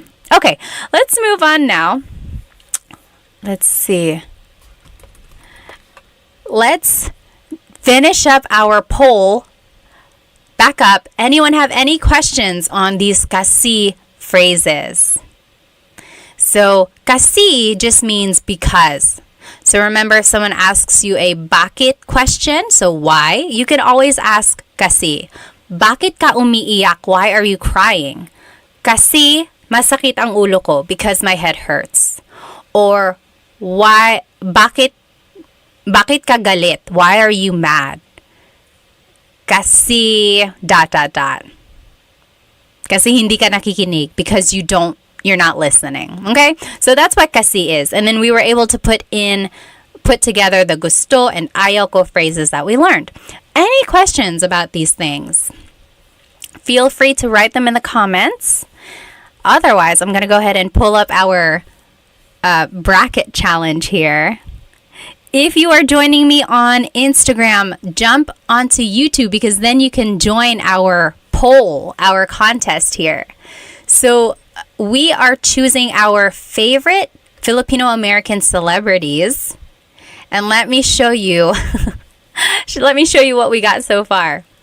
So first, we were doing Bruno Mars versus Olivia Rodrigo, and Bruno Mars won that. Then we did Vanessa Hudgens versus Shay Mitchell. Vanessa Hudgens won that. Then we did comedians, so Christine Gambino or Happy Slip, and Joe Coy. Joe Coy won that. And then there was her and Nicole Scherzinger. Her won that one. That one was a pretty close one, actually. Let's do Bruno Mars versus Vanessa Hudgens. Let me see. I am starting a poll. So go ahead and sign into your YouTube account and then join our poll if you would like to vote. So Bruno Mars versus Vanessa Hudgens.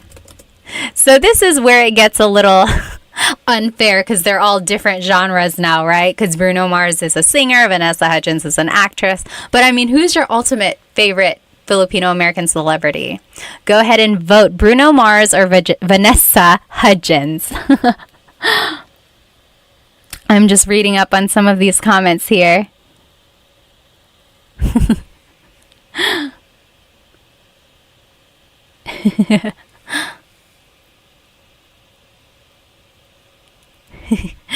Kira said, gusto ko sa China, Korea, Japan, and Pilipinas kasi guys ang maganda.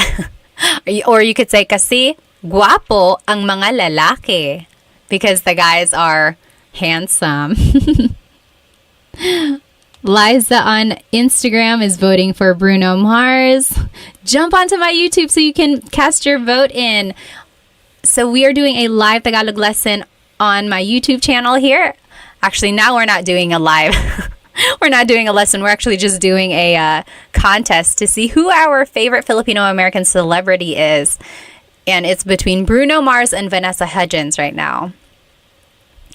Take 10 seconds. Oh, I didn't know that. Sure said the lead guitar player from Metallica is Benoy. He's my fave. I didn't know that. Okay, 3, 2, 1. Bruno Mars. Bruno Mars is the winner. He is going to move forward. I didn't make my bracket right, but you get the idea. There it is. Next, it's Joe Coy versus her. Who is your ultimate favorite Filipino celebrity? Filipino American celebrity. Favorites. Let's see. Joe Coy or her. Oh, that's hard. I love her. And I love Joe Coy. But you got to choose one. Only one. If you were going to be stuck on an island, who would you choose to be with? Elijah said, I wonder if some of these celebrities speak Tagalog. I know Christine and Jokoy do. I don't know. Maybe they do, or maybe they can understand. Kirk Hammer is the guitarist. Okay, Jed. Awesome. Bayani said, kind of unfair because Vanessa Hudgens didn't get a lot of opportunities in Hollywood. Yeah, you're right. She was more on like Disney and stuff. Although she has other movies too. Oh, on my Instagram, we have a lot of votes for her. Oh, wow. Even on YouTube. I'm actually kind of surprised. I thought Jokoy would win. So again, if you're joining me on Instagram, we are on YouTube doing a live Tagalog lesson. We are doing our bracket challenge. And we're choosing between Jokoy and her for our favorite Filipino-American celebrity. Okay. 5, 4, 3, 2, 1. And her is the winner. I really thought Jokoy was going to go pretty far in this. Her. Okay. Oh, this is going to be a close one. So this is for all the marbles. Bruno Mars versus her. Bruno Mars versus her. This is really hard. I don't even know if I could choose. Favorite. So Bruno Mars or her. Hello. If you're just joining on Instagram, we are on YouTube and we're doing a poll. Oh, sure said, hindi ko kilala or hindi ko alam her. Her is a hip-hop, R&B pop singer. She plays the guitar. She is half Filipino. Yes, you should definitely check her out. She was on the Super Bowl with Usher this year.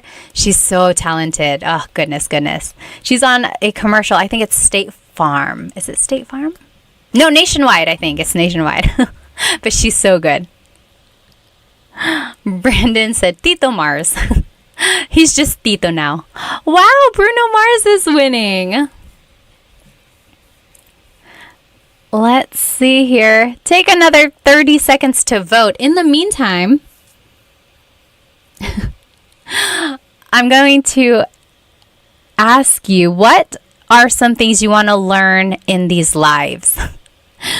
Go ahead and write it in the comments. What do you want to learn in our next live? I want to know so that I can make a lesson plan for us. Okay, 5, 4, 3, 2, 1. Bruno Mars is the ultimate favorite Filipino-American celebrity. Okay. I'm going to answer some of your questions here. So someone asked here on Instagram, how do you say this? How do you say this in Tagalog? Let me open up my screen again here for our friends on YouTube. Again, this is a live Tagalog lesson on YouTube. Feel free to join us here. Oh, I must have... Okay, so the question was, how do you say this in Tagalog? Oops, let me turn my screen back on. Oh, where is it? There it is. Oh, wrong. Anyway, if you want to say, how do you say this in Tagalog?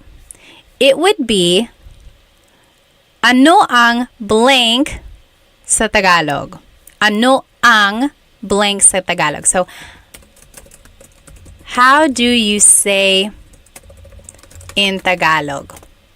So, someone asked that on my Instagram here. How do you say blank in Tagalog? It would be, ano ang blank sa Tagalog? That is a very good phrase to know, because if you're traveling in the Philippines, or even if you're just trying to learn more vocabulary, always ask this phrase. So I would say like, Ano ang car sa Tagalog? Ano ang car sa Tagalog? Kotse. Kotse, right? So, ano ang blank sa Tagalog? Or, ano ang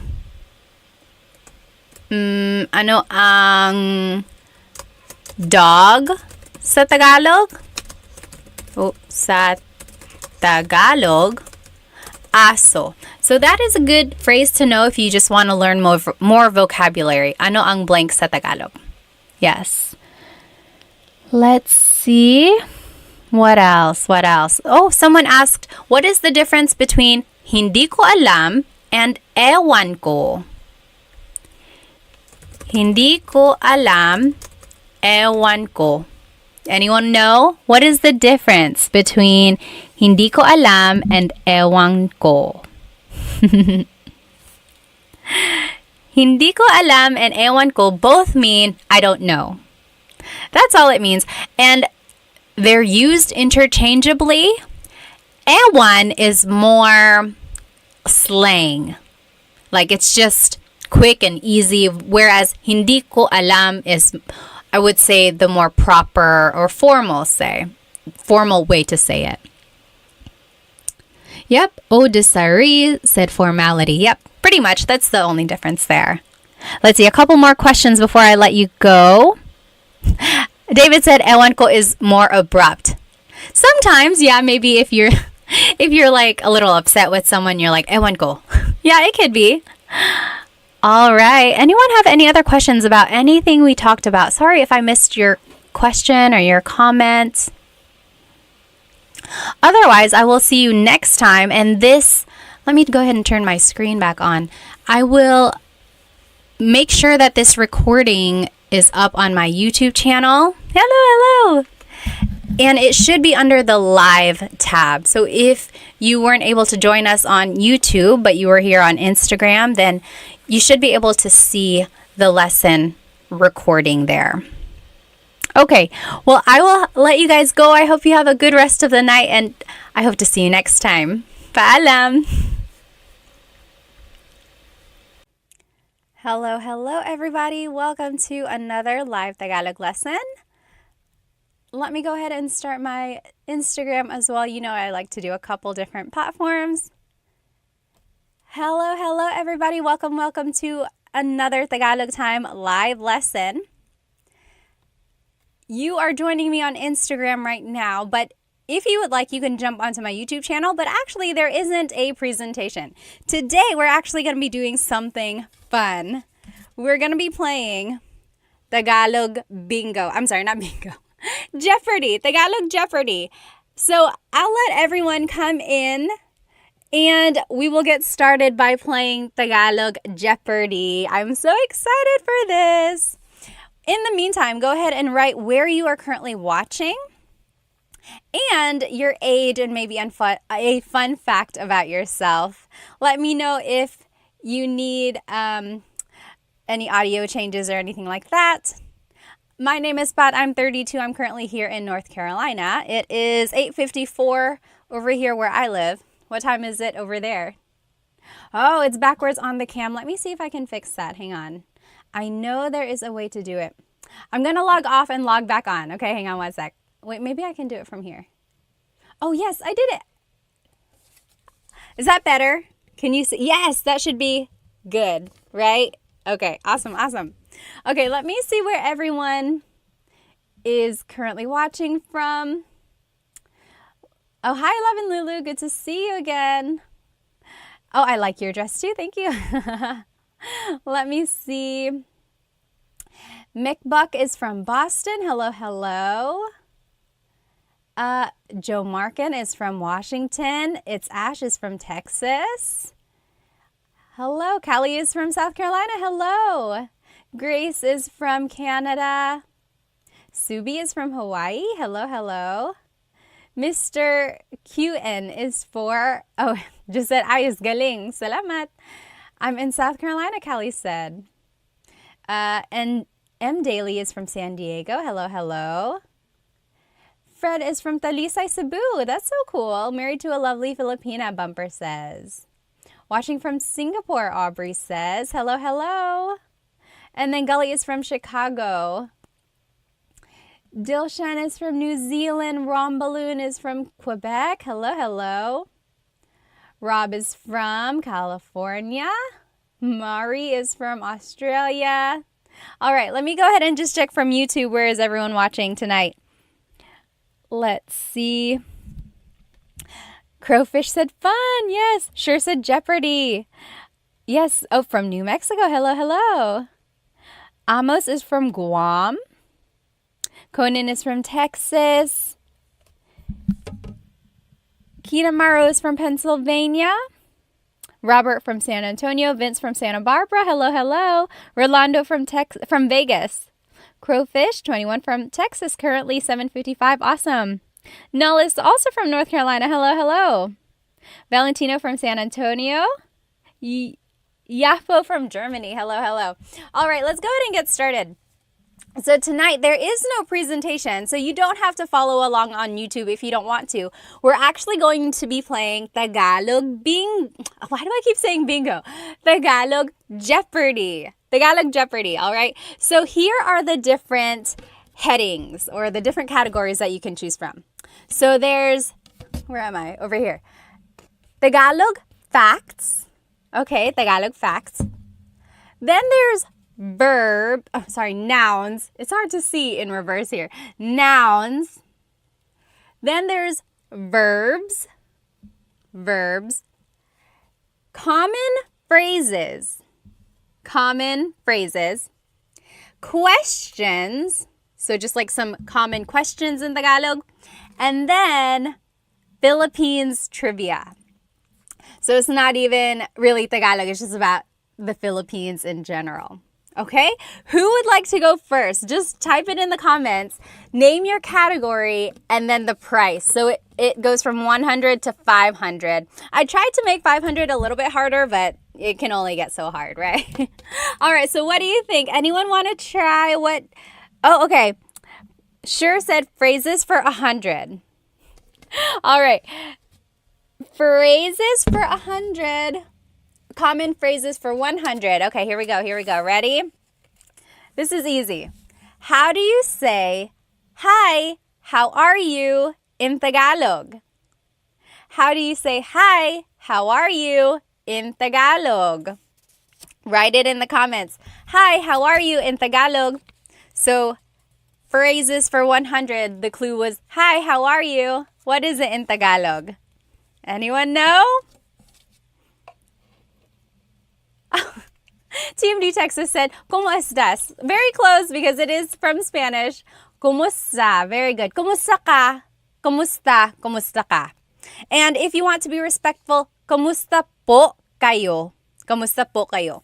So anytime you're using po, you have to change ka to kayo because you change a singular you pronoun to the plural you pronoun. So, ¿Cómo po kayo or ¿Cómo ka? Very good. Sure said, what is kumusta ka? Yes, if you want to be official, make sure your answer is in a question format. If not, it's okay. All right. What is the next question that we should do? Hang on, I saw some up here.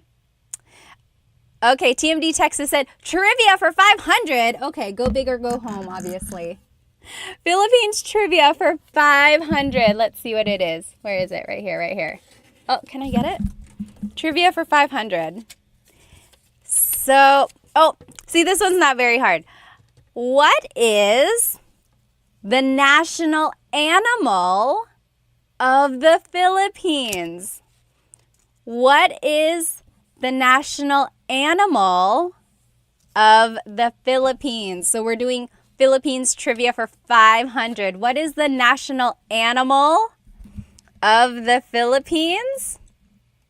Yes, TMD Texas said carabao. Calabao in Tagalog, calabao.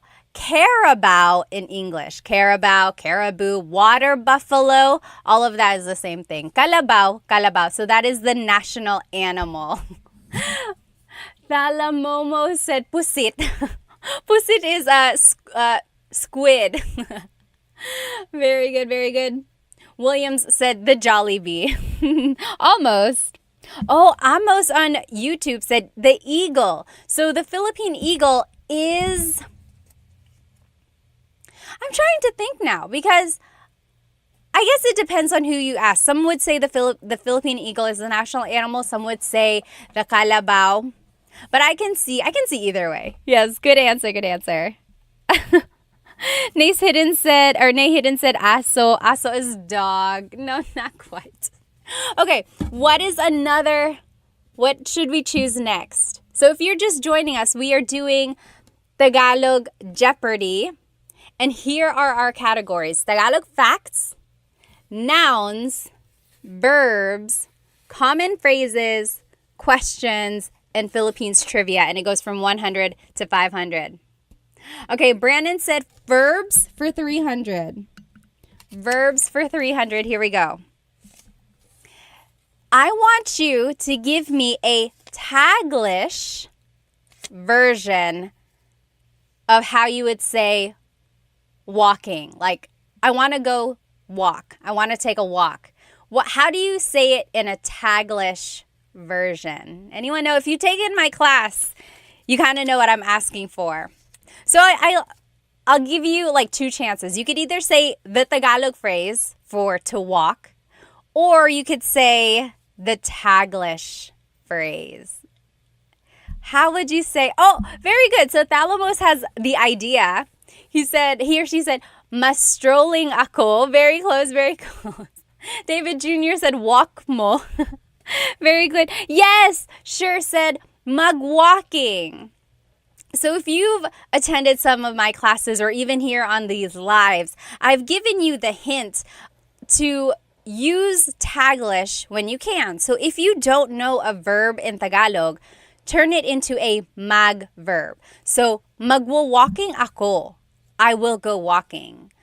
Mag-cook ako. I will cook. Or magsisleep ako. I will sleep. So in that way, you're using the English verb, but you're kind of doing the Tagalog conjugation. Okay, so magwo-walking.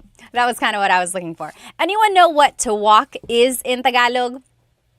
How would you say, I am walking in Tagalog? What is the Tagalog way to say it? Levin Lulu said, let's go walking na. Yes, that also works. Yes. Oh, Brandon Connor said, lalakad or maglakad, Makbak said. So very good. So you might hear maglakad. So maglalakad ako or naglalakad ako. But you might also hear the verb lalakad. Lalakad ako. I've heard that as well. They are used interchangeably. Some might prefer one over the other. So yes, lakad, maglakad, lalakad. Very good, very good. All right, let's keep going. What is our next question? Someone choose. So Tagalog, what is it? Tagalog facts, nouns, verbs, common phrases, or questions. I'm going to scroll up and see what people suggested earlier, just so you don't have to keep writing it in. Let's see. It's too far to scroll back. Okay, Tagalog facts for 300, KFXXO said. Tagalog facts for 300. Here we go. Are you ready? Name 3 languages that have influenced Tagalog.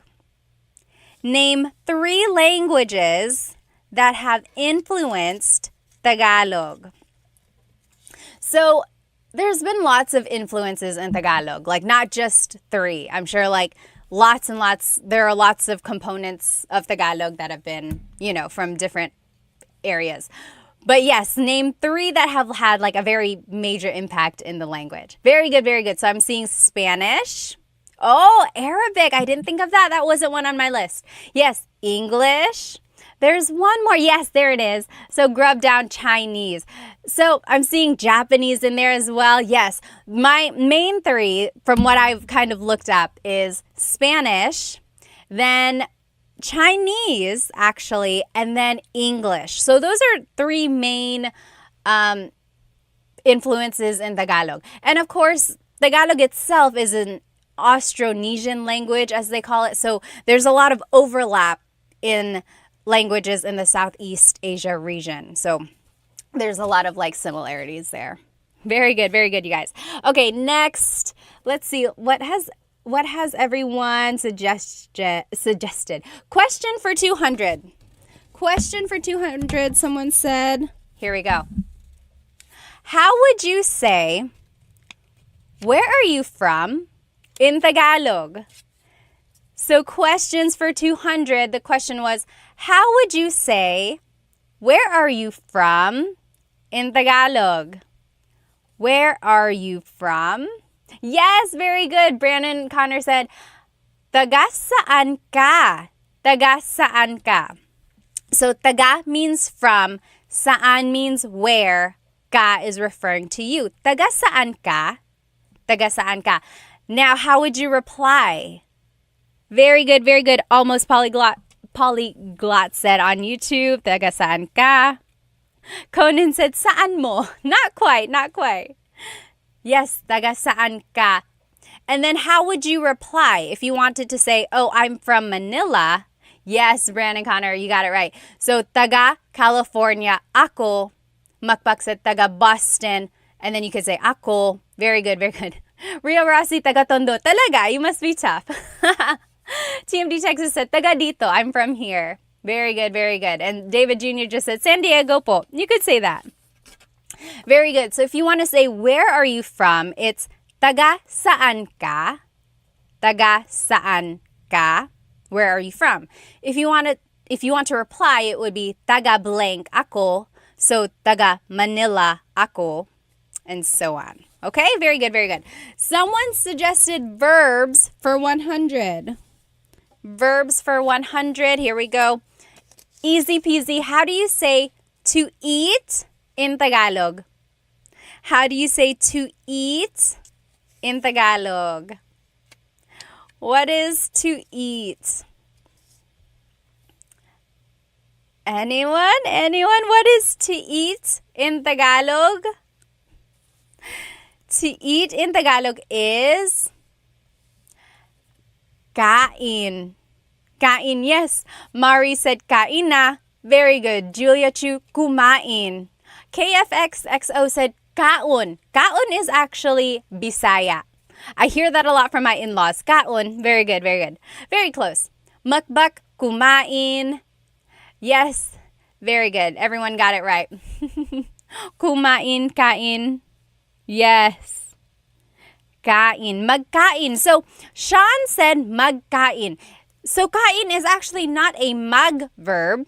It's an verb, sometimes an in verb. So, yeah, you wouldn't really use mag with the word kain. But I see where you're coming from. All right, very good, very good. Okay, next, what is our next clue going to be? Let me see if I can scroll up and see what people have suggested. What should our next clue be? Okay, I see Philippine trivia for 200. Philippine trivia for 200. How many islands are in the Philippines? How many islands are in the Philippines, or how many make up the Philippines? This one is tricky, depending on who you ask. Yes, so Ria Rossi says 7,107. So that's a very common number. I think it's in like some songs. It's just like the trivia that everyone knows. 7,107. And then see, R. Woody said 7,109. Some people are saying 7,000, 7,100. It really depends on whether or not it's high tide or low tide. This is what the internet says, and the internet is never wrong, right? Just kidding. Well, when it's low tide and all of the islands are out, yes, Samantha, you got it right, 7,641.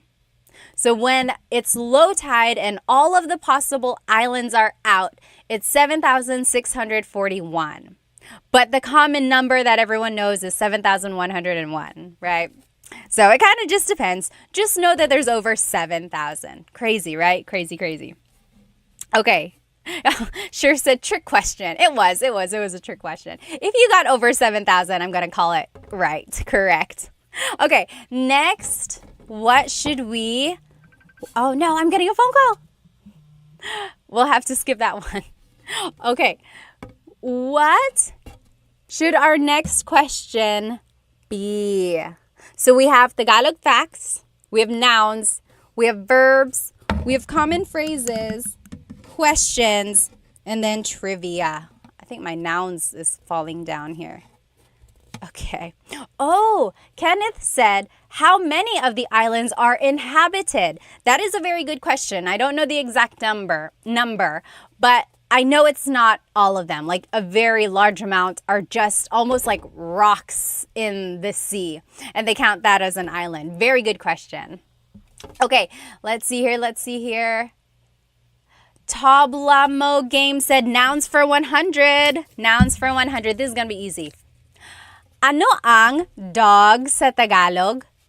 Ano ang dog sa Tagalog? Easy, right? Easy 100. Ano ang dog sa Tagalog? Ano ang dog sa Tagalog? Yes, Going Banana said aso. Mukbuk said aso. Very good. You all got it right. Yes, Adriano, Lainey, Brandon, Connor, you got it right. Very good. Yes, almost. Polyglot on YouTube. Very good, very good. So dog in Tagalog is aso. Did you hear my question? Ano ang dog sa Tagalog? What is blank in Tagalog? Keep that question in mind the next time you want to say something in Tagalog. Don't get stumped by not knowing a vocabulary word. Just ask, ano ang blank sa Tagalog? And that's a good way to kind of get some vocabulary. Yes, Sure said, what is aso? Every time I see your question, I'm like, oh, are they asking? But no, you're just answering in the Jeopardy format. Yes, very good. Okay, Gatu said, Tagalog facts. Let's just do Tagalog facts for 100. Tagalog facts here. Oh, what is the name of the Tagalog alphabet? What is the name of the Tagalog alphabet? Do you know? I love the Tagalog alphabet because it's very phonetic. Oh, Brandon Connor said, baybayin. So there is a difference between baybayin and the Filipino or the Tagalog alphabet. Yes, Ria Rossi got it. Abacada. So the abacada is the alphabet of Tagalog. Baybayin is the ancient Philippine script. So baybayin is considered like the oldest type of writing in Tagalog, in the Philippines. And that's also why Tagalog is considered to be like the oldest language in the country. And some people say that's why it's the national or one of the national languages, because it's like the oldest documented language in the country. But anyway, so baybayin is like symbols and represents kind of like the old ancient language. And that's what Tagalog is derived from. So that's not technically the alphabet, although it has a lot of influence in the language altogether. But the Tagalog alphabet is called abacada. Abacada. And I think it's very interesting because it's like all the letters are just the sound, like abacada. And then whenever you're saying the word, that's the sound of the letter. I don't know if that made any sense, but I think it's very interesting. Okay, what is our next clue? Are we going to do Tagalog facts again? Nouns, verbs, common phrases, questions, or Philippines trivia? Anyone? How about over here on YouTube? What would you like to do? YouTube. There's a little lag on YouTube here, but we'll let them choose this time.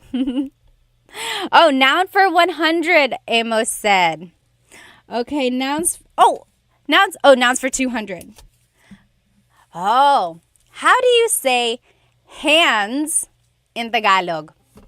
Hands. How do you say hands in Tagalog?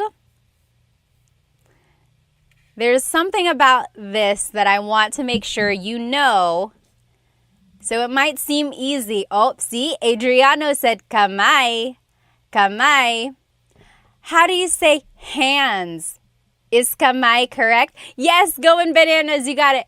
mga kamay. Mga kamay. So kamay is hand, one hand, kamay. But if I want to say hands, both hands or multiple hands, it's mga kamay. Mga. Don't forget the mga when you want to make something plural. So in English, we always add an S at the end. But in Tagalog, if you want to make something plural, it's mga. Mga kamay, hands. Mga aso, dogs. Mga babae, women. Okay? So mga was the thing I wanted you to get from that. Very good, everybody. Yes, sure got it. Yes, David, very good. And just don't forget the mga. All right, next. All right, let's do, someone up here suggested, let us do common phrases for 200. Common phrases for 200 here. Common phrases, easy. How do you say thank you in Tagalog? How do you say thank you in Tagalog? Thank you in Tagalog is... Kaylin said, thank you for doing this. You are so awesome. Salamat, salamat. Thank you for spending some time with me tonight. Yes, Residue 1830 said, salamat. Yes, Samantha said, salamat po. Very good. Ballroom, yes, you got it. Salamat. Yes, JB said salamat po. Yes, Conan, Gatu, you guys all got it. Matthew, Sean, everyone. Yes, sure. What is salamat? Yes, Mark, Gatu, everyone. So you can say salamat. Salamat. That means thank you. If you want to be respectful, it's salamat po. Salamat po. You add po if you're speaking to someone older than you or to someone in authority. So priests, doctors, lawyers, police, anyone you want to be respectful to, you would add po. Now, if you want to say I'm very thankful or thank you very much, that would be maraming salamat po. Maraming salamat po. Okay? But you could just say salamat. That also means thank you. All right. McClaskey said, this is so fun. Thank you. Salamat din. Lavin Lulu said, salamat po. Salamat times 1,000, Matthew said. All right, pick the next one. Should we do Tagalog facts, nouns, verbs, common phrases, questions, or Philippines trivia? What should we do? JM said questions for 100. Let's do it. How do you say, what is your name in Tagalog? How would you say, what is your name in Tagalog? So we are doing questions for 100. How would you say, what is your name in Tagalog? What is your name in Tagalog would be? Yes. Urkaz said, anong pangalan mo? Anong pangalan mo? So anong is ano ang, what is. Pangalan is name, mo is referring to you. Ano ang pangalan mo? What is your name? Very good. Almost got it. Ballroom. Very good. You guys all got it. JB, Matthew. Got you very close. Oh, yes. I think you just got some words put together yet there. Yes, sure. You guys all got it. Ano ang pangalan mo? Now, how would you reply? How would you say, my name is blank? My name is blank. So if you wanted to reply, there are a couple different ways. I would say, ako si Pat. Ako si Pat. I am Pat. Now, if you are looking at like a Tagalog learning book, they would say, ang pangalan ko ay Pat. Ang pangalan ko ay Pat. So that is technically correct, but it's really formal. No one ever really speaks like that. Yes, very good. Mukbang got it. Ang pangalan ko ay McKenna. So that is correct. It is absolutely correct. It's just not very natural. If you were to say it in a common conversation, people would be like, it's like Shakespearean almost. So it's easier to just say ako si Pat. Ako si Pat. I am Pat. Very good, very good. Okay? Very good. Next, I saw verbs for 100. Oh, we already did 100. Verbs for 200. Let's do that. Verbs for 200. How do you say to cook in Tagalog? To cook. How would you say to cook in Tagalog? To cook in Tagalog. To cook in Tagalog, let me see. Urkaz said, why don't we say, ikinagagalak kong makilala ka anymore? So do you know what see, I can't even say it without reading it. Ikinagagalak kong makilala ka. That means, like, I am happy to meet you. It's like great meeting you almost. But I think because it's just so formal, maybe we don't say that. Very good. Yes, Mukbak said magluto. Travis on YouTube got it. Sean got to. Very good. So to cook in Tagalog is magluto. Magluto. If you wanted to say I am cooking, it's nagluluto ako. Nagluluto ako. To be specific, it would be nagluluto ako ng adobo. Nagluluto ako ng pansit. So, nang means some or a thing. Nagluluto ako ng blank. Okay? Very good. Next, what should we do? This verbs one is gonna fall off. So, we have Tagalog facts, nouns, verbs, common phrases, questions, or Philippines trivia. What should we do? Should we do Tagalog facts, nouns, verbs, common phrases, questions? Okay, we should do facts. McClaskey said. Let's do Tagalog facts for 200. Tagalog facts. Oh, what fraction of Tagalog comes from Spanish? So, like, what fraction of all the words in Tagalog have a Spanish origin?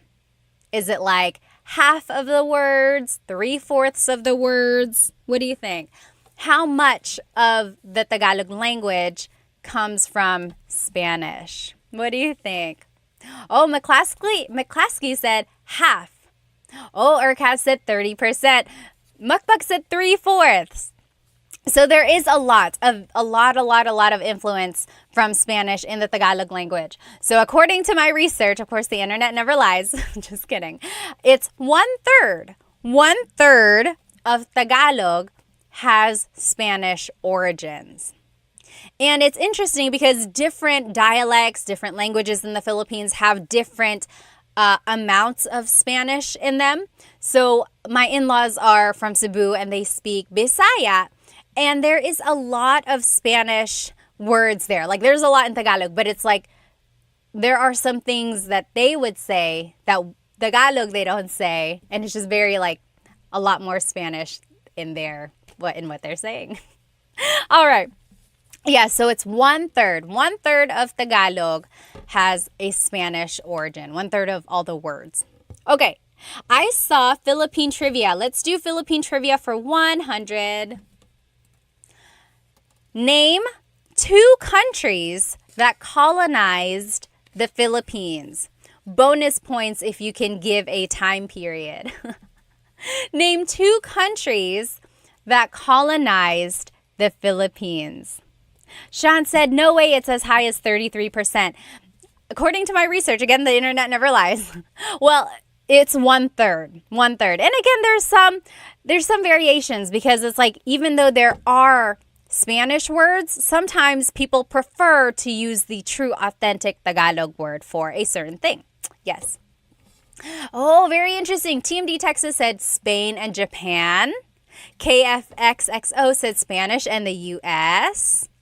Oh, Japan and Spain. I'm seeing, oh, Spain and India. I've never heard that one before. Yes, I'm seeing a lot here. So Spain, Japan, the US. Oh, let's see here. So E. Christ said Spain from 1800 to 1930 is actually way before the 1800s. I'll give you that hint. Yes. JB said Spain for 333 years, US from 1989 to 1946. Sure, Spain for 300 years, US after World War II. Yes, very good, very good. Okay, so Spain colonized the Philippines in the 1500s. And the oldest city in the Philippines is Cebu City. So Magellan and his crew all landed in Cebu. Magellan was actually killed by Lapu-Lapu. So Lapu-Lapu and his team kind of kicked Spain out.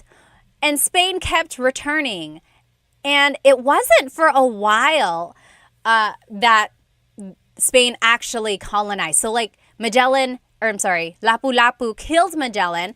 Their fleet kind of left and tried to keep coming back, but then they just kept getting like attacked by the natives.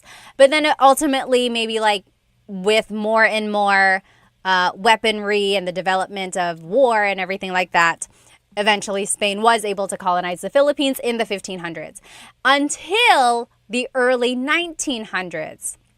Then in the early 1900s, late 1800s, like early 1900s, the U.S. came and colonized the Philippines. The U.S. bought the Philippines from Spain, and then the U.S. was there until World War II. So now people are saying Japan, right, in the comments. That's because during World War II, Japan occupied the Philippines. It was very, very sad. They were very, very mean. If you talk to people's grandparents or great-grandparents, they have some really, really bad stories of things that the Japanese did to Filipino natives there. There's like the Bataan March, and then just things they did to kids, and just a lot of torture. And then a lot of towns and cities were destroyed. So that's why Japan is being listed here. But technically, they didn't colonize. I don't think it's not really considered. Yes. McClaskey said Japan tried. They tried. They really did a lot of things there. And then after World War II, the Philippines was granted independence. And their Independence Day is actually coming up, June 12th. June 12th is the Philippine independence. What's interesting, actually, June 12th is the Philippine independence from Spain. July 4th is the Philippine independence from the U.S. And what's interesting, we'll get back to our Jeopardy game. I get so sidetracked. I remember in high school, I took AP U.S. history, and my teacher asked, when is the Philippines Independence Day? And I was so confident that it was June 12th. I know for a fact that it is because I was in the Philippines on June 12th one year when I was a kid, and there was a big celebration for Philippine Independence Day on June 12th. So I shouted it out. I was like, June 12th. And my U.S. history teacher said, no, it was July 4th. And he was very sure about that. And that's what it said in the book. And you're exactly right. G.W. Wenny said July 4th is considered Filipino American Friendship Day. That's kind of like when the U.S. granted us like independence from the U.S. But in the Philippines, their Independence Day, they consider it to be June 12th because that's when we got independence from Spain. Very interesting. I'll never forget that. Like, I was so confident. I was like, June 12th. And he was like, no, it was July 4th. And I was just so confused because in the Philippines, it was celebrated on June 12th. So now I get it. Okay. All right. Next.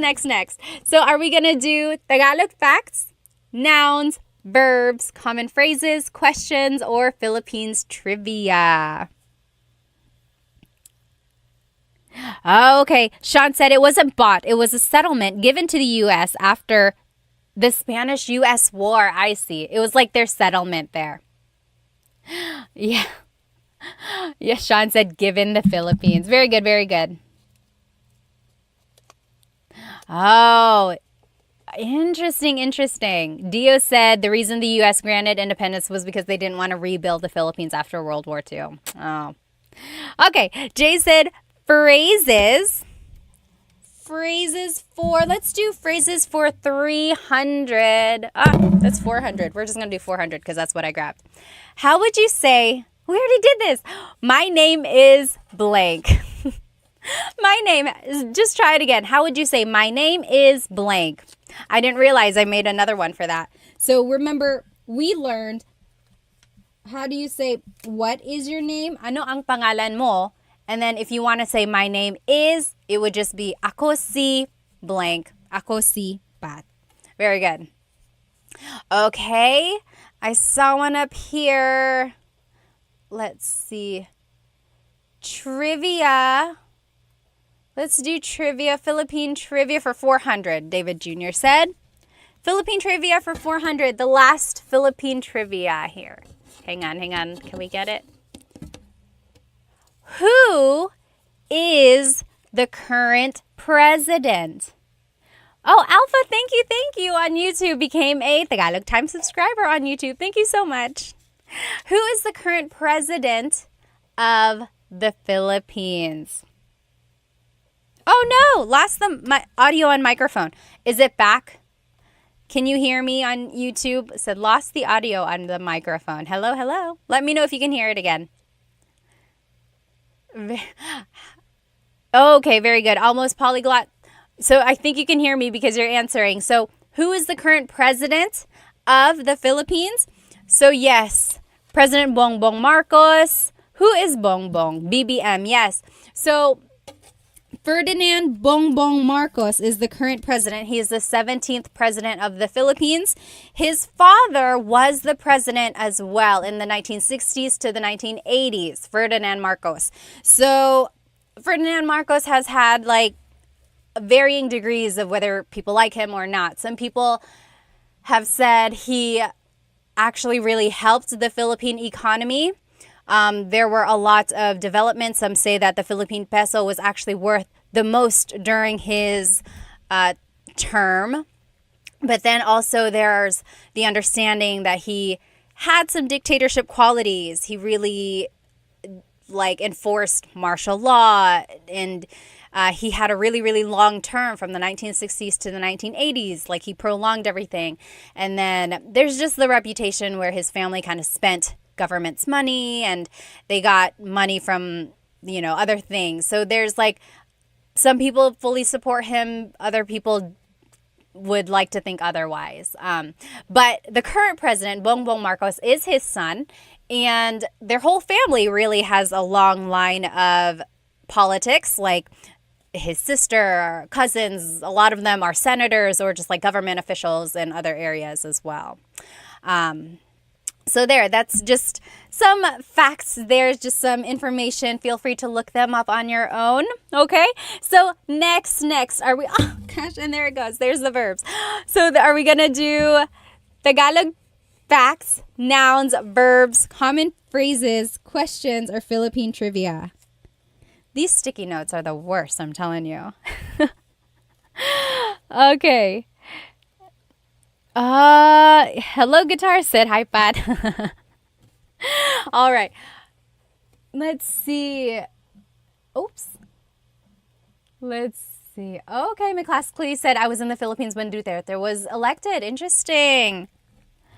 Yes. Annabis said only 17 presidents. That's wild. When you think about it, so if the Philippines got its independence in the late 1900s or mid 1900s, and now it's 2024, and then you had a president who had a really, really long term, that doesn't really leave a lot of time for the other presidents, right? Yeah, so 17 presidents for the Philippines. Okay, nouns 300, Mari said. Nouns for 300. Oh, this might be a word you don't say a lot. Ano ang cloud sa Tagalog? Ano ang cloud sa Tagalog? Ano ang cloud sa Tagalog? Do you know? What is cloud in Tagalog?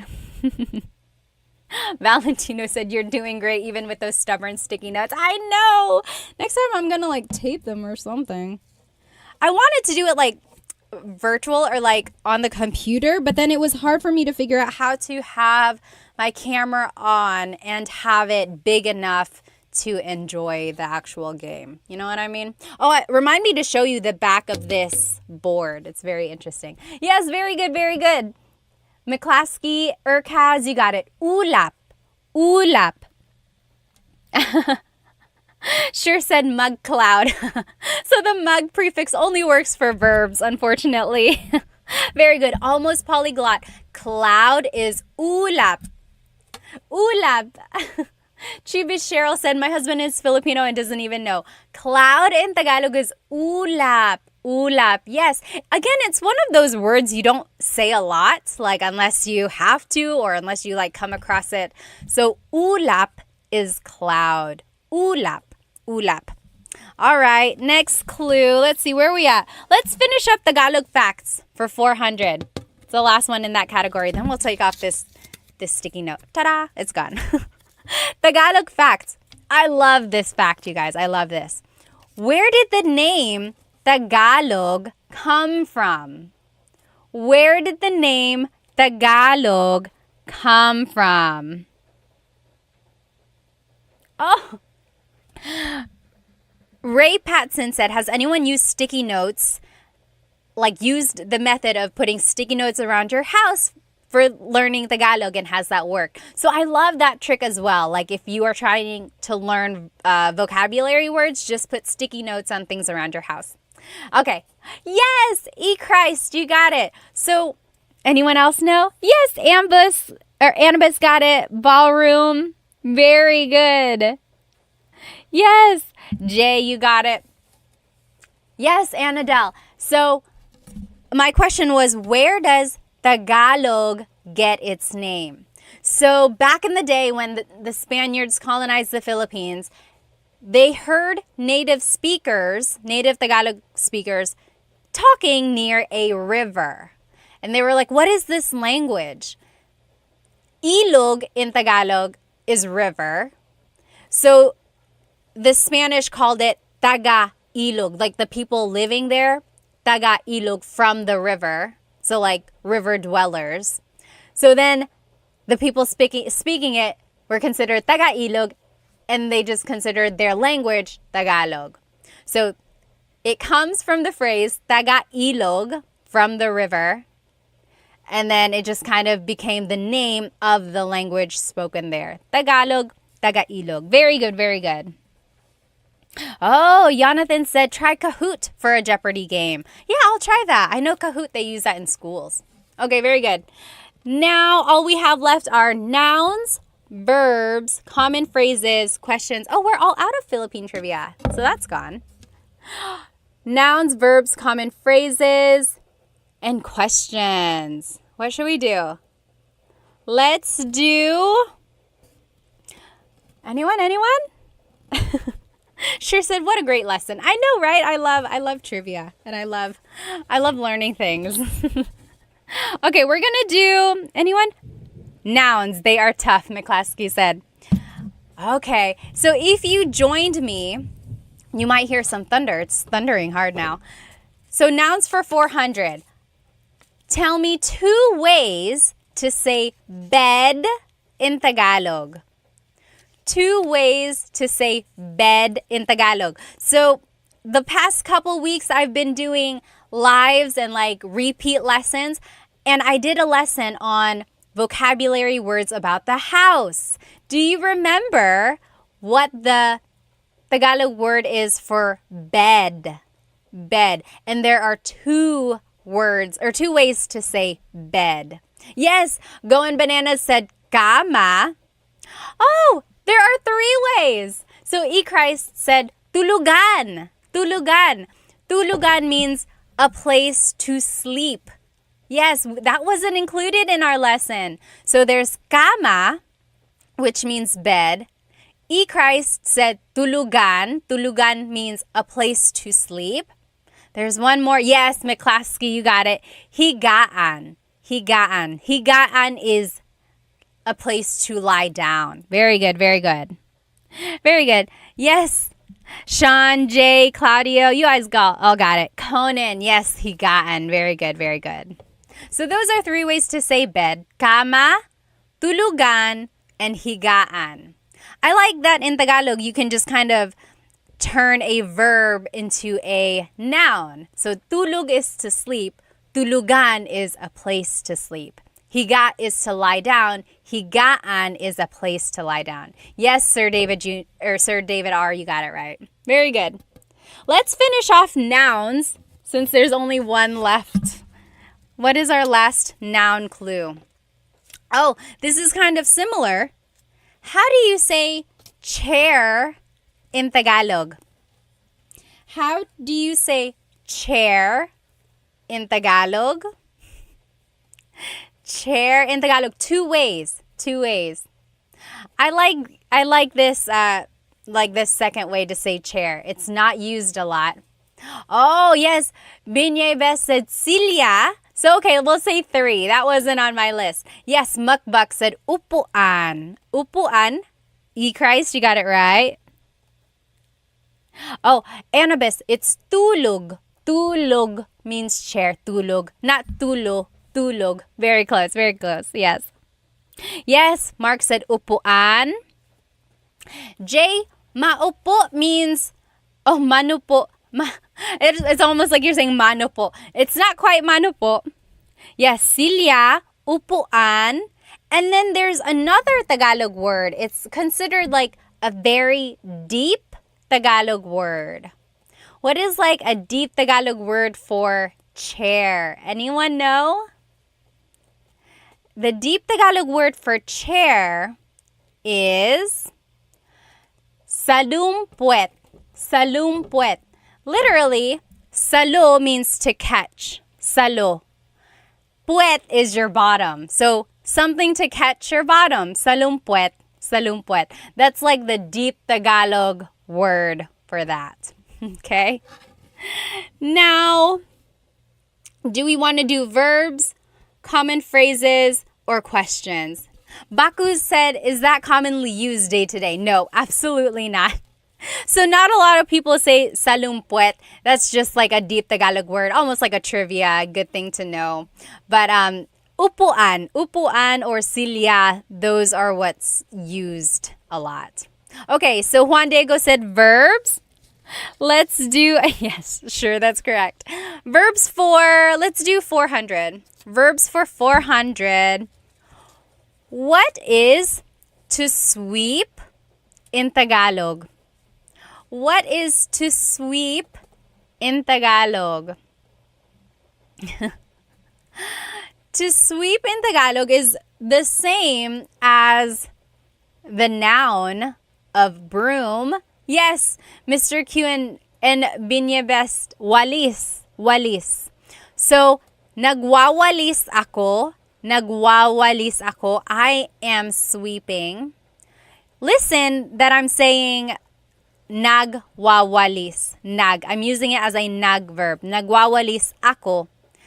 But I could also say, winawalis ko ang sahig. Winawalis. So I'm using it as an in verb now. So when it's an in verb, it's an object-focused verb. And so, hello? Okay. So when it's an in verb, it's an object-focused verb. And then it's like focused on the floor. Winawalis ko ang sahig. However, when it's a mag verb, nagwawalis ako, it's focused on me. It's an actor-focused verb. Very good. Let's finish off verbs since we only have one left. What is to wink in Tagalog? What is to wink in Tagalog? Do you know? What is to wink? I remember learning this when I was a kid and I was like, wow, because it's not a verb you hear every day. Do you know what is to wink in Tagalog?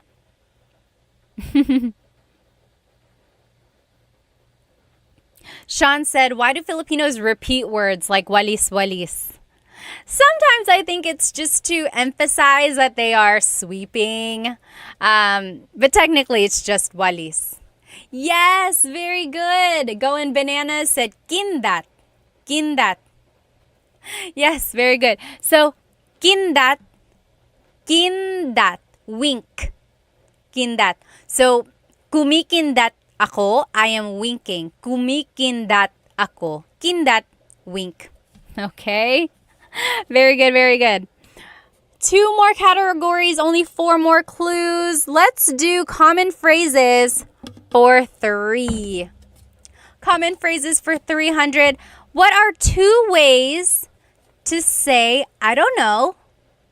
2 ways to say, I don't know. How can you say, I don't know, 2 different ways? Yes, Justin Dizon said, hindi ko alam. Hindi ko alam. And then Cosmo Scary said, ewan ko. So those are the 2 ways you can say it. Hindi ko alam means I don't know. Ewan ko means I don't know either. So they are used interchangeably. Hindi ko alam and ewan ko. Very good. Let's finish off common phrases since we only have 1 left. Common phrases. How do you say goodbye in Tagalog? Or like how would you say it in a casual way? So you might hear me say it at the end of my videos, but that's actually not the common way to say goodbye. I just say it at the end of my videos just to kind of close my videos off. Yes, I know everyone is saying paalam, paalam because I say it. That is technically goodbye in Tagalog, but how would you say it like in a casual way? Yes, E-Cry said, kita kits, kita kits. Kita kits means like, see you later, see you soon. Yes, Micah said, ingat, ingat. Sir David, that's what I was looking for. Sige, sige. So, if someone is about to leave, yes, Animus also said it. David on YouTube. So, a lot of people say, sige, ingat. Okay, take care. Sige. So, it's like, oh, sige, alis na ako. Okay, I'm leaving now. So, there's no real like goodbye. It's almost just like, oh, okay. See you later. Okay, so that's one thing to know there. Okay, we finished off common phrases. 2 more. Let's do questions for 400. How do you say, what are you doing? What are you doing? How do you say, what are you doing in Tagalog? Let's see. What in Tagalog is ano? Yes, Cosmo Scary said it on YouTube. Anong ginagawa mo? Very good. Justin Dizon got it. Anong ginagawa mo? Let's see here. A Amorous Rap Sing said, anong ginawa mo? That's past tense. Anong ginawa mo means, what did you do? Anong ginawa mo? But in the present tense, what are you doing? It's anong ginagawa mo. Okay? Anong ginagawa mo? And then the last clue of the night. Questions for 500. How do you say what happened in Tagalog? What happened in Tagalog? How would you say that? What happened in Tagalog? What happened in Tagalog is... I saw someone write it there. Oh. Sean, I'll answer your question in just a minute. Yes, very close, close, Micah. Yes, Abigail got it. Anong nangyari? Anong nangyari? What happened? Anong nangyari? Anong nangyari? What happened? Very good. Sean said, how do you say to a group of people, what are you doing? So if you're talking to more than one person, you wouldn't say, anong ginagawa mo? That's just one person. Anong ginagawa mo? What are you doing? But if you're asking a group of people, what are you all doing? It would be, anong ginagawa nyo? Anong ginagawa nyo? Nyo is the you plural. There we go. We finished it. We finished all of this. Do you want to see the back of this board? This is a little like wall decor. I don't really have space to put it behind me, so I haven't found a place to hang it up. But it is like a piece of wooden art with, does anyone know the name of this dance that's being depicted? This is considered the national dance of the Philippines.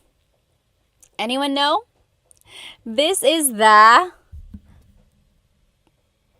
it's the tinikling dance. So you'll see the bamboo poles here, and people are dancing, and they're trying to dance between the poles. And sometimes it goes faster and faster, and you're trying not to get clicked. Yes, very good. You guys all know. Ballroom, Jay, Eric. Oh, yeah. Ballroom said, it says it on the thing. Tinikling. There it is. This is the tinikling dance.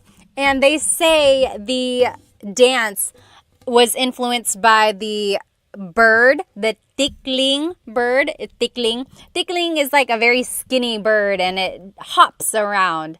So they're mimicking the tinikling or the tickling bird in the tinikling dance. Very interesting, right? You know where I found this? I got this from a yard sale many, many years ago. I was just like looking around on this lady's table, and this was there for like 25 cents. I was like, am I seeing what I'm seeing? She was not Filipino, so I don't know where she got it from, but I couldn't believe that it was so cheap and it's still so nice. I just gotta find a place to put it. Maybe I'll put it behind me. All right, you guys, I gotta go. I hope you have a good rest of your night. I hope you have a great weekend. We will try doing this game again. If you jumped onto this live late, I will do a repeat live. I'll try to figure out how to stick these on a little bit better. But otherwise, I hope you have a good rest of your day and night. Oh, Miss Date said, oh, nice, it was made for you. You're right, but you know, I wasn't even doing Tagalog Time when I found it. It just happened to to show up. Oh my goodness. I will see you guys next time, okay? Let me just read some of these comments before I leave. Oh, Sean said, is it for sale, Ate Pat? No, I can't even. I want to put it up. I just don't know where to put it up, but it's not for sale. It's all mine. Sorry. All right. I will see you guys next time. Have a good rest of your weekend, everybody. Or good evening and good weekend. Bye-bye. See you.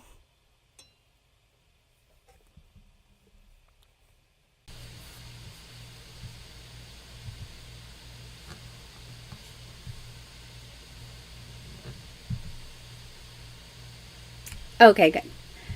So we are going to go ahead and get started. So sorry for the delay. I have only gone live on Instagram, so I've never gone live on YouTube, but I wanted to give it a try because I know YouTube can make it horizontal versus when I go live on Instagram, it's always vertical. And I wanted to share my screen with you because I have so much information I want to share. And the way I used to do it was that it would just kind of display behind me and then I would cover it and everything. Let's just give everyone another minute to get on here. That's a good question. Why is the video quality 480 versus 1080? That is a very good question. Oh, I think it says on my end, it says the stream's current bit rate is lower than recommended. You know, I'll have to play around with it. Is it really bad, like the quality? Can you not see? Like if I were to show this, can you see it? Can you read it okay? Okay, it looks like it might be bad. Hang on one sec. So, okay, so some people are saying it's clear, it looks good, it's not bad. Okay. Okay, we'll just keep it like this for now. If it goes really bad, then let me know. Alrighty, so today we are going to be learning some possessive pronouns and question formation. Also, how is my audio? Is it okay? Is it fuzzy? Is it too soft? Let me know. And sorry if I'm looking to the side because I have two monitors here. This one is where all of the information is, and over here is where all of the comments are.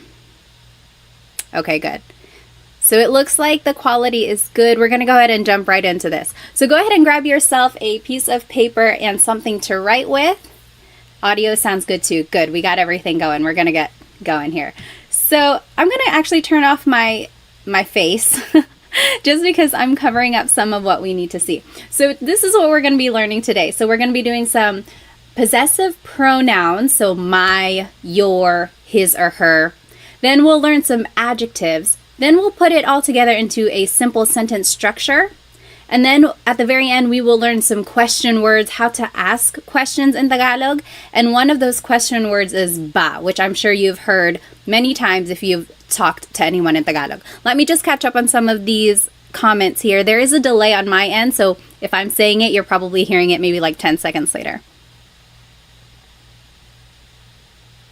Okay, alrighty. So let's jump right into it. So here are some possessive pronouns. I will say that there are different types of possessive pronouns. We are going to be learning my, your, his or her, ours. But then there are also other possessive pronouns that are mine, yours, like it's yours, and then theirs. That's a different type of possessive pronoun. These possessive pronouns are the ones that can go in a sentence. If you hear me pause, it's just because I am catching up on some of these comments. I really don't want to miss anyone's questions. Okay, alrighty. So let's just start by going over some of these possessive pronouns. Ko is my, like bahay ko, my house, bahay ko. Mo is your singular. So bahay mo, that's your house, bahay mo. Nya is his or her, nya. And as you can see, it's gender neutral. So this could be talking about a woman or a man. So bahay niya, it's his house or her house. You really have to listen to the context clues to determine who someone is talking about. And then natin is ours inclusive, namin is ours exclusive. So there are two different types of ours. Natin means you and me, all of us. We are all living in the same house. That's our house. Natin. Everyone is included, so that's inclusive. Namin is exclusive. So that's just like me and my husband, Chris. It's our house. Bahay namin. You're not included. I'm just telling you about it. Bahay namin. So that's exclusive because you're not included. Then there's ninyo and nyo, which is your plural. So maybe you all as a class, you all live in one house. Bahay nyo. That's your house, all of you. And then there's nila, their house. So over there, that's their house. Bahay nila. Okay, so those are the different types of possessive pronouns. And in order to make a sentence, usually we're using it to describe something. So it's like, my house is red. Pula ang bahay ko. So here are just some adjectives. We will start with colors. Colors in Tagalog is mga kulay. Pula is red. Kahel is orange. Dilaw is yellow. Verde is green. Azul is blue. Lila is purple. Puti is white. Itim is black. Abo is gray. Rosas is pink.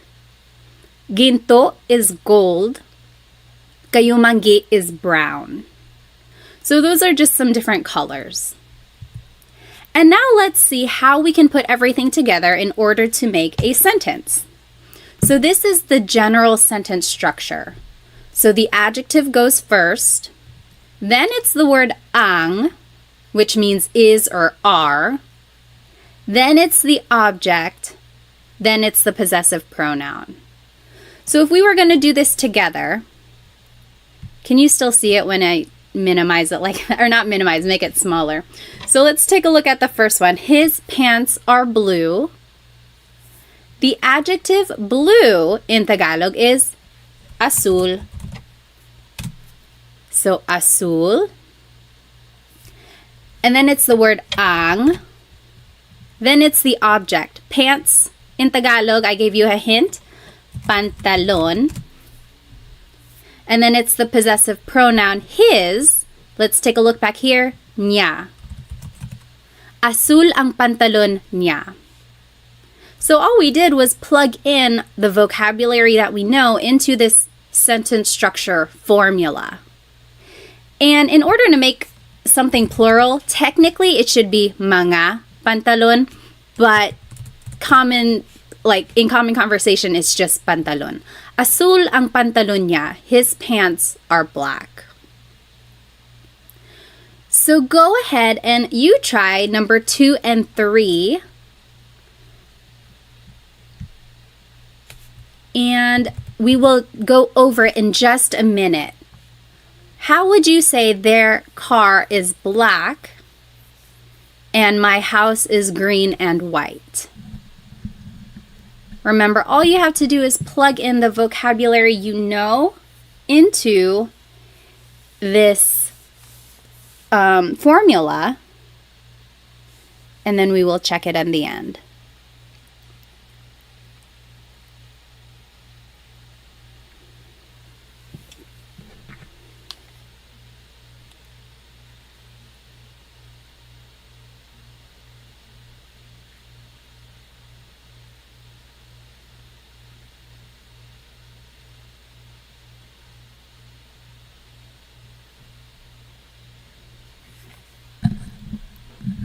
Yes, okay, so I am seeing some of the right answers, or one of them is already in the chat. Go ahead and take maybe just another minute or two just to answer or translate what is their car is black and my house is green.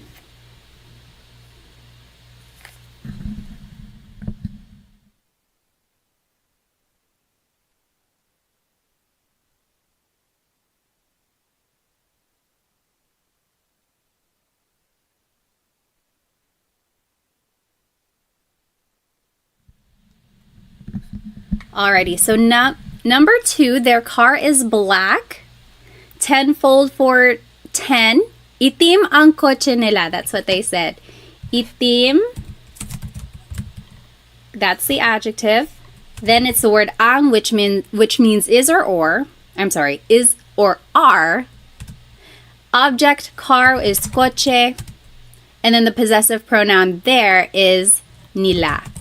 Itim ang kotse nila. Yep, that is correct. Itim ang kotse nila. Number 3, who wants to give it a shot? Write it in the chat. My house is green and white. What do you think?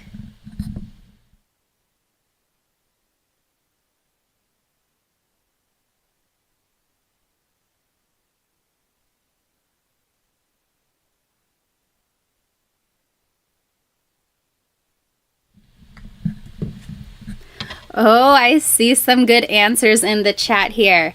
So let's see. Nellify, Chelsea G, Daniel, Maximilian. Yep, I'm seeing it all right. So green, verde, and in Tagalog is at. At. Verde at, puti is white. Ang, house is bahay, and my is ko. Verde at puti ang bahay ko. Very good. Yes, you're getting it all right. So a question up here by Tim. Very good question. When learning, how do you pronounce the words phonetically? It's quite overwhelming seeing the words, and I'm taken aback. I completely understand that. Just from having learned a second language in high school, sometimes the pronunciation is the most intimidating part. You don't want to sound like too much like a beginner. It can get embarrassing. I totally understand. The good thing about Tagalog is that when you're reading it, just sound out every word or every sound and letter that you see. There are not very many silent letters. Everything is kind of how it's spelled. So I would say focus on the vowels.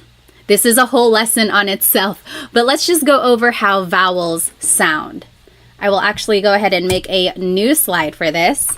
So the letter A is more like an ah sound, ah, ah. And sometimes in English, the letter A is very short, like bat and hat. We don't want it flat like that. We want it more open, so ah, ah. Not like an opera singer. It's not ah, but really make your mouth. Let me turn on my camera here. I think that might help. Sorry again, this is my first time coming on YouTube for the live. Yes, okay. So let's talk about pronunciation. So the letter A, ah, ah, ah. Not ah and not ah, just ah, ah. So let's practice saying salamat, salamat, salamat. It's not salamat and it's not salamat. It's really just like in the middle. It's flat. Salamat. Okay? So that's the letter A. Then the letter E is the same as in English. Eskwelahan. Then the letter I is an E sound. E. Isda, fish, or isa, one. E. Sometimes in English, the letter I has a very short I sound, like big or dig. We don't want that sound. We want an E sound. So that's the letter I. Then the letter O is O. Not aw, but more like an O. Sometimes I think of it like having a ball in your mouth. Your tongue gets kind of pushed back and down a little bit, and the inside of your mouth is open and wide. So O, like opo, opo. It's not opo, it's opo. That's the letter O. And then letter U is an U sound, U. So ulan, upuan, rain and chair, U. Not like under or umbrella. The letter U in Tagalog has an U sound. So when you're practicing pronunciation, I would say focus more on the vowels first, and then consonants will come later, and then usually the stress goes on the second syllable. But all of that will come the more you practice Tagalog. Let's get back to our lesson. Very, very good question though. Let me just catch up on some of these comments here. Let's see. So again, we just learned the possessive pronouns. We learned some adjectives, and then we learned how to put everything together into a sentence. Yes, so Ben said, I heard Filipino only has one pronunciation for each vowel. For the most part, yes, all the vowels have a short sound. It's not like A can sound like 8. A always sounds like ah. Yep. I love your earrings. Thank you. They're from Sunkissed Pinay. I wear them all the time. Okay. Alrighty. So let's move on. So we just learned the possessive pronouns. Now we're just going to do some more practice. Over here in the top left corner are the possessive pronouns we just learned. So ko, mo, niya, natin, namin, ninyo, nyo, and nila. Those are the possessive pronouns. Then at the bottom left corner are the colors we just learned. And then in the middle are some vocabulary words that you might use in these examples. So aso is dog. Aso. Pusa, cat. Pusa. Coche, car. Coche. Bahay, house. Bahay. Damit, clothes. Damit. Buhok, hair. Buhok. And then top right corner are just some more adjectives. So masakit means something hurts. Hurts. Masakit. Sira, broken. Sira. Nawawala, missing. Nawawala. Masaya, happy. Masaya. Bago, new. Bago. Malayo, far, or far away, malayo. Masarap, delicious, masarap. And then malamig, cold, malamig. So that was a lot of adjectives, a lot of vocab there. All of those things you might be able to use in these examples coming up. Then just to review, here is the sentence structure that we just practiced. Adjective goes first. Then it's the word ang, which means is or are. Then it's the object. And then it's the possessive pronoun. The possessive pronoun goes at the end. And then here's the example. His pants are blue. Azul ang pantalon niya. Everything just was plugged into this formula that we learned. So let's do the first one together. Your singular hair is black. So remember the adjective goes first. Black in Tagalog is itim. Then it's the word ang. Then it's the object. Hair is buhok. And then it's the possessive pronoun your, which is mo. Itim ang buhok mo. Any questions on that example or anything we've learned so far? If you have a question, just type it into the comments or in the chat. Otherwise, go ahead and do 1 through 5, and then we'll go over it. So just do half of them first, and then we'll go over it. So 1 through 5. Don't write it in the chat yet, just because I want everyone to be able to do it on their own. So go ahead and do 1 through 5, or I'm sorry, 2 through 5, and then we'll check it.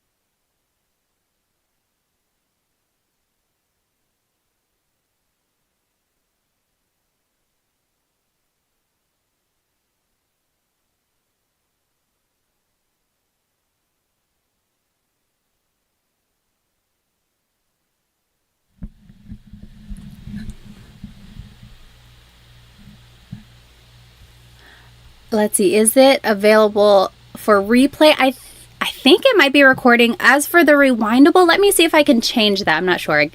Oh, okay. I think I just need to enable this. Okay, I enabled DVR. We'll see if that helps. If you are just joining us, we are doing these examples.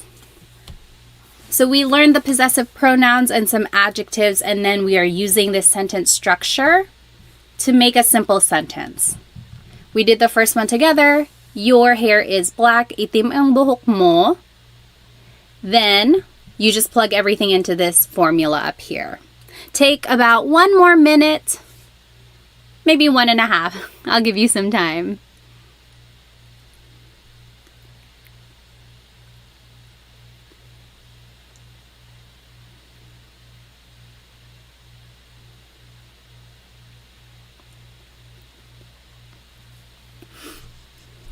Oh, that is a very good question, Chelsea G. When would you say ma before the color? Like maitim ang buhok ko. Let me think about it. I want to give you a clear and concise answer. I'll think about it, and then after we do the examples, I'll answer your question. Very good question.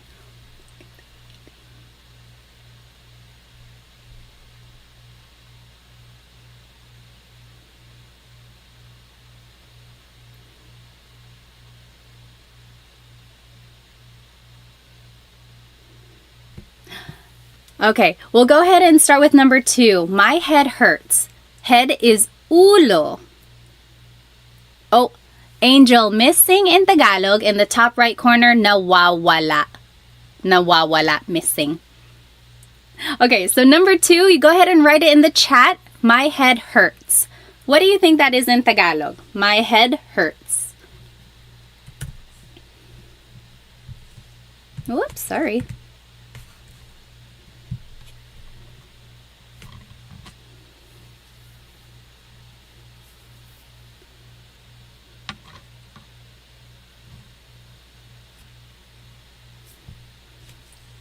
Yes, Maximilian, masakit ang ulo ko. So remember, adjective goes first, masakit. Then it's the word ang. Then it's the object ulo. Then it's the possessive pronoun ko. Masakit ang ulo ko. Yep. Number 3, my hands are cold. Hands in Tagalog is mga kamay. What do you think that is in Tagalog? My hands are cold. Let's see. My hands are cold.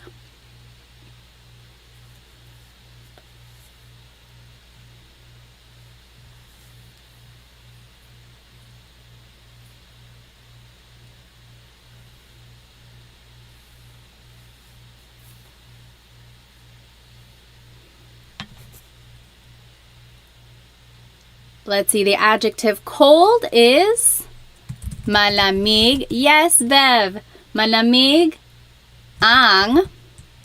Oh, very close, Bev. Malamig ang mga kamay ko. So malamig is the adjective. Then it's the word ang. Ang means is or are. So my hands are cold. Mga kamay is hands. And then ko is my. Mga is equivalent to adding an S to the end of a word. That's how you make something plural. Mga kamay. Very good. Number 4, our inclusive car is broken. Broken in Tagalog is sira. Then it's the word ang. Then it's the object car, which is kotse. And then the possessive pronoun our inclusive is natin. Sira ang kotse natin. Sira ang kotse natin. So remember the difference between inclusive and exclusive. Inclusive means it's all of ours. We all use the same car. It is our car. So, sira ang kotse natin. But if it's exclusive, that's just me and my husband. It's our car. Not yours, ours. I'm telling you about it. And then the last one, go ahead and write it in the chat. Their cat is missing. Their cat is missing. How would you say that in Tagalog?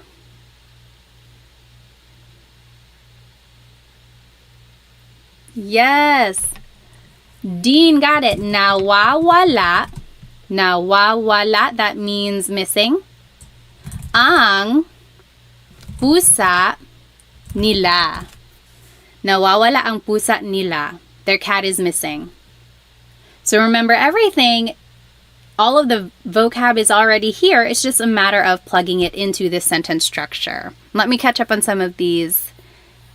No, you're not slow. Totally fine, totally fine. When would you use I versus ang for the verb is? Let me think about it. So, I see what you mean. Because sometimes I can mean is. So Rachel asked a good question. When would you use I, ay, versus ang for the verb is? I want to say I is more like an adverb. So it's more related to a verb versus ang, which is more related to an adjective. If I can think of a good I example, I'll write it in the chat or I'll mention it, but I can't think of one right now. For the most part, in these cases, ang is more fitting. And I think it is because like the adjective is going first. It's just the sentence structure in this case. Very good question. If I can think of an example when I is used, I'll bring it up. Back to the question for, let's see, when would you say ma in front of an adjective? So Chelsea G said, Maitim ang buhok ko. That also means my hair is black. However, I would say in that case, maitim is like saying my hair is kind of black. My hair is kind of black. Versus like when you say itim ang buhok ko, my hair is black. So the ma prefix in that case is kind of making it not unsure, but it's like not as certain for some reason. That's how I've always heard it that way. But usually, yes, a lot of adjectives start with the ma prefix. Itim is one of those where it does not. Or like for colors, when you add the ma prefix, it's almost like you're just kind of describing it, but it's not exactly that. I don't know if that's making any sense at all. But it's one of those things where it's like, it's almost right. And if you said it in Tagalog, no one's going to be like, oh my gosh, they don't know what they're talking about. But it's just more correct to use itim without the ma. Very good question. Let's go ahead and finish up these examples. So 6 through 9. And go ahead and write the answers in the chat so that we can go over it a little bit quicker. I will make it a little bit bigger so that we can see it better. Okay, go ahead and take maybe 3 minutes. Just do 6 through 9 and then we'll go over it.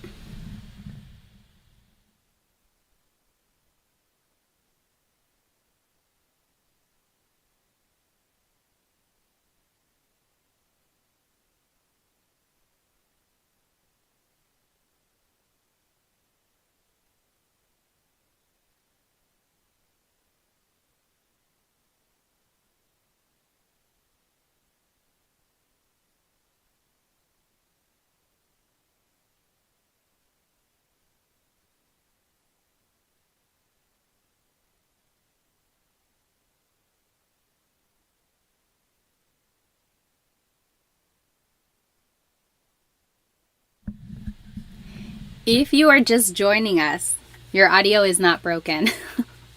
We are all trying to answer number 6, 7, 8, and 9. Oh, sorry. Your audio is not broken. Anyway, yes, we are all trying to answer or translate these phrases, and then we're going over it. I'll give you about maybe 1 more minute.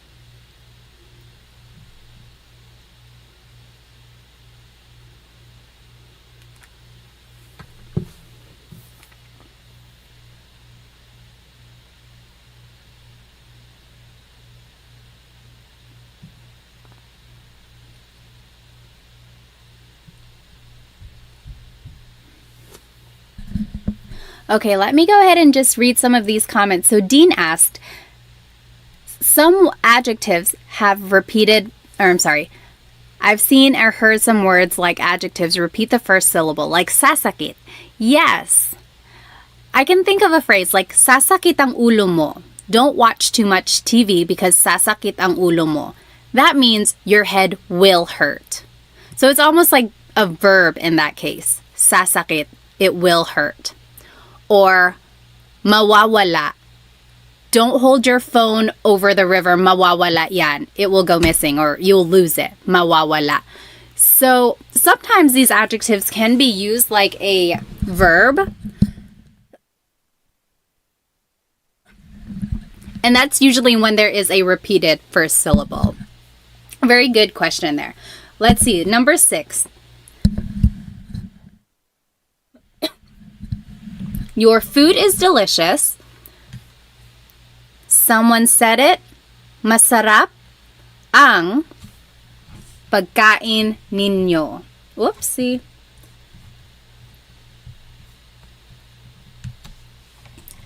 Delicious is masarap. Then it's the word ang. Then Pagkain is food. Your, ninyo or nyo.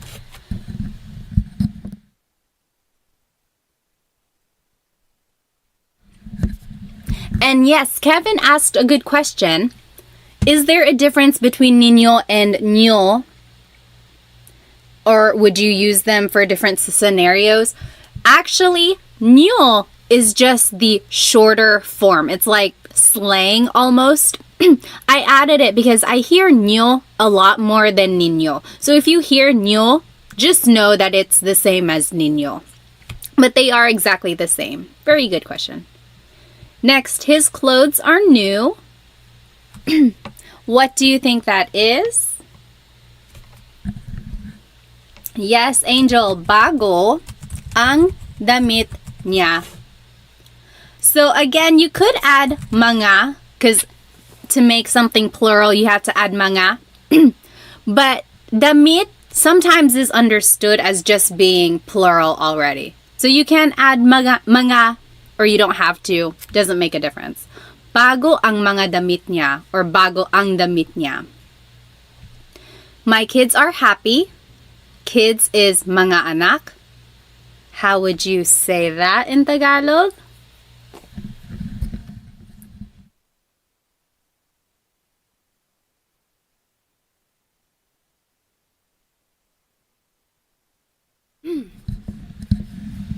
Yes, masaya ang mga anak ko. My kids are happy. Masaya ang mga anak ko. Lastly, our exclusive house is far away. So, our house is far away. Malayo ang bahay namin. Malayo ang bahay namin. Our house is far away. Good. Yes, Angel, you can add mga, but again, you don't have to. That's perfectly fine if there's no mga damit.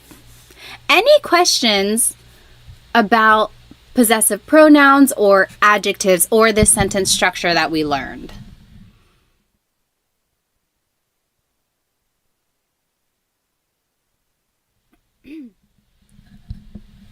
Okay.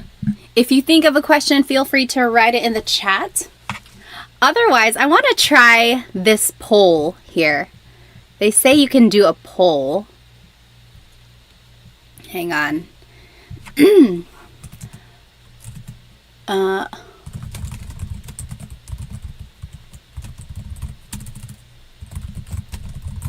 Okay.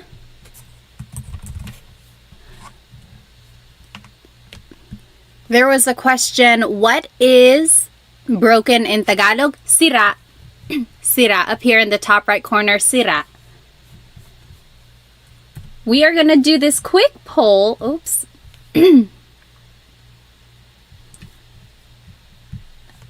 Let's see. Okay. See if that works. We're going to do a little contest to see what our favorite food is. Oh, it's not even showing up on your screen. Hang on one moment.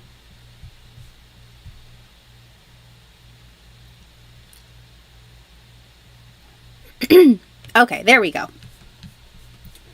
So let's see what everyone's favorite Filipino food is. We have this little bracket. We're going to see what the winner is. Can you guys see the bracket?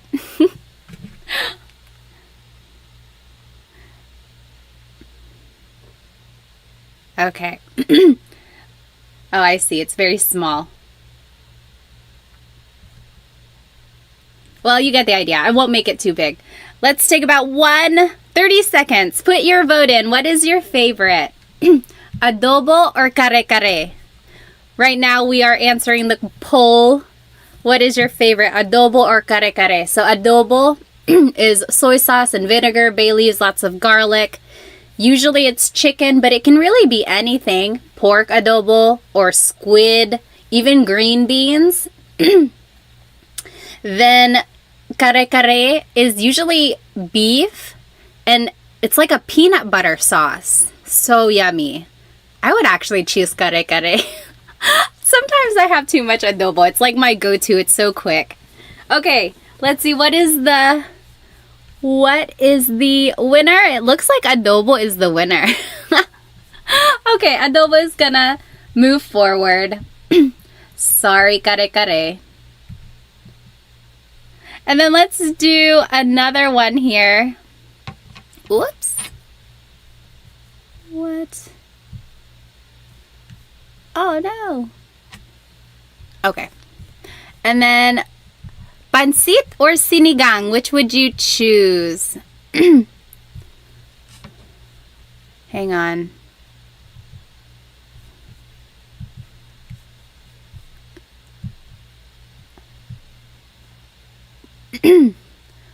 Let's see.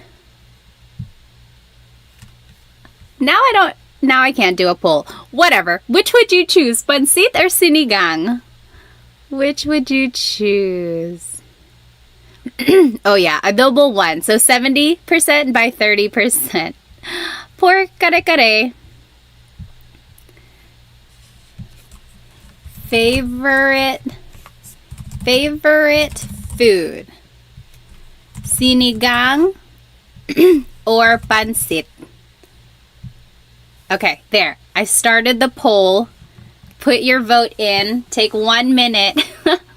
And we'll see which one wins. Ooh, it's close.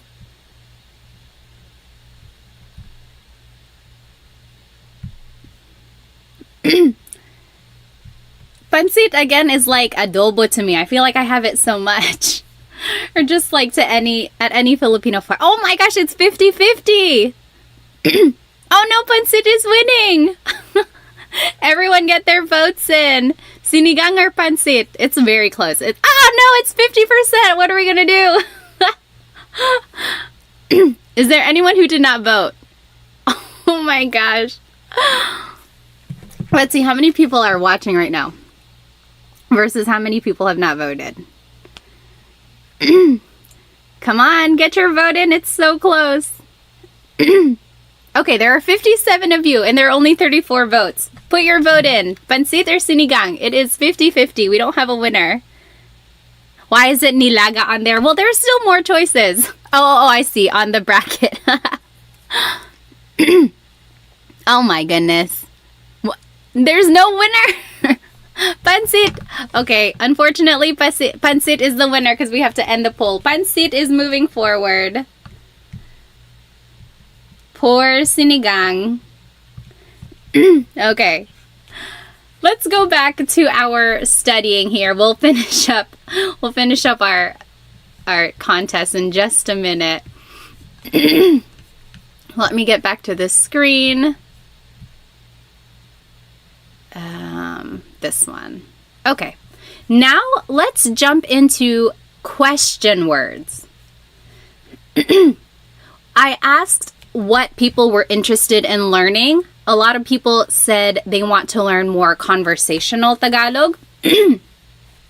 And what is more conversational than questions? It's very good to start any sort of conversation with a question, like how is your day or what are you doing? So these are some good question words to know.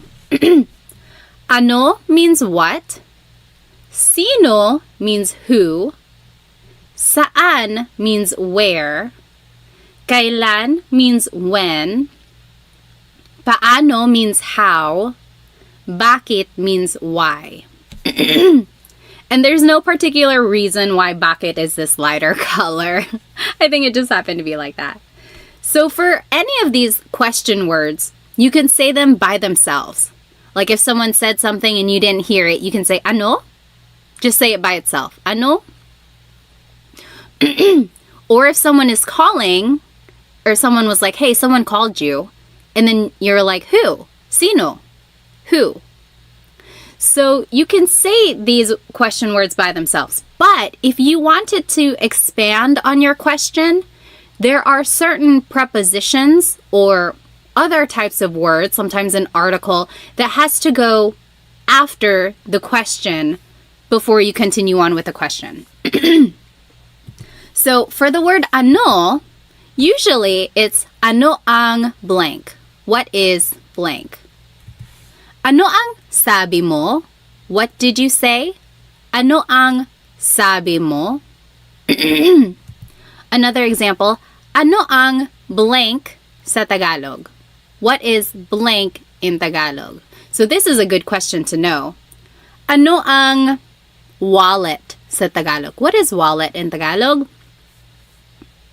Or ano ang cell phone sa Tagalog? What is cell phone in Tagalog? Both of those, wallet in Tagalog is usually just said in English. Another question, ano ang pangalan mo? What is your name? Ano ang pangalan mo? Next, the word sino, who, also uses ang. Sino ang blank?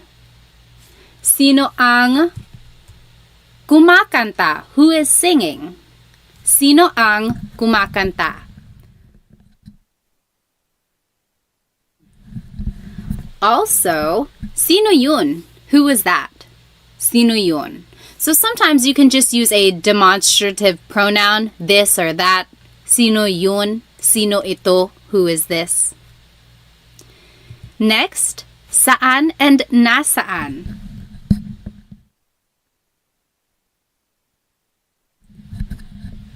So there are two types of where, saan and nasaan. Saan always goes with a verb, like, saan pupunta si Jake? Where is Jake going? Saan pupunta si Jake? Or I'm sorry, nasaan always goes with a noun. Nasaan ang CR? Where is the bathroom? CR is comfort room, and that's what a lot of Filipinos call the bathroom in the Philippines. Nasaan ang noun?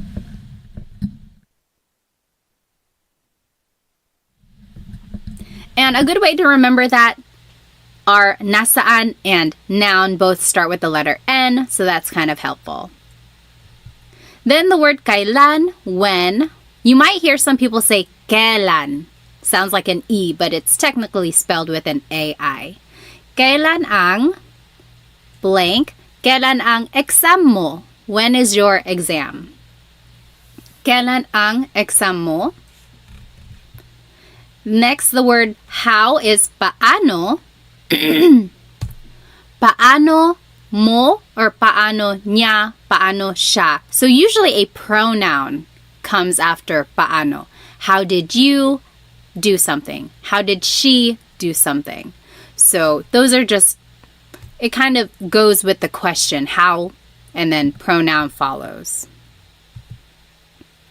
Then, paano mo ginagawa yun? That's an example. So, paano mo ginawa yun? How did you do that? And lastly, the word why is bakit. Bakit mo, bakit niya, bakit siya. Again, pronouns usually follow the word bakit. Any questions about these questions before we do some practice?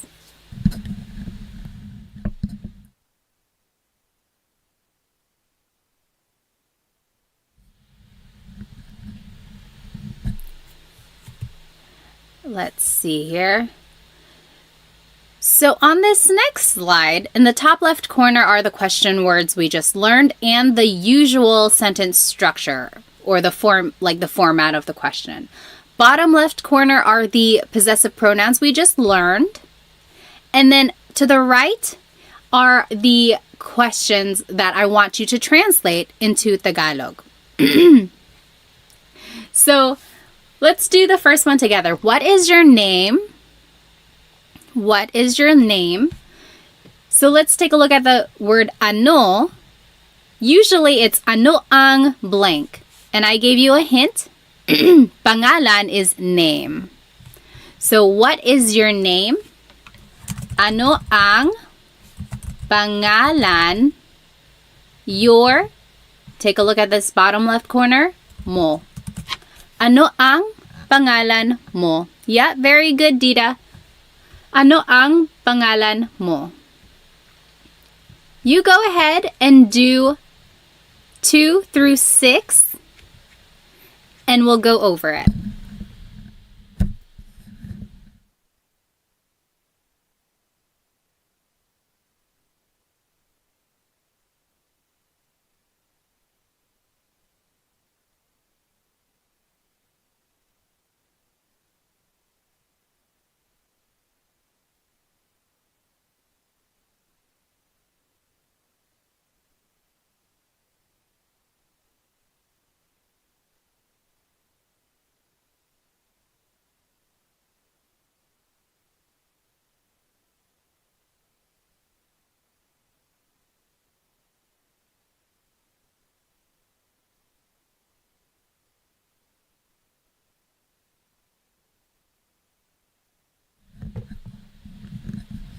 If you are just joining us, we are translating these questions on the right side into Tagalog. And we learned the Tagalog words, which are up here. They are the question words, and then the possessive pronouns are down here. Yes, James, good. So if you know the answer, you can start typing it in the chat, and you are welcome to check your answer. I'll give you maybe another minute or two.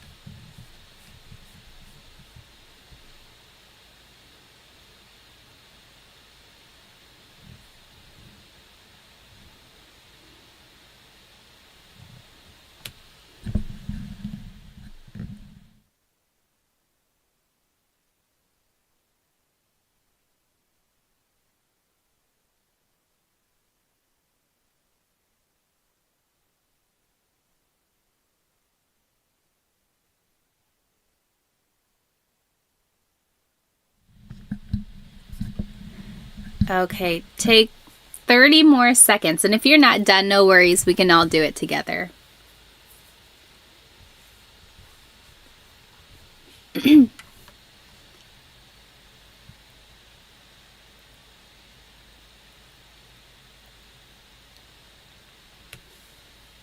Okay, number 2. Where is Alex going to sleep?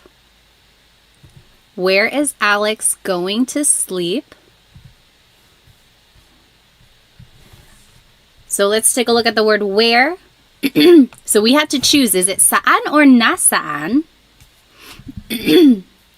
So since it's matutulog, that's a verb. Saan matutulog si Alex. The word si is the linking word before a proper noun. So anytime you're talking about a person, it's si. Saan matutulog si Alex? When is your birthday? Birthday in Tagalog is kaarawan. What do you think that is in Tagalog?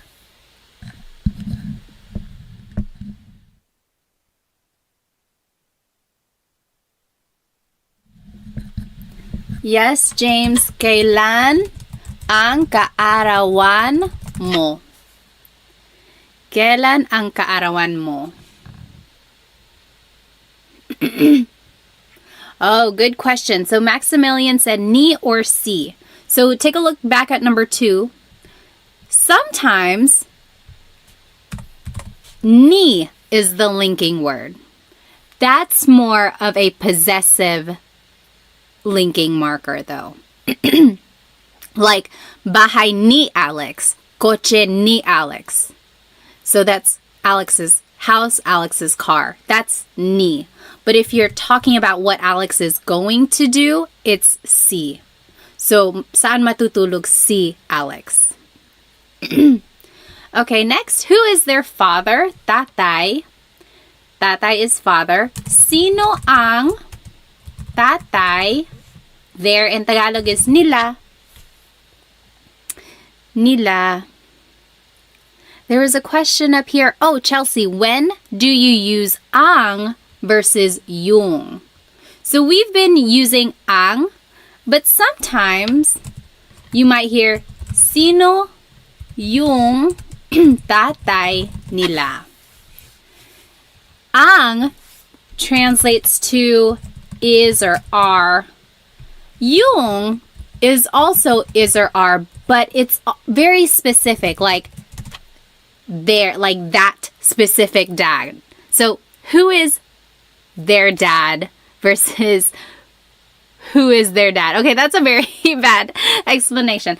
A good thing a good explanation is the dress versus the dress.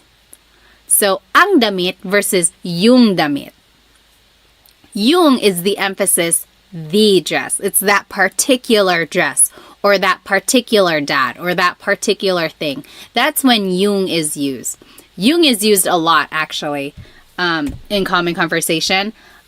But ang and yung are usually interchangeable. If you use one over the other, you're not wrong. It's not going to be incorrect. The more you hear Tagalog, I think you'll catch on to when people use ang versus yung. When in doubt, go ahead and use ang, I would say, because it's usually more correct a lot of the times. But yung is also used a lot. Okay, where is your house? Bahay. Where in Tagalog is either saan or nasaan. We're asking about a noun, so it's going to be nasaan.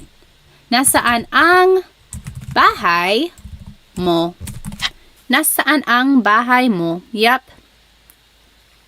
And then lastly, why are you scared? Why in Tagalog is bakit.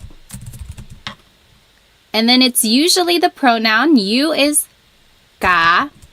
Bakit ka natatakot? I don't expect you to have known this because we didn't talk about the pronoun ka in this lesson.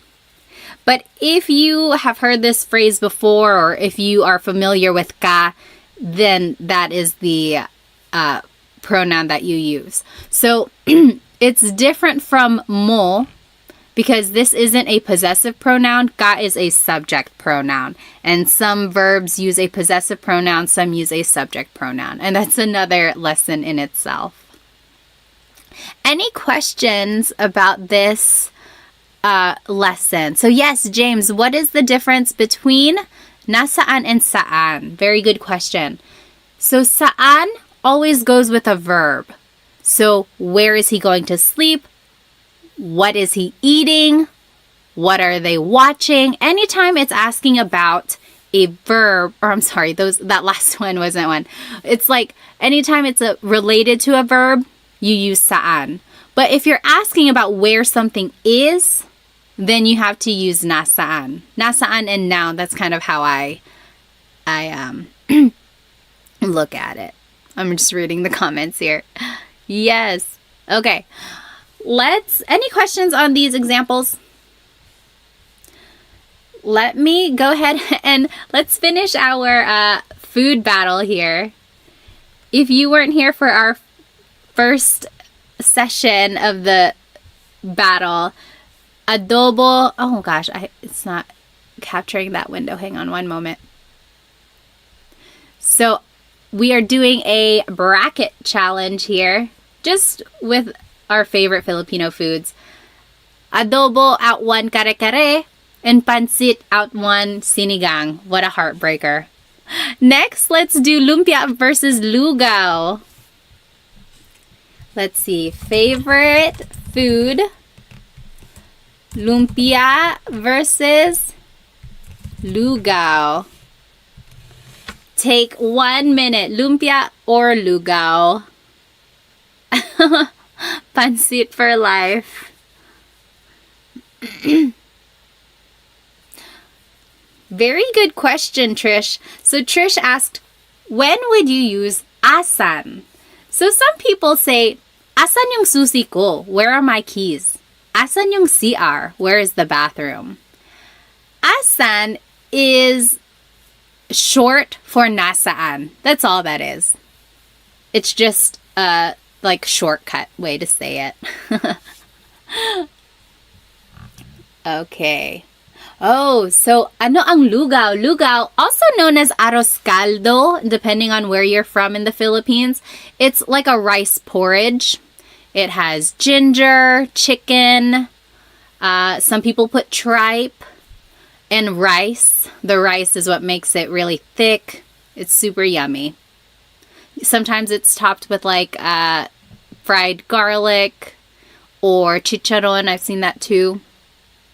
Yep, also known as arroz caldo. Oh my goodness, lumpia is winning by a landslide. I'm not surprised. I mean, you can't go wrong with fried spring rolls. Okay, so lumpia is the winner there. And then last one, dinugaan versus lechon. Hang on, let me make a new poll here. Poor lugaw. I like lugaw. I guess I have to be in the right place for it if I'm sick or if it's cold. Dinuguan versus lechon. Rain asked, ano ang dinuguan? Does anyone want to explain what dinuguan is? So dinuguan is a kind of like a stew, usually made with pork, and there's long green peppers in it, garlic, some ginger too. But the main ingredient is pork blood. So if you look at it, it's like a really dark, almost black color, and that's from the pork blood. And a lot of people will joke and say, oh, it's just chocolate meat. It's a chocolate soup. But it's not chocolate. It's dinuguan. But it's very good. Don't knock it till you try it, I would say. Let's see who's winning. Oh, lechon. Lechon. You can't go wrong with lechon either, especially when the skin is so crispy. Lechon. Okay. Yeah, chocolate meat. Yeah, I think everyone has heard that, especially if you have someone who's not Filipino at a party. They're going to say, oh yeah, try this. It's just chocolate meat. Okay, let's go back to our lesson here. Now, we are going to be learning about this word ba. Let me switch over. Oops. Let me switch over to the other slide. There we go. So, ba. This is a question word. There is no real translation in English, but it's used when the question is asking for a yes or no answer. So, for example, kumain ka na ba? Yes or no. Have you eaten yet? Yes or no. Or, ready ka na ba? Are you ready yet? Yes or no. So, anytime it's asking for a yes or no question, it's usually it has a ba in there. But whenever you want to add ba, there are certain placements of it in the question. It's not like the word po, where you can add po at the end of anything you say to make it respectful. Ba, you actually have to add in certain places in the phrase or in the question in order for it to make sense. Okay, so usually, ba goes after the word na, which means already, or after a pronoun like ka, mo, or ko. So if any of those appear in the question or in a phrase, ba would go after that. We will see examples of these. So, nandito na ba si Benji? Is Benji here yet? There's the word na. So ba goes after that. Remember, if na appears in the phrase, that's where ba would go. Or, bumili ka ba ng bigas? Did you buy rice? Bumili ka ba ng bigas? there's the pronoun ka. Remember, it was in the rule. Ba goes after a pronoun. Bumili ka ba ng bigas? Did you buy rice? I want to point out that if you take out ba in any of these questions, then it's just a statement. Nandito na si Benji. Benji is here. Nandito na si Benji. Or, bumili ka ng bigas. Go buy rice. Or, you bought rice. Bumili ka ng bigas. So, when you take out the word ba, then it's just a statement. As soon as you add the word ba, it turns it into a question. I think that's so interesting. One small word has such a big impact on its meaning. And here's just another example. Nakapunta ka na ba sa Pilipinas? This is showing that if there's a pronoun and the word na, ba would go after both of those. So remember in the rule it said if na and a pronoun are in a phrase, ba would go after that. So if both of them are in a phrase, then ba goes after both of them. Nakapunta ka na ba sa Pilipinas? Have you been to the Philippines yet? All right, so that's rule number 1. Next, ba goes after an adjective or a noun. For example, Kotse ba yan ni Sarah? Is that Sarah's car? So there's the noun kotse. Ba is after that.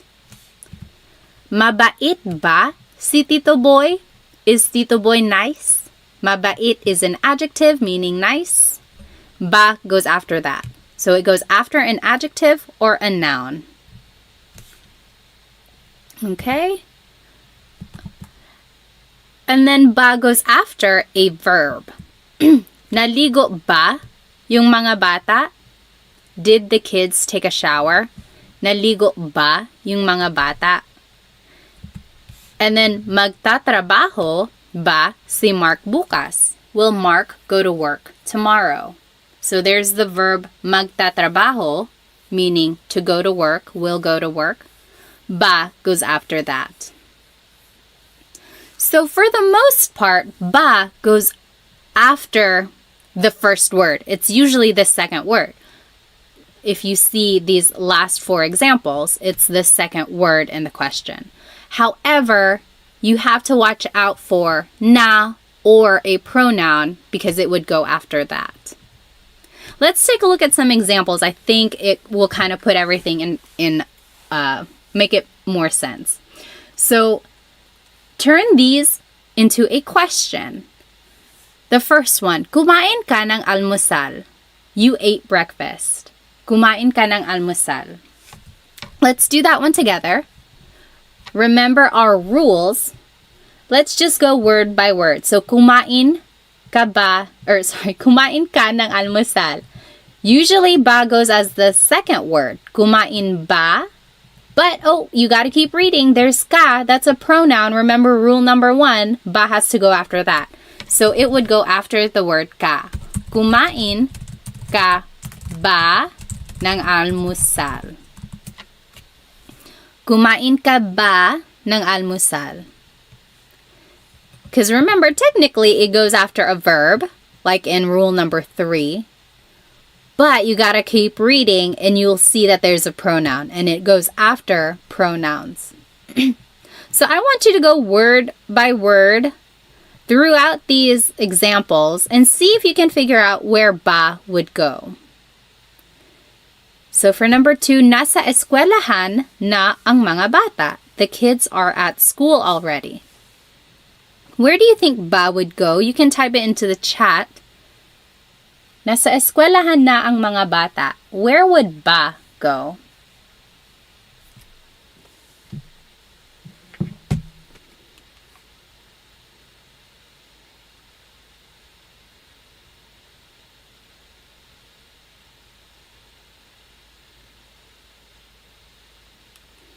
Yes. So after na. So nasa eskwelahan na ba ang mga bata? Are the kids at school already?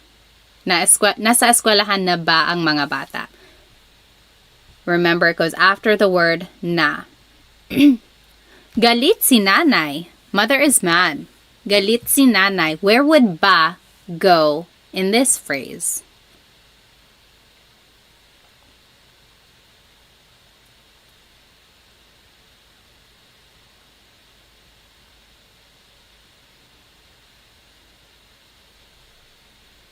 Galit si nanay. Mother is mad. Where would ba go? Yes, Maximilian. So after an adjective, so galit is an adjective meaning mad. So galit ba si nanay? Is mother mad? Galit ba si nanay? Yep. Up here, that should be number 4. Bahay yan ni Ate Mary. Bahay yan ni Ate Mary. Where would ba go? Bahay yan ni Ate Mary.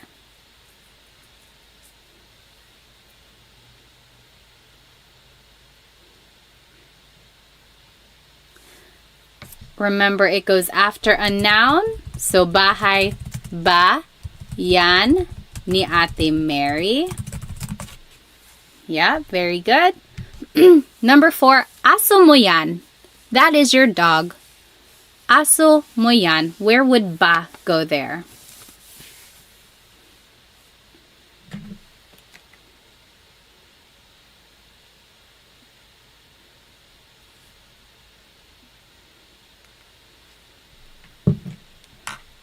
After mo, aso mo ba yan? Yep. Aso mo ba yan? Very good. And then last one, pupunta dito si Luke bukas. Luke is coming here tomorrow. Pupunta dito si Luke bukas. Where would ba go?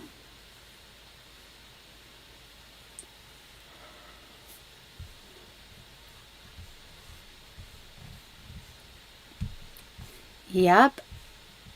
After pupunta. So, pupunta ba dito si Luke bukas.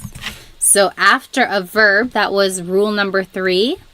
Pupunta ba dito si Luke bukas. Any questions about ba placement? Usually, it's the second word in the question. You just have to watch out for na or any pronouns because ba would go after that. All right. Last thing here before I let you go. This last slide is an interesting activity because so far I've been having you translate things from English to Tagalog. But now I want you to translate things from Tagalog to English.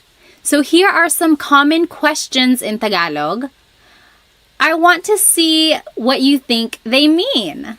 For the most part, you could probably figure it out, but towards the end, they're a little bit trickier. So jot it down. What do you think? Anong oras na? What do you think that means? Do 1, 2, and 3, and then we'll go over it. Translate these questions to English.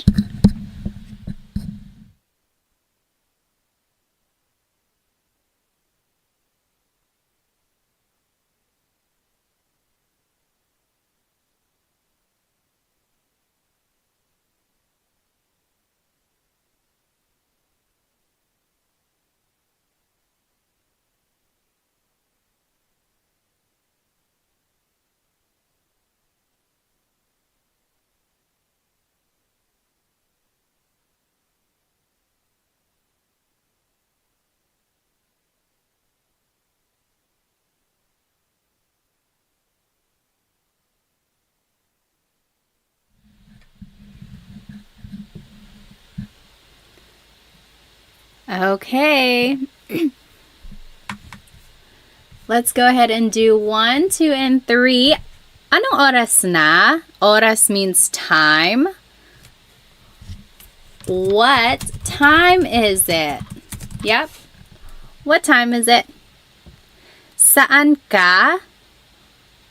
Yep, John got it. Where are you? Saan ka? Number 3, anong sabi mo? Sabi means to say. Anong sabi mo? Yep, Jimmy got it. What did you say? Let's do the rest together. Sino ka? Sino ka? John got it. Sino ka? Who are you? Remember, sino means who. Saan ka pupunta? Saan ka pupunta? What do you think? Oh, good question. So Max said, why did you add NG to ano? Technically, this is ano ang sabi mo. And then you put it together and it's anong. That's all that is. Saan ka pupunta? Where are you going? Yes, Chelsea G, where are you going? Number 6, kailan ka uuwi? Uwi means to go home. Kailan ka uuwi? John got it. Good. John got them all. When are you going home? This one is interesting because it can mean when are you going home or when are you coming home. So if you're at a party and you're giving your friend a ride, you could say, oh, kailan ka uuwi? Can I ride home with you? When are you going home? Can I get a ride? But if your mom is calling you and she's like, hey, kailan ka uuwi? When are you coming home? It would be the same thing as well. So it's either going or coming. You just got to listen to the context. Sino ang kasama mo? Kasama means to be with. Tony got it. Who are you with? Sino ang kasama mo? Number 8, bakit ka umiiyak? Umiiyak means crying. Yes, Dita, why are you crying? And bakit ganito? These last two are tricky. Bakit ganito? So bakit means why. Ganito means like this. So it's technically asking like, oh, why is it like this? Why is it happening? Why is it happening? Why is it like this? So it's like, oh no, I got a flat tire. Bakit ganito? It's more rhetorical. And then number 10, paano na ngayon? Paano means how. Na means already. Or like an emphasis sometimes. And then ngayon means now. So it doesn't translate directly, but it means like, what am I going to do now? What now?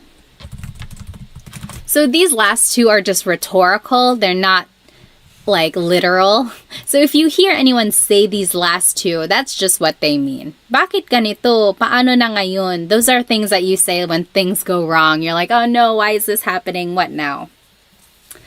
Alrighty. So those are the questions that you might hear in Tagalog. And then now you know how to use ba. You know some question words as well. Let's see. Does anyone have any questions before we finish our food contest? Any questions about anything we learned today? We learned so much. Hopefully you can use some of these questions the next time you are talking to someone. Let's go back to this last contest here.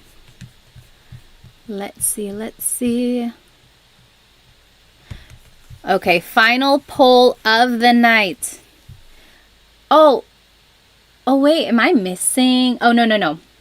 Now we got to do adobo versus pancit. Wait, how is that going to work? I think I'm missing like a step. But anyway, favorite food. So adobo versus pancit. What is it? What do you think? Adobo versus pancit. Take 1 minute. Which is your favorite? If you just joined us, welcome. We learned some possessive pronouns and we learned some sentence structures to make some conversational phrases using adjectives. Then we learned some question words and how to use ba in a question, and then we finished off with some common Tagalog questions. I'm pretty sure this video is gonna be on my page afterwards. You're welcome to watch it again. There's lots of examples that you can do. Right now we are doing a favorite Filipino food bracket. So go ahead and get your vote in. We are doing adobo versus pancit. What do you think? Take 10 more seconds. All right.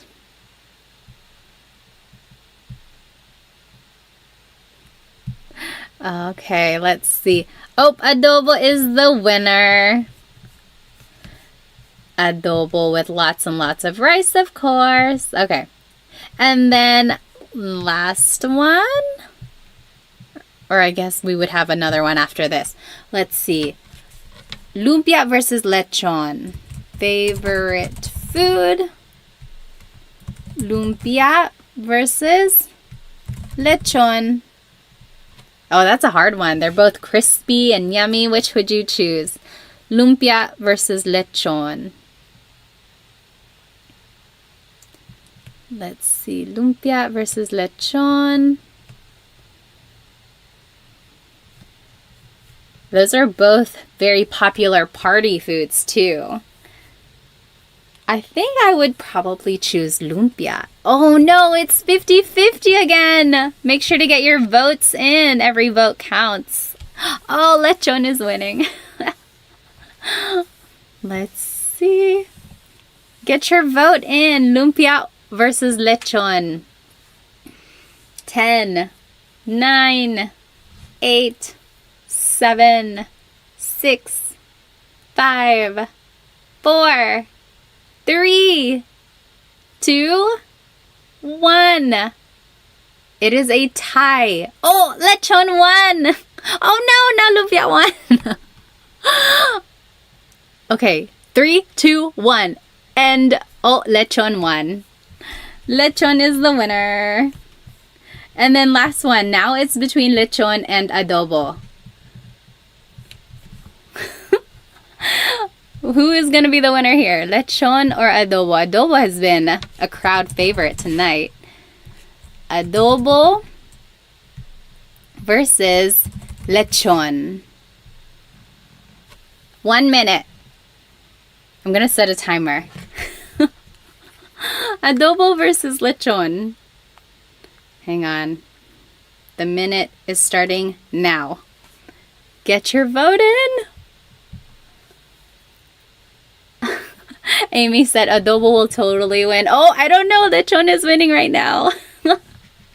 Make sure you get your vote in. Adobo versus lechon. If you're just joining, no, this is not a Tagalog lesson. We just finished our lesson. Now we are just figuring out the ultimate favorite Filipino food. You have 30 seconds to vote. Get your vote in. Every vote counts. This is for the championship. Adobo versus lechon. Who's it gonna be? Oh no! Lechon is winning. Amy, you jinxed it. I'm just joking. Let's see. 10, 9, 8, 7, 6, 5, 4, 3, 2, 1. Lechon is the winner.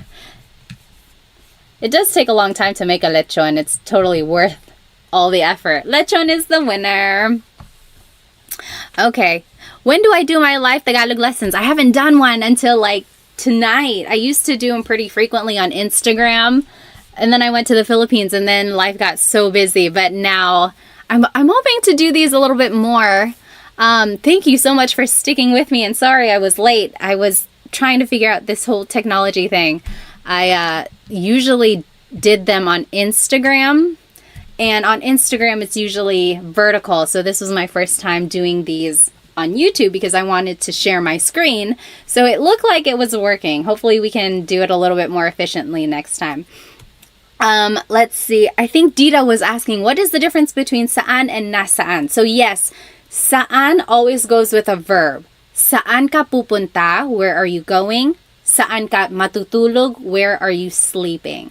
versus nasaan is with a noun. So, nasaan ang mga bata? Where are the kids? If you're asking about a thing, you have to use nasaan. Nasaan noun. Nasaan noun. That's how I remember it. Okay.